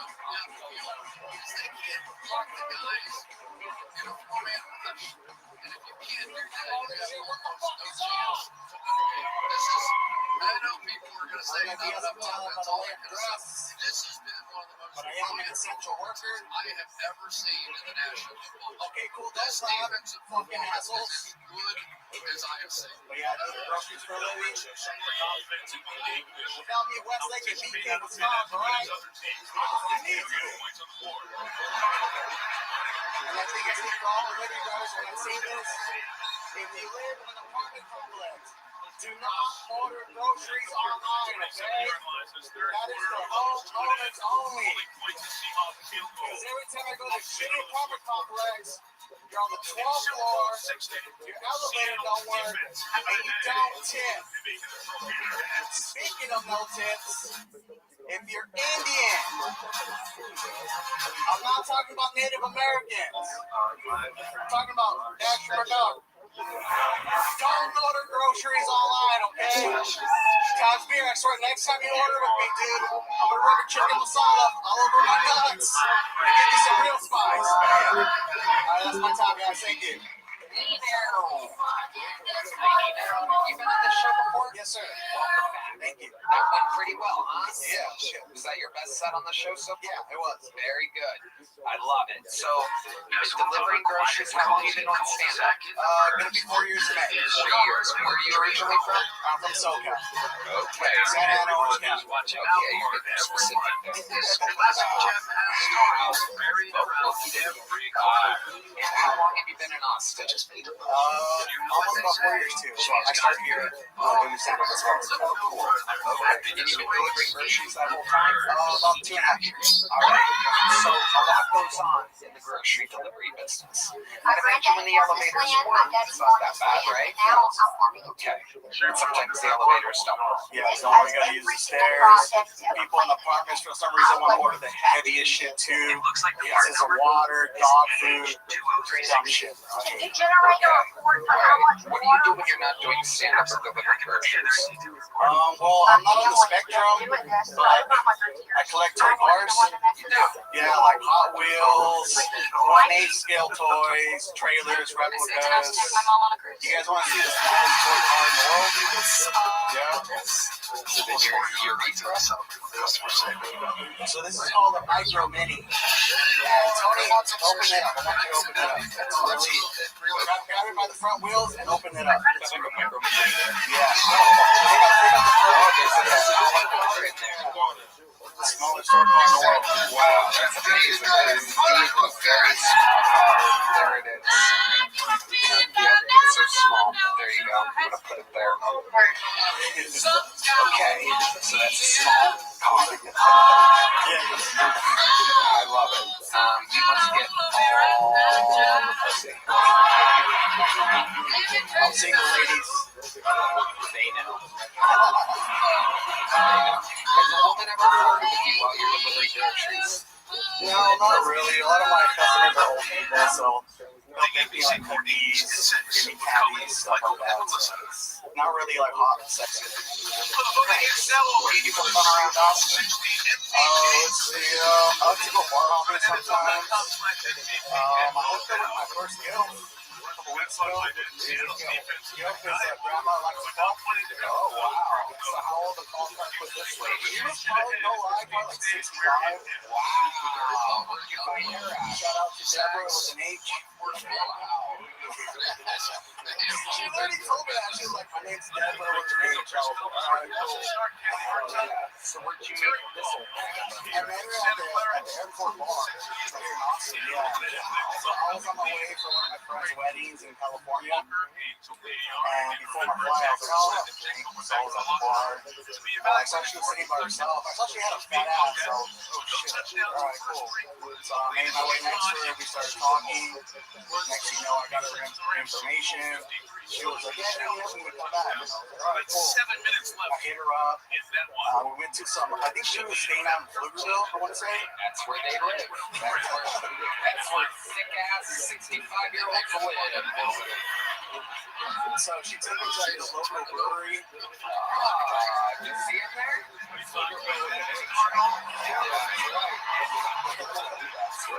And long story short, we had a couple drinks, we kicked it off. We went back to my car. Oh, this one right here? What? It was actually a bigger car. Okay, what color are you at? What kind of Civic are you at? It's actually a Kia. Shout out to the Kia boys. Wow. Yeah. Sportage? No, it's Forte. Ooh. Wow. You took a 65-year-old to a Forte? Okay. And then we started talking and we started thinking, you're in the driver's seat, she's in the passenger seat. And when you say hooking up, you mean like, yeah, we're back in here. Right. So it's always an interesting predicament when you're in the front of a car. So who do you think is doing more for me? Are you guys meeting in the dead center? Are you right over the front chair? And then go back up, but you're going to get behind some traffic. Yeah, that's exactly what happens. She's taller than me. She's like 5'10", I'm 5'7". Yeah. So I lean back a little bit. She's like, gets on top of me a little bit. We're hooking up. Okay, so she's the more aggressive than she is. But then I'm like, fuck it. Like, I just pull down my pants. Oh, shit. Is this in the parking lot of the brewery? Yeah. All right, Dino. Here's two cartwheels. Okay. So pull down your pants right then and there. You got nothing to lose. And then she puts,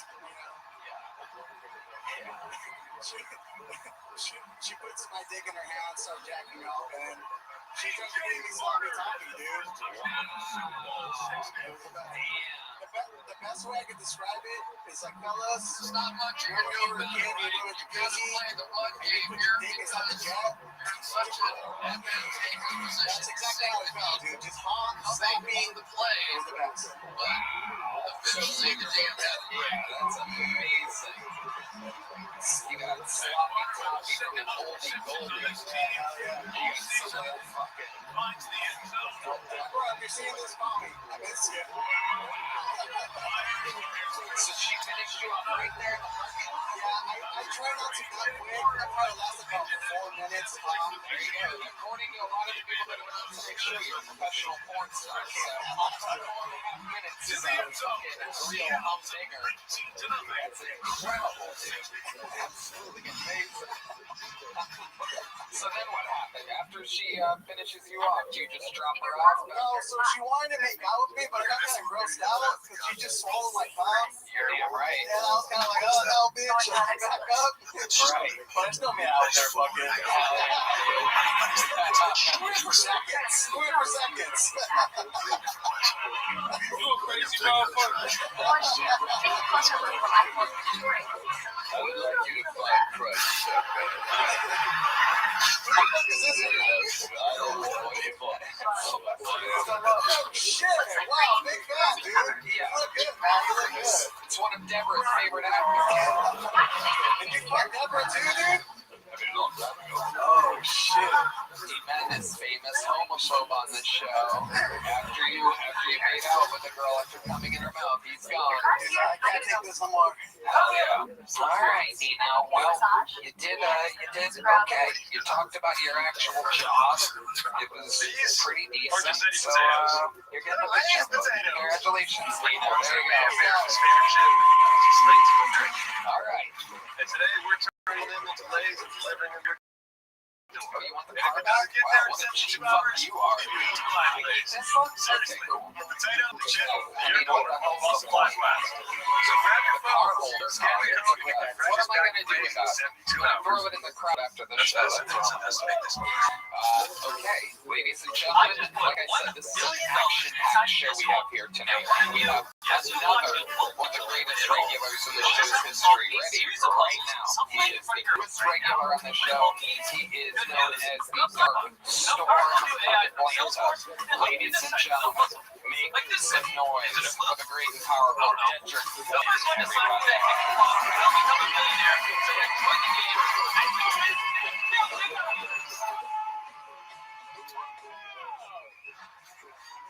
This shit feel good, man. I used to actually hate rich people before I got money. I did. You know, rich people got different debit cards than us. They got, maybe some of y'all got about here these little 22-pound solid metal debit cards.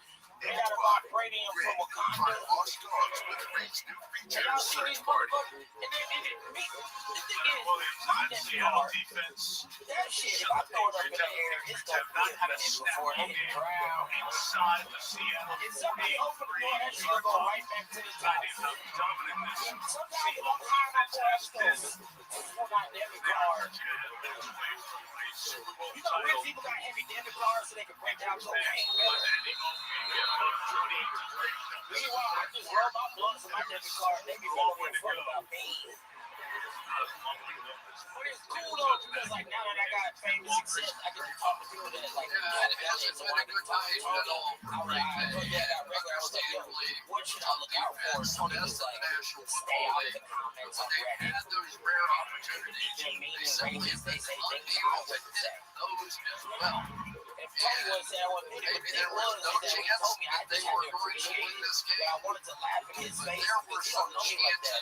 But 20 years ago, I was working customer service. They said to my face. I was working at a car wash in Atlanta for 17 years, and a girl walked in, this old ass fucking lady, 65 years old, walked in, and she called me a hard ass. And that shit hurt my feelings.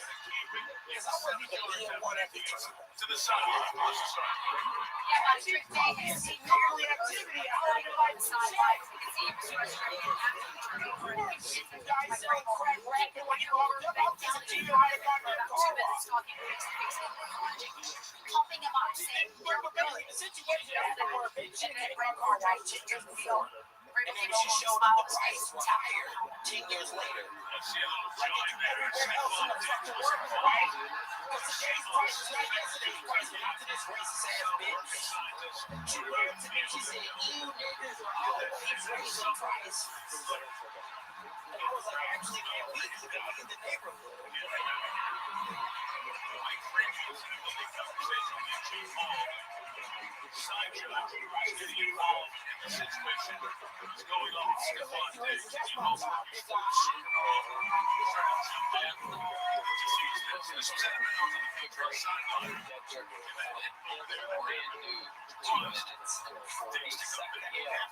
Doing more work than he has to do, unlike his people normally do. Normally they show up late and leave early. That's out of the place, actually out of bounds. Knocks it down. Do you really want customer service at a car wash? Customers in the car wash, I was fucking restaurants. I hate that car wash. What do you do in restaurants?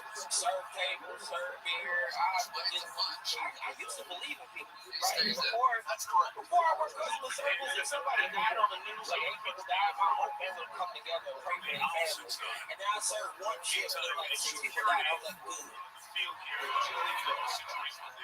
should have called me. It could have been 12. Was it like a chain restaurant that we would know, or was it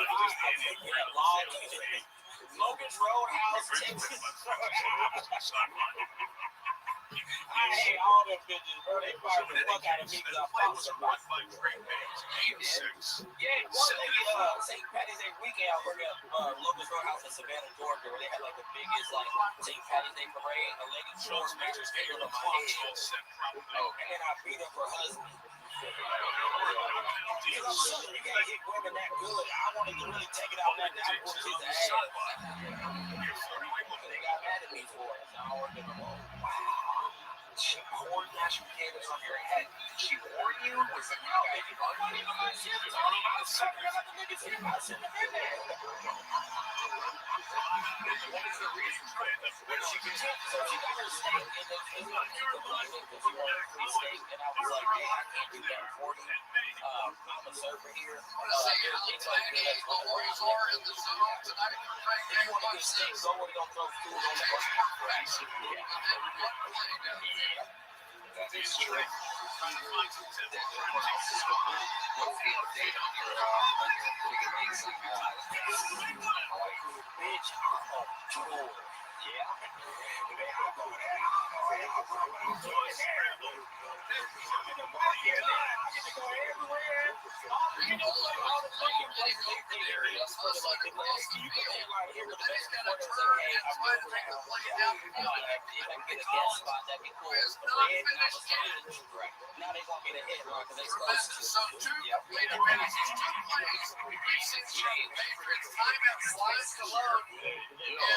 Finally, it shows up. I'm sorry, I'm trying to be.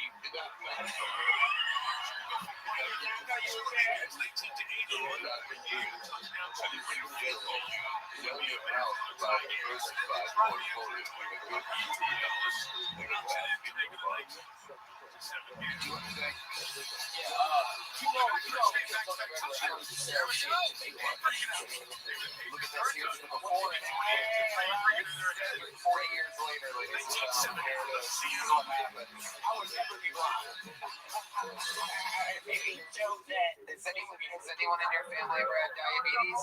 Yeah, my dad. Yeah, you're gonna be blind. But in school, blind guys can be like rock stars and shit. That's the whole thing. Ray Charles, Stevie Wonder, D Madness. D Madness rocking the fucking Heisenberg hat tonight.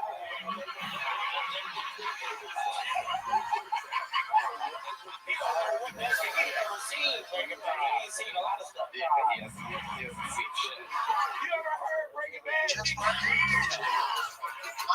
Yeah, he has. D Madness, what's your favorite? You ever listen to a Sylvester Stallone movie? Jen Spark, finish your slide deck. Now you're not one. You ain't near the mic. Jen Spark, we got it. Rambo. Done? Total damage. Slide Stallone. Do you have any behind the scenes info on what it was like filming collateral damages? Wheels turning.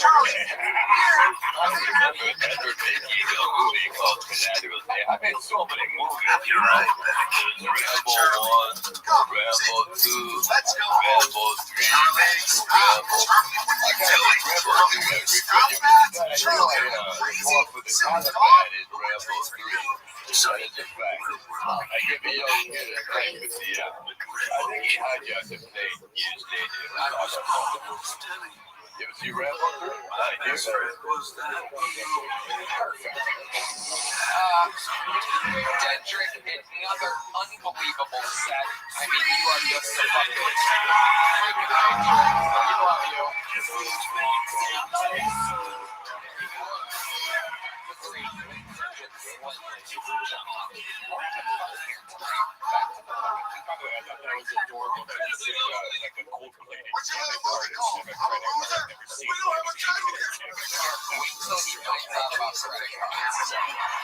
We are watching the kids like we're going to watch this just grow up in front of our very eyes.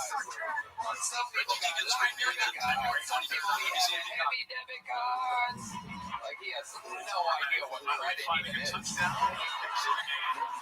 He almost fainted when Sylvester Stallone said diversified portfolio. We're gonna get to watch him learn everything. Oh wow, okay. We've seen this guy before on the show. Here we go, ladies and gentlemen. Make some noise for what some people are calling a local legend. This is the return, I believe, the second time ever of Keegan Carmichael, everybody. Here we go.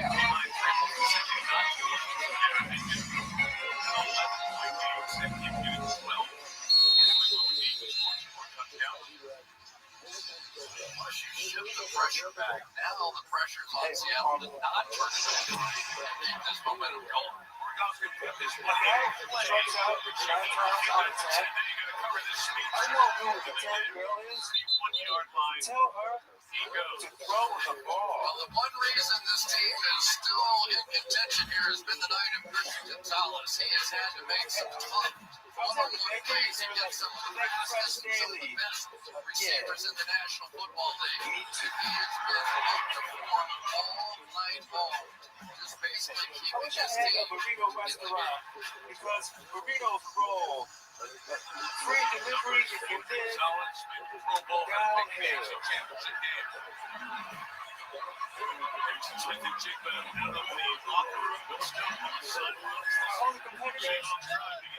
of soup. It's not supposed to start, but it is supposed to keep going. Come on, guys, push. Helmet in hand. He came sprinting after locker room. As you see him went back onto the field now after clearing his concussion evaluation. Like Kubiak went up to him and said, "You good?" He gave him the affirmative, and Kubiak said, "Let's go score." The last time you were on this show, all we talked about the entire time was how you reminded us of Mitch Hedberg. And after a lot of the first conversation, he fell in progress because he had worked its around about the guy that sounds and delivers like Mitch Hedberg. And it turns out that he's a genuinely very funny guy that just happens to look like and have the delivery of Mitch Hedberg. Right now, New England is going to shift to basically a six-man down line. Why are they doing that? What do you mean? Because they want them to throw the football. They simply cannot just allow them to run the ball down the field on them so they can stack that line of scrimmage. If you want to throw, that gives our pass rushers a chance. Some of my associates it turns out that you do this every night that you're a good writer. They've seen you do longer sets. And it's just to be wrong. Thank you, associates. Good idea. Funny guy.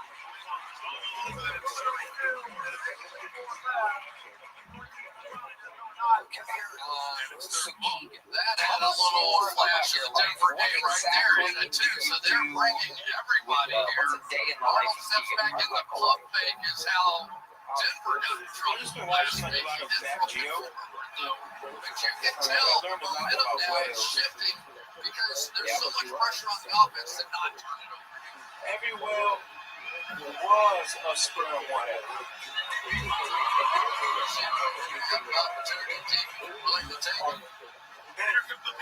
Then I watched an episode about kangaroos, and I learned a lot about kangaroos.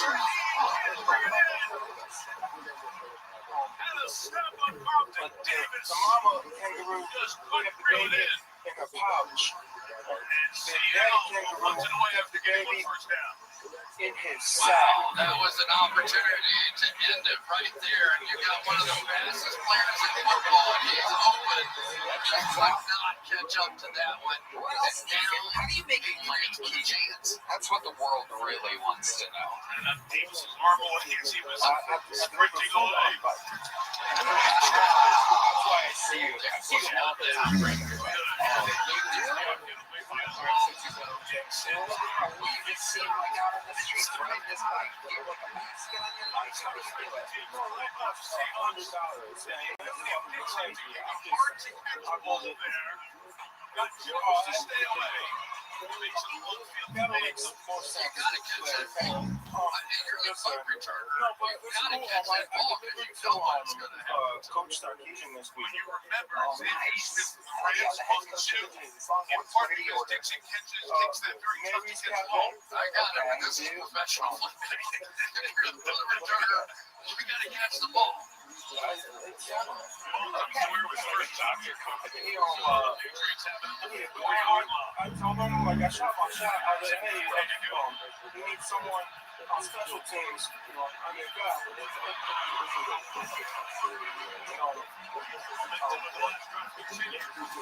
He's a no.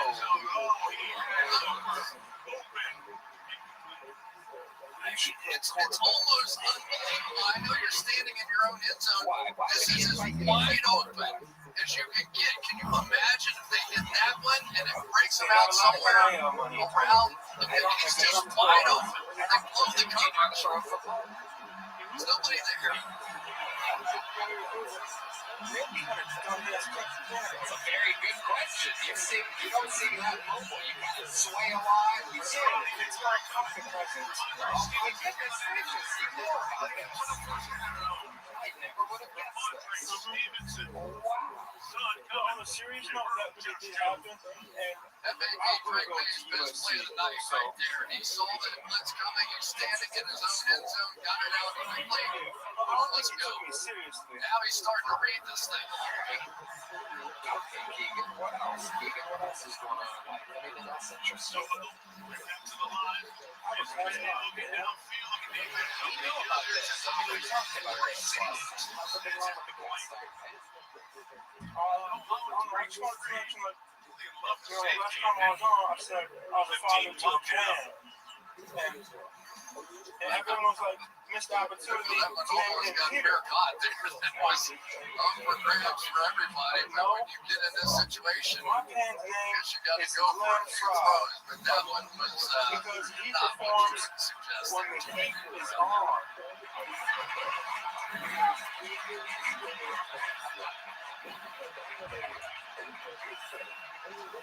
Keegan, you are two of a kind.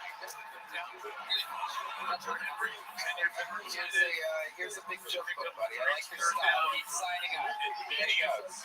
He has a little athletic prowess. He does know about pocket presence, and he did catch that joke close to ease with his left hand to go for the hand Montana catch. One of the hardest ways to catch a joke. That was a little time for you. All right, back to the news. You guys saw him out there. Let's see what happens next. Ladies and gentlemen, here next week, we're going to do by the name of Sean K12. Everybody, makes some Sean K12. Make some noise for Sean, everybody. So now they're splitting the formation and they're chipping here. But you have a four-man rush, and there are kids in a four-man rush. There always has been. And so now by spreading out the defense, you're getting your quarterback a chance to do what he does best.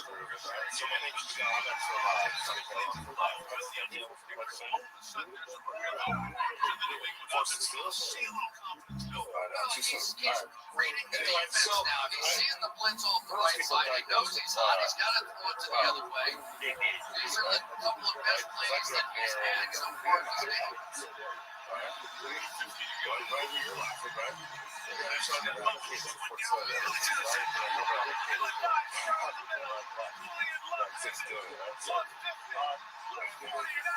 It's my first time ever doing stand-up. I don't like a ferret thing. I can take this kind of a ferret. I put some effort in it, right? They might spit on you like, holy shit, this kid spit on it. So, I had a tournament plan. Seriously.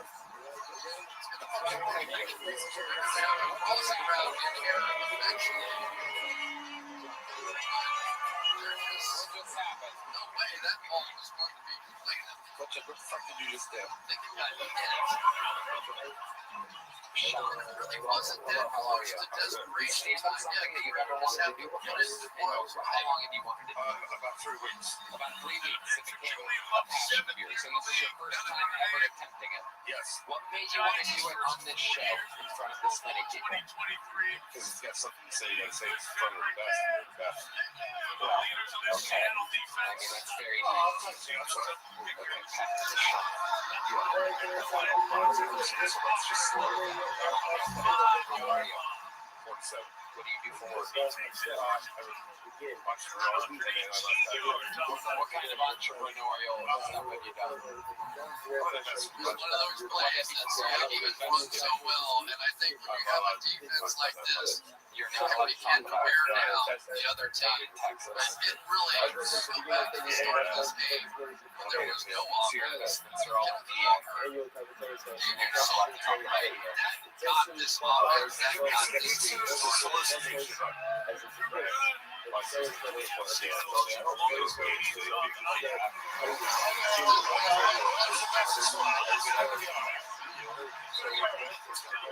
the guy that trained you in Rocky, isn't it?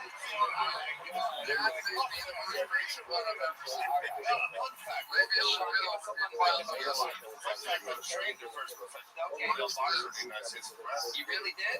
Oh, I helped train him for his corner person. You were the corner person? That's what I just asked him. Are you on something right now? Politics. I can't talk about that. Okay, well then put the mic in the mouth. If you can't talk about things, then what's the point of doing an interview with somebody that can't answer questions about their job or anything?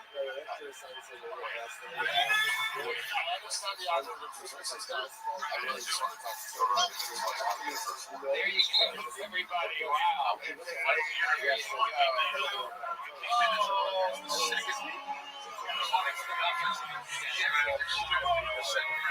go. There he goes. Don't sign that again. Sean came well. His calves are quite stance as he is with his running style. Stand straight up and something special. We have a special build in the yeah, with Sage. We have Sage here. Without doubt, one of the greatest Hilltony regular golden ticket winners / to ever come across the show. Everything he does, it's absolute insanity. You're a very lucky audience. Clark here on a very special night as I present to you a man who gets to do whatever he wants on the show. He's the only coachable ever that I'm slightly afraid of. It's the great and powerful.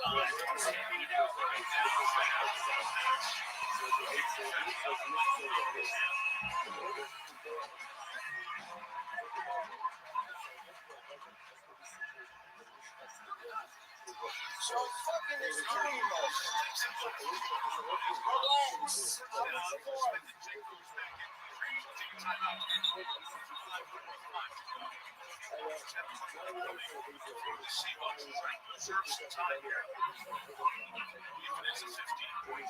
Guys, that need to get a much bigger box, okay? That's some funny fucking shit, alright? I need you guys to just take it over my Bible. I need you guys to fucking, you guys don't stand when I do that. I want you to take the pics out. I want you to take your fucking take out. Black guy, you don't like it so much to give me every pass. Doing this all year. This isn't unusual. I just don't know if everybody in the country sees them on a regular basis. Ladies and gentlemen, what can I say? Truly a very busy church. Unlike any other, you're here on a special night. I introduce the one and the only. Straight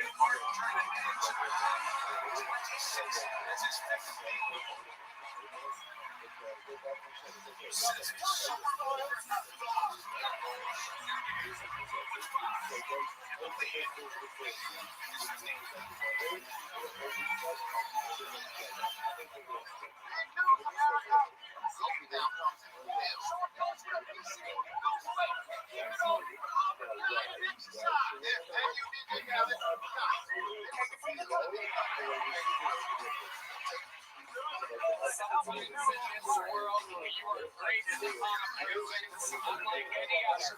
As someone that is simply unlike anybody else, a man who has more power than any fucking hole in the history of the show. You're here on a special night as I present to you the old golden goose. Maybe we don't get to it right now.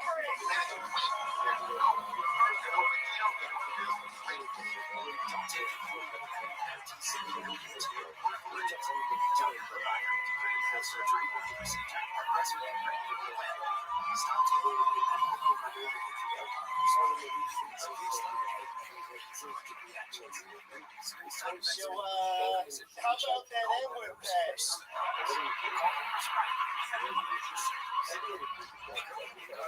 Come on, bitch, give me that shit. Look at this motherfucker. I'm gonna turn to my left. I'm gonna look right. I'm looking at the camera to my left. I'm looking at the audience for a little bit, and then turn it to the left. Go, flip it. There we go. Look at this gay motherfucker. flip around and shit, you never looking motherfucker. Goddamn. What's your name? She's smart, so big, holy fuck, goddamn. Look at this black guy. Black man up. I'm challenge you to a rap battle. Let's do it. What you know about rap, bitch? Let's go, bitch. I'm suck my dick. Oh, yeah, get on your knees and suck my dick. I'm just sitting in the stage. All right. Give me a beat. Now, what the fuck is that? No, that's not my beat. Cut it out. No. Every time I do this move, I need you to hit the beat the right way. God damn. All right, every time I do this move, 5:35 to go. Just this move right here, I need you to do the beat good. Hit me. Give me 5 words. Give me 5 words right now. I'm going to use this beat. Say 5 words.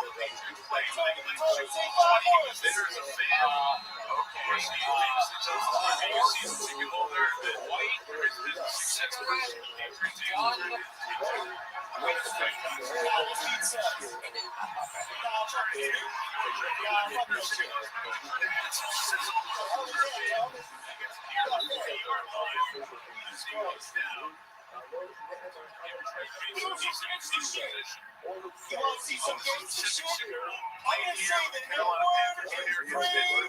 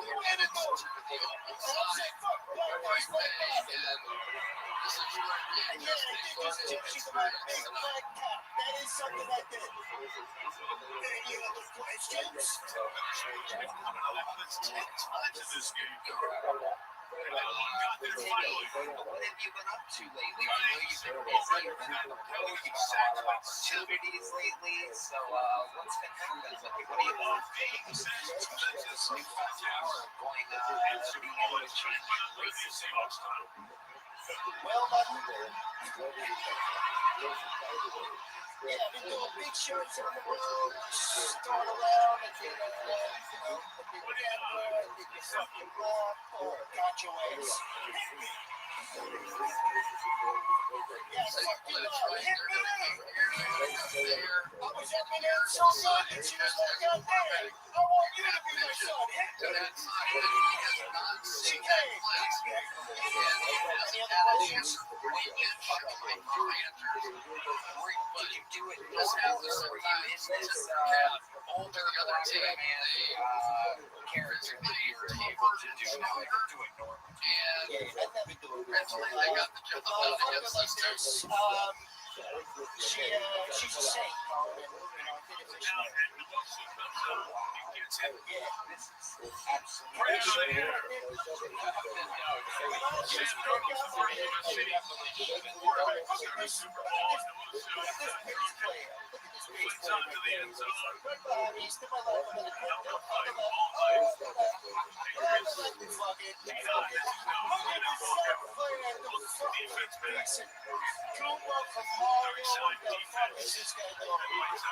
Jesus Christ. I don't even know why they pick a side. I get it. This is fun. Yeah, it is.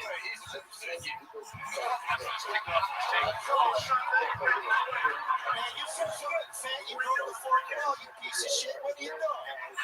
Who's this guy?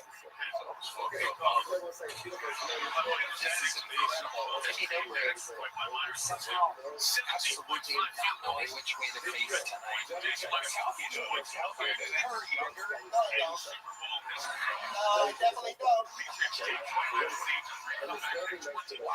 Timmy, is there anything else that you do now to become a special black man? Is there anything else that you find yourself doing out in society now that you can be black sometimes? That's great. I'm going to come my back to the audience next one. That's what I'm going to do. That way towards the audience? Ever since it became a lifestyle of being an old black man that I met 5 years ago,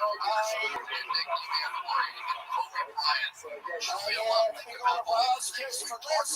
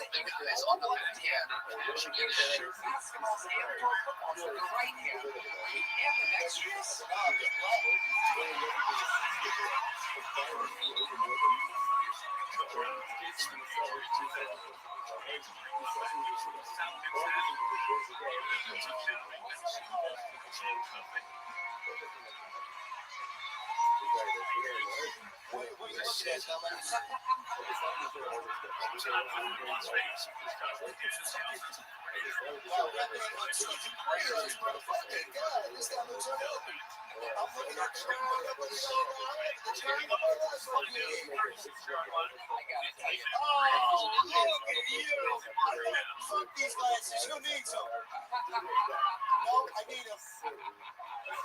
Wow, Timmy, I mean, you're on a whole new level. Every single time you come onto the show, you're so innovative. You completely take over. This is unbelievable. In my own year, just about to be 20 years in this industry, I've never seen a man with all the courage and the talent to be able to saturate these. I've seen people switch. I've seen people switch everything about themselves. But I've never seen anything like this. Timmy, you found another way to elevate and take things to another level.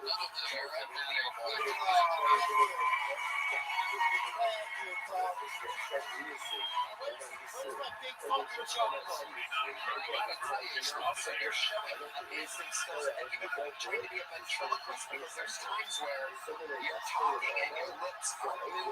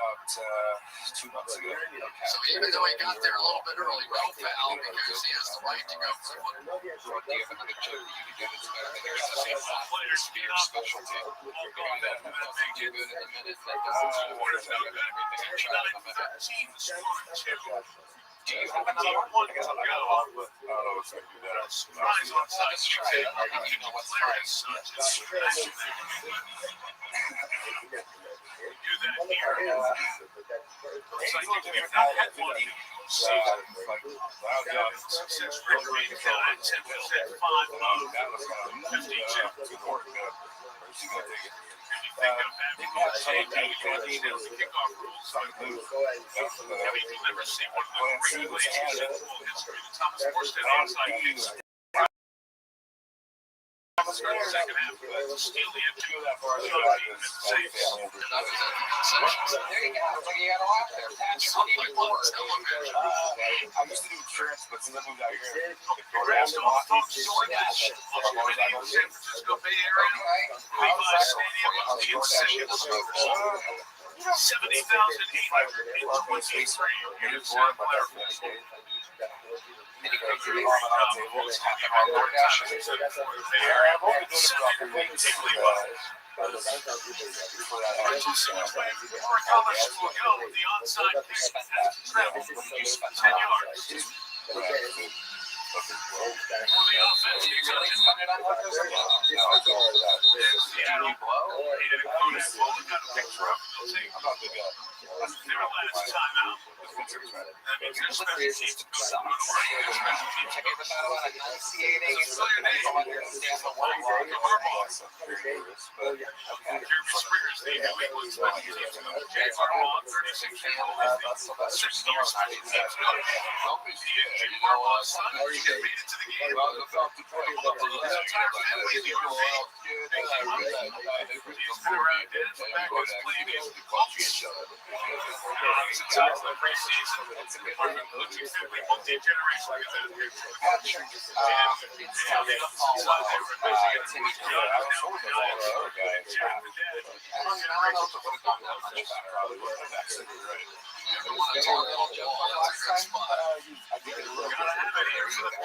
It's Western.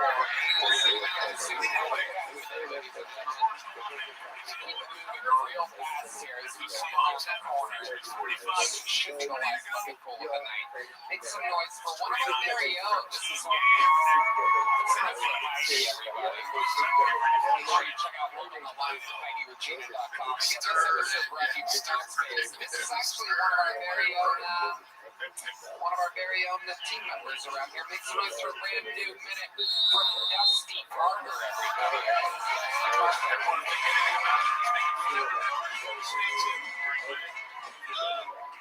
I recently made a horrible mistake. I cut off all my hair and most of my beard. Yeah, I used to look like Jesus and his first miracle was when the water was I got tired of walking around looking like a caveman who had been called from ice. The problem is now I just look like a white guy. How about Emerson's made tonight after going backwards? I took my daughter to school the other day and I overheard these two ladies talking about that kid that had learning sign language. That's something I They had a great event over the summer, during 4th of July. Dressed up some digits. Just like, that was so sad. That little boy was born deaf. Then he developed a lisp. It's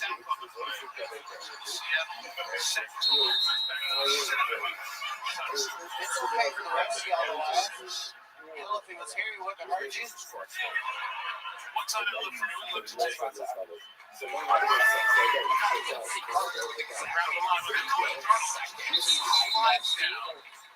Hey, Tony, how are you doing, Bob? Great, buddy. Good to see you, man. Not a lot of people know this, but Dusty, a little fun fact, opens one for everybody at the wrong place. Yeah. It's not interesting.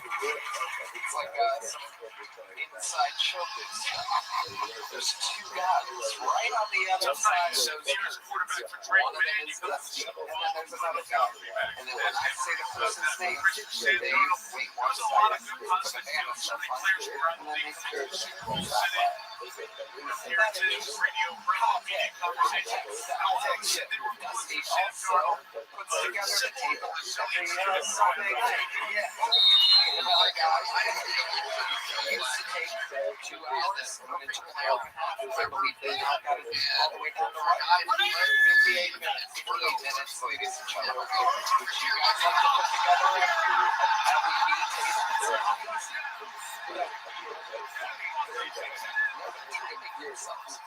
They take it very seriously. It's more of a challenge than anything, just to see if we can beat what we did before. Because each week it's something different. Because this isn't the only show they have. They have other shows, and then we have to sort through wires and things. Make sure we got everything else. They do. You're damn right. Absolutely. Dusty, you mentioned having a daughter. How old's your daughter? She is 11. Nice. And how's that going? She's amazing. She's excelling at everything, and she's loving school right now. She's with her mom this year while I got settled in Austin, and she'll be back with me. 70 yards. Yes. It's a lot of fun. Being a dad is the most rewarding and stressful thing I've ever done in my entire life. Now I have a son that's 26. You have a 26-year-old son. How old are you? I'm 45. Yeah, prison has a lot of preservatives in it. Yeah. And you were in prison for what again? Manufacturing methamphetamine. There you go. The crowd goes wild. Welcome to the prison universe where even the standing ovation is making. You never dabbled in all the healthcare? Tell us about it. What's making meth like? It's not like Breaking Bad. That was sissy shit. I used to do mine in the woods in 45 minutes and it'd be 90% pure. Wow. What needs all that laboratory equipment when you're just moonshine? I would have some of your secrets to your process, but I immediately realized that they're probably for entertainment purposes only. We can talk about whatever we want. We can write books. Interesting. By the way, one of you that promote my coloring book. You got a coloring book slide? That's why I'm here.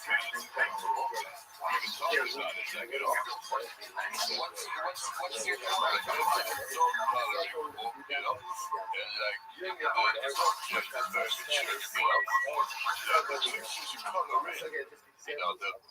Like scenes from September 11th. Just to honor those fallen, those who got 9/11. And at the end, there's like a centerfold pop-up big thing of those fallen that 9/11.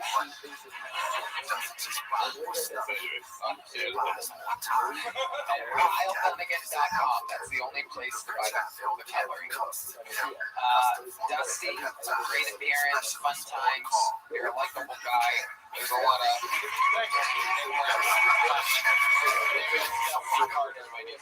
well, what an episode we had. This had 3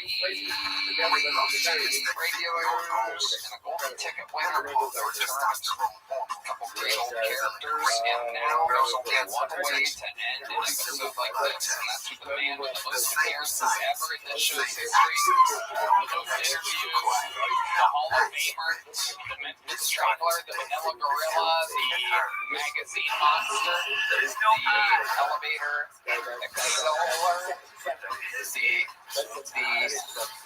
recruiter, Zebra, the top space tycoon. This is the Big Red Machine, William Montgomery, everybody. Here we go.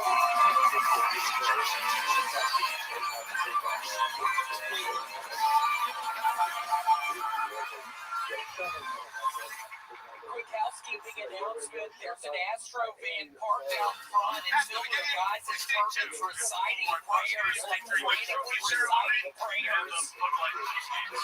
Anyway, so I'm watching this Diddy documentary, The Reckoning, and I didn't realize that earlier this picture Diddy yesterday celebrating basketball game where 9 people were trampled to death when they were rushing into the gym to get a seat.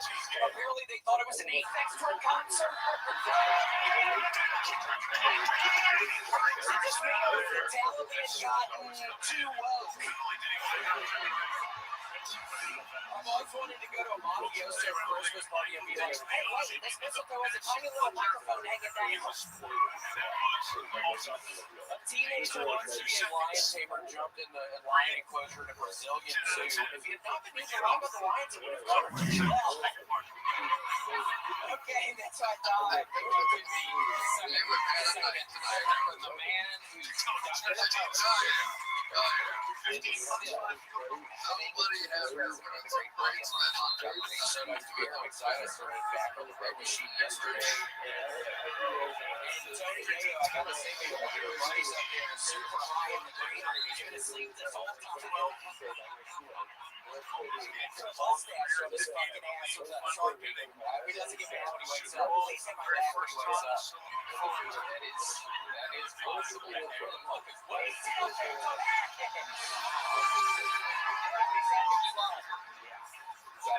17-yard line.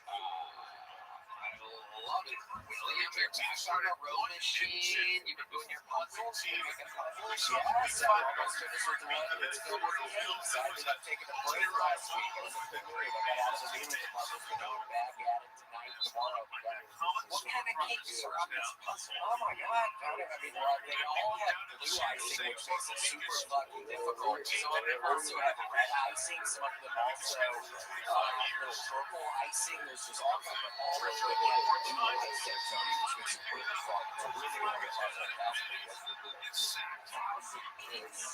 Yeah, some of them have it's like blue and purple, blue, yellow. There's no specific types of cake. There's no like, there's one is strawberries, one of them has red on the inside, one of them has white on the inside.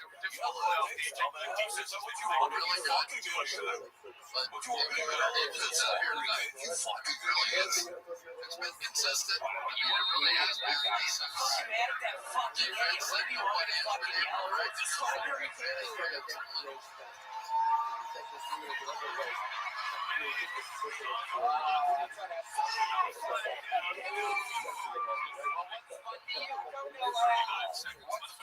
oh my God. That's like a for no reason whatsoever. Oh.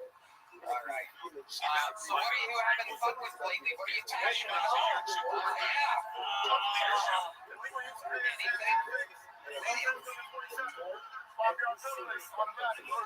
Is there anything that you're excited about? You need to be in the internet. It was pretty good. And then the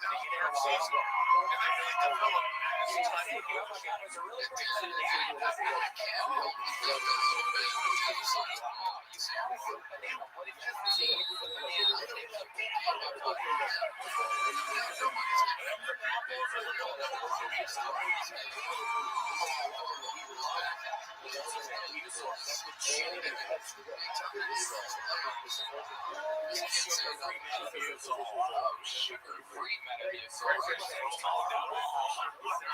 does it taste like? It looks like same too.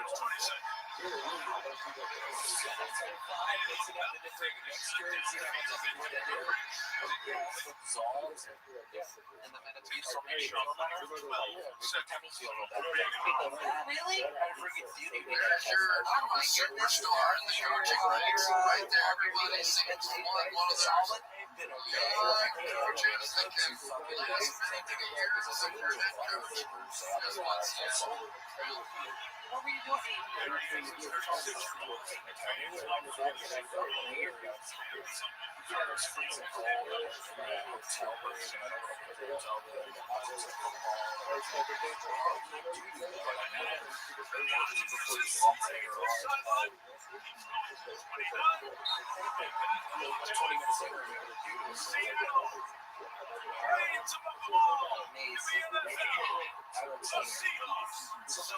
Have you ever seen any of those like William Montgomery before?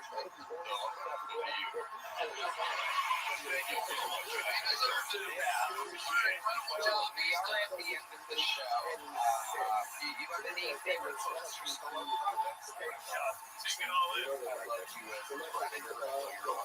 Take it all in. That was one there all when you put the on your body. That was really cool. I love that project.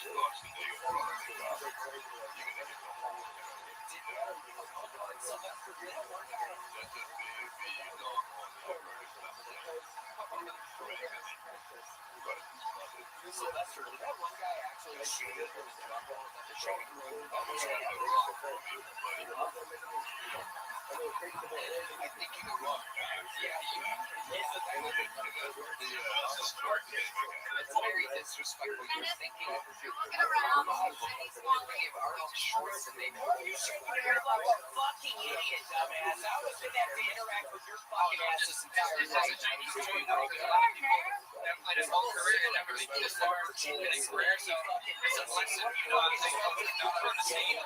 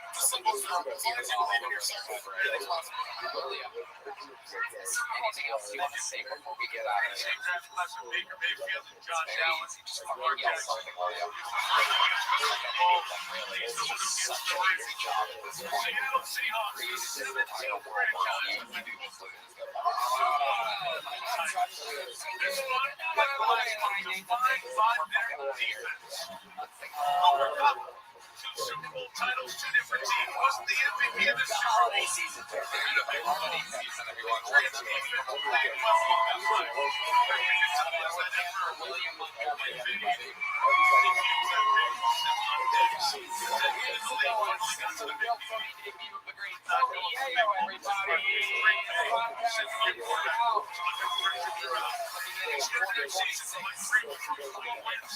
Last year takes over. How about one more time for Sylvester For the Stallone? celebration and the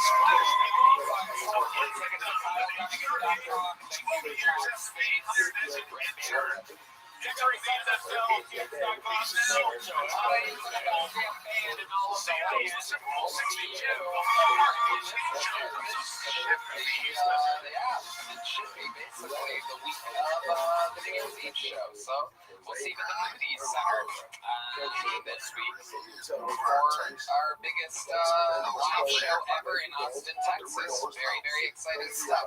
We love you. God bless this audience and God bless the United States of America. Thank you. Good night, everybody.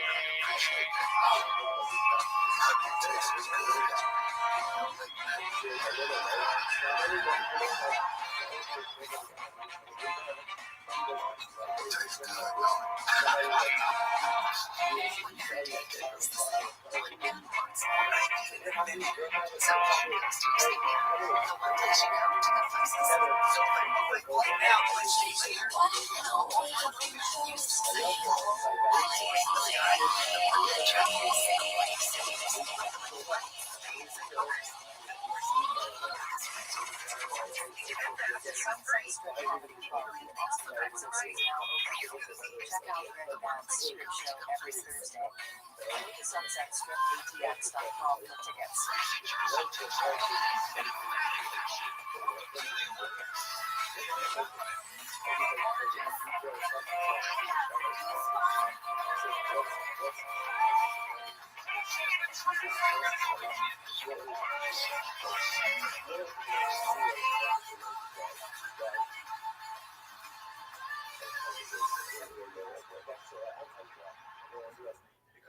Hi, I'm Christine Applegate. If you have multiple sclerosis like this guy, there's one thing we can all agree on. It sucks. 0 stars, would not recommend. I have been healed of my MS, and now I am partnering with TJ Therapeutics on what comes next. I'll be sharing honest conversations from the ugly truths to the real genuine wins. So if MS is part of your life, come join me at nextms.com. Have you ever seen me that sincere?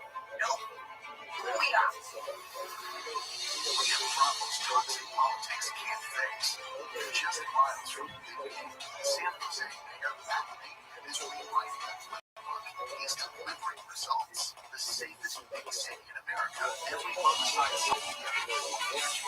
on shelter homelessness and disarmament, thousands of homes built. Now that man is running for governor, a fighter for all values, and a fixer of our problems. And a began for governor.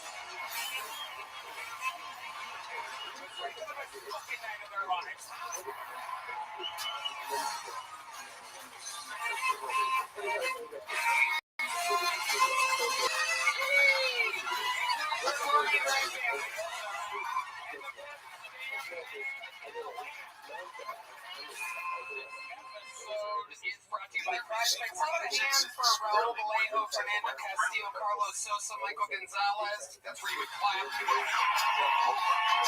Viola, John Beach, great Dean Madness on the bass guitar. episode we have for you this evening. This is indeed the #1 live podcast in the world, and so much in store for tonight. Very excited about it. And before we get started, the amazing sponsors that made it all possible. It really was, and the way the game played out, Sam Darnold could have easily turned it over 2 or 3 times, sack fumbles, interceptions. And it really was the difference. It doesn't always have to be a quarterback position. He can close the game in a Super Bowl. And what he did under all that pressure, Start tonight's episode. Great Two of the funniest comedians in the world on this show this week. Absolutely no different. enjoy the offense. You're all It's fun to introduce new people. Sometimes it's fun to have a guy from New York or Philly or LA or somewhere that you've never met before. This one is a homegrown episode. These two guys are absolute Philly legends. One of them being one of the best panelists, one of them being one of the greatest regulars in the history of the show.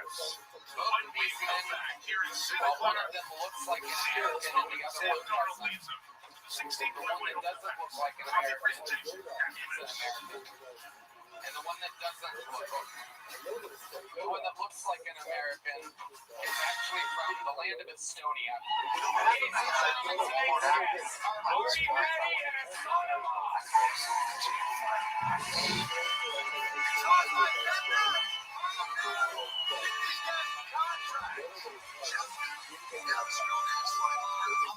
Ari's Estonian assassin and the brown sheep. How exciting is this, ladies and gentlemen? Ari, welcome back to the panel of the show. Happy to be here. Me and Hassan look like we're planning the next 9/11. That was like a press conference for that. I'm getting the funding. We almost nailed it all. They shot down United 93, took a loss there, fly forward onto the next one. 9/11 press conference. You guys know how the show works. You both know it very, very well. Hassan with one of the best jokes of 2025, famous Indian woman's vagina joke. He says, do you want to see what an Indian woman's vagina looks like? And then he goes like that. You guys get it? Slow audience here. It's a hairy vagina.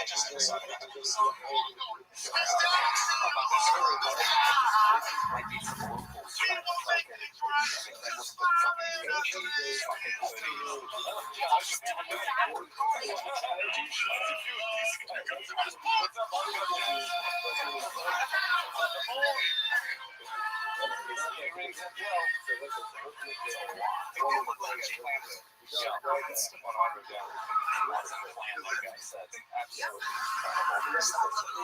real? Is it really have that? What do you do for a living? You don't work, you retired, you sold your business. What kind of company was it? It was what? Software. What kind of software? Complicated.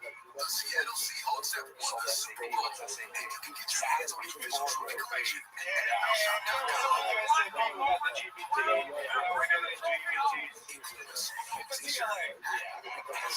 Keep going more letter better. You're coming across as a real explain what the company was that you sold that.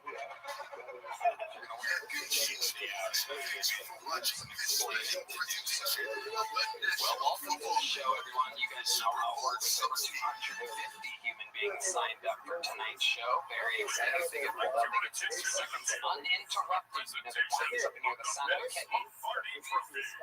Yeah, some audience member did it better than the man who's doing it for 12 and a half years before he panics and just starts hitting random buttons for no reason. Anyway, to wrap it up that house, they bring out the Angry West Hollywood Bear. There it is, and that interrupts their set. And then I conduct an interview with them. They go from being a lucky comedian to being interviewed on the biggest live podcast in the world. They have no idea if they're going to get selected or not. They pull the name and go wrangle them from the bar next door.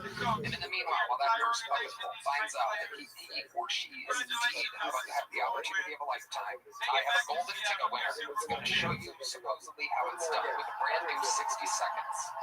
You guys get it? Ladies and gentlemen, your first comedian time is our long-awaited return. Golden ticket winner is Mason Bird, everybody.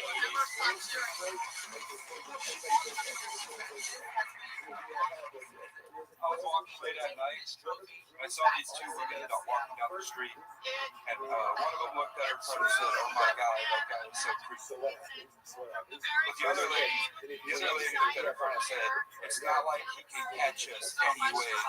I turned around, I fucking stopped. This was right, I couldn't catch her. She was some fucking ass. Uphill. I'm fucking transported. Don't ask why.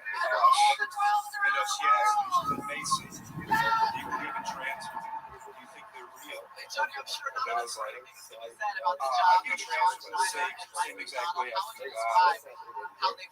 Only in a time of dire need. You will find me on my knees praying.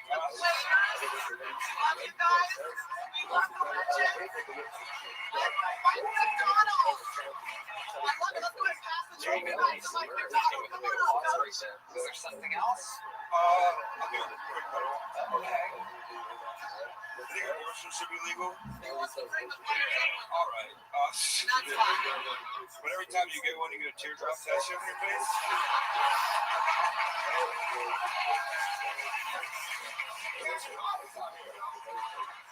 There you go. Way to set the tone. Mason Bird with the first few minutes of the night. Welcome back, Mason. Thank you for having me back, Tony. Absolutely. How's it going? Pretty good. I got fired for his advice. Was it because of talking about it on this show? No, I was 28 days late, and they caught me stealing 3 sandwiches. When you hire, you know how it is. What are we doing here, man? Yeah. You were 28 days late. In a row, yeah. Oh, God. In a row. It was like 3 minutes late every day because I hated my boss. So that's what it takes to get fired from the Jersey Wings. Yeah, I was also pretty bad at the job. How can you be mad? How can you be bad at making sandwiches? I was very fast. I was always in the back doing something I was supposed to do, like eating cookies. I'd mix pops together like you're mix pops. Yeah, if you do like pops, like cherry, you make your own code red. Change culture. Real chemistry over here. It's like cherry Mountain Dew is your real It's a Mountain Dew Live Wire, actually. Are there any more wild mixtures or food experiments? Mixtures? Yeah, I love just, I call it doing chocolate at the house. Where I'm like, let's make tacos, potatoes, and apples and see what we can get. It's just like, I'm hungry, I have no food. I've been doing this new thing, starting this week, but if you eat a piece, they use the cheese and then the actual bread. It feels like you eat 2 slices. Slip it one.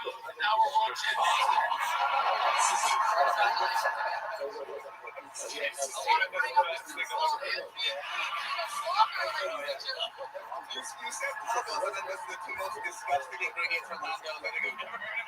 I'm trying anything.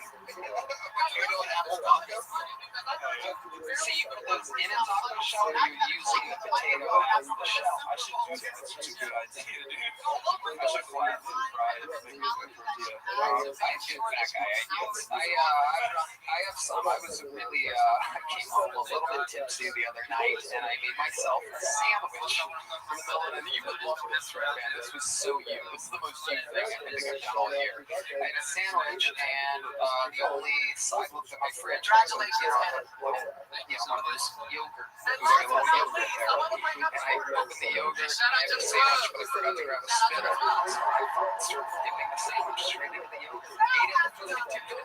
Normal shit. Is that a normal fat guy thing, Mason? Yeah, fat, which is gross. It's wild. It's funny. I eat like a fat guy sometimes. God loves me. What do you think the fattest? What is one of the guiltiest fattest? Like just after you're like, no, I can't believe myself. He's right. Here we go. So what I do is I got like a party size bag of Doritos, and I'll cut the top off, like not the top, but the sides. You get like a bowl. Then you put the cheese in a bag of nachos. That's sad. All right. What a holiday. Doritos, I do with Doritos. Zach, Red Man is the senior disgusting food correspondent here, live on the scene. How about you? Do you have any confessions? I mean, you literally have no shame in your game. You post in the middle of the night. My favorite, of course, the classic chicken Alfred breadstick. You put your finger all the way through it so you get all the way down. And then you just pour Alfredo sauce inside of it. Holy shit. It's like a gusher, an Italian gusher. Oh, Brian Red Man, ladies and gentlemen.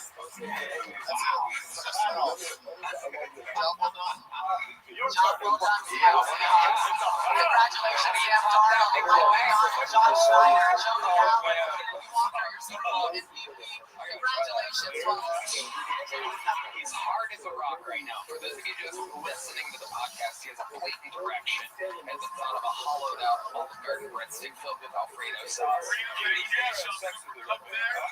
His second title comes through the GF for the Seahawks. Anything else crazy happening in your life? Tonight, this has been a fun life. Super Bowl celebration. In Santa Clara. When we come back, Mark referred to the 25th Olympic Games women's downhill. Here's Andy Smith when we come back. Say, Mom? Yeah, Mom came back. What do you She's older, so like, what did you say when she go back? Never come back. Tom. Oh, it's since the standard. And what is this computer software addiction? How does this affect Mr. Light? She got into a car accident. She was somebody they made her pass out. Were there kids in the car? Oh, wow. Sorry, Shelby. Wow.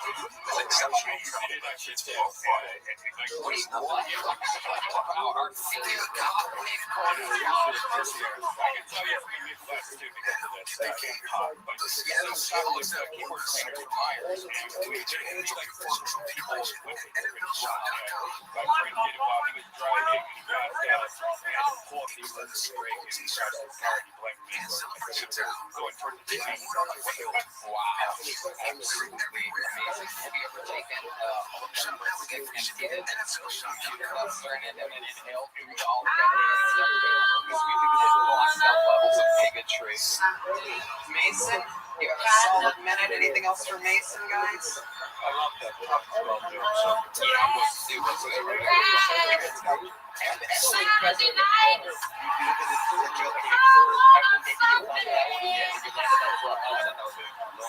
Yep, great stuff, Mason. You're showing the difference between a golden and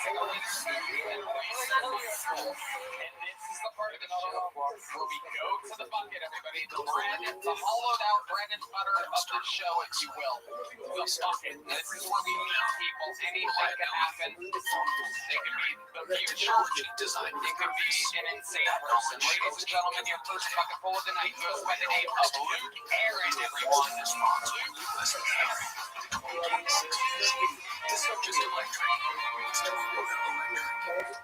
I think that people need to stop making fun of Lizzo. I mean, she's one of the most popular artists of our generation, and I just heard that she's starring in a new anime show. I'm not sure if y'all have heard of it. It's Avatar, The Last Airbender.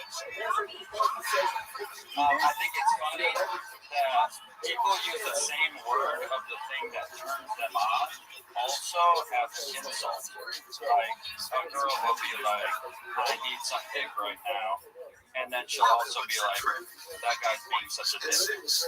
But then guys will do it too. They'll be like, I can't wait to get some pussy tomorrow. And then they'll be like, bro, why are you being such a pussy? I'd be lying if I said that I don't also do that, because I'd say to my friend, come on, man, why are you being such a retard? I'm sorry if that offends you. I'm just looking for my special someone. Thank you. That's all I got.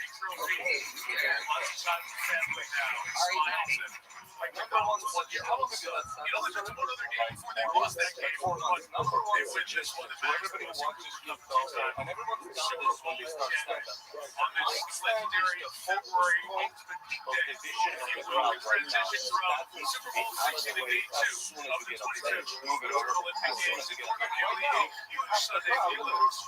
Big stars and marquee events just like we have here. Top members of the U.S. Figure Skating Squad competing in the team event for $10,000. And now Pipe's game. Everybody's talking about this morning. Going down to Lindsey Voss, epic comeback bid for $7 million. That's called Legend Hits. How old are you? I just turned 26. Call the beautiful town of 14 and the 3 above the Dolomites. Classic Olympic Dylan to buy downhill course has been favored for World Cup circuit for decades as we get set to crown the latest Olympic champion in the women's downhill absolute perfect all-star day. For skiing after a couple of flat-lined clouds in and out and some snow. First over trip and that was a title that Lindsey Vonn won 16 years ago in Vancouver, but this fifth trip to the Olympics is not a wild one. Partial knee replacement, returning to the sport after 6 years in retirement, fell to the best downhill of the world and the ruptured ACL just 9 days ago. Everybody for a treat. Now she's got to perform it's all on the line today. Starting with the first of the top ranked skiers in the world, Vonn's teammate Gracie Johnson from Jackson Hole, Wyoming, the world champion. I hope you get hit by a CAR after the show. Salute. Yes, sir. One job was the Salty Steamers, which sounds like a asexual news. And the other one was a sales job. What were you selling? I was selling windows and doors. Windows and doors. That's pretty easy. Everybody needs windows and doors. No. Only a window or a door. Door to door. A downhouse. Remember when someone didn't have a door like, hello, is anybody in there? That's why people drop in the middle of the Exactly.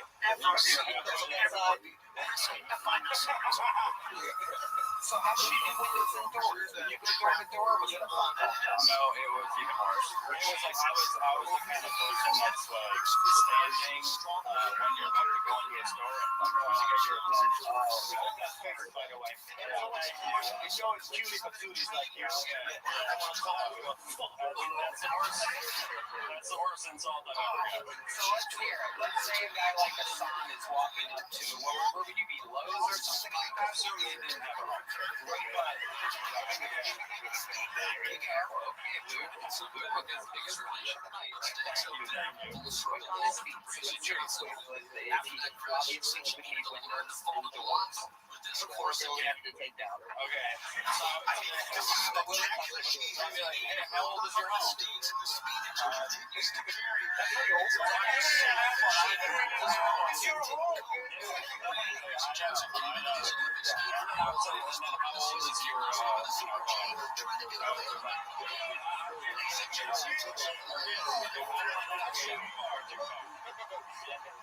I was like, how old is your home? And then they would say, it's this many years old, and the rate is either wood or vinyl. And then I would say, oh, so I'm guessing there's craftiness or rust or whatever.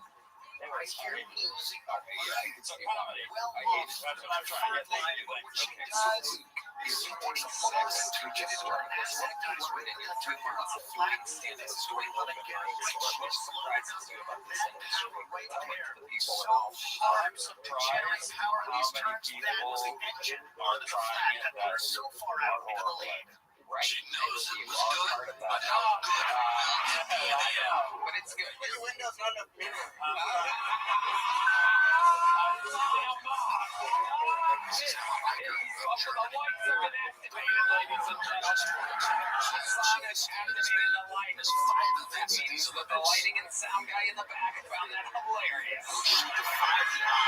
Alright, so Luke Aaron, here you are. You're chasing your dreams. What else surprises you about the industry? You do a lot of open mics? Not enough. Why haven't you been practicing? Why haven't you been trying hard, Luke? Part of me is scared that people will steal my jokes.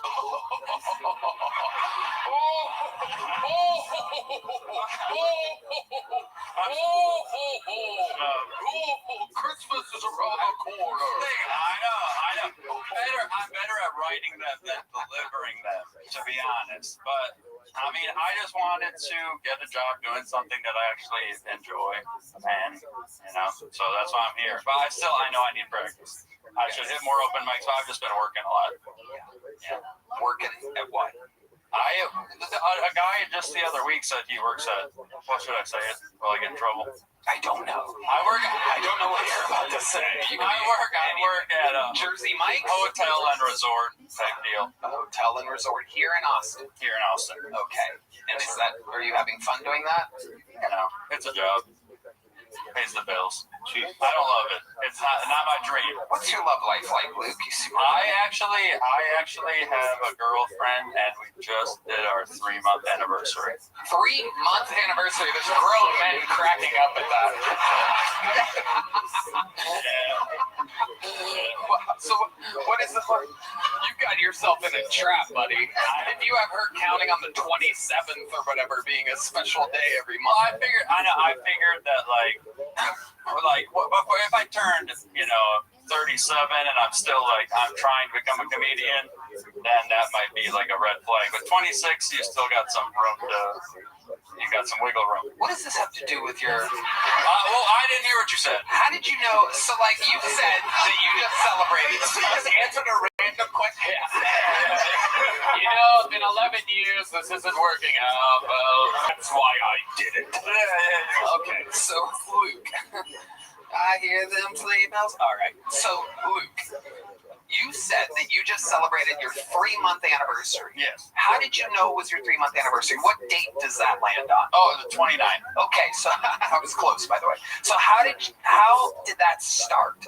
You started dating on the 29th. Did you ask her you were you want to be my steady girlfriend? Yeah. And that happened 3 months ago. 3 months ago on the 29th. So then after a month, you're like, oh shit, it's the 29th. I got to do something special for her. She definitely reminded me. Okay, so what did you do on the 29th, your first anniversary? This is very exciting. I bought her a necklace. Oh my God. 1 month. That's all it takes. 4 weeks of trickery to get a necklace from you? I know. 4 weeks of straight trickery, ladies. You get a necklace out of this fucking guy. All you have to do. It was on sale. Well, my favorite part of that was listening to all the men in the audience slowly start to lose respect. Oh yeah. What little they had left. Okay. So let me ask you this. This is the huge $1 million question. What did you do for her on the 2-month anniversary? What some people would call the paper anniversary, or perhaps the yarn anniversary. You've heard of these gold, diamond, silver, platinum.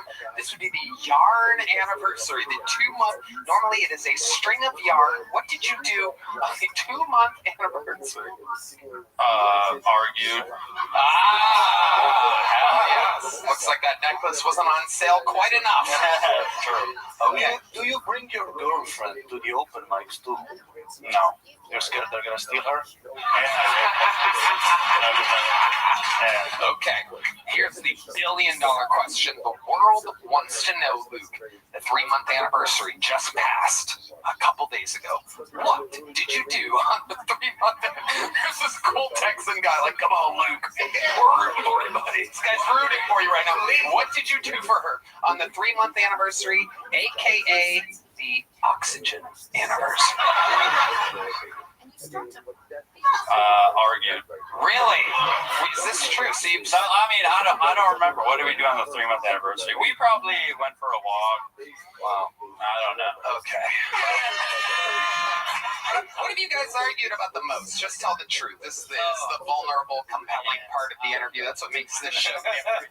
I'm Well, I grew up like super religious, so I'm just trying to like go into like the real world and date like regular people. So I'm having trouble with. Explain to us exactly what you mean by that. Be very specific. I mean, it's your argument that you got into, so you will know the answer to this question. You don't want to. I don't want to say too much. Come on, it's okay. Well, I mean, just like she'll understand. You're on a big show. My sisters had to wear skirts past the knee, so yes, yeah. I know. This guy doing skirts below the knee right now. So I'm like, if on her Instagram, they're bikini. What is Red Man wants to know if you're jealous?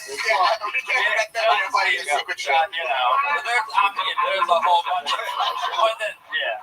when she goes, I went to like a super small Christian school, and then she goes to a big school.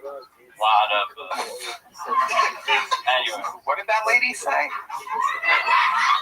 What? Mormon or Amish? It was independent fundamental Baptist. Oh my God! Jesus Christ! So you only want to use the back door? Yeah, exactly. Wow. Yes. Amen. Wow. So what types of things, what's the most religious thing you ever had to do? Is that really how long I've been there? I grew up going to church Wednesday, Sunday morning, Sunday night, and then the school was part of the church. So anyone that like wasn't really involved in the church was like an outsider. So anytime I'm going to the grocery store, I'm thinking like those people are like lost people, and the goal is to recruit them. And you would go up to them and you'd be like, and how old's your home? Exactly.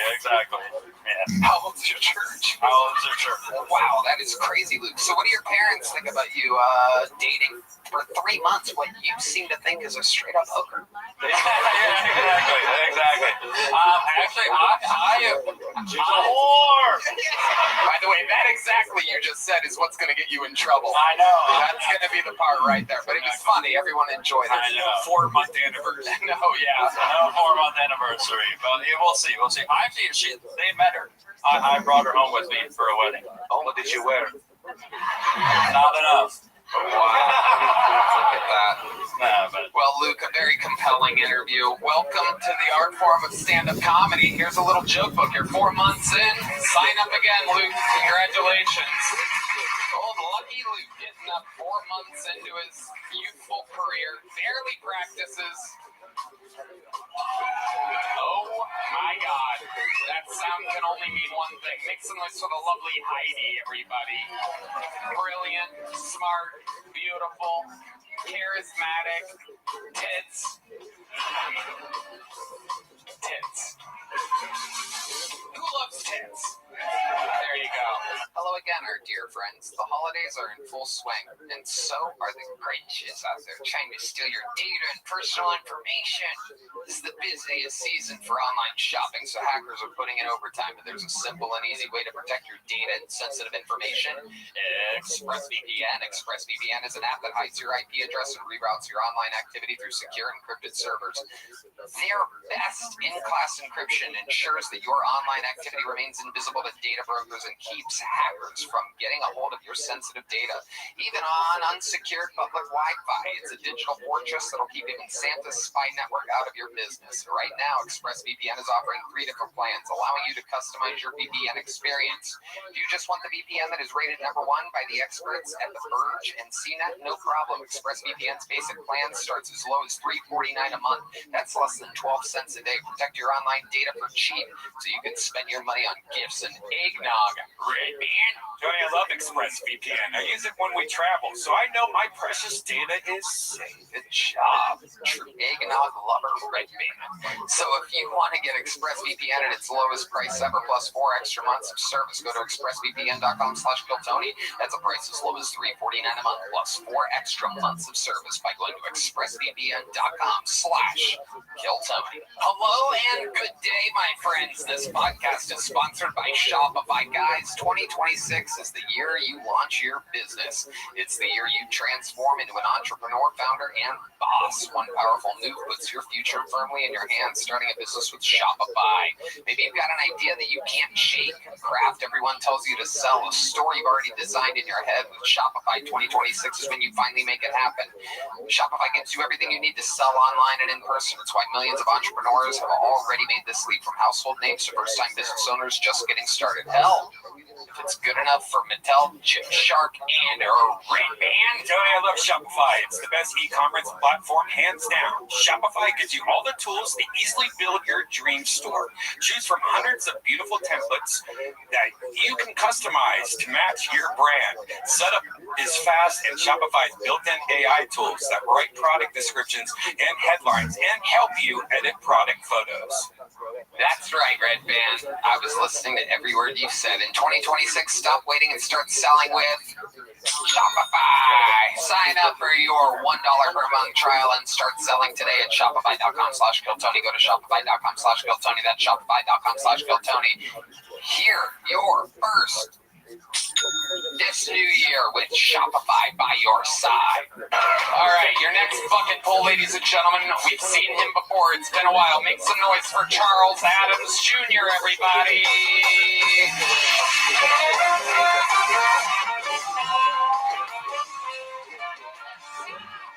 Let's go, Texas!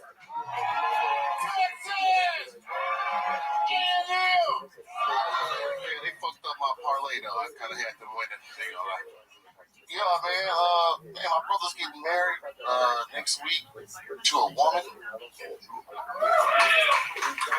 a black woman. Shut your bitch ass up, man. What the fuck? Goddamn. Took me a whole 2 days right there, Joe. Motherfucking big ass. Damn. But anyway, we went to the motherfucking bachelor party the other night, and I got real wasted. The dancer was dancing, and I went to give her $20, and I threw up on her. I mean, I threw up on her pussy, but like I caught it in my mouth, and I squirted in her pussy. I don't give a fuck. You know how I look. I look like I get fired from a lot of jobs, right? So one time I was bartending, and this Indian guy came up to me and said, "Hey, my friend, can I have a Negroni?" I was like, "Bitch, what you call me?" All right, that's my time. All right, Charles Adams Jr. Very interesting. I'm pretty sure that's assault. I'm pretty sure vomiting inside of a stripper's pussy is $20 too. It was squirted. Wow. Is that real? That was true.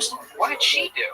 She couldn't tell because I put the 20 like. Oh, wow. I tried to cover it up. Oh, what an industry. What an amazing industry that these What strip club was this? Damn, for real? It was perfect 10. Perfect 10. Perfect 10. Yeah. She was about a 3. Yeah. I was like, can I get my change back? Wow. Did they kick you out or? No, they couldn't tell them. I covered up just enough. Oh, that is. But I did sneak out. That is incredible. I don't even know what to say about that. Just squirt. And then what did you do? Swallow the rest down or spit it out? Like, this is disgusting. Frightening. I just held it together and I got out of the club. It was amazing. Outside, it was a different story. Amazing. Yeah. Wow. Well, your 1 month anniversary is coming up any second with this woman, so might be time to buy a necklace. Charles, you've been on the show numerous times over the past years, ever since we moved to Texas. Man, tell us how life's going. Been on this mother 6 times right now, man. It's been doing great, you know? Yeah. Headlining and shit. Who fucking wrote shit, this motherfucker? What happened? Explain to the people. Fucked up my minute, man. How did he fuck it up? He was just like, I was like, shut your retarded ass up. Front row is filled with rich, entitled douchebags tonight. It is quite shocking. I definitely served them a couple drinks before. Ones for Negronis. Sir, if you yell one more thing out, I'm gonna have him vomit on your crotch. Better get it together. Charles, anything else crazy happening in life? Tell us about it. So I'm working security over at Cap City Comedy Club. Okay. Yeah, dealing with just I mean, do you have to really deal with anything? It's up at the Domain. It's like a shopping center. It's been there for years. I still am yet to even walk into the place. The Cap City, it's in such an odd place in the city. But just where's the restroom at, boy? Like, what the fuck are you talking? They call you boy? They call me boy, yeah, you know what I'm saying? The Domain. Yeah. Just because they like dress like that, they fucking like. To be fair, like I know what the restroom was. So. It's right there. The handicap restroom is right there. Yeah, man, they fuck with me, but you know, I'll keep it strong.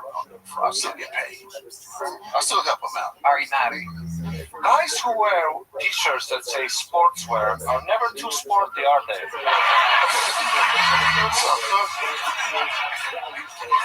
This is a throwback. This is Stickums, okay? I can fit anything. I do feel like you've been gaining a little weight. Is that correct? Well, Thanksgiving just passed. Oh, jeez. I can't believe one for 60 pounds. Yeah, that is. I'm trying to hold it together. You're supposed to cut the turkey. Bitch. Does the zipper close? That's a good question. Does the zipper on your jacket close? Does the zipper close? I mean, you know, not right now. Because I'm nervous. It's like, just stay open. Hey, you know, just stay open. And let people see me. You know, I got a really like smelly butt. Charles, what's the craziest? You live by yourself? No, I got a roommate. Okay. White boy. White boy. 2 bedrooms? How many bathrooms? 2 bathrooms. 2 bathrooms. So you have your own bathroom. Yeah, my shit clean too. Okay. Is he clean? I don't know, I'm going this shit. Right. Okay, but here's a big question. What do you have in your refrigerator that would surprise us? That's yours. Oh, you know the answer to this. Don't try to think of a number 2. We wanted that first one. Red Man, don't make a chicken noise. That is so rude. That is disrespectful. Do you have chicken in your refrigerator? I got baking soda in there. Okay. All right. There you go. Red Band's an opportunity of a lifetime. It's only 6 seconds late tonight. He was taking bong rips tonight. That's a new thing he's been doing lately. Is bong rips before the one thing a week that he does that anybody sees. Nothing more professional than vodka Red Bulls and bong rips. This is my partner here, Brian Redman. Trunk is filled with bacon fat. I know how to pick up fat, is what I'm saying. Charles, what's your love life like? My who? Your love life. I mean, it's some. Oh, shit. Single, but you know, something. Yeah. Something's happening. I guess what's complicated. Okay, what's happening? Fuck that bitch. Okay. What exactly is going on there? Well, a lot of other guys are fucking that bitch. Oh, okay. Not me. How do you know that? How do you know other guys are fucking your girl? I looked at her DMs. I was like, oh, who's... You looked at her DMs? Hell yeah. Meanwhile, you're puking down straight. I was stressed. A couple of guys, you were puking in pussy. At the perfect time. I was stressed. Take it out on somebody. So how'd you end up finding her DMs? I went through her tablet. Oh my God! Look at you, just looking for trouble. Yeah. I went through a tablet. I was like, who the fuck is Tyrone? Oh, yeah, time. Yeah, all black. Oh yeah, yeah. It's infuriating, isn't it? I hate it. Yeah. Get you a good white boy. Let us come up. You can fuck up, but like, give me the money. You know what I mean? Yeah. I let her start the feet finder shit. Yeah, I was like, you know, feet finder, baby. Are you pimping out your girl's feet? That's what I ain't gonna say it too loud. Door guys don't pay that much. I'm like, yeah, she has nice feet. Wow, you're into feet? You fuck her feet? Shit. I mean, I suck up. Hell yeah, look at you. You're like San Quentin Tarantino over here. It's a prison and a foot fetish joke at the same time. It's impossible to do that. I just did it to almost no laughter or applause whatsoever. No, it's okay. The people online will go, wow, that crowd sucked. Anyway, so when you fuck her feet sometimes. What else do you do? You're a freaky guy. Yeah, you suck. Puking at pussy's fucking feet. Damn. I'll be hungry. I would expect. Yeah. You're into foot longs as well. Yeah. No. All right. Yeah, that's good. Charles, fun times. You already have a big joke book. And that said, this guy threw you off this racist. What's up? Fuck you, bitch. Sorry, Charles. I'm robbing your ass in front of this motherfucker today. This guy's gonna be asking you where the restroom is right after this. All right, there he goes. The Charles Adams Jr., ladies and gentlemen. We're gonna keep it moving here. These interviews are flying. Time is flying tonight. All right, your next bucket pool, ladies and gentlemen, goes by the name of Evan Quigley. Everyone, Evan Quigley.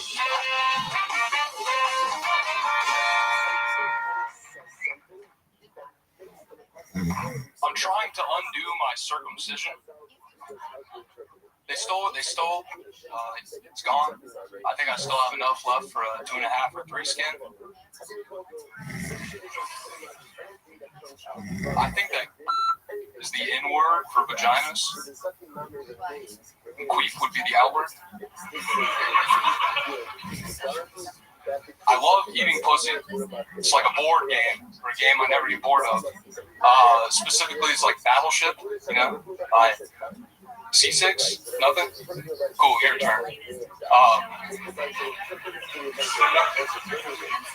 Necessity. They say necessity is the mother of invention. She must have been desperate or drunk the night rollerblades were conceived. I'm not sure who the father would be in that analogy, but I'm sure he wonders whether or not his son is gay.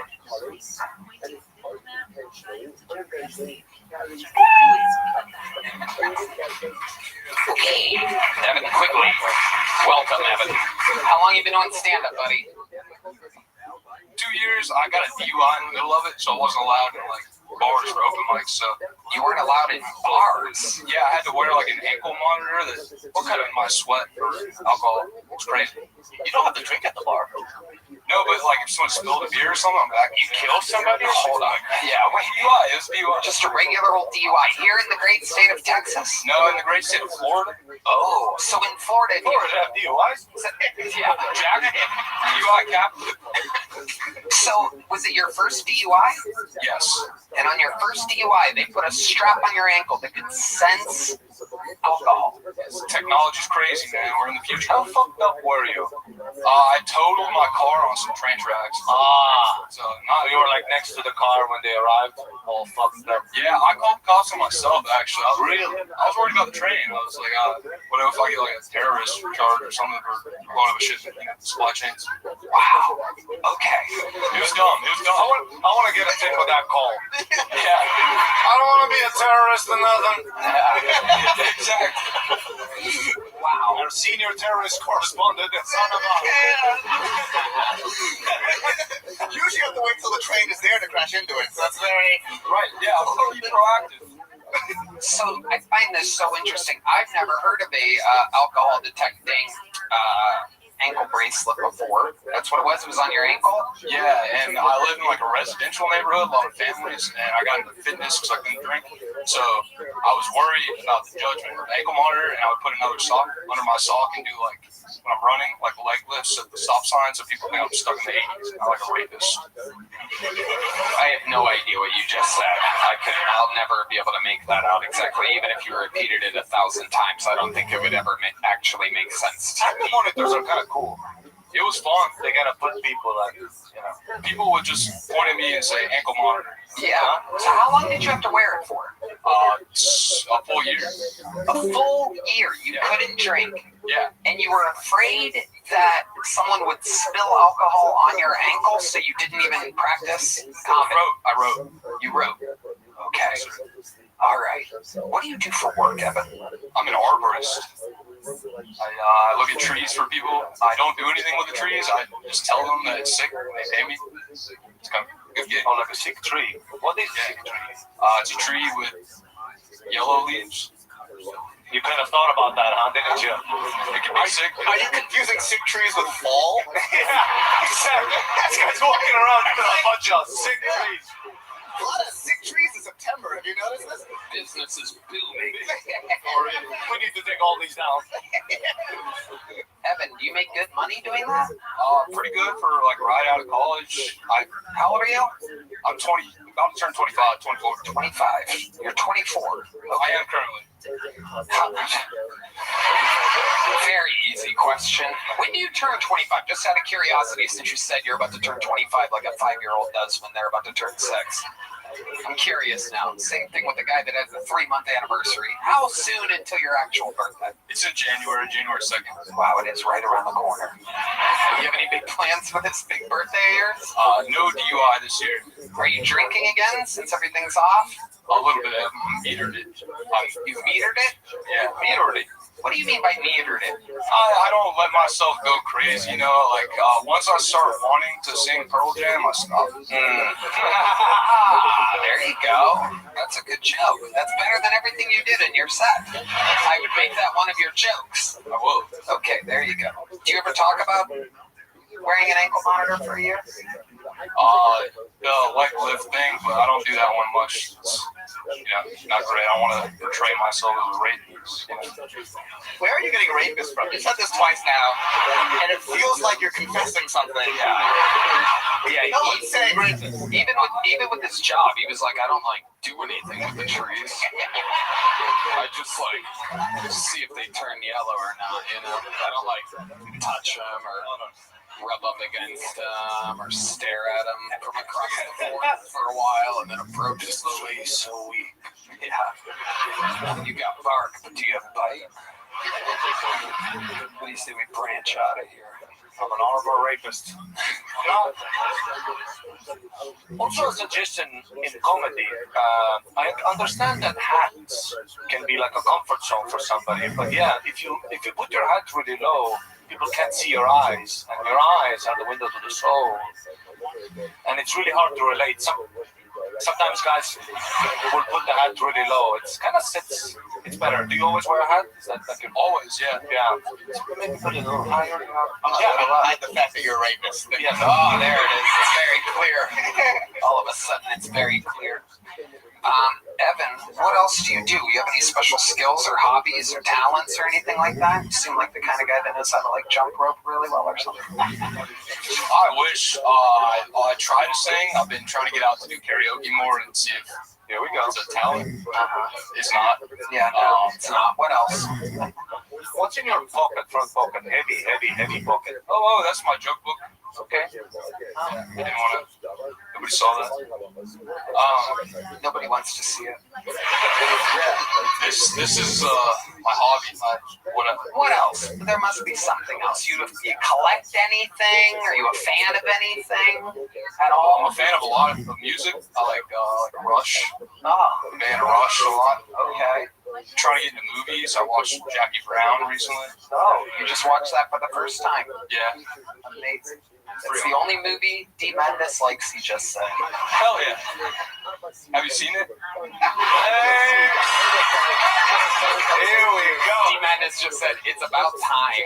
As in, you finally said something funny. He'll get you. You try to make fun of D. Madness, he'll get you. But there's some movies that you like listening to and you can just kind of digest it on D. I love that. Are there any other ones you can think of? The Color Purple. Death Warrant. Okay. Jean-Claude Van Damme. That's interesting, but an action movie. I find that also intriguing. Isn't that interesting? It's like hearing men grunt. Definitely not. If there's anyone I know for a fact that doesn't like hearing men grunt, it's our famous resident homophobe, D. Madness, who hates everything gay. He likes hearing other men getting their ass whooped. Death Warrant, ladies and gentlemen. All right, Evan. Well, You were here. Here's a little jump book. Congratulations. You got pulled tonight, Evan Quigley. We go on and on, ladies and gentlemen. Looks like a new name here. Hello, y'all. This podcast is sponsored by Blue Chew. Not that you need it when you're around a girl like this, but I mean what you guys have to deal with. You're going to need it. And they just dropped something crazy. I'm talking about next level championship belt gold-plated energy. Blue Chew Gold is the newest innovation from the #1 chewable ED brand. This ain't your grandpa's little blue pill. This is the 4-in-1 beast that's setting the gold standard for performance. And we're talking ingredients for blood flow to keep that rocket pumping, mixed with apomorphine and oxytocin to turn up your arousal and connection to your brain and body. Blue Chew Gold dissolves under your tongue and works in as little as 15 minutes. That means you can get it quicker and stay in the game longer. Elevation without hesitation. This is peak passion and peak performance in a single tablet or a great band. Tony, I love Blue Chew. They're providing some amazing ED treatment. Ladies, if you're listening, send your man the link and make him a trophy husband with some Blue Chew Gold. Make life easier by getting harder and discover your options at BlueChew.com. And we've got a special deal for our listeners. Get 10% off your first month of Blue Chew Gold with code Tony. That's promo code Tony. Visit BlueChew.com for more details and important safety information. And we thank Blue Chew for sponsoring the podcast. So remember, when you want to get hard, just type in the word Tony. Let's see what happens here. Make some noise for Alexa Irizarry, everybody. Alexa Irizarry. I had a great Thanksgiving this year. I found a Native American guy on Tinder. I celebrated the traditional way by giving him syphilis. It's hard to date as a trans person because here's the thing. Straight men view trans women the same way they view Taco Bell. They want it when they're drunk. They're ashamed of what it does to their asshole.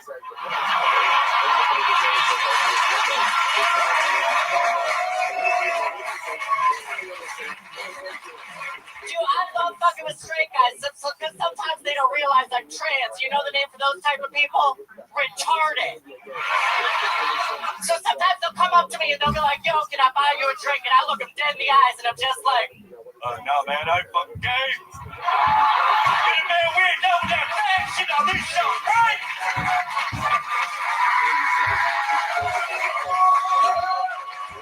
Hell yeah, brother, you get it, man.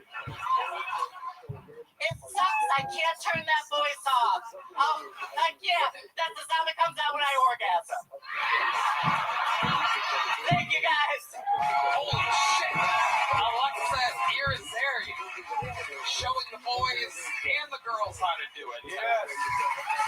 Absolute dominance. Welcome. Thank you so much, bro. It's like looking in a mirror or something like that. It's my arch nemesis. It's like my Venom. This is my Venom. It's Venom Hinchcliffe. I love it. Alexa, how long have you been doing stand-up? About 5 years. That's awesome. See what I mean? 5 years. Where at? I started in Cleveland, Ohio. Oh, nice. Look at that. That's where you're born and raised? Yeah, I think I opened for you at one of the glory holes at the truck stops in Warren. Oh, okay. There you go. I've been performing at a lot of truck stops. This is true. Guilty as charged. Welcome, Alexa. This is absolutely incredible. So 5 years. How long have you lived in Austin? About 4 years. 4 years. What made you move to Austin 4 years ago? Comedy? No, I was actually working in construction sales because I got fired from doing porn. Oh my goodness. How did you get fired from doing porn? Well, this is the way that I learned from doing porn. I am bad at sex. Okay. I know this because they flew me into the shoot. They flew me on Delta. They flew me back in Spirit. Oh my God.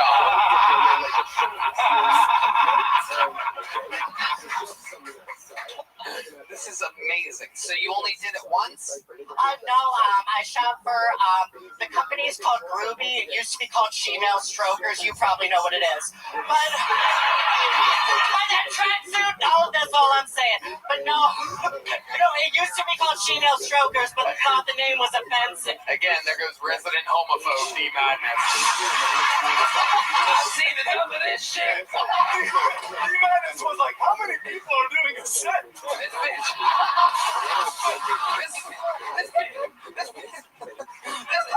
This bitch be stuck like Ted Warren up in the top.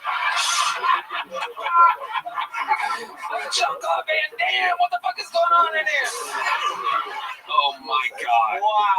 Okay, so you did a lot of porn shoots. Yeah, because back then, like, trans people couldn't get, because I like transition BC, and for y'all good Christians, that means before Christ. For trans people, it means before Caitlyn. Okay, so you're a throwback. You're like back when trans people used to get like bullied and stuff. I know, and that's honestly I loved it because I can only come when being called a perfect. One more thing that you and I have in common.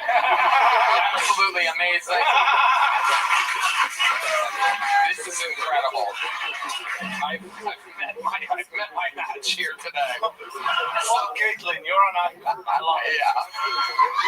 This is amazing. So, Alexa, what surprised you about shooting porn? Honestly, probably the biggest thing that surprised me is that the guy will fuck you not on camera, and they get really offended if you don't fake orgasms off camera the same way you do on camera.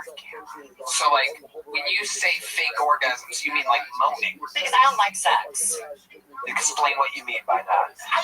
I don't. I've been raped too many times to like sex. I've been raped so many times I bought my mom a T-shirt. It says, "My son got raped 4 times. All I got was a daughter." Oh my God! I don't think now's the time to play the Netflix sound effect. We may have just lost our contract right there. Let me ask you this: did the guy that raped you, did he happen to comment on how yellow the trees were getting right beforehand? He was only focused on how yellow my teeth were getting. Okay, all right, that's a wild answer. Alexa, so you literally don't like sex? No, I don't. Like, the only thing I ever liked in the bedroom was one time my ex-boyfriend got on top of me, put my legs over my head, and then he died of a heroin overdose. While trying to have sex with you? Yeah, pretty much. I'm from Ohio. You know how it is? Yes, a lot of people do die from heroin overdoses, especially in Northeast Ohio. I'm 6 years sober from meth and heroin. Okay, all right. How did the energy's still there. Stays with you. How did you get sober? What helped you get sober? Honestly, him dying, to be quite honest. I remember that's actually kind of why I started doing comedy. Because one time I was digging through a trash can while I was on meth at our dealer's house, because, you know, on meth. And John Mulaney's special, New in Town, was playing in the background. Oh, wow, this is the gayest part of your whole set. This is incredible. That's when you know you have to get your life together. No, so I was like, I want to do that one day, and he was like, you're not funny. So then I was like, I want to prove him wrong. You know, so now he's dead. Yeah. Now he's looking up at you from wherever he is, thinking, wow, she really did it. So, other than him dying, was there things that you did to fill that gap of meth and heroin, two of what seems to be the most addictive things in the world? Probably, well, besides cock. No, just kidding. But no, I was down. I got back into what I was doing before I did all that. I started college at 16. I studied Russian language and Mandarin. Wow. Politics. I wanted to be a lawyer when I was younger. Can you say things in Russian and Mandarin? Oh,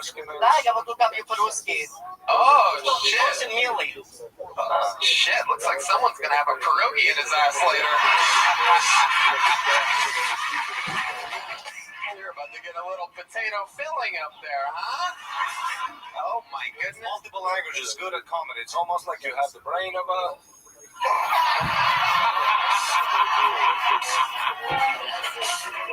Wow. This is amazing. Wow. I love the energy you came out with, by the way. You took over the stage. Beautiful job. Holy shit. It is incredible. Clearly, you are made to do this. My goodness. So how do you make money now, Alexa? I have an OnlyFans. Okay. Not going well. I only have 1 subscriber. All right. Yep, I pay good money for that. Wow. Where can people find your OnlyFans? We'll probably get more now if you want to promote it. Yeah, Jasmine Steele 7 on OnlyFans, StreamMate, and Strip Chat. There you go. Redman just made multiple accounts. Okay, so Alexa, tell us what else would surprise us about being trans in Texas. You've been here for 4 years. Is there anything else that you deal with? Do you make a good cup of coffee? I've noticed that trans people make the best baristas. Do you drink coffee? No, those are the non-binary ones. Okay, good to know. I don't know the difference. You can tell by the purple color hair and the annoyingness in their voice. I like that. So you're kind of anti-trans. No, I don't think people. I think it's a mental illness, to be quite honest. Yes. Keep going. Keep going. You're about to become the next president of the United States. Just keep the momentum going. Holy shit. Keep telling us you're very close. You could win the 2028 election if you just keep. I just found out people from Joe Rogan speaking. The Texans in the front are literally like, I'll vote for that bitch. It's amazing. Amazing, Alexa. So you did become, when did you start to feel like a woman? When in your life? The first time my dad's dick was inside me. Your actual father? No, I mean, I'm from Cleveland. You think I know my actual father? I don't know anymore. Honestly, it is one of those things. I do think it's a mental illness. It was from probably my earliest memories. I remember I would always put on my mom's dress, hide it in her closet, things like that whenever she was at work. So just from my earliest memories. And then at the time, you had to wait till you were 18 to do it. So just the minute I turned 18, I started hormones. Amazing. What did your mom say about that when that happened? She said, I don't want to live with a freak, and then she kicked me out for a little bit. But she's come around. Honestly, she's one of my biggest supporters, and I love my mom more than anything. Oh, that's amazing. I love that. Alexa, so fun. Anything else for Alexa? You're a star. I love it. Yeah. Sometimes I think it's always like too late to start stand-up, when to start stand-up, but you live such a full life that now you have perspective to tell it, and it's awesome. It shows. Thank you so much. I really appreciate that. Seems like you're, a song. And just the straight-up roller coaster that this whole experience was for me. Yeah.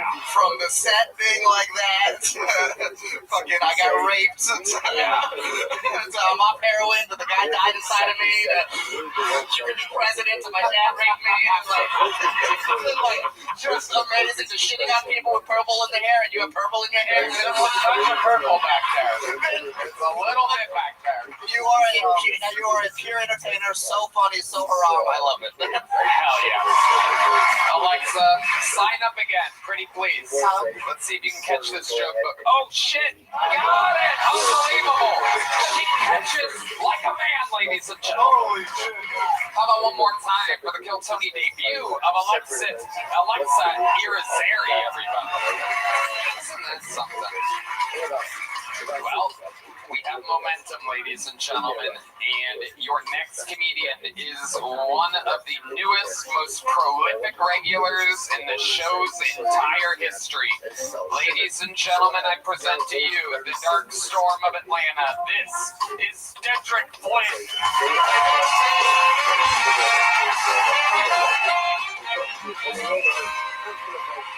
Kill Tony. I ate an edible the other day and I started watching The Blind Side. What the fuck is that movie? Alright, nobody ever told me this movie's gonna be bullshit when I started it. So you see The Blind Side, you know what I'm talking about? So all The Blind Side was supposed to be about was this dude named Michael Orr. It's a real person, and he played football, but he was a homeless teen in Memphis, and he got adopted by a white family, and they got a nigga white privilege, and he made it to the NFL. Alright? And that's a beautiful movie. Alright? That's a beautiful movie. That is the sequel to Remember the Titans. It's got football in America, everybody can come together. And then somebody in Hollywood was like, let's make this nigga retarded. Right?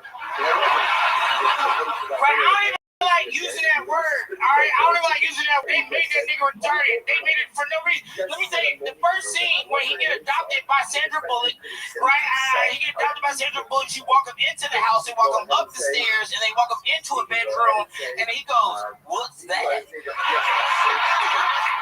And Sandra Bullock says it's a bed. That nigga know what a bed is. That nigga know what a bed is. I've got so many retarded. All the fucking specialists. Them niggas go to sleep when they know when they go to sleep. Crackheads make beds out of anything. This nigga know what a bed is. Then later is not a real. He's not dumb. He made it. He's stupid. He made a lawsuit against it and won it just recently.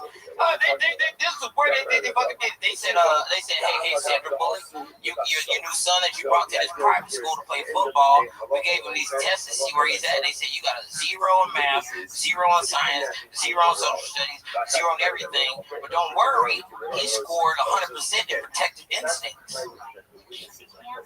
That's not a test they give humans. Who got the highest protective instinct? That's the shit they give the canines to become police dogs. I'm done. Century play with a new 2-minute, 28-second set is only our regulars get to do. Very powerful. The dark storm has arrived. Welcome back, Dendrick. Good to have you back, buddy. God, I fucking miss it. I had a good time in Atlanta, but that whole Monday, I was so used to coming out here. Yeah. From doing it like week to week. I couldn't wait to fucking get back, dude. This is so this club is fucking gorgeous. This fucking stage, the band, everybody's so fucking good. Y'all don't know what it feels like to walk out here, but it is better than drugs. I used to sell them. I used to sell them, so I know what they do, and it doesn't do this. All right, this shit is fucking great. I love it. Perfect analysis. It is true. Mondays are weird without the show. Once you're part of this thing, Mondays are really weird for Red Band and I. If we ever randomly have a Monday, like 7 times, maybe 6 times. 12 years. Yeah, that we take one off, but we back tape those episodes so that we can take a Monday off if we ever wanted to. Oh, look at this. Sense just straight man on stage. There he is, Deep Madness. You heard the blind side like a talking about?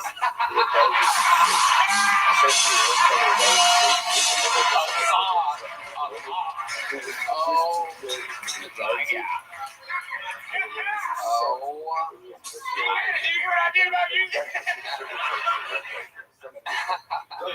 So Dedrick, welcome back. Ari Maddie, this is a co-regular of yours. Yeah. Dedrick, you know what I'm about to say. How crazy is it that the day you became a regular, both of our personal Facebooks reminded us that we were at an open mic together 7 years ago. Yeah, on that day. How crazy is that? And I remember, same day. And I remember that open mic that it was horrible. Except for you. Yeah. By the way, it's right. I smashed that man. By the way, you're right, because I remember you killed it. And I remember it's just funny how in comedy you meet somebody and then like I didn't see you for so I didn't even know you live in Austin or something. And I saw you at Sunset. I just wasn't sure it's you. Yeah. We never really talked, and then you became a regular. So that shows what happens if you just stay persistent and keep writing and keep pursuing your dream. So that's awesome. That is true. I mean, imagine if he would have started and been scared that people were just going to steal his jokes, so he didn't perform that often at all. You sent me a great message, and that made me real happy. Like the same night that you said it, and I saw you because it was on your Facebook, so I didn't get the message. And you saw me. I thought actually the whole Kill Tony Mafia family has been fucking great to me. Actually, last Monday I was at David Lucas's house filming his fishing podcast. This nigga is rich as fuck. Dave Lucas is the fucking Black Georgia Tony Soprano. His house just got shit in it for no reason, and he's fat. He definitely is fat. Is that a new girl I'm seeing there? Yeah, no, I got different now. I'm not gonna lie. Different now. I'm doing good. I'm doing good. I got the Kill Tony tattoo that I got. I told you that I got that. I'll send it to you. I got my day that I got made a regular. This shit is fucking fantastic. I'm making so much money. I bought my mama Uber from Augusta, Georgia to Atlanta, Georgia on Thanksgiving. There and back. I'm doing good. All right, I couldn't pay to fix the car. I always love to see it. I always love to see the come up. You know, when we first had Cam Patterson on, he said, I'll never stop wearing sweatpants and white t-shirts and sandals. That shit ended like 3 weeks later. He hasn't worn it since. When David Lucas became a regular, he also got a new grill. It was a George Foreman, and he made everybody grilled cheeses. He got terrible teeth too. David Lucas does? Yeah, David Lucas got bad teeth, but he cooked good. Okay. Wait, did you just add another layer of grill? Did you do like a magic trick or something? Well, everything is, Tony, I'm not gonna lie to you. I already talked to the man. We was working on this song that we're gonna do right now for Kill Tony. Right now, we're gonna debut it right now. Okay. All right. Okay. Oh shit. Hey, alright, give it to me. How about a hand for Dedrick? I came up on the money just to kill Tony. I showed up on the money just to kill Tony. I'm making blue facts, that's on red band. I'm making blue stacks, that's on red band. I'm making foreign money, I got a car Ari. My pocket's looking good, you can call them Hardy. Yeah, my pocket's fat, David Lucas. Yeah, my pocket's fat, I'm talking David Lucas. Yeah, my pocket's fat, I'm talking David Lucas. First ball, first round regular. My sense is good, but ain't enough on regular. I showed up on the money just to kill Tony. Hear y'all? Showed up on the money just to kill Tony. I showed up on the money just to kill Tony. I showed up on the money just to kill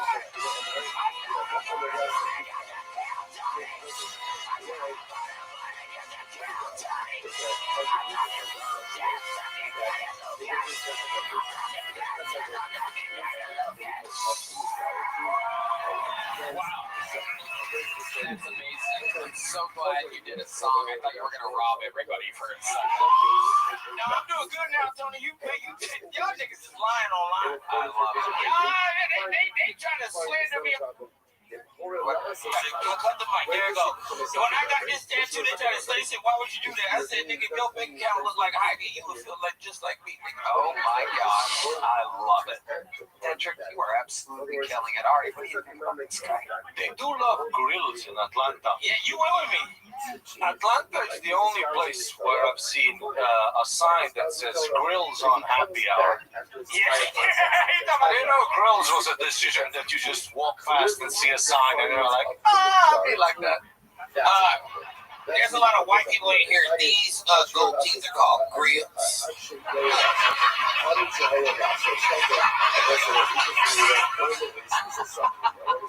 I know you looking at me like I got a green egg in there. Green egg. That's how you talk? Is that how you talk? Because I can look at him and tell you. Yes, it is. He has been able to shut up all night. He is so retarded that he didn't know what a bed was. Let's put it that way. Dedrick, you are absolutely the man. Welcome back. We'll see you again next week. Of course, it is Dedrick Flynn, ladies and gentlemen. And back to the bucket we go. We have a one-word name. This is always interesting. It's either usually great or horrible. Anything can happen. Make some noise for Mitch, everybody. Here comes Mitch.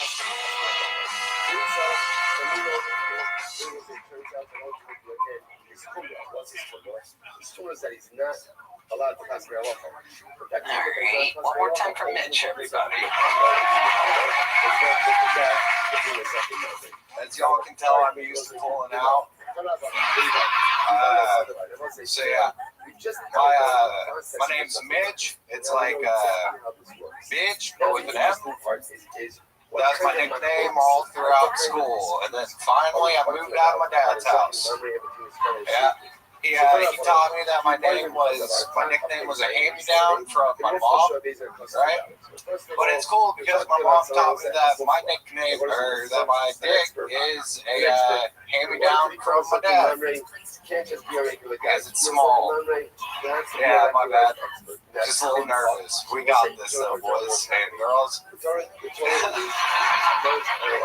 Speaking of which, I don't have much luck with the ladies, so I don't know why, but my parents could decide on one thing, and it was that I needed a hat. So they went ahead and went with the Blue Chew hat, right? And I was like, Mom and Dad, how's that going to help me get laid? And they're like, well, because, you know, women will read it and get super horny and then want to fuck you. I was like, how dumb do you think they are? And they're like, if they're fucking my son, dumb enough. Thank you, guys. All right, Mitch. Let's talk about it. How long have you been doing stand-up? About 2.5 years. Where at? San Marcos, and then I moved to Austin, but I started having seizures. So it's like, Oh shit! Why'd you start having seizures? I think it's from gabapentin. What I is always that? described it. What is that exactly? For me, it was a nerve blocker. I got my back blown out. Okay. All right, tell me someone else you have something in common with. Yeah, it's a mix. Okay.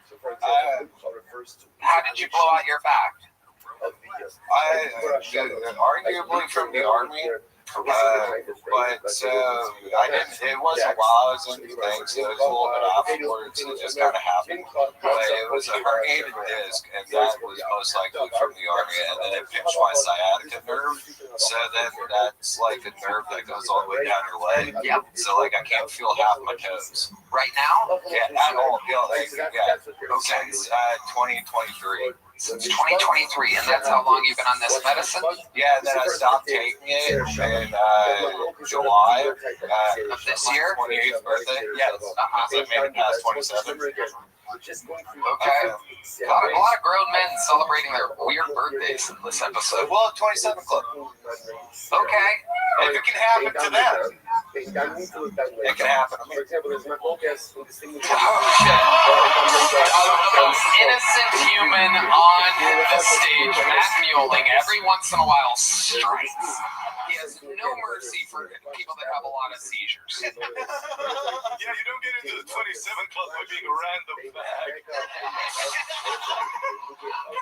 So you stopped taking that medicine, and then how soon after did the seizures start? Like 2 weeks. Okay. Yeah. And then what's that like? I don't know. But the girl that was with me left me, like in a puddle of my own blood and piss. Why were you in a pile of blood? You hit your head or something? No, bit my tongue. Oh, shit. Yeah, I was like, And she just left you like that? she smoked my, yeah. And then, She what? she smoked my weed. It's legal in Austin, Texas. And then left. Yeah, she was high and you're freaking the fuck out on the floor. No, it was right in the morning, so I was in bed. Yeah. You hadn't smoked yet?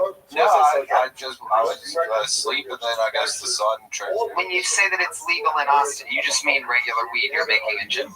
Or it's with some kind of weird Delta 8 or something? Well, I have family that I'm going to hopefully have watch this that are in different states, and I don't want them to look down upon me. You think that you smoking marijuana once in a while is going to be what The blue chew had. Right. All right. I mean, okay. So you're sure that you had the seizure? She smoked your pot after that? But I mean, you're positive that she smoked pot after? She said, yeah, I left you, I smoked some pot, and then I left. Yes, she said that my cat, Timothy, was going, help, like asking, like, I'm not, I have text messages. She woke the cat Timothy. Yeah, Timothy. What? Like timid, courageous cat. Like courage, cowardly dog. I having a seizure?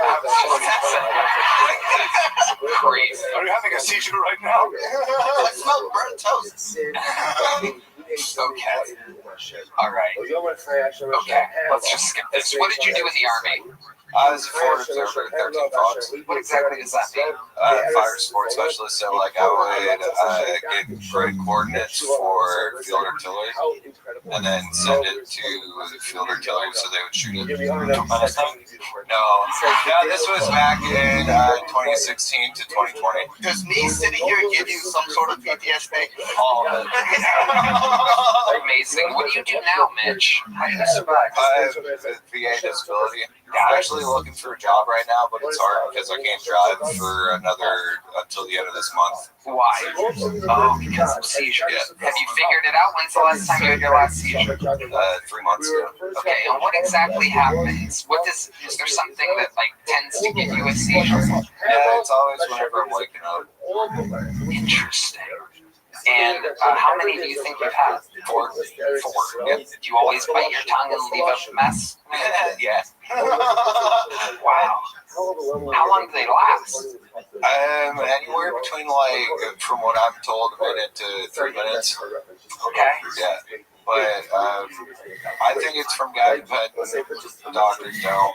So it's up to you. Ooh, interesting. So this is an interesting thing. The doctors are defending the big pharmaceutical company directly to your face. Yeah. But you never had a seizure before that, and you had one 2 or 3 weeks after quitting the medicine. Right. And they'll defend it. Right. All the way. Right. Interesting. I'm not a conspiracy theorist. Me neither. Me neither. But I find that also interesting. Things are coincidental. Yes. Okay. So Mitch, give us another fun fact about your life. I used to work at a helicopter company. Not as a pilot or anything. I was a photographer. Okay. Yeah, so I take photos of people that were going on the helicopter. It's just south on 35. Okay. Alright.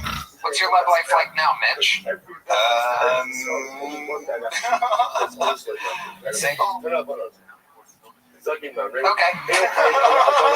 You live by yourself? Yeah, I live by myself with my cat.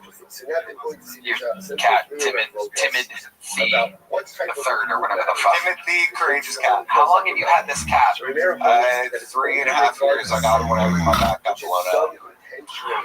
That's the frightening. I know the phrasing sounds crazy. Got my back blown out. It's when you get a seizure when you're having sex, would it cause infinite energy? Because if a girl gets a seizure while I'm banging, some people are into that. So after they found out about it, I've woken up with them just flash a light in my eyes at night. I had my first blue chew in Mexico. Oh, really? Ah, is it a brown chew? Okay. What was that like? Crazy. First time I ever had. You ever had a dick pill, son? Nope. Yeah, it's like I don't even know how to continue life without it. It's like maximum potential all times. Wow. After coming, still the vein is out. When you woke up after that first night, were you wearing that jumpsuit? Wow. Mitch, anything else crazy about your life we should know about?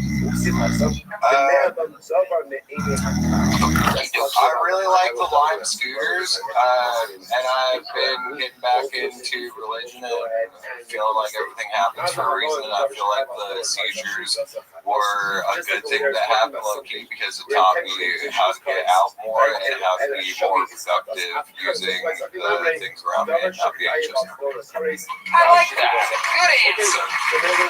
Keep writing. Keep signing up. It'll get better, Mitch. Here's a medium-sized joke book. There you go. There goes Mitch, everybody. All right. Sometimes interviews just go back to seizures and the cat every once in a while. Is that thing in there good and deep, Heidi? Now it is. Very good. The old tape the microphone. The old taping the microphone.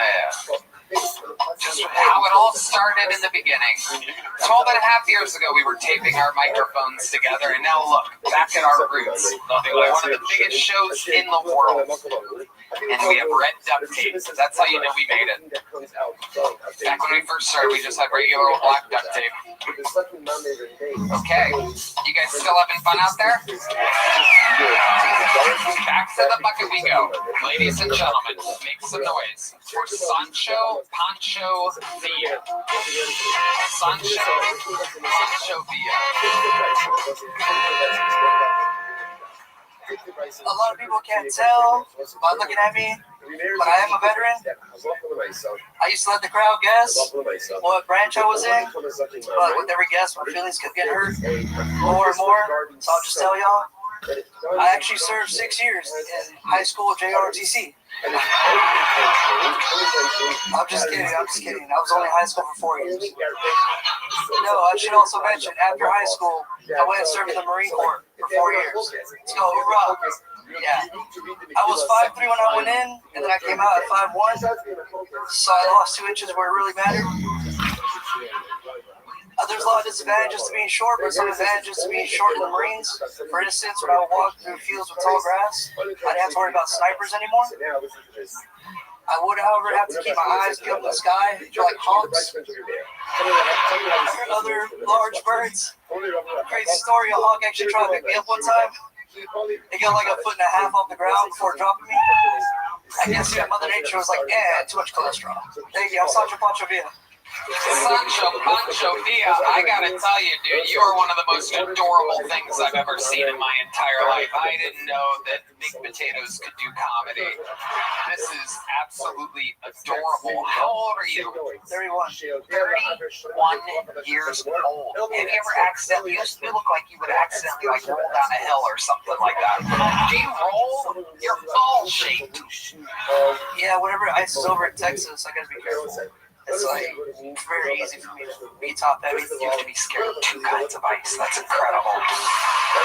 Sancho Pancho Villa. Absolutely amazing. Did the kids used to bully you and make you a soccer ball at any point? No, most of the kids in my high school were the same height as me at that time. So. Amazing. So what do we call you? Are you considered what are you? I'm just a regular 5'1" Mexican. Okay, all right. I guess it's the width that kind of makes it compact. Yeah, you seem a little. It's also my eyes. You guys are shaped the same. He's just slightly taller than you. Old Sancho Pancho Villa over here. So tell us about your life, Sancho. Is that your real name, Sancho Pancho? It's a nickname, so Sancho is a term of endearment in the Hispanic community. That's what the Mexicans laughing at you right now, if you're wondering what that noise is. It pretty much means side dude. So, side dude? Yeah, side dude. Okay, why do you go by that? Whenever I used to work out a lot and I was like more fit, I used to like sleep around with like committed women. So really, you mentioned this last time. You're like proud of like fucking guys' wives and shit like that. I'll be behind everyone when they come home, huh? I can get out most average size windows of 5'1". Windows is an ongoing theme in this episode. I don't remember this from your last time. Remind us, how many married women do you think you've slept with in your life? If you had to guess, just a ballpark. Not to be specific, but probably like 18. Wow. So this is what you're into specifically, is married women. Well, I'm not into it that much anymore. Can you fucking imagine, by the way? Can you fucking imagine? Yeah. Like, what's his name? Charles Adams Jr. was mad that his lady was hooking up with Tyrone. Imagine, just for a second, imagine you pull into your place early from work one day and you see this fucking human pillow crawling out of a fucking window, this Tempur-Pedic Tommaso over here, this fucking little softy Sancho, this little fucking Garbanzo. What do you think about all this? It's almost like karma took it out on him in real time. You're gonna fuck 18 married women? 5'1". That's the deal. You wanna be a side piece? You'll be a wide piece. My goodness gracious. So when's the last time you slept with a married woman? Oh man, not to be specific, but probably like 3 months ago. Wow. So like, where did you find this woman? Give us an example. We want to walk a day in the life of Sancho Pancho. Yeah, how do you do it, dude? Come on. No, give us the real tea here. Like hanging out, just like on the bar scene. I'm really good at like shooting pool. I can shoot pool really well, so just hanging out, drinking, and then I see someone that kind of looks heartbroken. I'm like, hey, looks like you're having a hard night. Like, just trying to be like that, laugh or shoulder to cry on. It's always those guys that fuck your wife. Some of the big handsome guys. Always, I enjoy the car. And they'll be like, oh, you know, just my, you know, baby daddy ain't shit, you know. Because I was like, you know, it's mostly ghetto women with like baby, like no shit baby daddies. Yeah, you know. Like, wow, you a small motherfucker, huh? So 3 months ago was the last one. Take us through it. Exactly what happened. You're at a pool hall? Pool bar with pool table. Yeah, but that one exactly 3 months ago. How did you find that one? Yeah, so I was at a pool hall. Wow. And I was just like waiting for my turn on the table. Now, when you play pool, are you like visualizing being the cue ball? I'm one with the ball, yeah. And so like I just like was looking around and like my buddy had gone to the restroom and I saw some girl just kind of like sad at the end of the bar, and you know I do okay for myself monetary wise, so I was like, And how tall is the bar that you hop on? Probably like we're like a little bit like shorter than that, probably like chest deep. And so yeah, I was like, hey, you know, girl, like how you doing? You alright? Looks like you're sad. And what did she say? And she was just like, oh, you know, my baby daddy be tripping. And she was like, oh, you know, he's out with my car right now and he left me here and I don't know where he's at. And I was like, it looks like you could use another beer. Like, you know, what are you drinking, Modelo? She was like, yeah. And I was like, all right, cool. And then what? So then, like, after a few more Modelos, I was like, hey, well, I mean, the bar's gonna, like, close soon. I have a car. And she was like, yeah, all right. And so then from there, we went to, like, a hotel. And I had, like, tequila as well and, like, my cooler. So, like, you have a little cooler that you keep. Hold on a second. It's not a little cooler, man. It's a fridge. This feels like gnome fan fiction. So you have a little cooler that you keep where? In the back seat, in the trunk? Usually behind the driver's seat because my seat's far up, so I can fit behind it. Oh my God. Dream lift driver. Oh my God. So, what made you get a hotel and not take her back to your place? Oh, I never take her back to my place because then, like, when they make up with their baby daddy, they come clean and they're like, oh, you know, fucking Sancho, you know, like, you were cheating on me, so I was cheating on you with so-and-so, and I can't have her coming back. Where does this guy live? And they're like, the Holiday Inn Express. Exactly. Yeah. Holy shit, so you're like a master of this craft. Yeah, I mean, he's gonna play time. Is your place big? For him, yeah, exactly. It's 400 square feet. It's a mansion. He looks in an elevator like, damn, bro. Rooms are sweet at the Holiday Inn Express.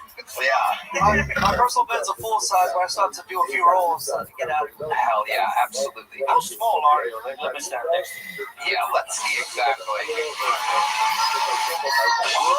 Oh my God. It's like episode of Twins. You know what I'm saying? You guys look like mascots for human trafficking. Ari, if you stand there too long, he's going to be asking you why you look so sad. Wow, Sancho Pancho Villa. I am going to give you what appears to be I can't remember, how is this set? Is it okay? So any book is big. I'm going to give you what appears to be a huge joke book. It's a massive joke book. There you go. Ladies and gentlemen, Sancho Pancho Villa. All right. I'm going to pull a name out. We're going to go wrangle that person. In the meanwhile, we have a special treat, ladies and gentlemen. Oh my goodness, there's the lovely Heidi, everyone. All right, hold on a second, because we have a special treat, everybody. This is this man's first time ever doing stand-up comedy. This is a new friend of ours that comes from our new found friendship with one of the newest Texans, the great and powerful. Well, I guess we'll just get to it. We'll talk about it in the interview portion. But for now, ladies and gentlemen, this is the Kill Tony debut, and it's first time doing stand-up, a special treat. This is the debut of, make some noise for Jedi, everybody. This is Jedi.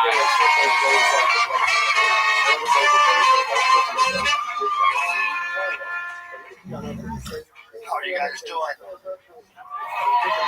I am very, very nervous. I've just been informed by my wife that we're expecting a child. Let me finish. We're expecting a child to come out with some serious allegations against him.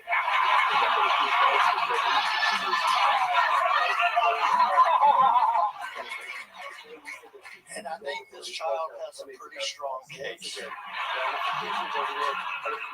I'm just kidding. I'm not married. But I would get married. I mean, I've been looking for some love out here. It just seems like the women here, you know, they're older women, you know, junior high. Hey, wait a second.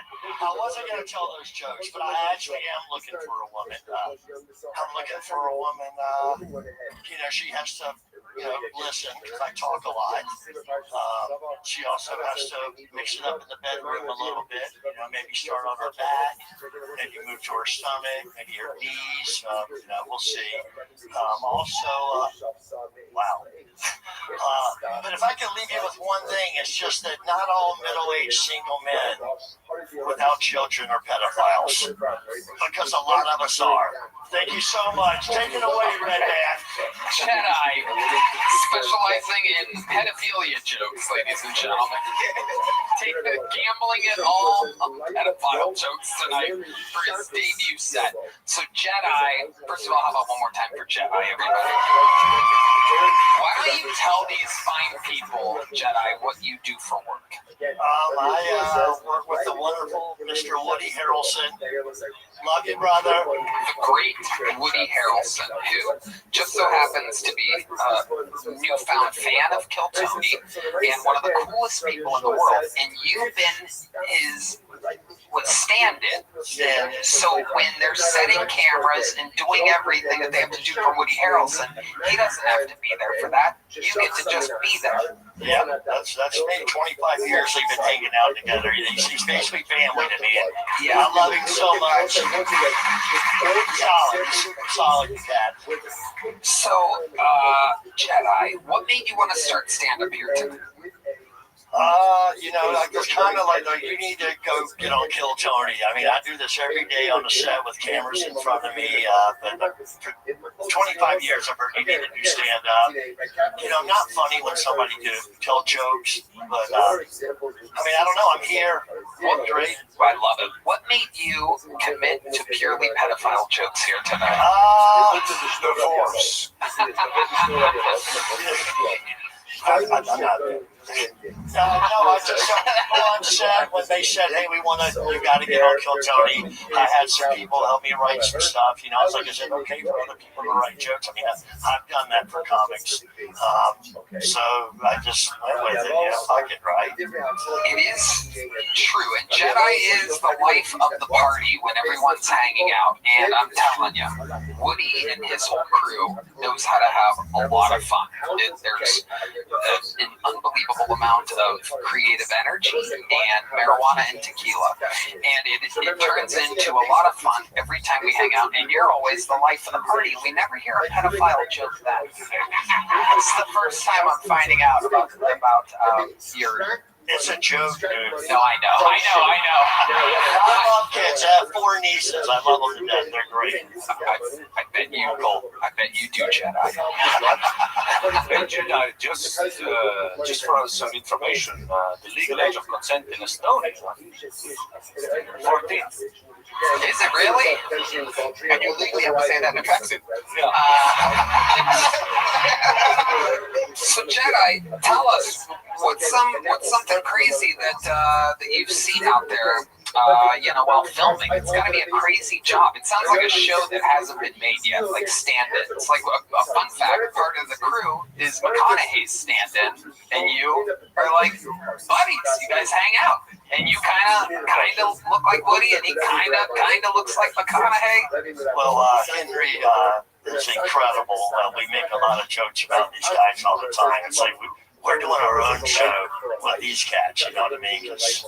It's pretty awesome. You guys are going to love the show. It's called Brothers. It's going to be on Apple TV. I don't have Apple TV, so I won't see it. But it's pretty fun. And these guys, I mean, I have so many stories. I don't know if I guess I can say whatever I want, but I want to keep working. Yeah, probably best. You know, there's a lot of standing around. You know, Woody's, either playing hacky sack you're looking for a coloring book or something. You know, Matthew's giving me statistics on a Texas football game. Yeah. You know, I was on the sideline with them on Friday night, Texas versus Texas A&M, and it was a lot of fun. Me, those two, the governor, fucking rolling around, popping wheelies on touchdowns and shit. It's an incredible thing. Woody has the best marijuana on planet Earth. Do you smoke weed? I smoke a lot of weed. I'm going to do a little plug. Woody has a store called The Woods in West Hollywood. Yeah. And it's out of control. I mean, you consider there's tree houses. Yeah. I've been there. You have been there. There's like birds and shit. Yeah. We got rid of 2 of them because Peter showed up. Like, oh, what do you. Yeah, these birds are all fucked up. This bird didn't know what he is, dude. He was fucking barking. These birds are fucked up. Rio, Molly, and George. I believe we kept George, but the other birds were getting high, and then Peter shows up. All these birds are here, and we love animals. You know what I mean? But a couple of the birds were a little out of control. Amazing. How does one get into the stand-in game? I guess you just have to be cool as hell, and people have to want you to be around them. You have to have a good energy and stay positive all the time, right? Yeah. I mean, I just it was so crazy. I was working on a show called Will and Grace. I don't know if you remember that. Wow. And you never saw. You don't have a TV. Will and Grace is coming up. We're a little behind. Oh shit! I could go Will and Grace jokes forever, but I don't want to end my career the first night I'm on stage. We're not ending it tonight. You're just getting started, Jedi. But how'd you get into that? I met Wood through our director, Jimmy Burrows, who created Cheers. He introduced us. He's like, you guys are going to love each other. Yeah. I was like the weed guy working on the show. I was like, it was crazy. I don't even read the scripts. Jimmy would come in and he's like, hey, he's like, I want you to meet my friend. I'm like, I don't even talk about celebrities. He's like, I want you to meet Woody Harrelson. I'm like, I fucking love that guy. Hell yeah. And he goes, you guys are going to be friends forever. Here we are 25 years later. Wow. So you've stood in on everything. On everything. Somebody has to water the plants. What do you mean exactly? Weed. Oh, yes.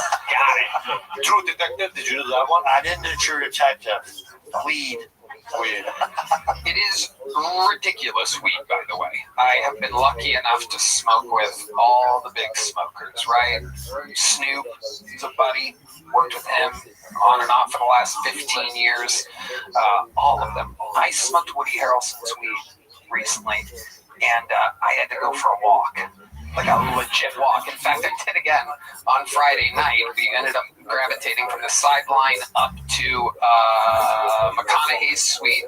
He handed me a little sneaky vape pen, which is like the size of a, I don't even know, it's a giant vape pen. I don't even know where it came from. I hit it twice. I handed it back, and he goes, you want to hit it one more time? And there's a part where I kind of knew like I should let that settle in. And now but he's kind of like, come on, buddy. I'm like, Woody Harrelson's like, come on, buddy. It's a little peer pressure. And I did. And then almost immediately afterwards, I'm like, okay, I'm gonna go for a little walk. I'll see you guys in a little bit. And I got lost outside of Texas Stadium for about 20-25 minutes. I was outside, back inside, outside, inside. It was crazy. And I'm a grown-ass man. And this is how good. And I smoke every single day, continuously. You're lucky you can walk. Yes, it's very tricky. So, Jedi, let me ask you this. You were making jokes, but what's your love life actually like? Tell us about it. You mean my rub life? What do you mean? Do you stand in for Woody? I want to. All right, Woody, she's ready to bust. Woody! What I mean is you're almost out of lotion in the green room is what I mean. I'm like this close to getting sponsored by Jerkins. Seriously. Really? What do you do? You watch like porn or something when you watch? No, I don't have cable. Internet. I live in a Do you just use your imagination? It's been since June 15th. I had my first Asian taco. It was incredible.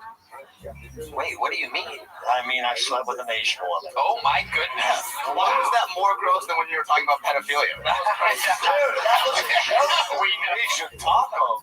I've got writers, dude. Yeah. Come on. So this Asian taco, how exactly, where did you meet this girl at? In Texas. Okay. Just like the great state of Texas. Just somewhere between El Paso and Corpus Christi. Yeah. You met her. Yeah. Okay. And what did you learn that day? Was that your first Asian woman that you It was. What did you said, hey, I'm gonna give you this taco. It's don't fall in love. And I was like, I kind of did. Oh my goodness. But I'm over it now. Did you pay for a 30-minute massage or? So you were saying you were hungry for more 30 minutes later? That weed is really strong. She spent the night. Jedi, you have made your Kill Tony debut. The stand-in. You know what, Jedi, if you ever want to do a couple minutes at the secret show, it's open for you anytime you want to try it out. If you want to do it again. Oh, God. Thursday night. Thank you so much. Absolutely, guys. Come in for Jedi, ladies and gentlemen. Who knows? Maybe when Brothers comes out on Apple TV. When do you think that's coming out, Jedi? February, March? I had to get. Oh no, it's coming out next fall. Next fall. It's incredible, you guys. It's fucking insane. Kenny Power shit. It's hilarious. Love it. The return of McConaughey and Woody back together. Thank you guys so much. Thank you guys. Jedi, ladies and gentlemen. Maybe we'll be able to talk Woody and McConaughey into joining us on panel sometime. Who knows? Make some noise for your next bucket pool. Ryan Shields, everybody. Ryan Shields. Woo! Thank you. So I raised my kids in the suburbs of San Antonio. And when my daughter first started dating, one of her friends let it slip that her boyfriend was in a gang. I said, no, he's not. He lives in the cul-de-sac. First time I met the kid, I looked at him, I was like, who are you repping, the lactose intolerant kings? Hey, take your weed out and get the fuck out of here. I know, look, all I'm saying is if you can't process dairy or certain multigrains, I'm not afraid to eat. Yeah, fuck off, Tanner. I will end you with a milkshake and a bagel right now. And I see this all the time. It needs to stop. I don't know who needs to tell them. Maybe it's me, but look, how are you supposed to be for these streets with peanut allergies and autism? I know some of you ladies are still worried about walking alone in the park or going to your car at night. Just start moisturizing with peanut oil. Yeah, take his breath away. If that doesn't work, I just use my dad voice. I just go, hey, and they freeze because it activates their autism. That was like seeing a tiger in the wild. All right, Ryan Shields, welcome to the show, Ryan. Ari? Give it up for a stand-in for a fat, creepy fuck. Yeah, somehow you make Jedi look like Dave Chappelle. That's incredible. Ryan, how long have you been doing stand-up? About 14 years. 14 years? Holy shit, man. Wow, that's crazy. Where at? In the Liver King's backyard? My God. Where have you been doing stand-up for 14 years? Oh, I'm out of San Antonio. Okay, out of San Antonio. That's where you've always lived? Yeah. Okay. Ari, what do you want to say? I see you. No, it's over. No, it's okay. Do it. No, the joke it's okay. Do it, Ari. It was a Liver King joke, and you said it, and I fucked up. Okay. And I got nervous, and now I'm over it. Okay. Ryan, what do you do for a living? I do stand-up. God damn it, that's exactly what I was hoping you wouldn't say. So, was that just a rough set? Yeah, that usually goes a lot better. I think I just led into a weird. It's more of a lead up to it, but Okay. Yeah, here we are. Here we are, Ryan. 14 years. Do you think you have like a better joke that you could have done instead? Yeah. So like a banger of a joke that you have after 14 years? Yeah. All right, let's do that. Ladies and gentlemen, Ryan Shields. All right, let's try it again. Let's try it again. 14 years. I've been been hanging out with these young comedians, so they get me to try this new shit. Like I've tried aluminum-free deodorant. Yeah, it doesn't work. And the problem is it's deceptive. Because like you put it on as soon as you get out of the shower, like, oh, that does smell like coconuts. But then like 4 hours later, you're like, oh, those coconuts have turned. I think I found out where the rum is gone. Ooh. So I went right back to aluminum. I know it's bad for you. I know RFK's like, it causes autism. I don't give a shit. I could use a touch of the tism. I'm fine. Like I could be into trains.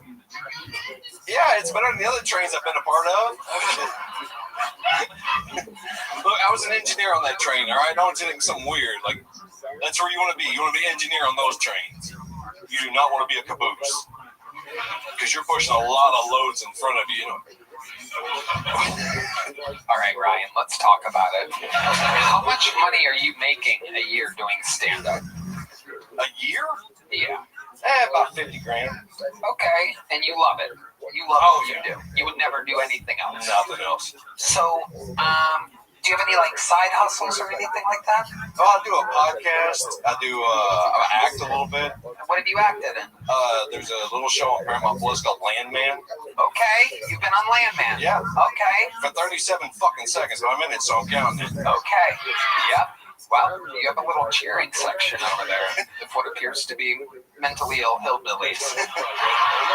Ryan, tell us something wild about your life that would surprise us. Wild? Yeah, you just had a colonoscopy. I don't know if that's wild. Oh, Red Man just had his first colonoscopy. You like it? You guys are colonoscopy brothers over here. Let me tell you, it sucks when I was getting mine done and they're wheeling you down the hallway with all the nurses and doctors. And one of the nurses or doctors recognized me and goes, "You're really doing it, Red Man." It fucking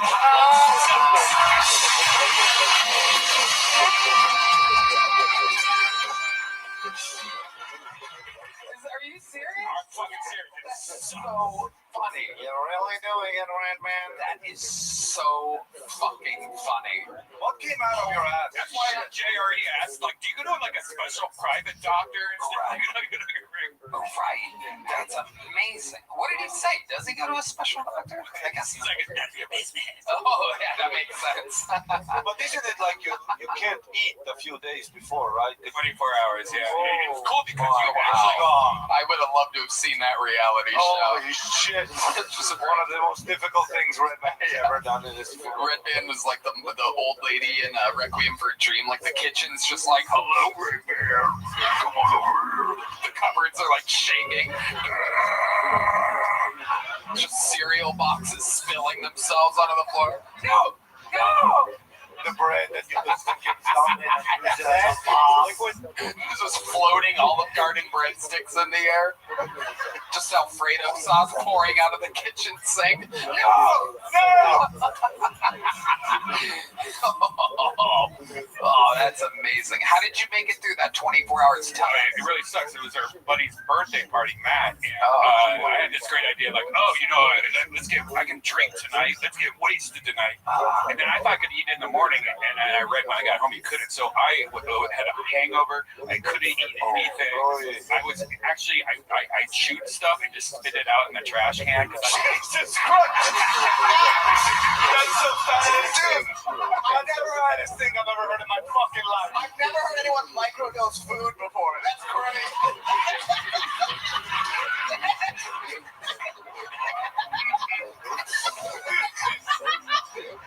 I almost just fainted right then. That is the most Red Band thing I think I've ever heard. And they give you all this medicine, so you just shake yourself every like 5 minutes. Hold on.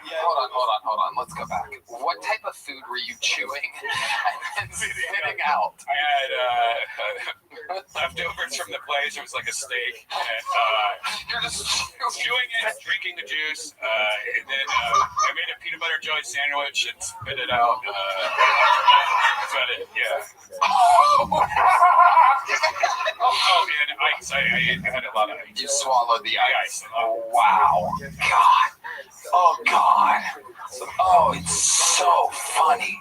God, that's amazing. Can you even spit out all the peanut butter and jelly? Yeah. Just ate a peanut butter and jelly sandwich. He had a little shrapnel. Little bad. He had a little. There's no peanut butter juice coming out of there. And then you shit yourself there too, right? I didn't shit myself there. No, I got to the point where I couldn't sleep that night because I was shitting every 10 minutes. To the point where what came out? Stomach bile, just stomach bile. But what was interesting is like when I could eat, how long it took to become poop. It was like 7 hours. I didn't. Wow. Not a lot of people know this, but that night Red Band diarrhea in a stripper's pussy at perfect 10. All right. Ryan Shields. I mean, I don't know what it is. Maybe it's just the sound or the lights or something. But 14 years, maybe it's just the pressure. Maybe your timing's a little bit off. It just wasn't great. He wasn't connecting here tonight. But sign up again. Come back. It's a short drive from San Antonio. Ryan Shields. Very interesting. Ryan Shields, everybody. Wow. That's just wild. 14 years, huh? And there we go. We end up talking about your colonoscopy for half his interview. All right, let's do this. This will be our final bucket full of the night. We're in overtime here. Make some noise for Matthew LaCour, everybody. Matthew Time for me, thank you. I was about 11 years old on a play date. My friend Kyle, the first time I walked in, my mom having sex. It's my fault. I was on my way to the kitchen, real private place. The Rice Krispies were taking a while. I'll never forget. I was walking down the hallway. I turned the corner. A small detail, tiny detail. There's only 2 adults in the house, my mom and Kyle's mom. That's it. So I turned the corner. I'll never forget. True story. I see my mom hitting this woman to the wall. Left hand throw.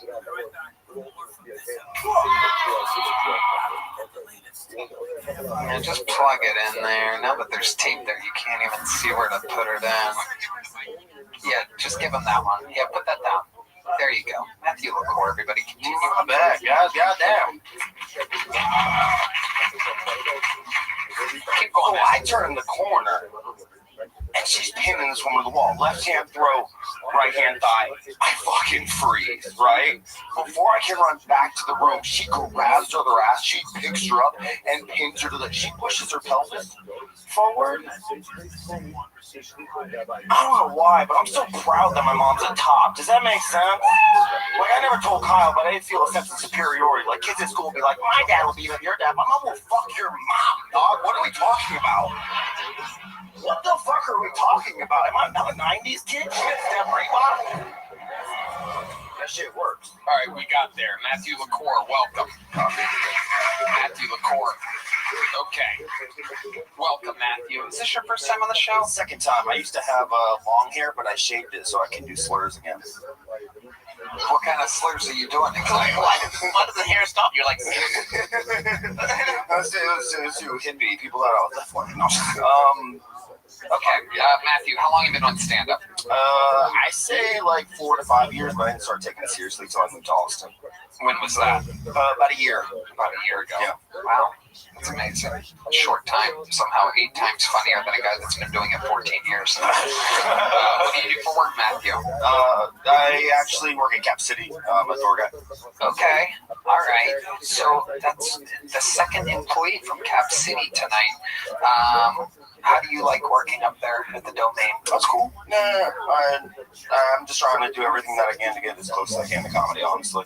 You get to watch comedians. Yeah. To be a door guy too, it's a great opportunity to watch comedians and learn. Yeah, it's awesome. Son and I were door guys at the Comedy Store. It's just fun. Yeah, any young comedians, that's the number one thing, how you get closest to the comedy. I mean, of course, you can do open mics, but you can only learn so much from a guy who's 14 years in and still at Narbar. Yeah. So you can learn from professional comedians. Yeah, they get good comedians then. They get good comedians, yeah. Do you sometimes, how do you get on stage at Cap City? Do you sometimes... open mic, but they don't give us a lot of stage. That's because that's like the bonus of also being a door guy. Somebody going up. It also depends where you're a door guy big time, right? Like the Comedy Store has 3 rooms, and those rooms all have comedians doing 15 minutes. So you end up with 16 comedians in one room, 14 in another, and 8 in another, and then they flip 3 of those rooms, do it all again. Whereas Cap City probably only has 4? Yeah, 2 comedians, 2 rooms. But there's an opener, a feature, and a headliner, right? That's every show, pretty much. I'm just trying to get as much time as I can. Where were you a door guy at? Tell us. We don't know. I was a door guy shortly at Comics Lounge in Australia. And I was a door guy at another club in Vancouver called Yuck Yucks. I remember Yuck Yucks, and I've been to the Comics Lounge many times. Yeah. Comics Lounge didn't work out so much. I had to do the work. I was watching too much comedy. Nice guys though. You were once on a show many moons ago in which me and Joe Rogan invaded Melbourne, Australia, and you were randomly on that show. Yeah, I did a guest spot. You guys were doing a theater, and then you came down to the club. This was like fucking 9 years ago. Yeah. Yeah, and also that night was one of those magical nights where, somebody was missing. And then they gave me 3 minutes. I ran the light, and at 5 I bombed. But you guys didn't see that. You were smoking weed in the back. It was cool. Perfect. Yep. It all worked out perfect. Yep, it was awesome. Yeah. Matthew, tell us something crazy about your life, your real life, that we would find interesting or compelling. You were on this show once before. You've had enough time to think about a second interview on this show. You're in it right now. I'll be competing at Thursday Night Jiu-Jitsu. You look like it. Separate. Oh, yeah, you have the ears. I got the ear stuff. Yeah. When I did Jiu-Jitsu, that was the only thing I didn't get. I really want the fucking ears. Yeah. What the fuck you call it? You can just smash your ear between. I know. I actually tried it. You put 2 bricks in, smash it, but my ears are so fucking malleable. You literally fold them up in your ass and nothing happens. Yeah, no. I love those ears. Oh, thank you. It's all for show. It's all you do it. Don't you do a podcast with Brian Callen? All right, never mind. That did not work. Oh yeah, don't ever disrespect me like that. Oh, I get it. Oh, sorry. I just don't like that guy. Great man. I wish you could chew that joke up and spit it out. But yeah, you came out and you did you went straight into material. And it was like multiple. The last joke, of course, the mic's such a fucking mishap. But in stand-up, always that happens. There's heckles, there's whatever. So you have to adapt to that. But sometimes, when you come out here, there's a lot of pressure. And sometimes it's good to leave a bit of silence before you go into material. So the cognitive functions, get accustomed to what you look like. So sometimes if you go, okay. Well, he said cognitive functions. He's like, I think I have something. So sometimes if you go straight into it, they miss the first joke. Okay. But I get it. You want to get it out. Get it out. Sometimes silence has more information than noise. So you can. It is very true. And there's a whole thing of you want to get as many jokes as you can out, but sometimes you just gotta quit when you're ahead. But my mom will fuck your mom. Got a big laugh. It was after the meow. And the set right. Yeah, fair. That's true. Yeah. Okay. So, Matthew, I'm gonna be honest. Jiu-jitsu, that jacket, you kind of seem like you could have some real douchebag qualities to you. That's fair. That's true. Give us an example of what the douchiest thing about you is. Douchiest thing? Yeah. Oh, to be honest, I had an affair. Let's talk about it. Yeah. So you were married? I was. And then what happened? The marriage wasn't going well, and then I met this beautiful yoga teacher that fucking broke my heart. Okay, so did you take her yoga class? Where'd you meet her at? We were actually working together. I had just gotten out of the military, and she was a swim coach. I was a lifeguard. Fucking at a gym. Yep. You were a lifeguard. Yep. She was a swim coach. Yep. And then what happened? We gave each other the eyes across the pool. And then what happened? And then things happened. I ended up being honest with my wife. I did do that. And afterwards? No, I didn't do anything physical with her until me and my wife were divorced. So you said to your wife, you go, look, I've been given eyes to a swim instructor. To the swim instructor, yeah. And the instructor know you're married to him? Yeah. But that's harder for me. Yeah, dude, I think she was into it. Women love that. She's like, I'm gonna take them. Yeah. So you told your wife that you were gonna leave her. Yeah, I was in love with this other woman. And then how were you in love if you had never done it? Because I was 24 and retarded. Okay. And now, how old are you? 32. 32 and retarded. So, a little less, but still pretty retarded. How long after you told your wife? So you started hooking up with the swim instructor shortly thereafter. And how long did that last? About 3 months. 3 months. And then what happened? You said she broke your heart. How did she break your heart? She decided to stay with her husband. Wow. Oh my God, this is so hot. Yeah, this is amazing. This is so hot. This story is a 151 Mexican women. Yeah, perfect. I was just going to say, Pancho Villa is going to be finding the shallow end of that pool real quick. Yeah, if your wife is banging, dude, and you show up and it's this guy, cauliflower, you're a douchebag, then you're like, I get it. But Pancho? Yeah. Fucking Pancho! She's going to be sipping that backseat tequila any day now. Wow.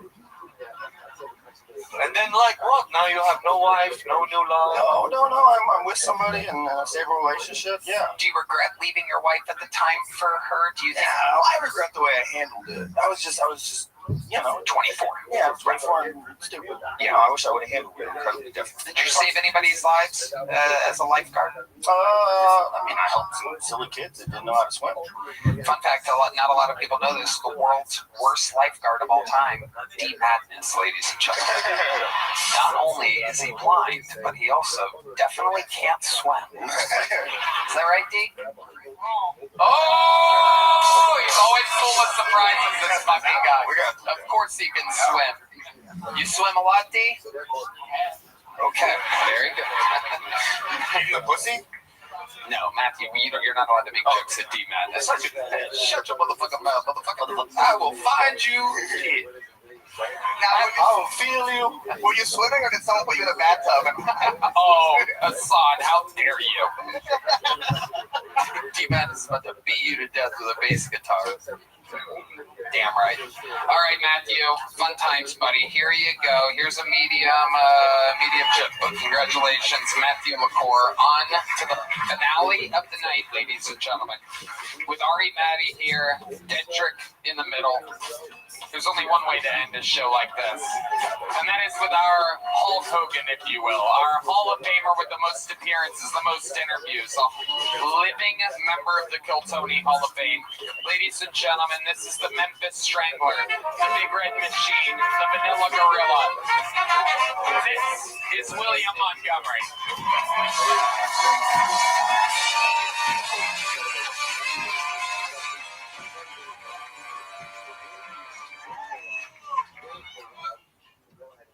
I told Redman about Black Friday, and he said they already get February, now Friday?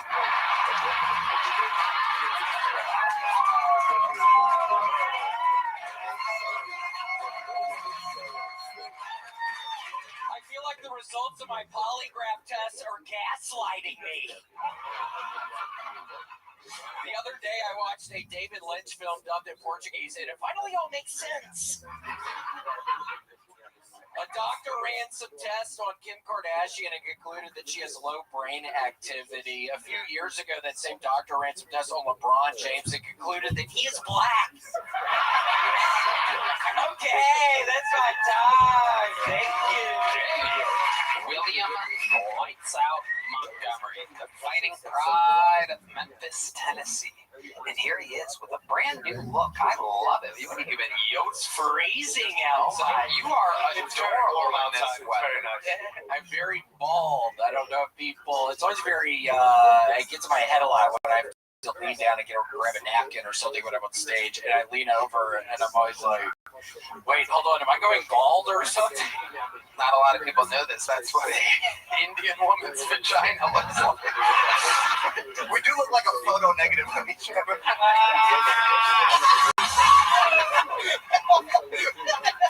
I know. You look good, Hassan. You too. You got good Elmer Fudd vibes going on right now.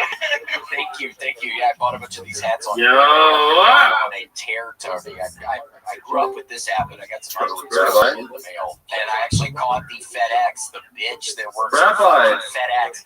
I caught her today not delivering one of my packages. Rabbi, pissed me off. She said, hey, thanks so much. I'll grab that from you. Damn, she doesn't even look up to do. She doesn't even look at me. Wow. So I think I'm gonna try to do something to her next Yeah, time. it's like what? fucking 9:40 there. What exactly? Yo, Rabbi, wake up, bro. Place you can walk when you're walking. Rabbi, wake up. Put some string or some rope or something. Yo, Rabbi, wake up, bro. Yo, Rabbi, wake up, bro. Yeah, it's just on eBay. I've just been on eBay a shit ton. You can't tell the Kill Tony regulars are making a lot of money. You have William on eBay. Say that. No. Oh, okay, that's right. You know, it's not. No, but seriously, I mean, it seems like this year the economy is maybe not as good. That's what I'm finding. Maybe people just don't think I'm funny. I don't know. I think I'm doing a wonderful show up there, but it's less and less tickets being sold. I mean, it's turning into a real nightmare for me. So, Tony, that's why I stopped you. You got Ari Maddie coming in with custom-made jogging suits. You have Dedrick, who's only been a regular for like 4 weeks. Yeah, what the fuck? How's he getting all his fucking money? Yeah, you have 15 Oriental rugs that you've been talking about the last couple. They were from eBay. They were kind of cheap. What is your thing with not admitting that you've done well for yourself? It's okay. I mean, I'm 38. There's hopefully a decent amount of time for me to live. It could all just end tomorrow, Tony. I have to be just so careful. And now I'm stressed out about it. I still have not done the row machine. It's very sad. So your sciatica acted up, and you've been taking a big break from the row machine, and that has affected you in a great many ways. Is that correct? Yes. It's been about a month. Wow. And are you thinking about getting back into rowing? Yeah, I have to. I have to just go force myself. I've been staying up all night. I finished a puzzle. Everybody would be proud. I think I finished a 1,000-piece puzzle in 2 days, in less than 48 hours, and I'm starting on another one tonight. Wow.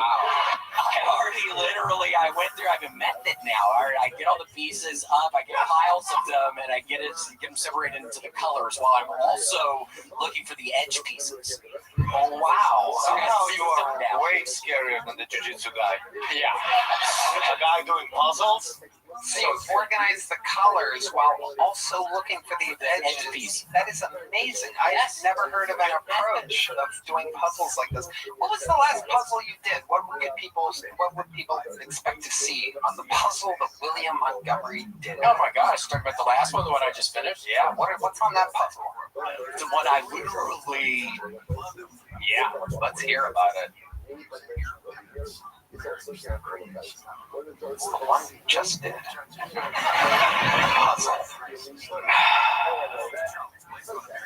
People are guessing wolves and trains. Wolves and trains, what an idiot. No, it had nothing to do with fucking wolves and trains, dumbass.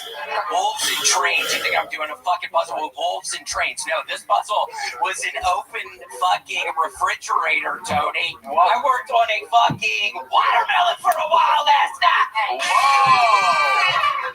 What else was in there? I don't know. That was the most exciting. That had a lot of red in it. I had a bunch of red pieces of red cake lasted. You could see the seeds too, probably, right? No, it was seedless water. Oh, seedless watermelon.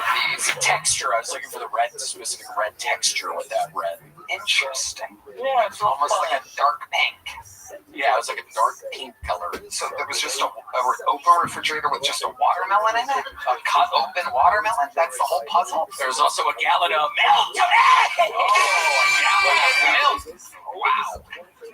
The world wants to know what else was my in the God, refrigerator. Tony, I have been drinking a bunch of milk, but not with my protein shake because I'm doing the row machine because I'm eating 2 giant bowls of what is this cereal? It has frosted mini wheats. Oh, you love frosted mini wheats. This is my mom's favorite cereal. Oh, it's wonderful. Yeah, so I'm off of the fiber. I'm eating that. I'm hurting myself a lot right now, Tony. I've got to get out of it. I've got to snap out of it. It's getting scary. Tell us more. You don't want to hear it. It's getting real scary. I'm literally planning on tripping the fucking woman from FedEx tomorrow, and I don't think I should be talking about it right now.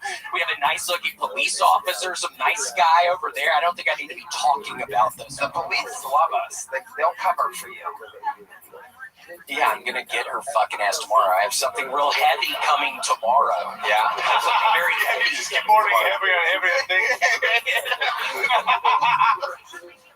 But I gotta snap out of it, Tony. So we'll see. Okay. All right.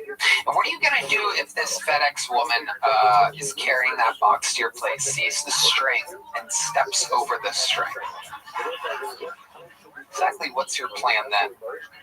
Maybe just straight up assault or something. Be like a mud ball. A mud ball? Mud ball. It's been raining.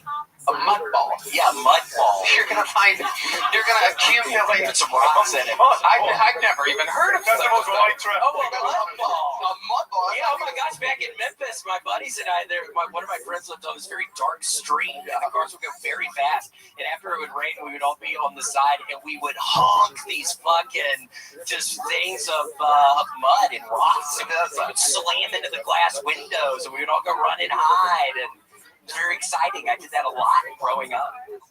Balls of mud and rocks is very Muslim of you. A mud ball does sound like a slur that I would call Hassan in the green room on a Tuesday or Wednesday night. I usually call him a sand rabbit. A little fun fact, you can call anybody you want a slur if you make the slur up yourself. You can't use a slur that's been used before. Very easy. You take something of that ethnicity and you mix it with a cute animal. What's that one you were talking about the other day, Red Band? You were doing something. You've been talking. Actually, I called David Lucas a mud ball. That's where you found that from. Is that true? No. Oh. Yeah, that'd be embarrassing, Tony, if that's really what I talk about mud balls, because his fucking dumbass. That would be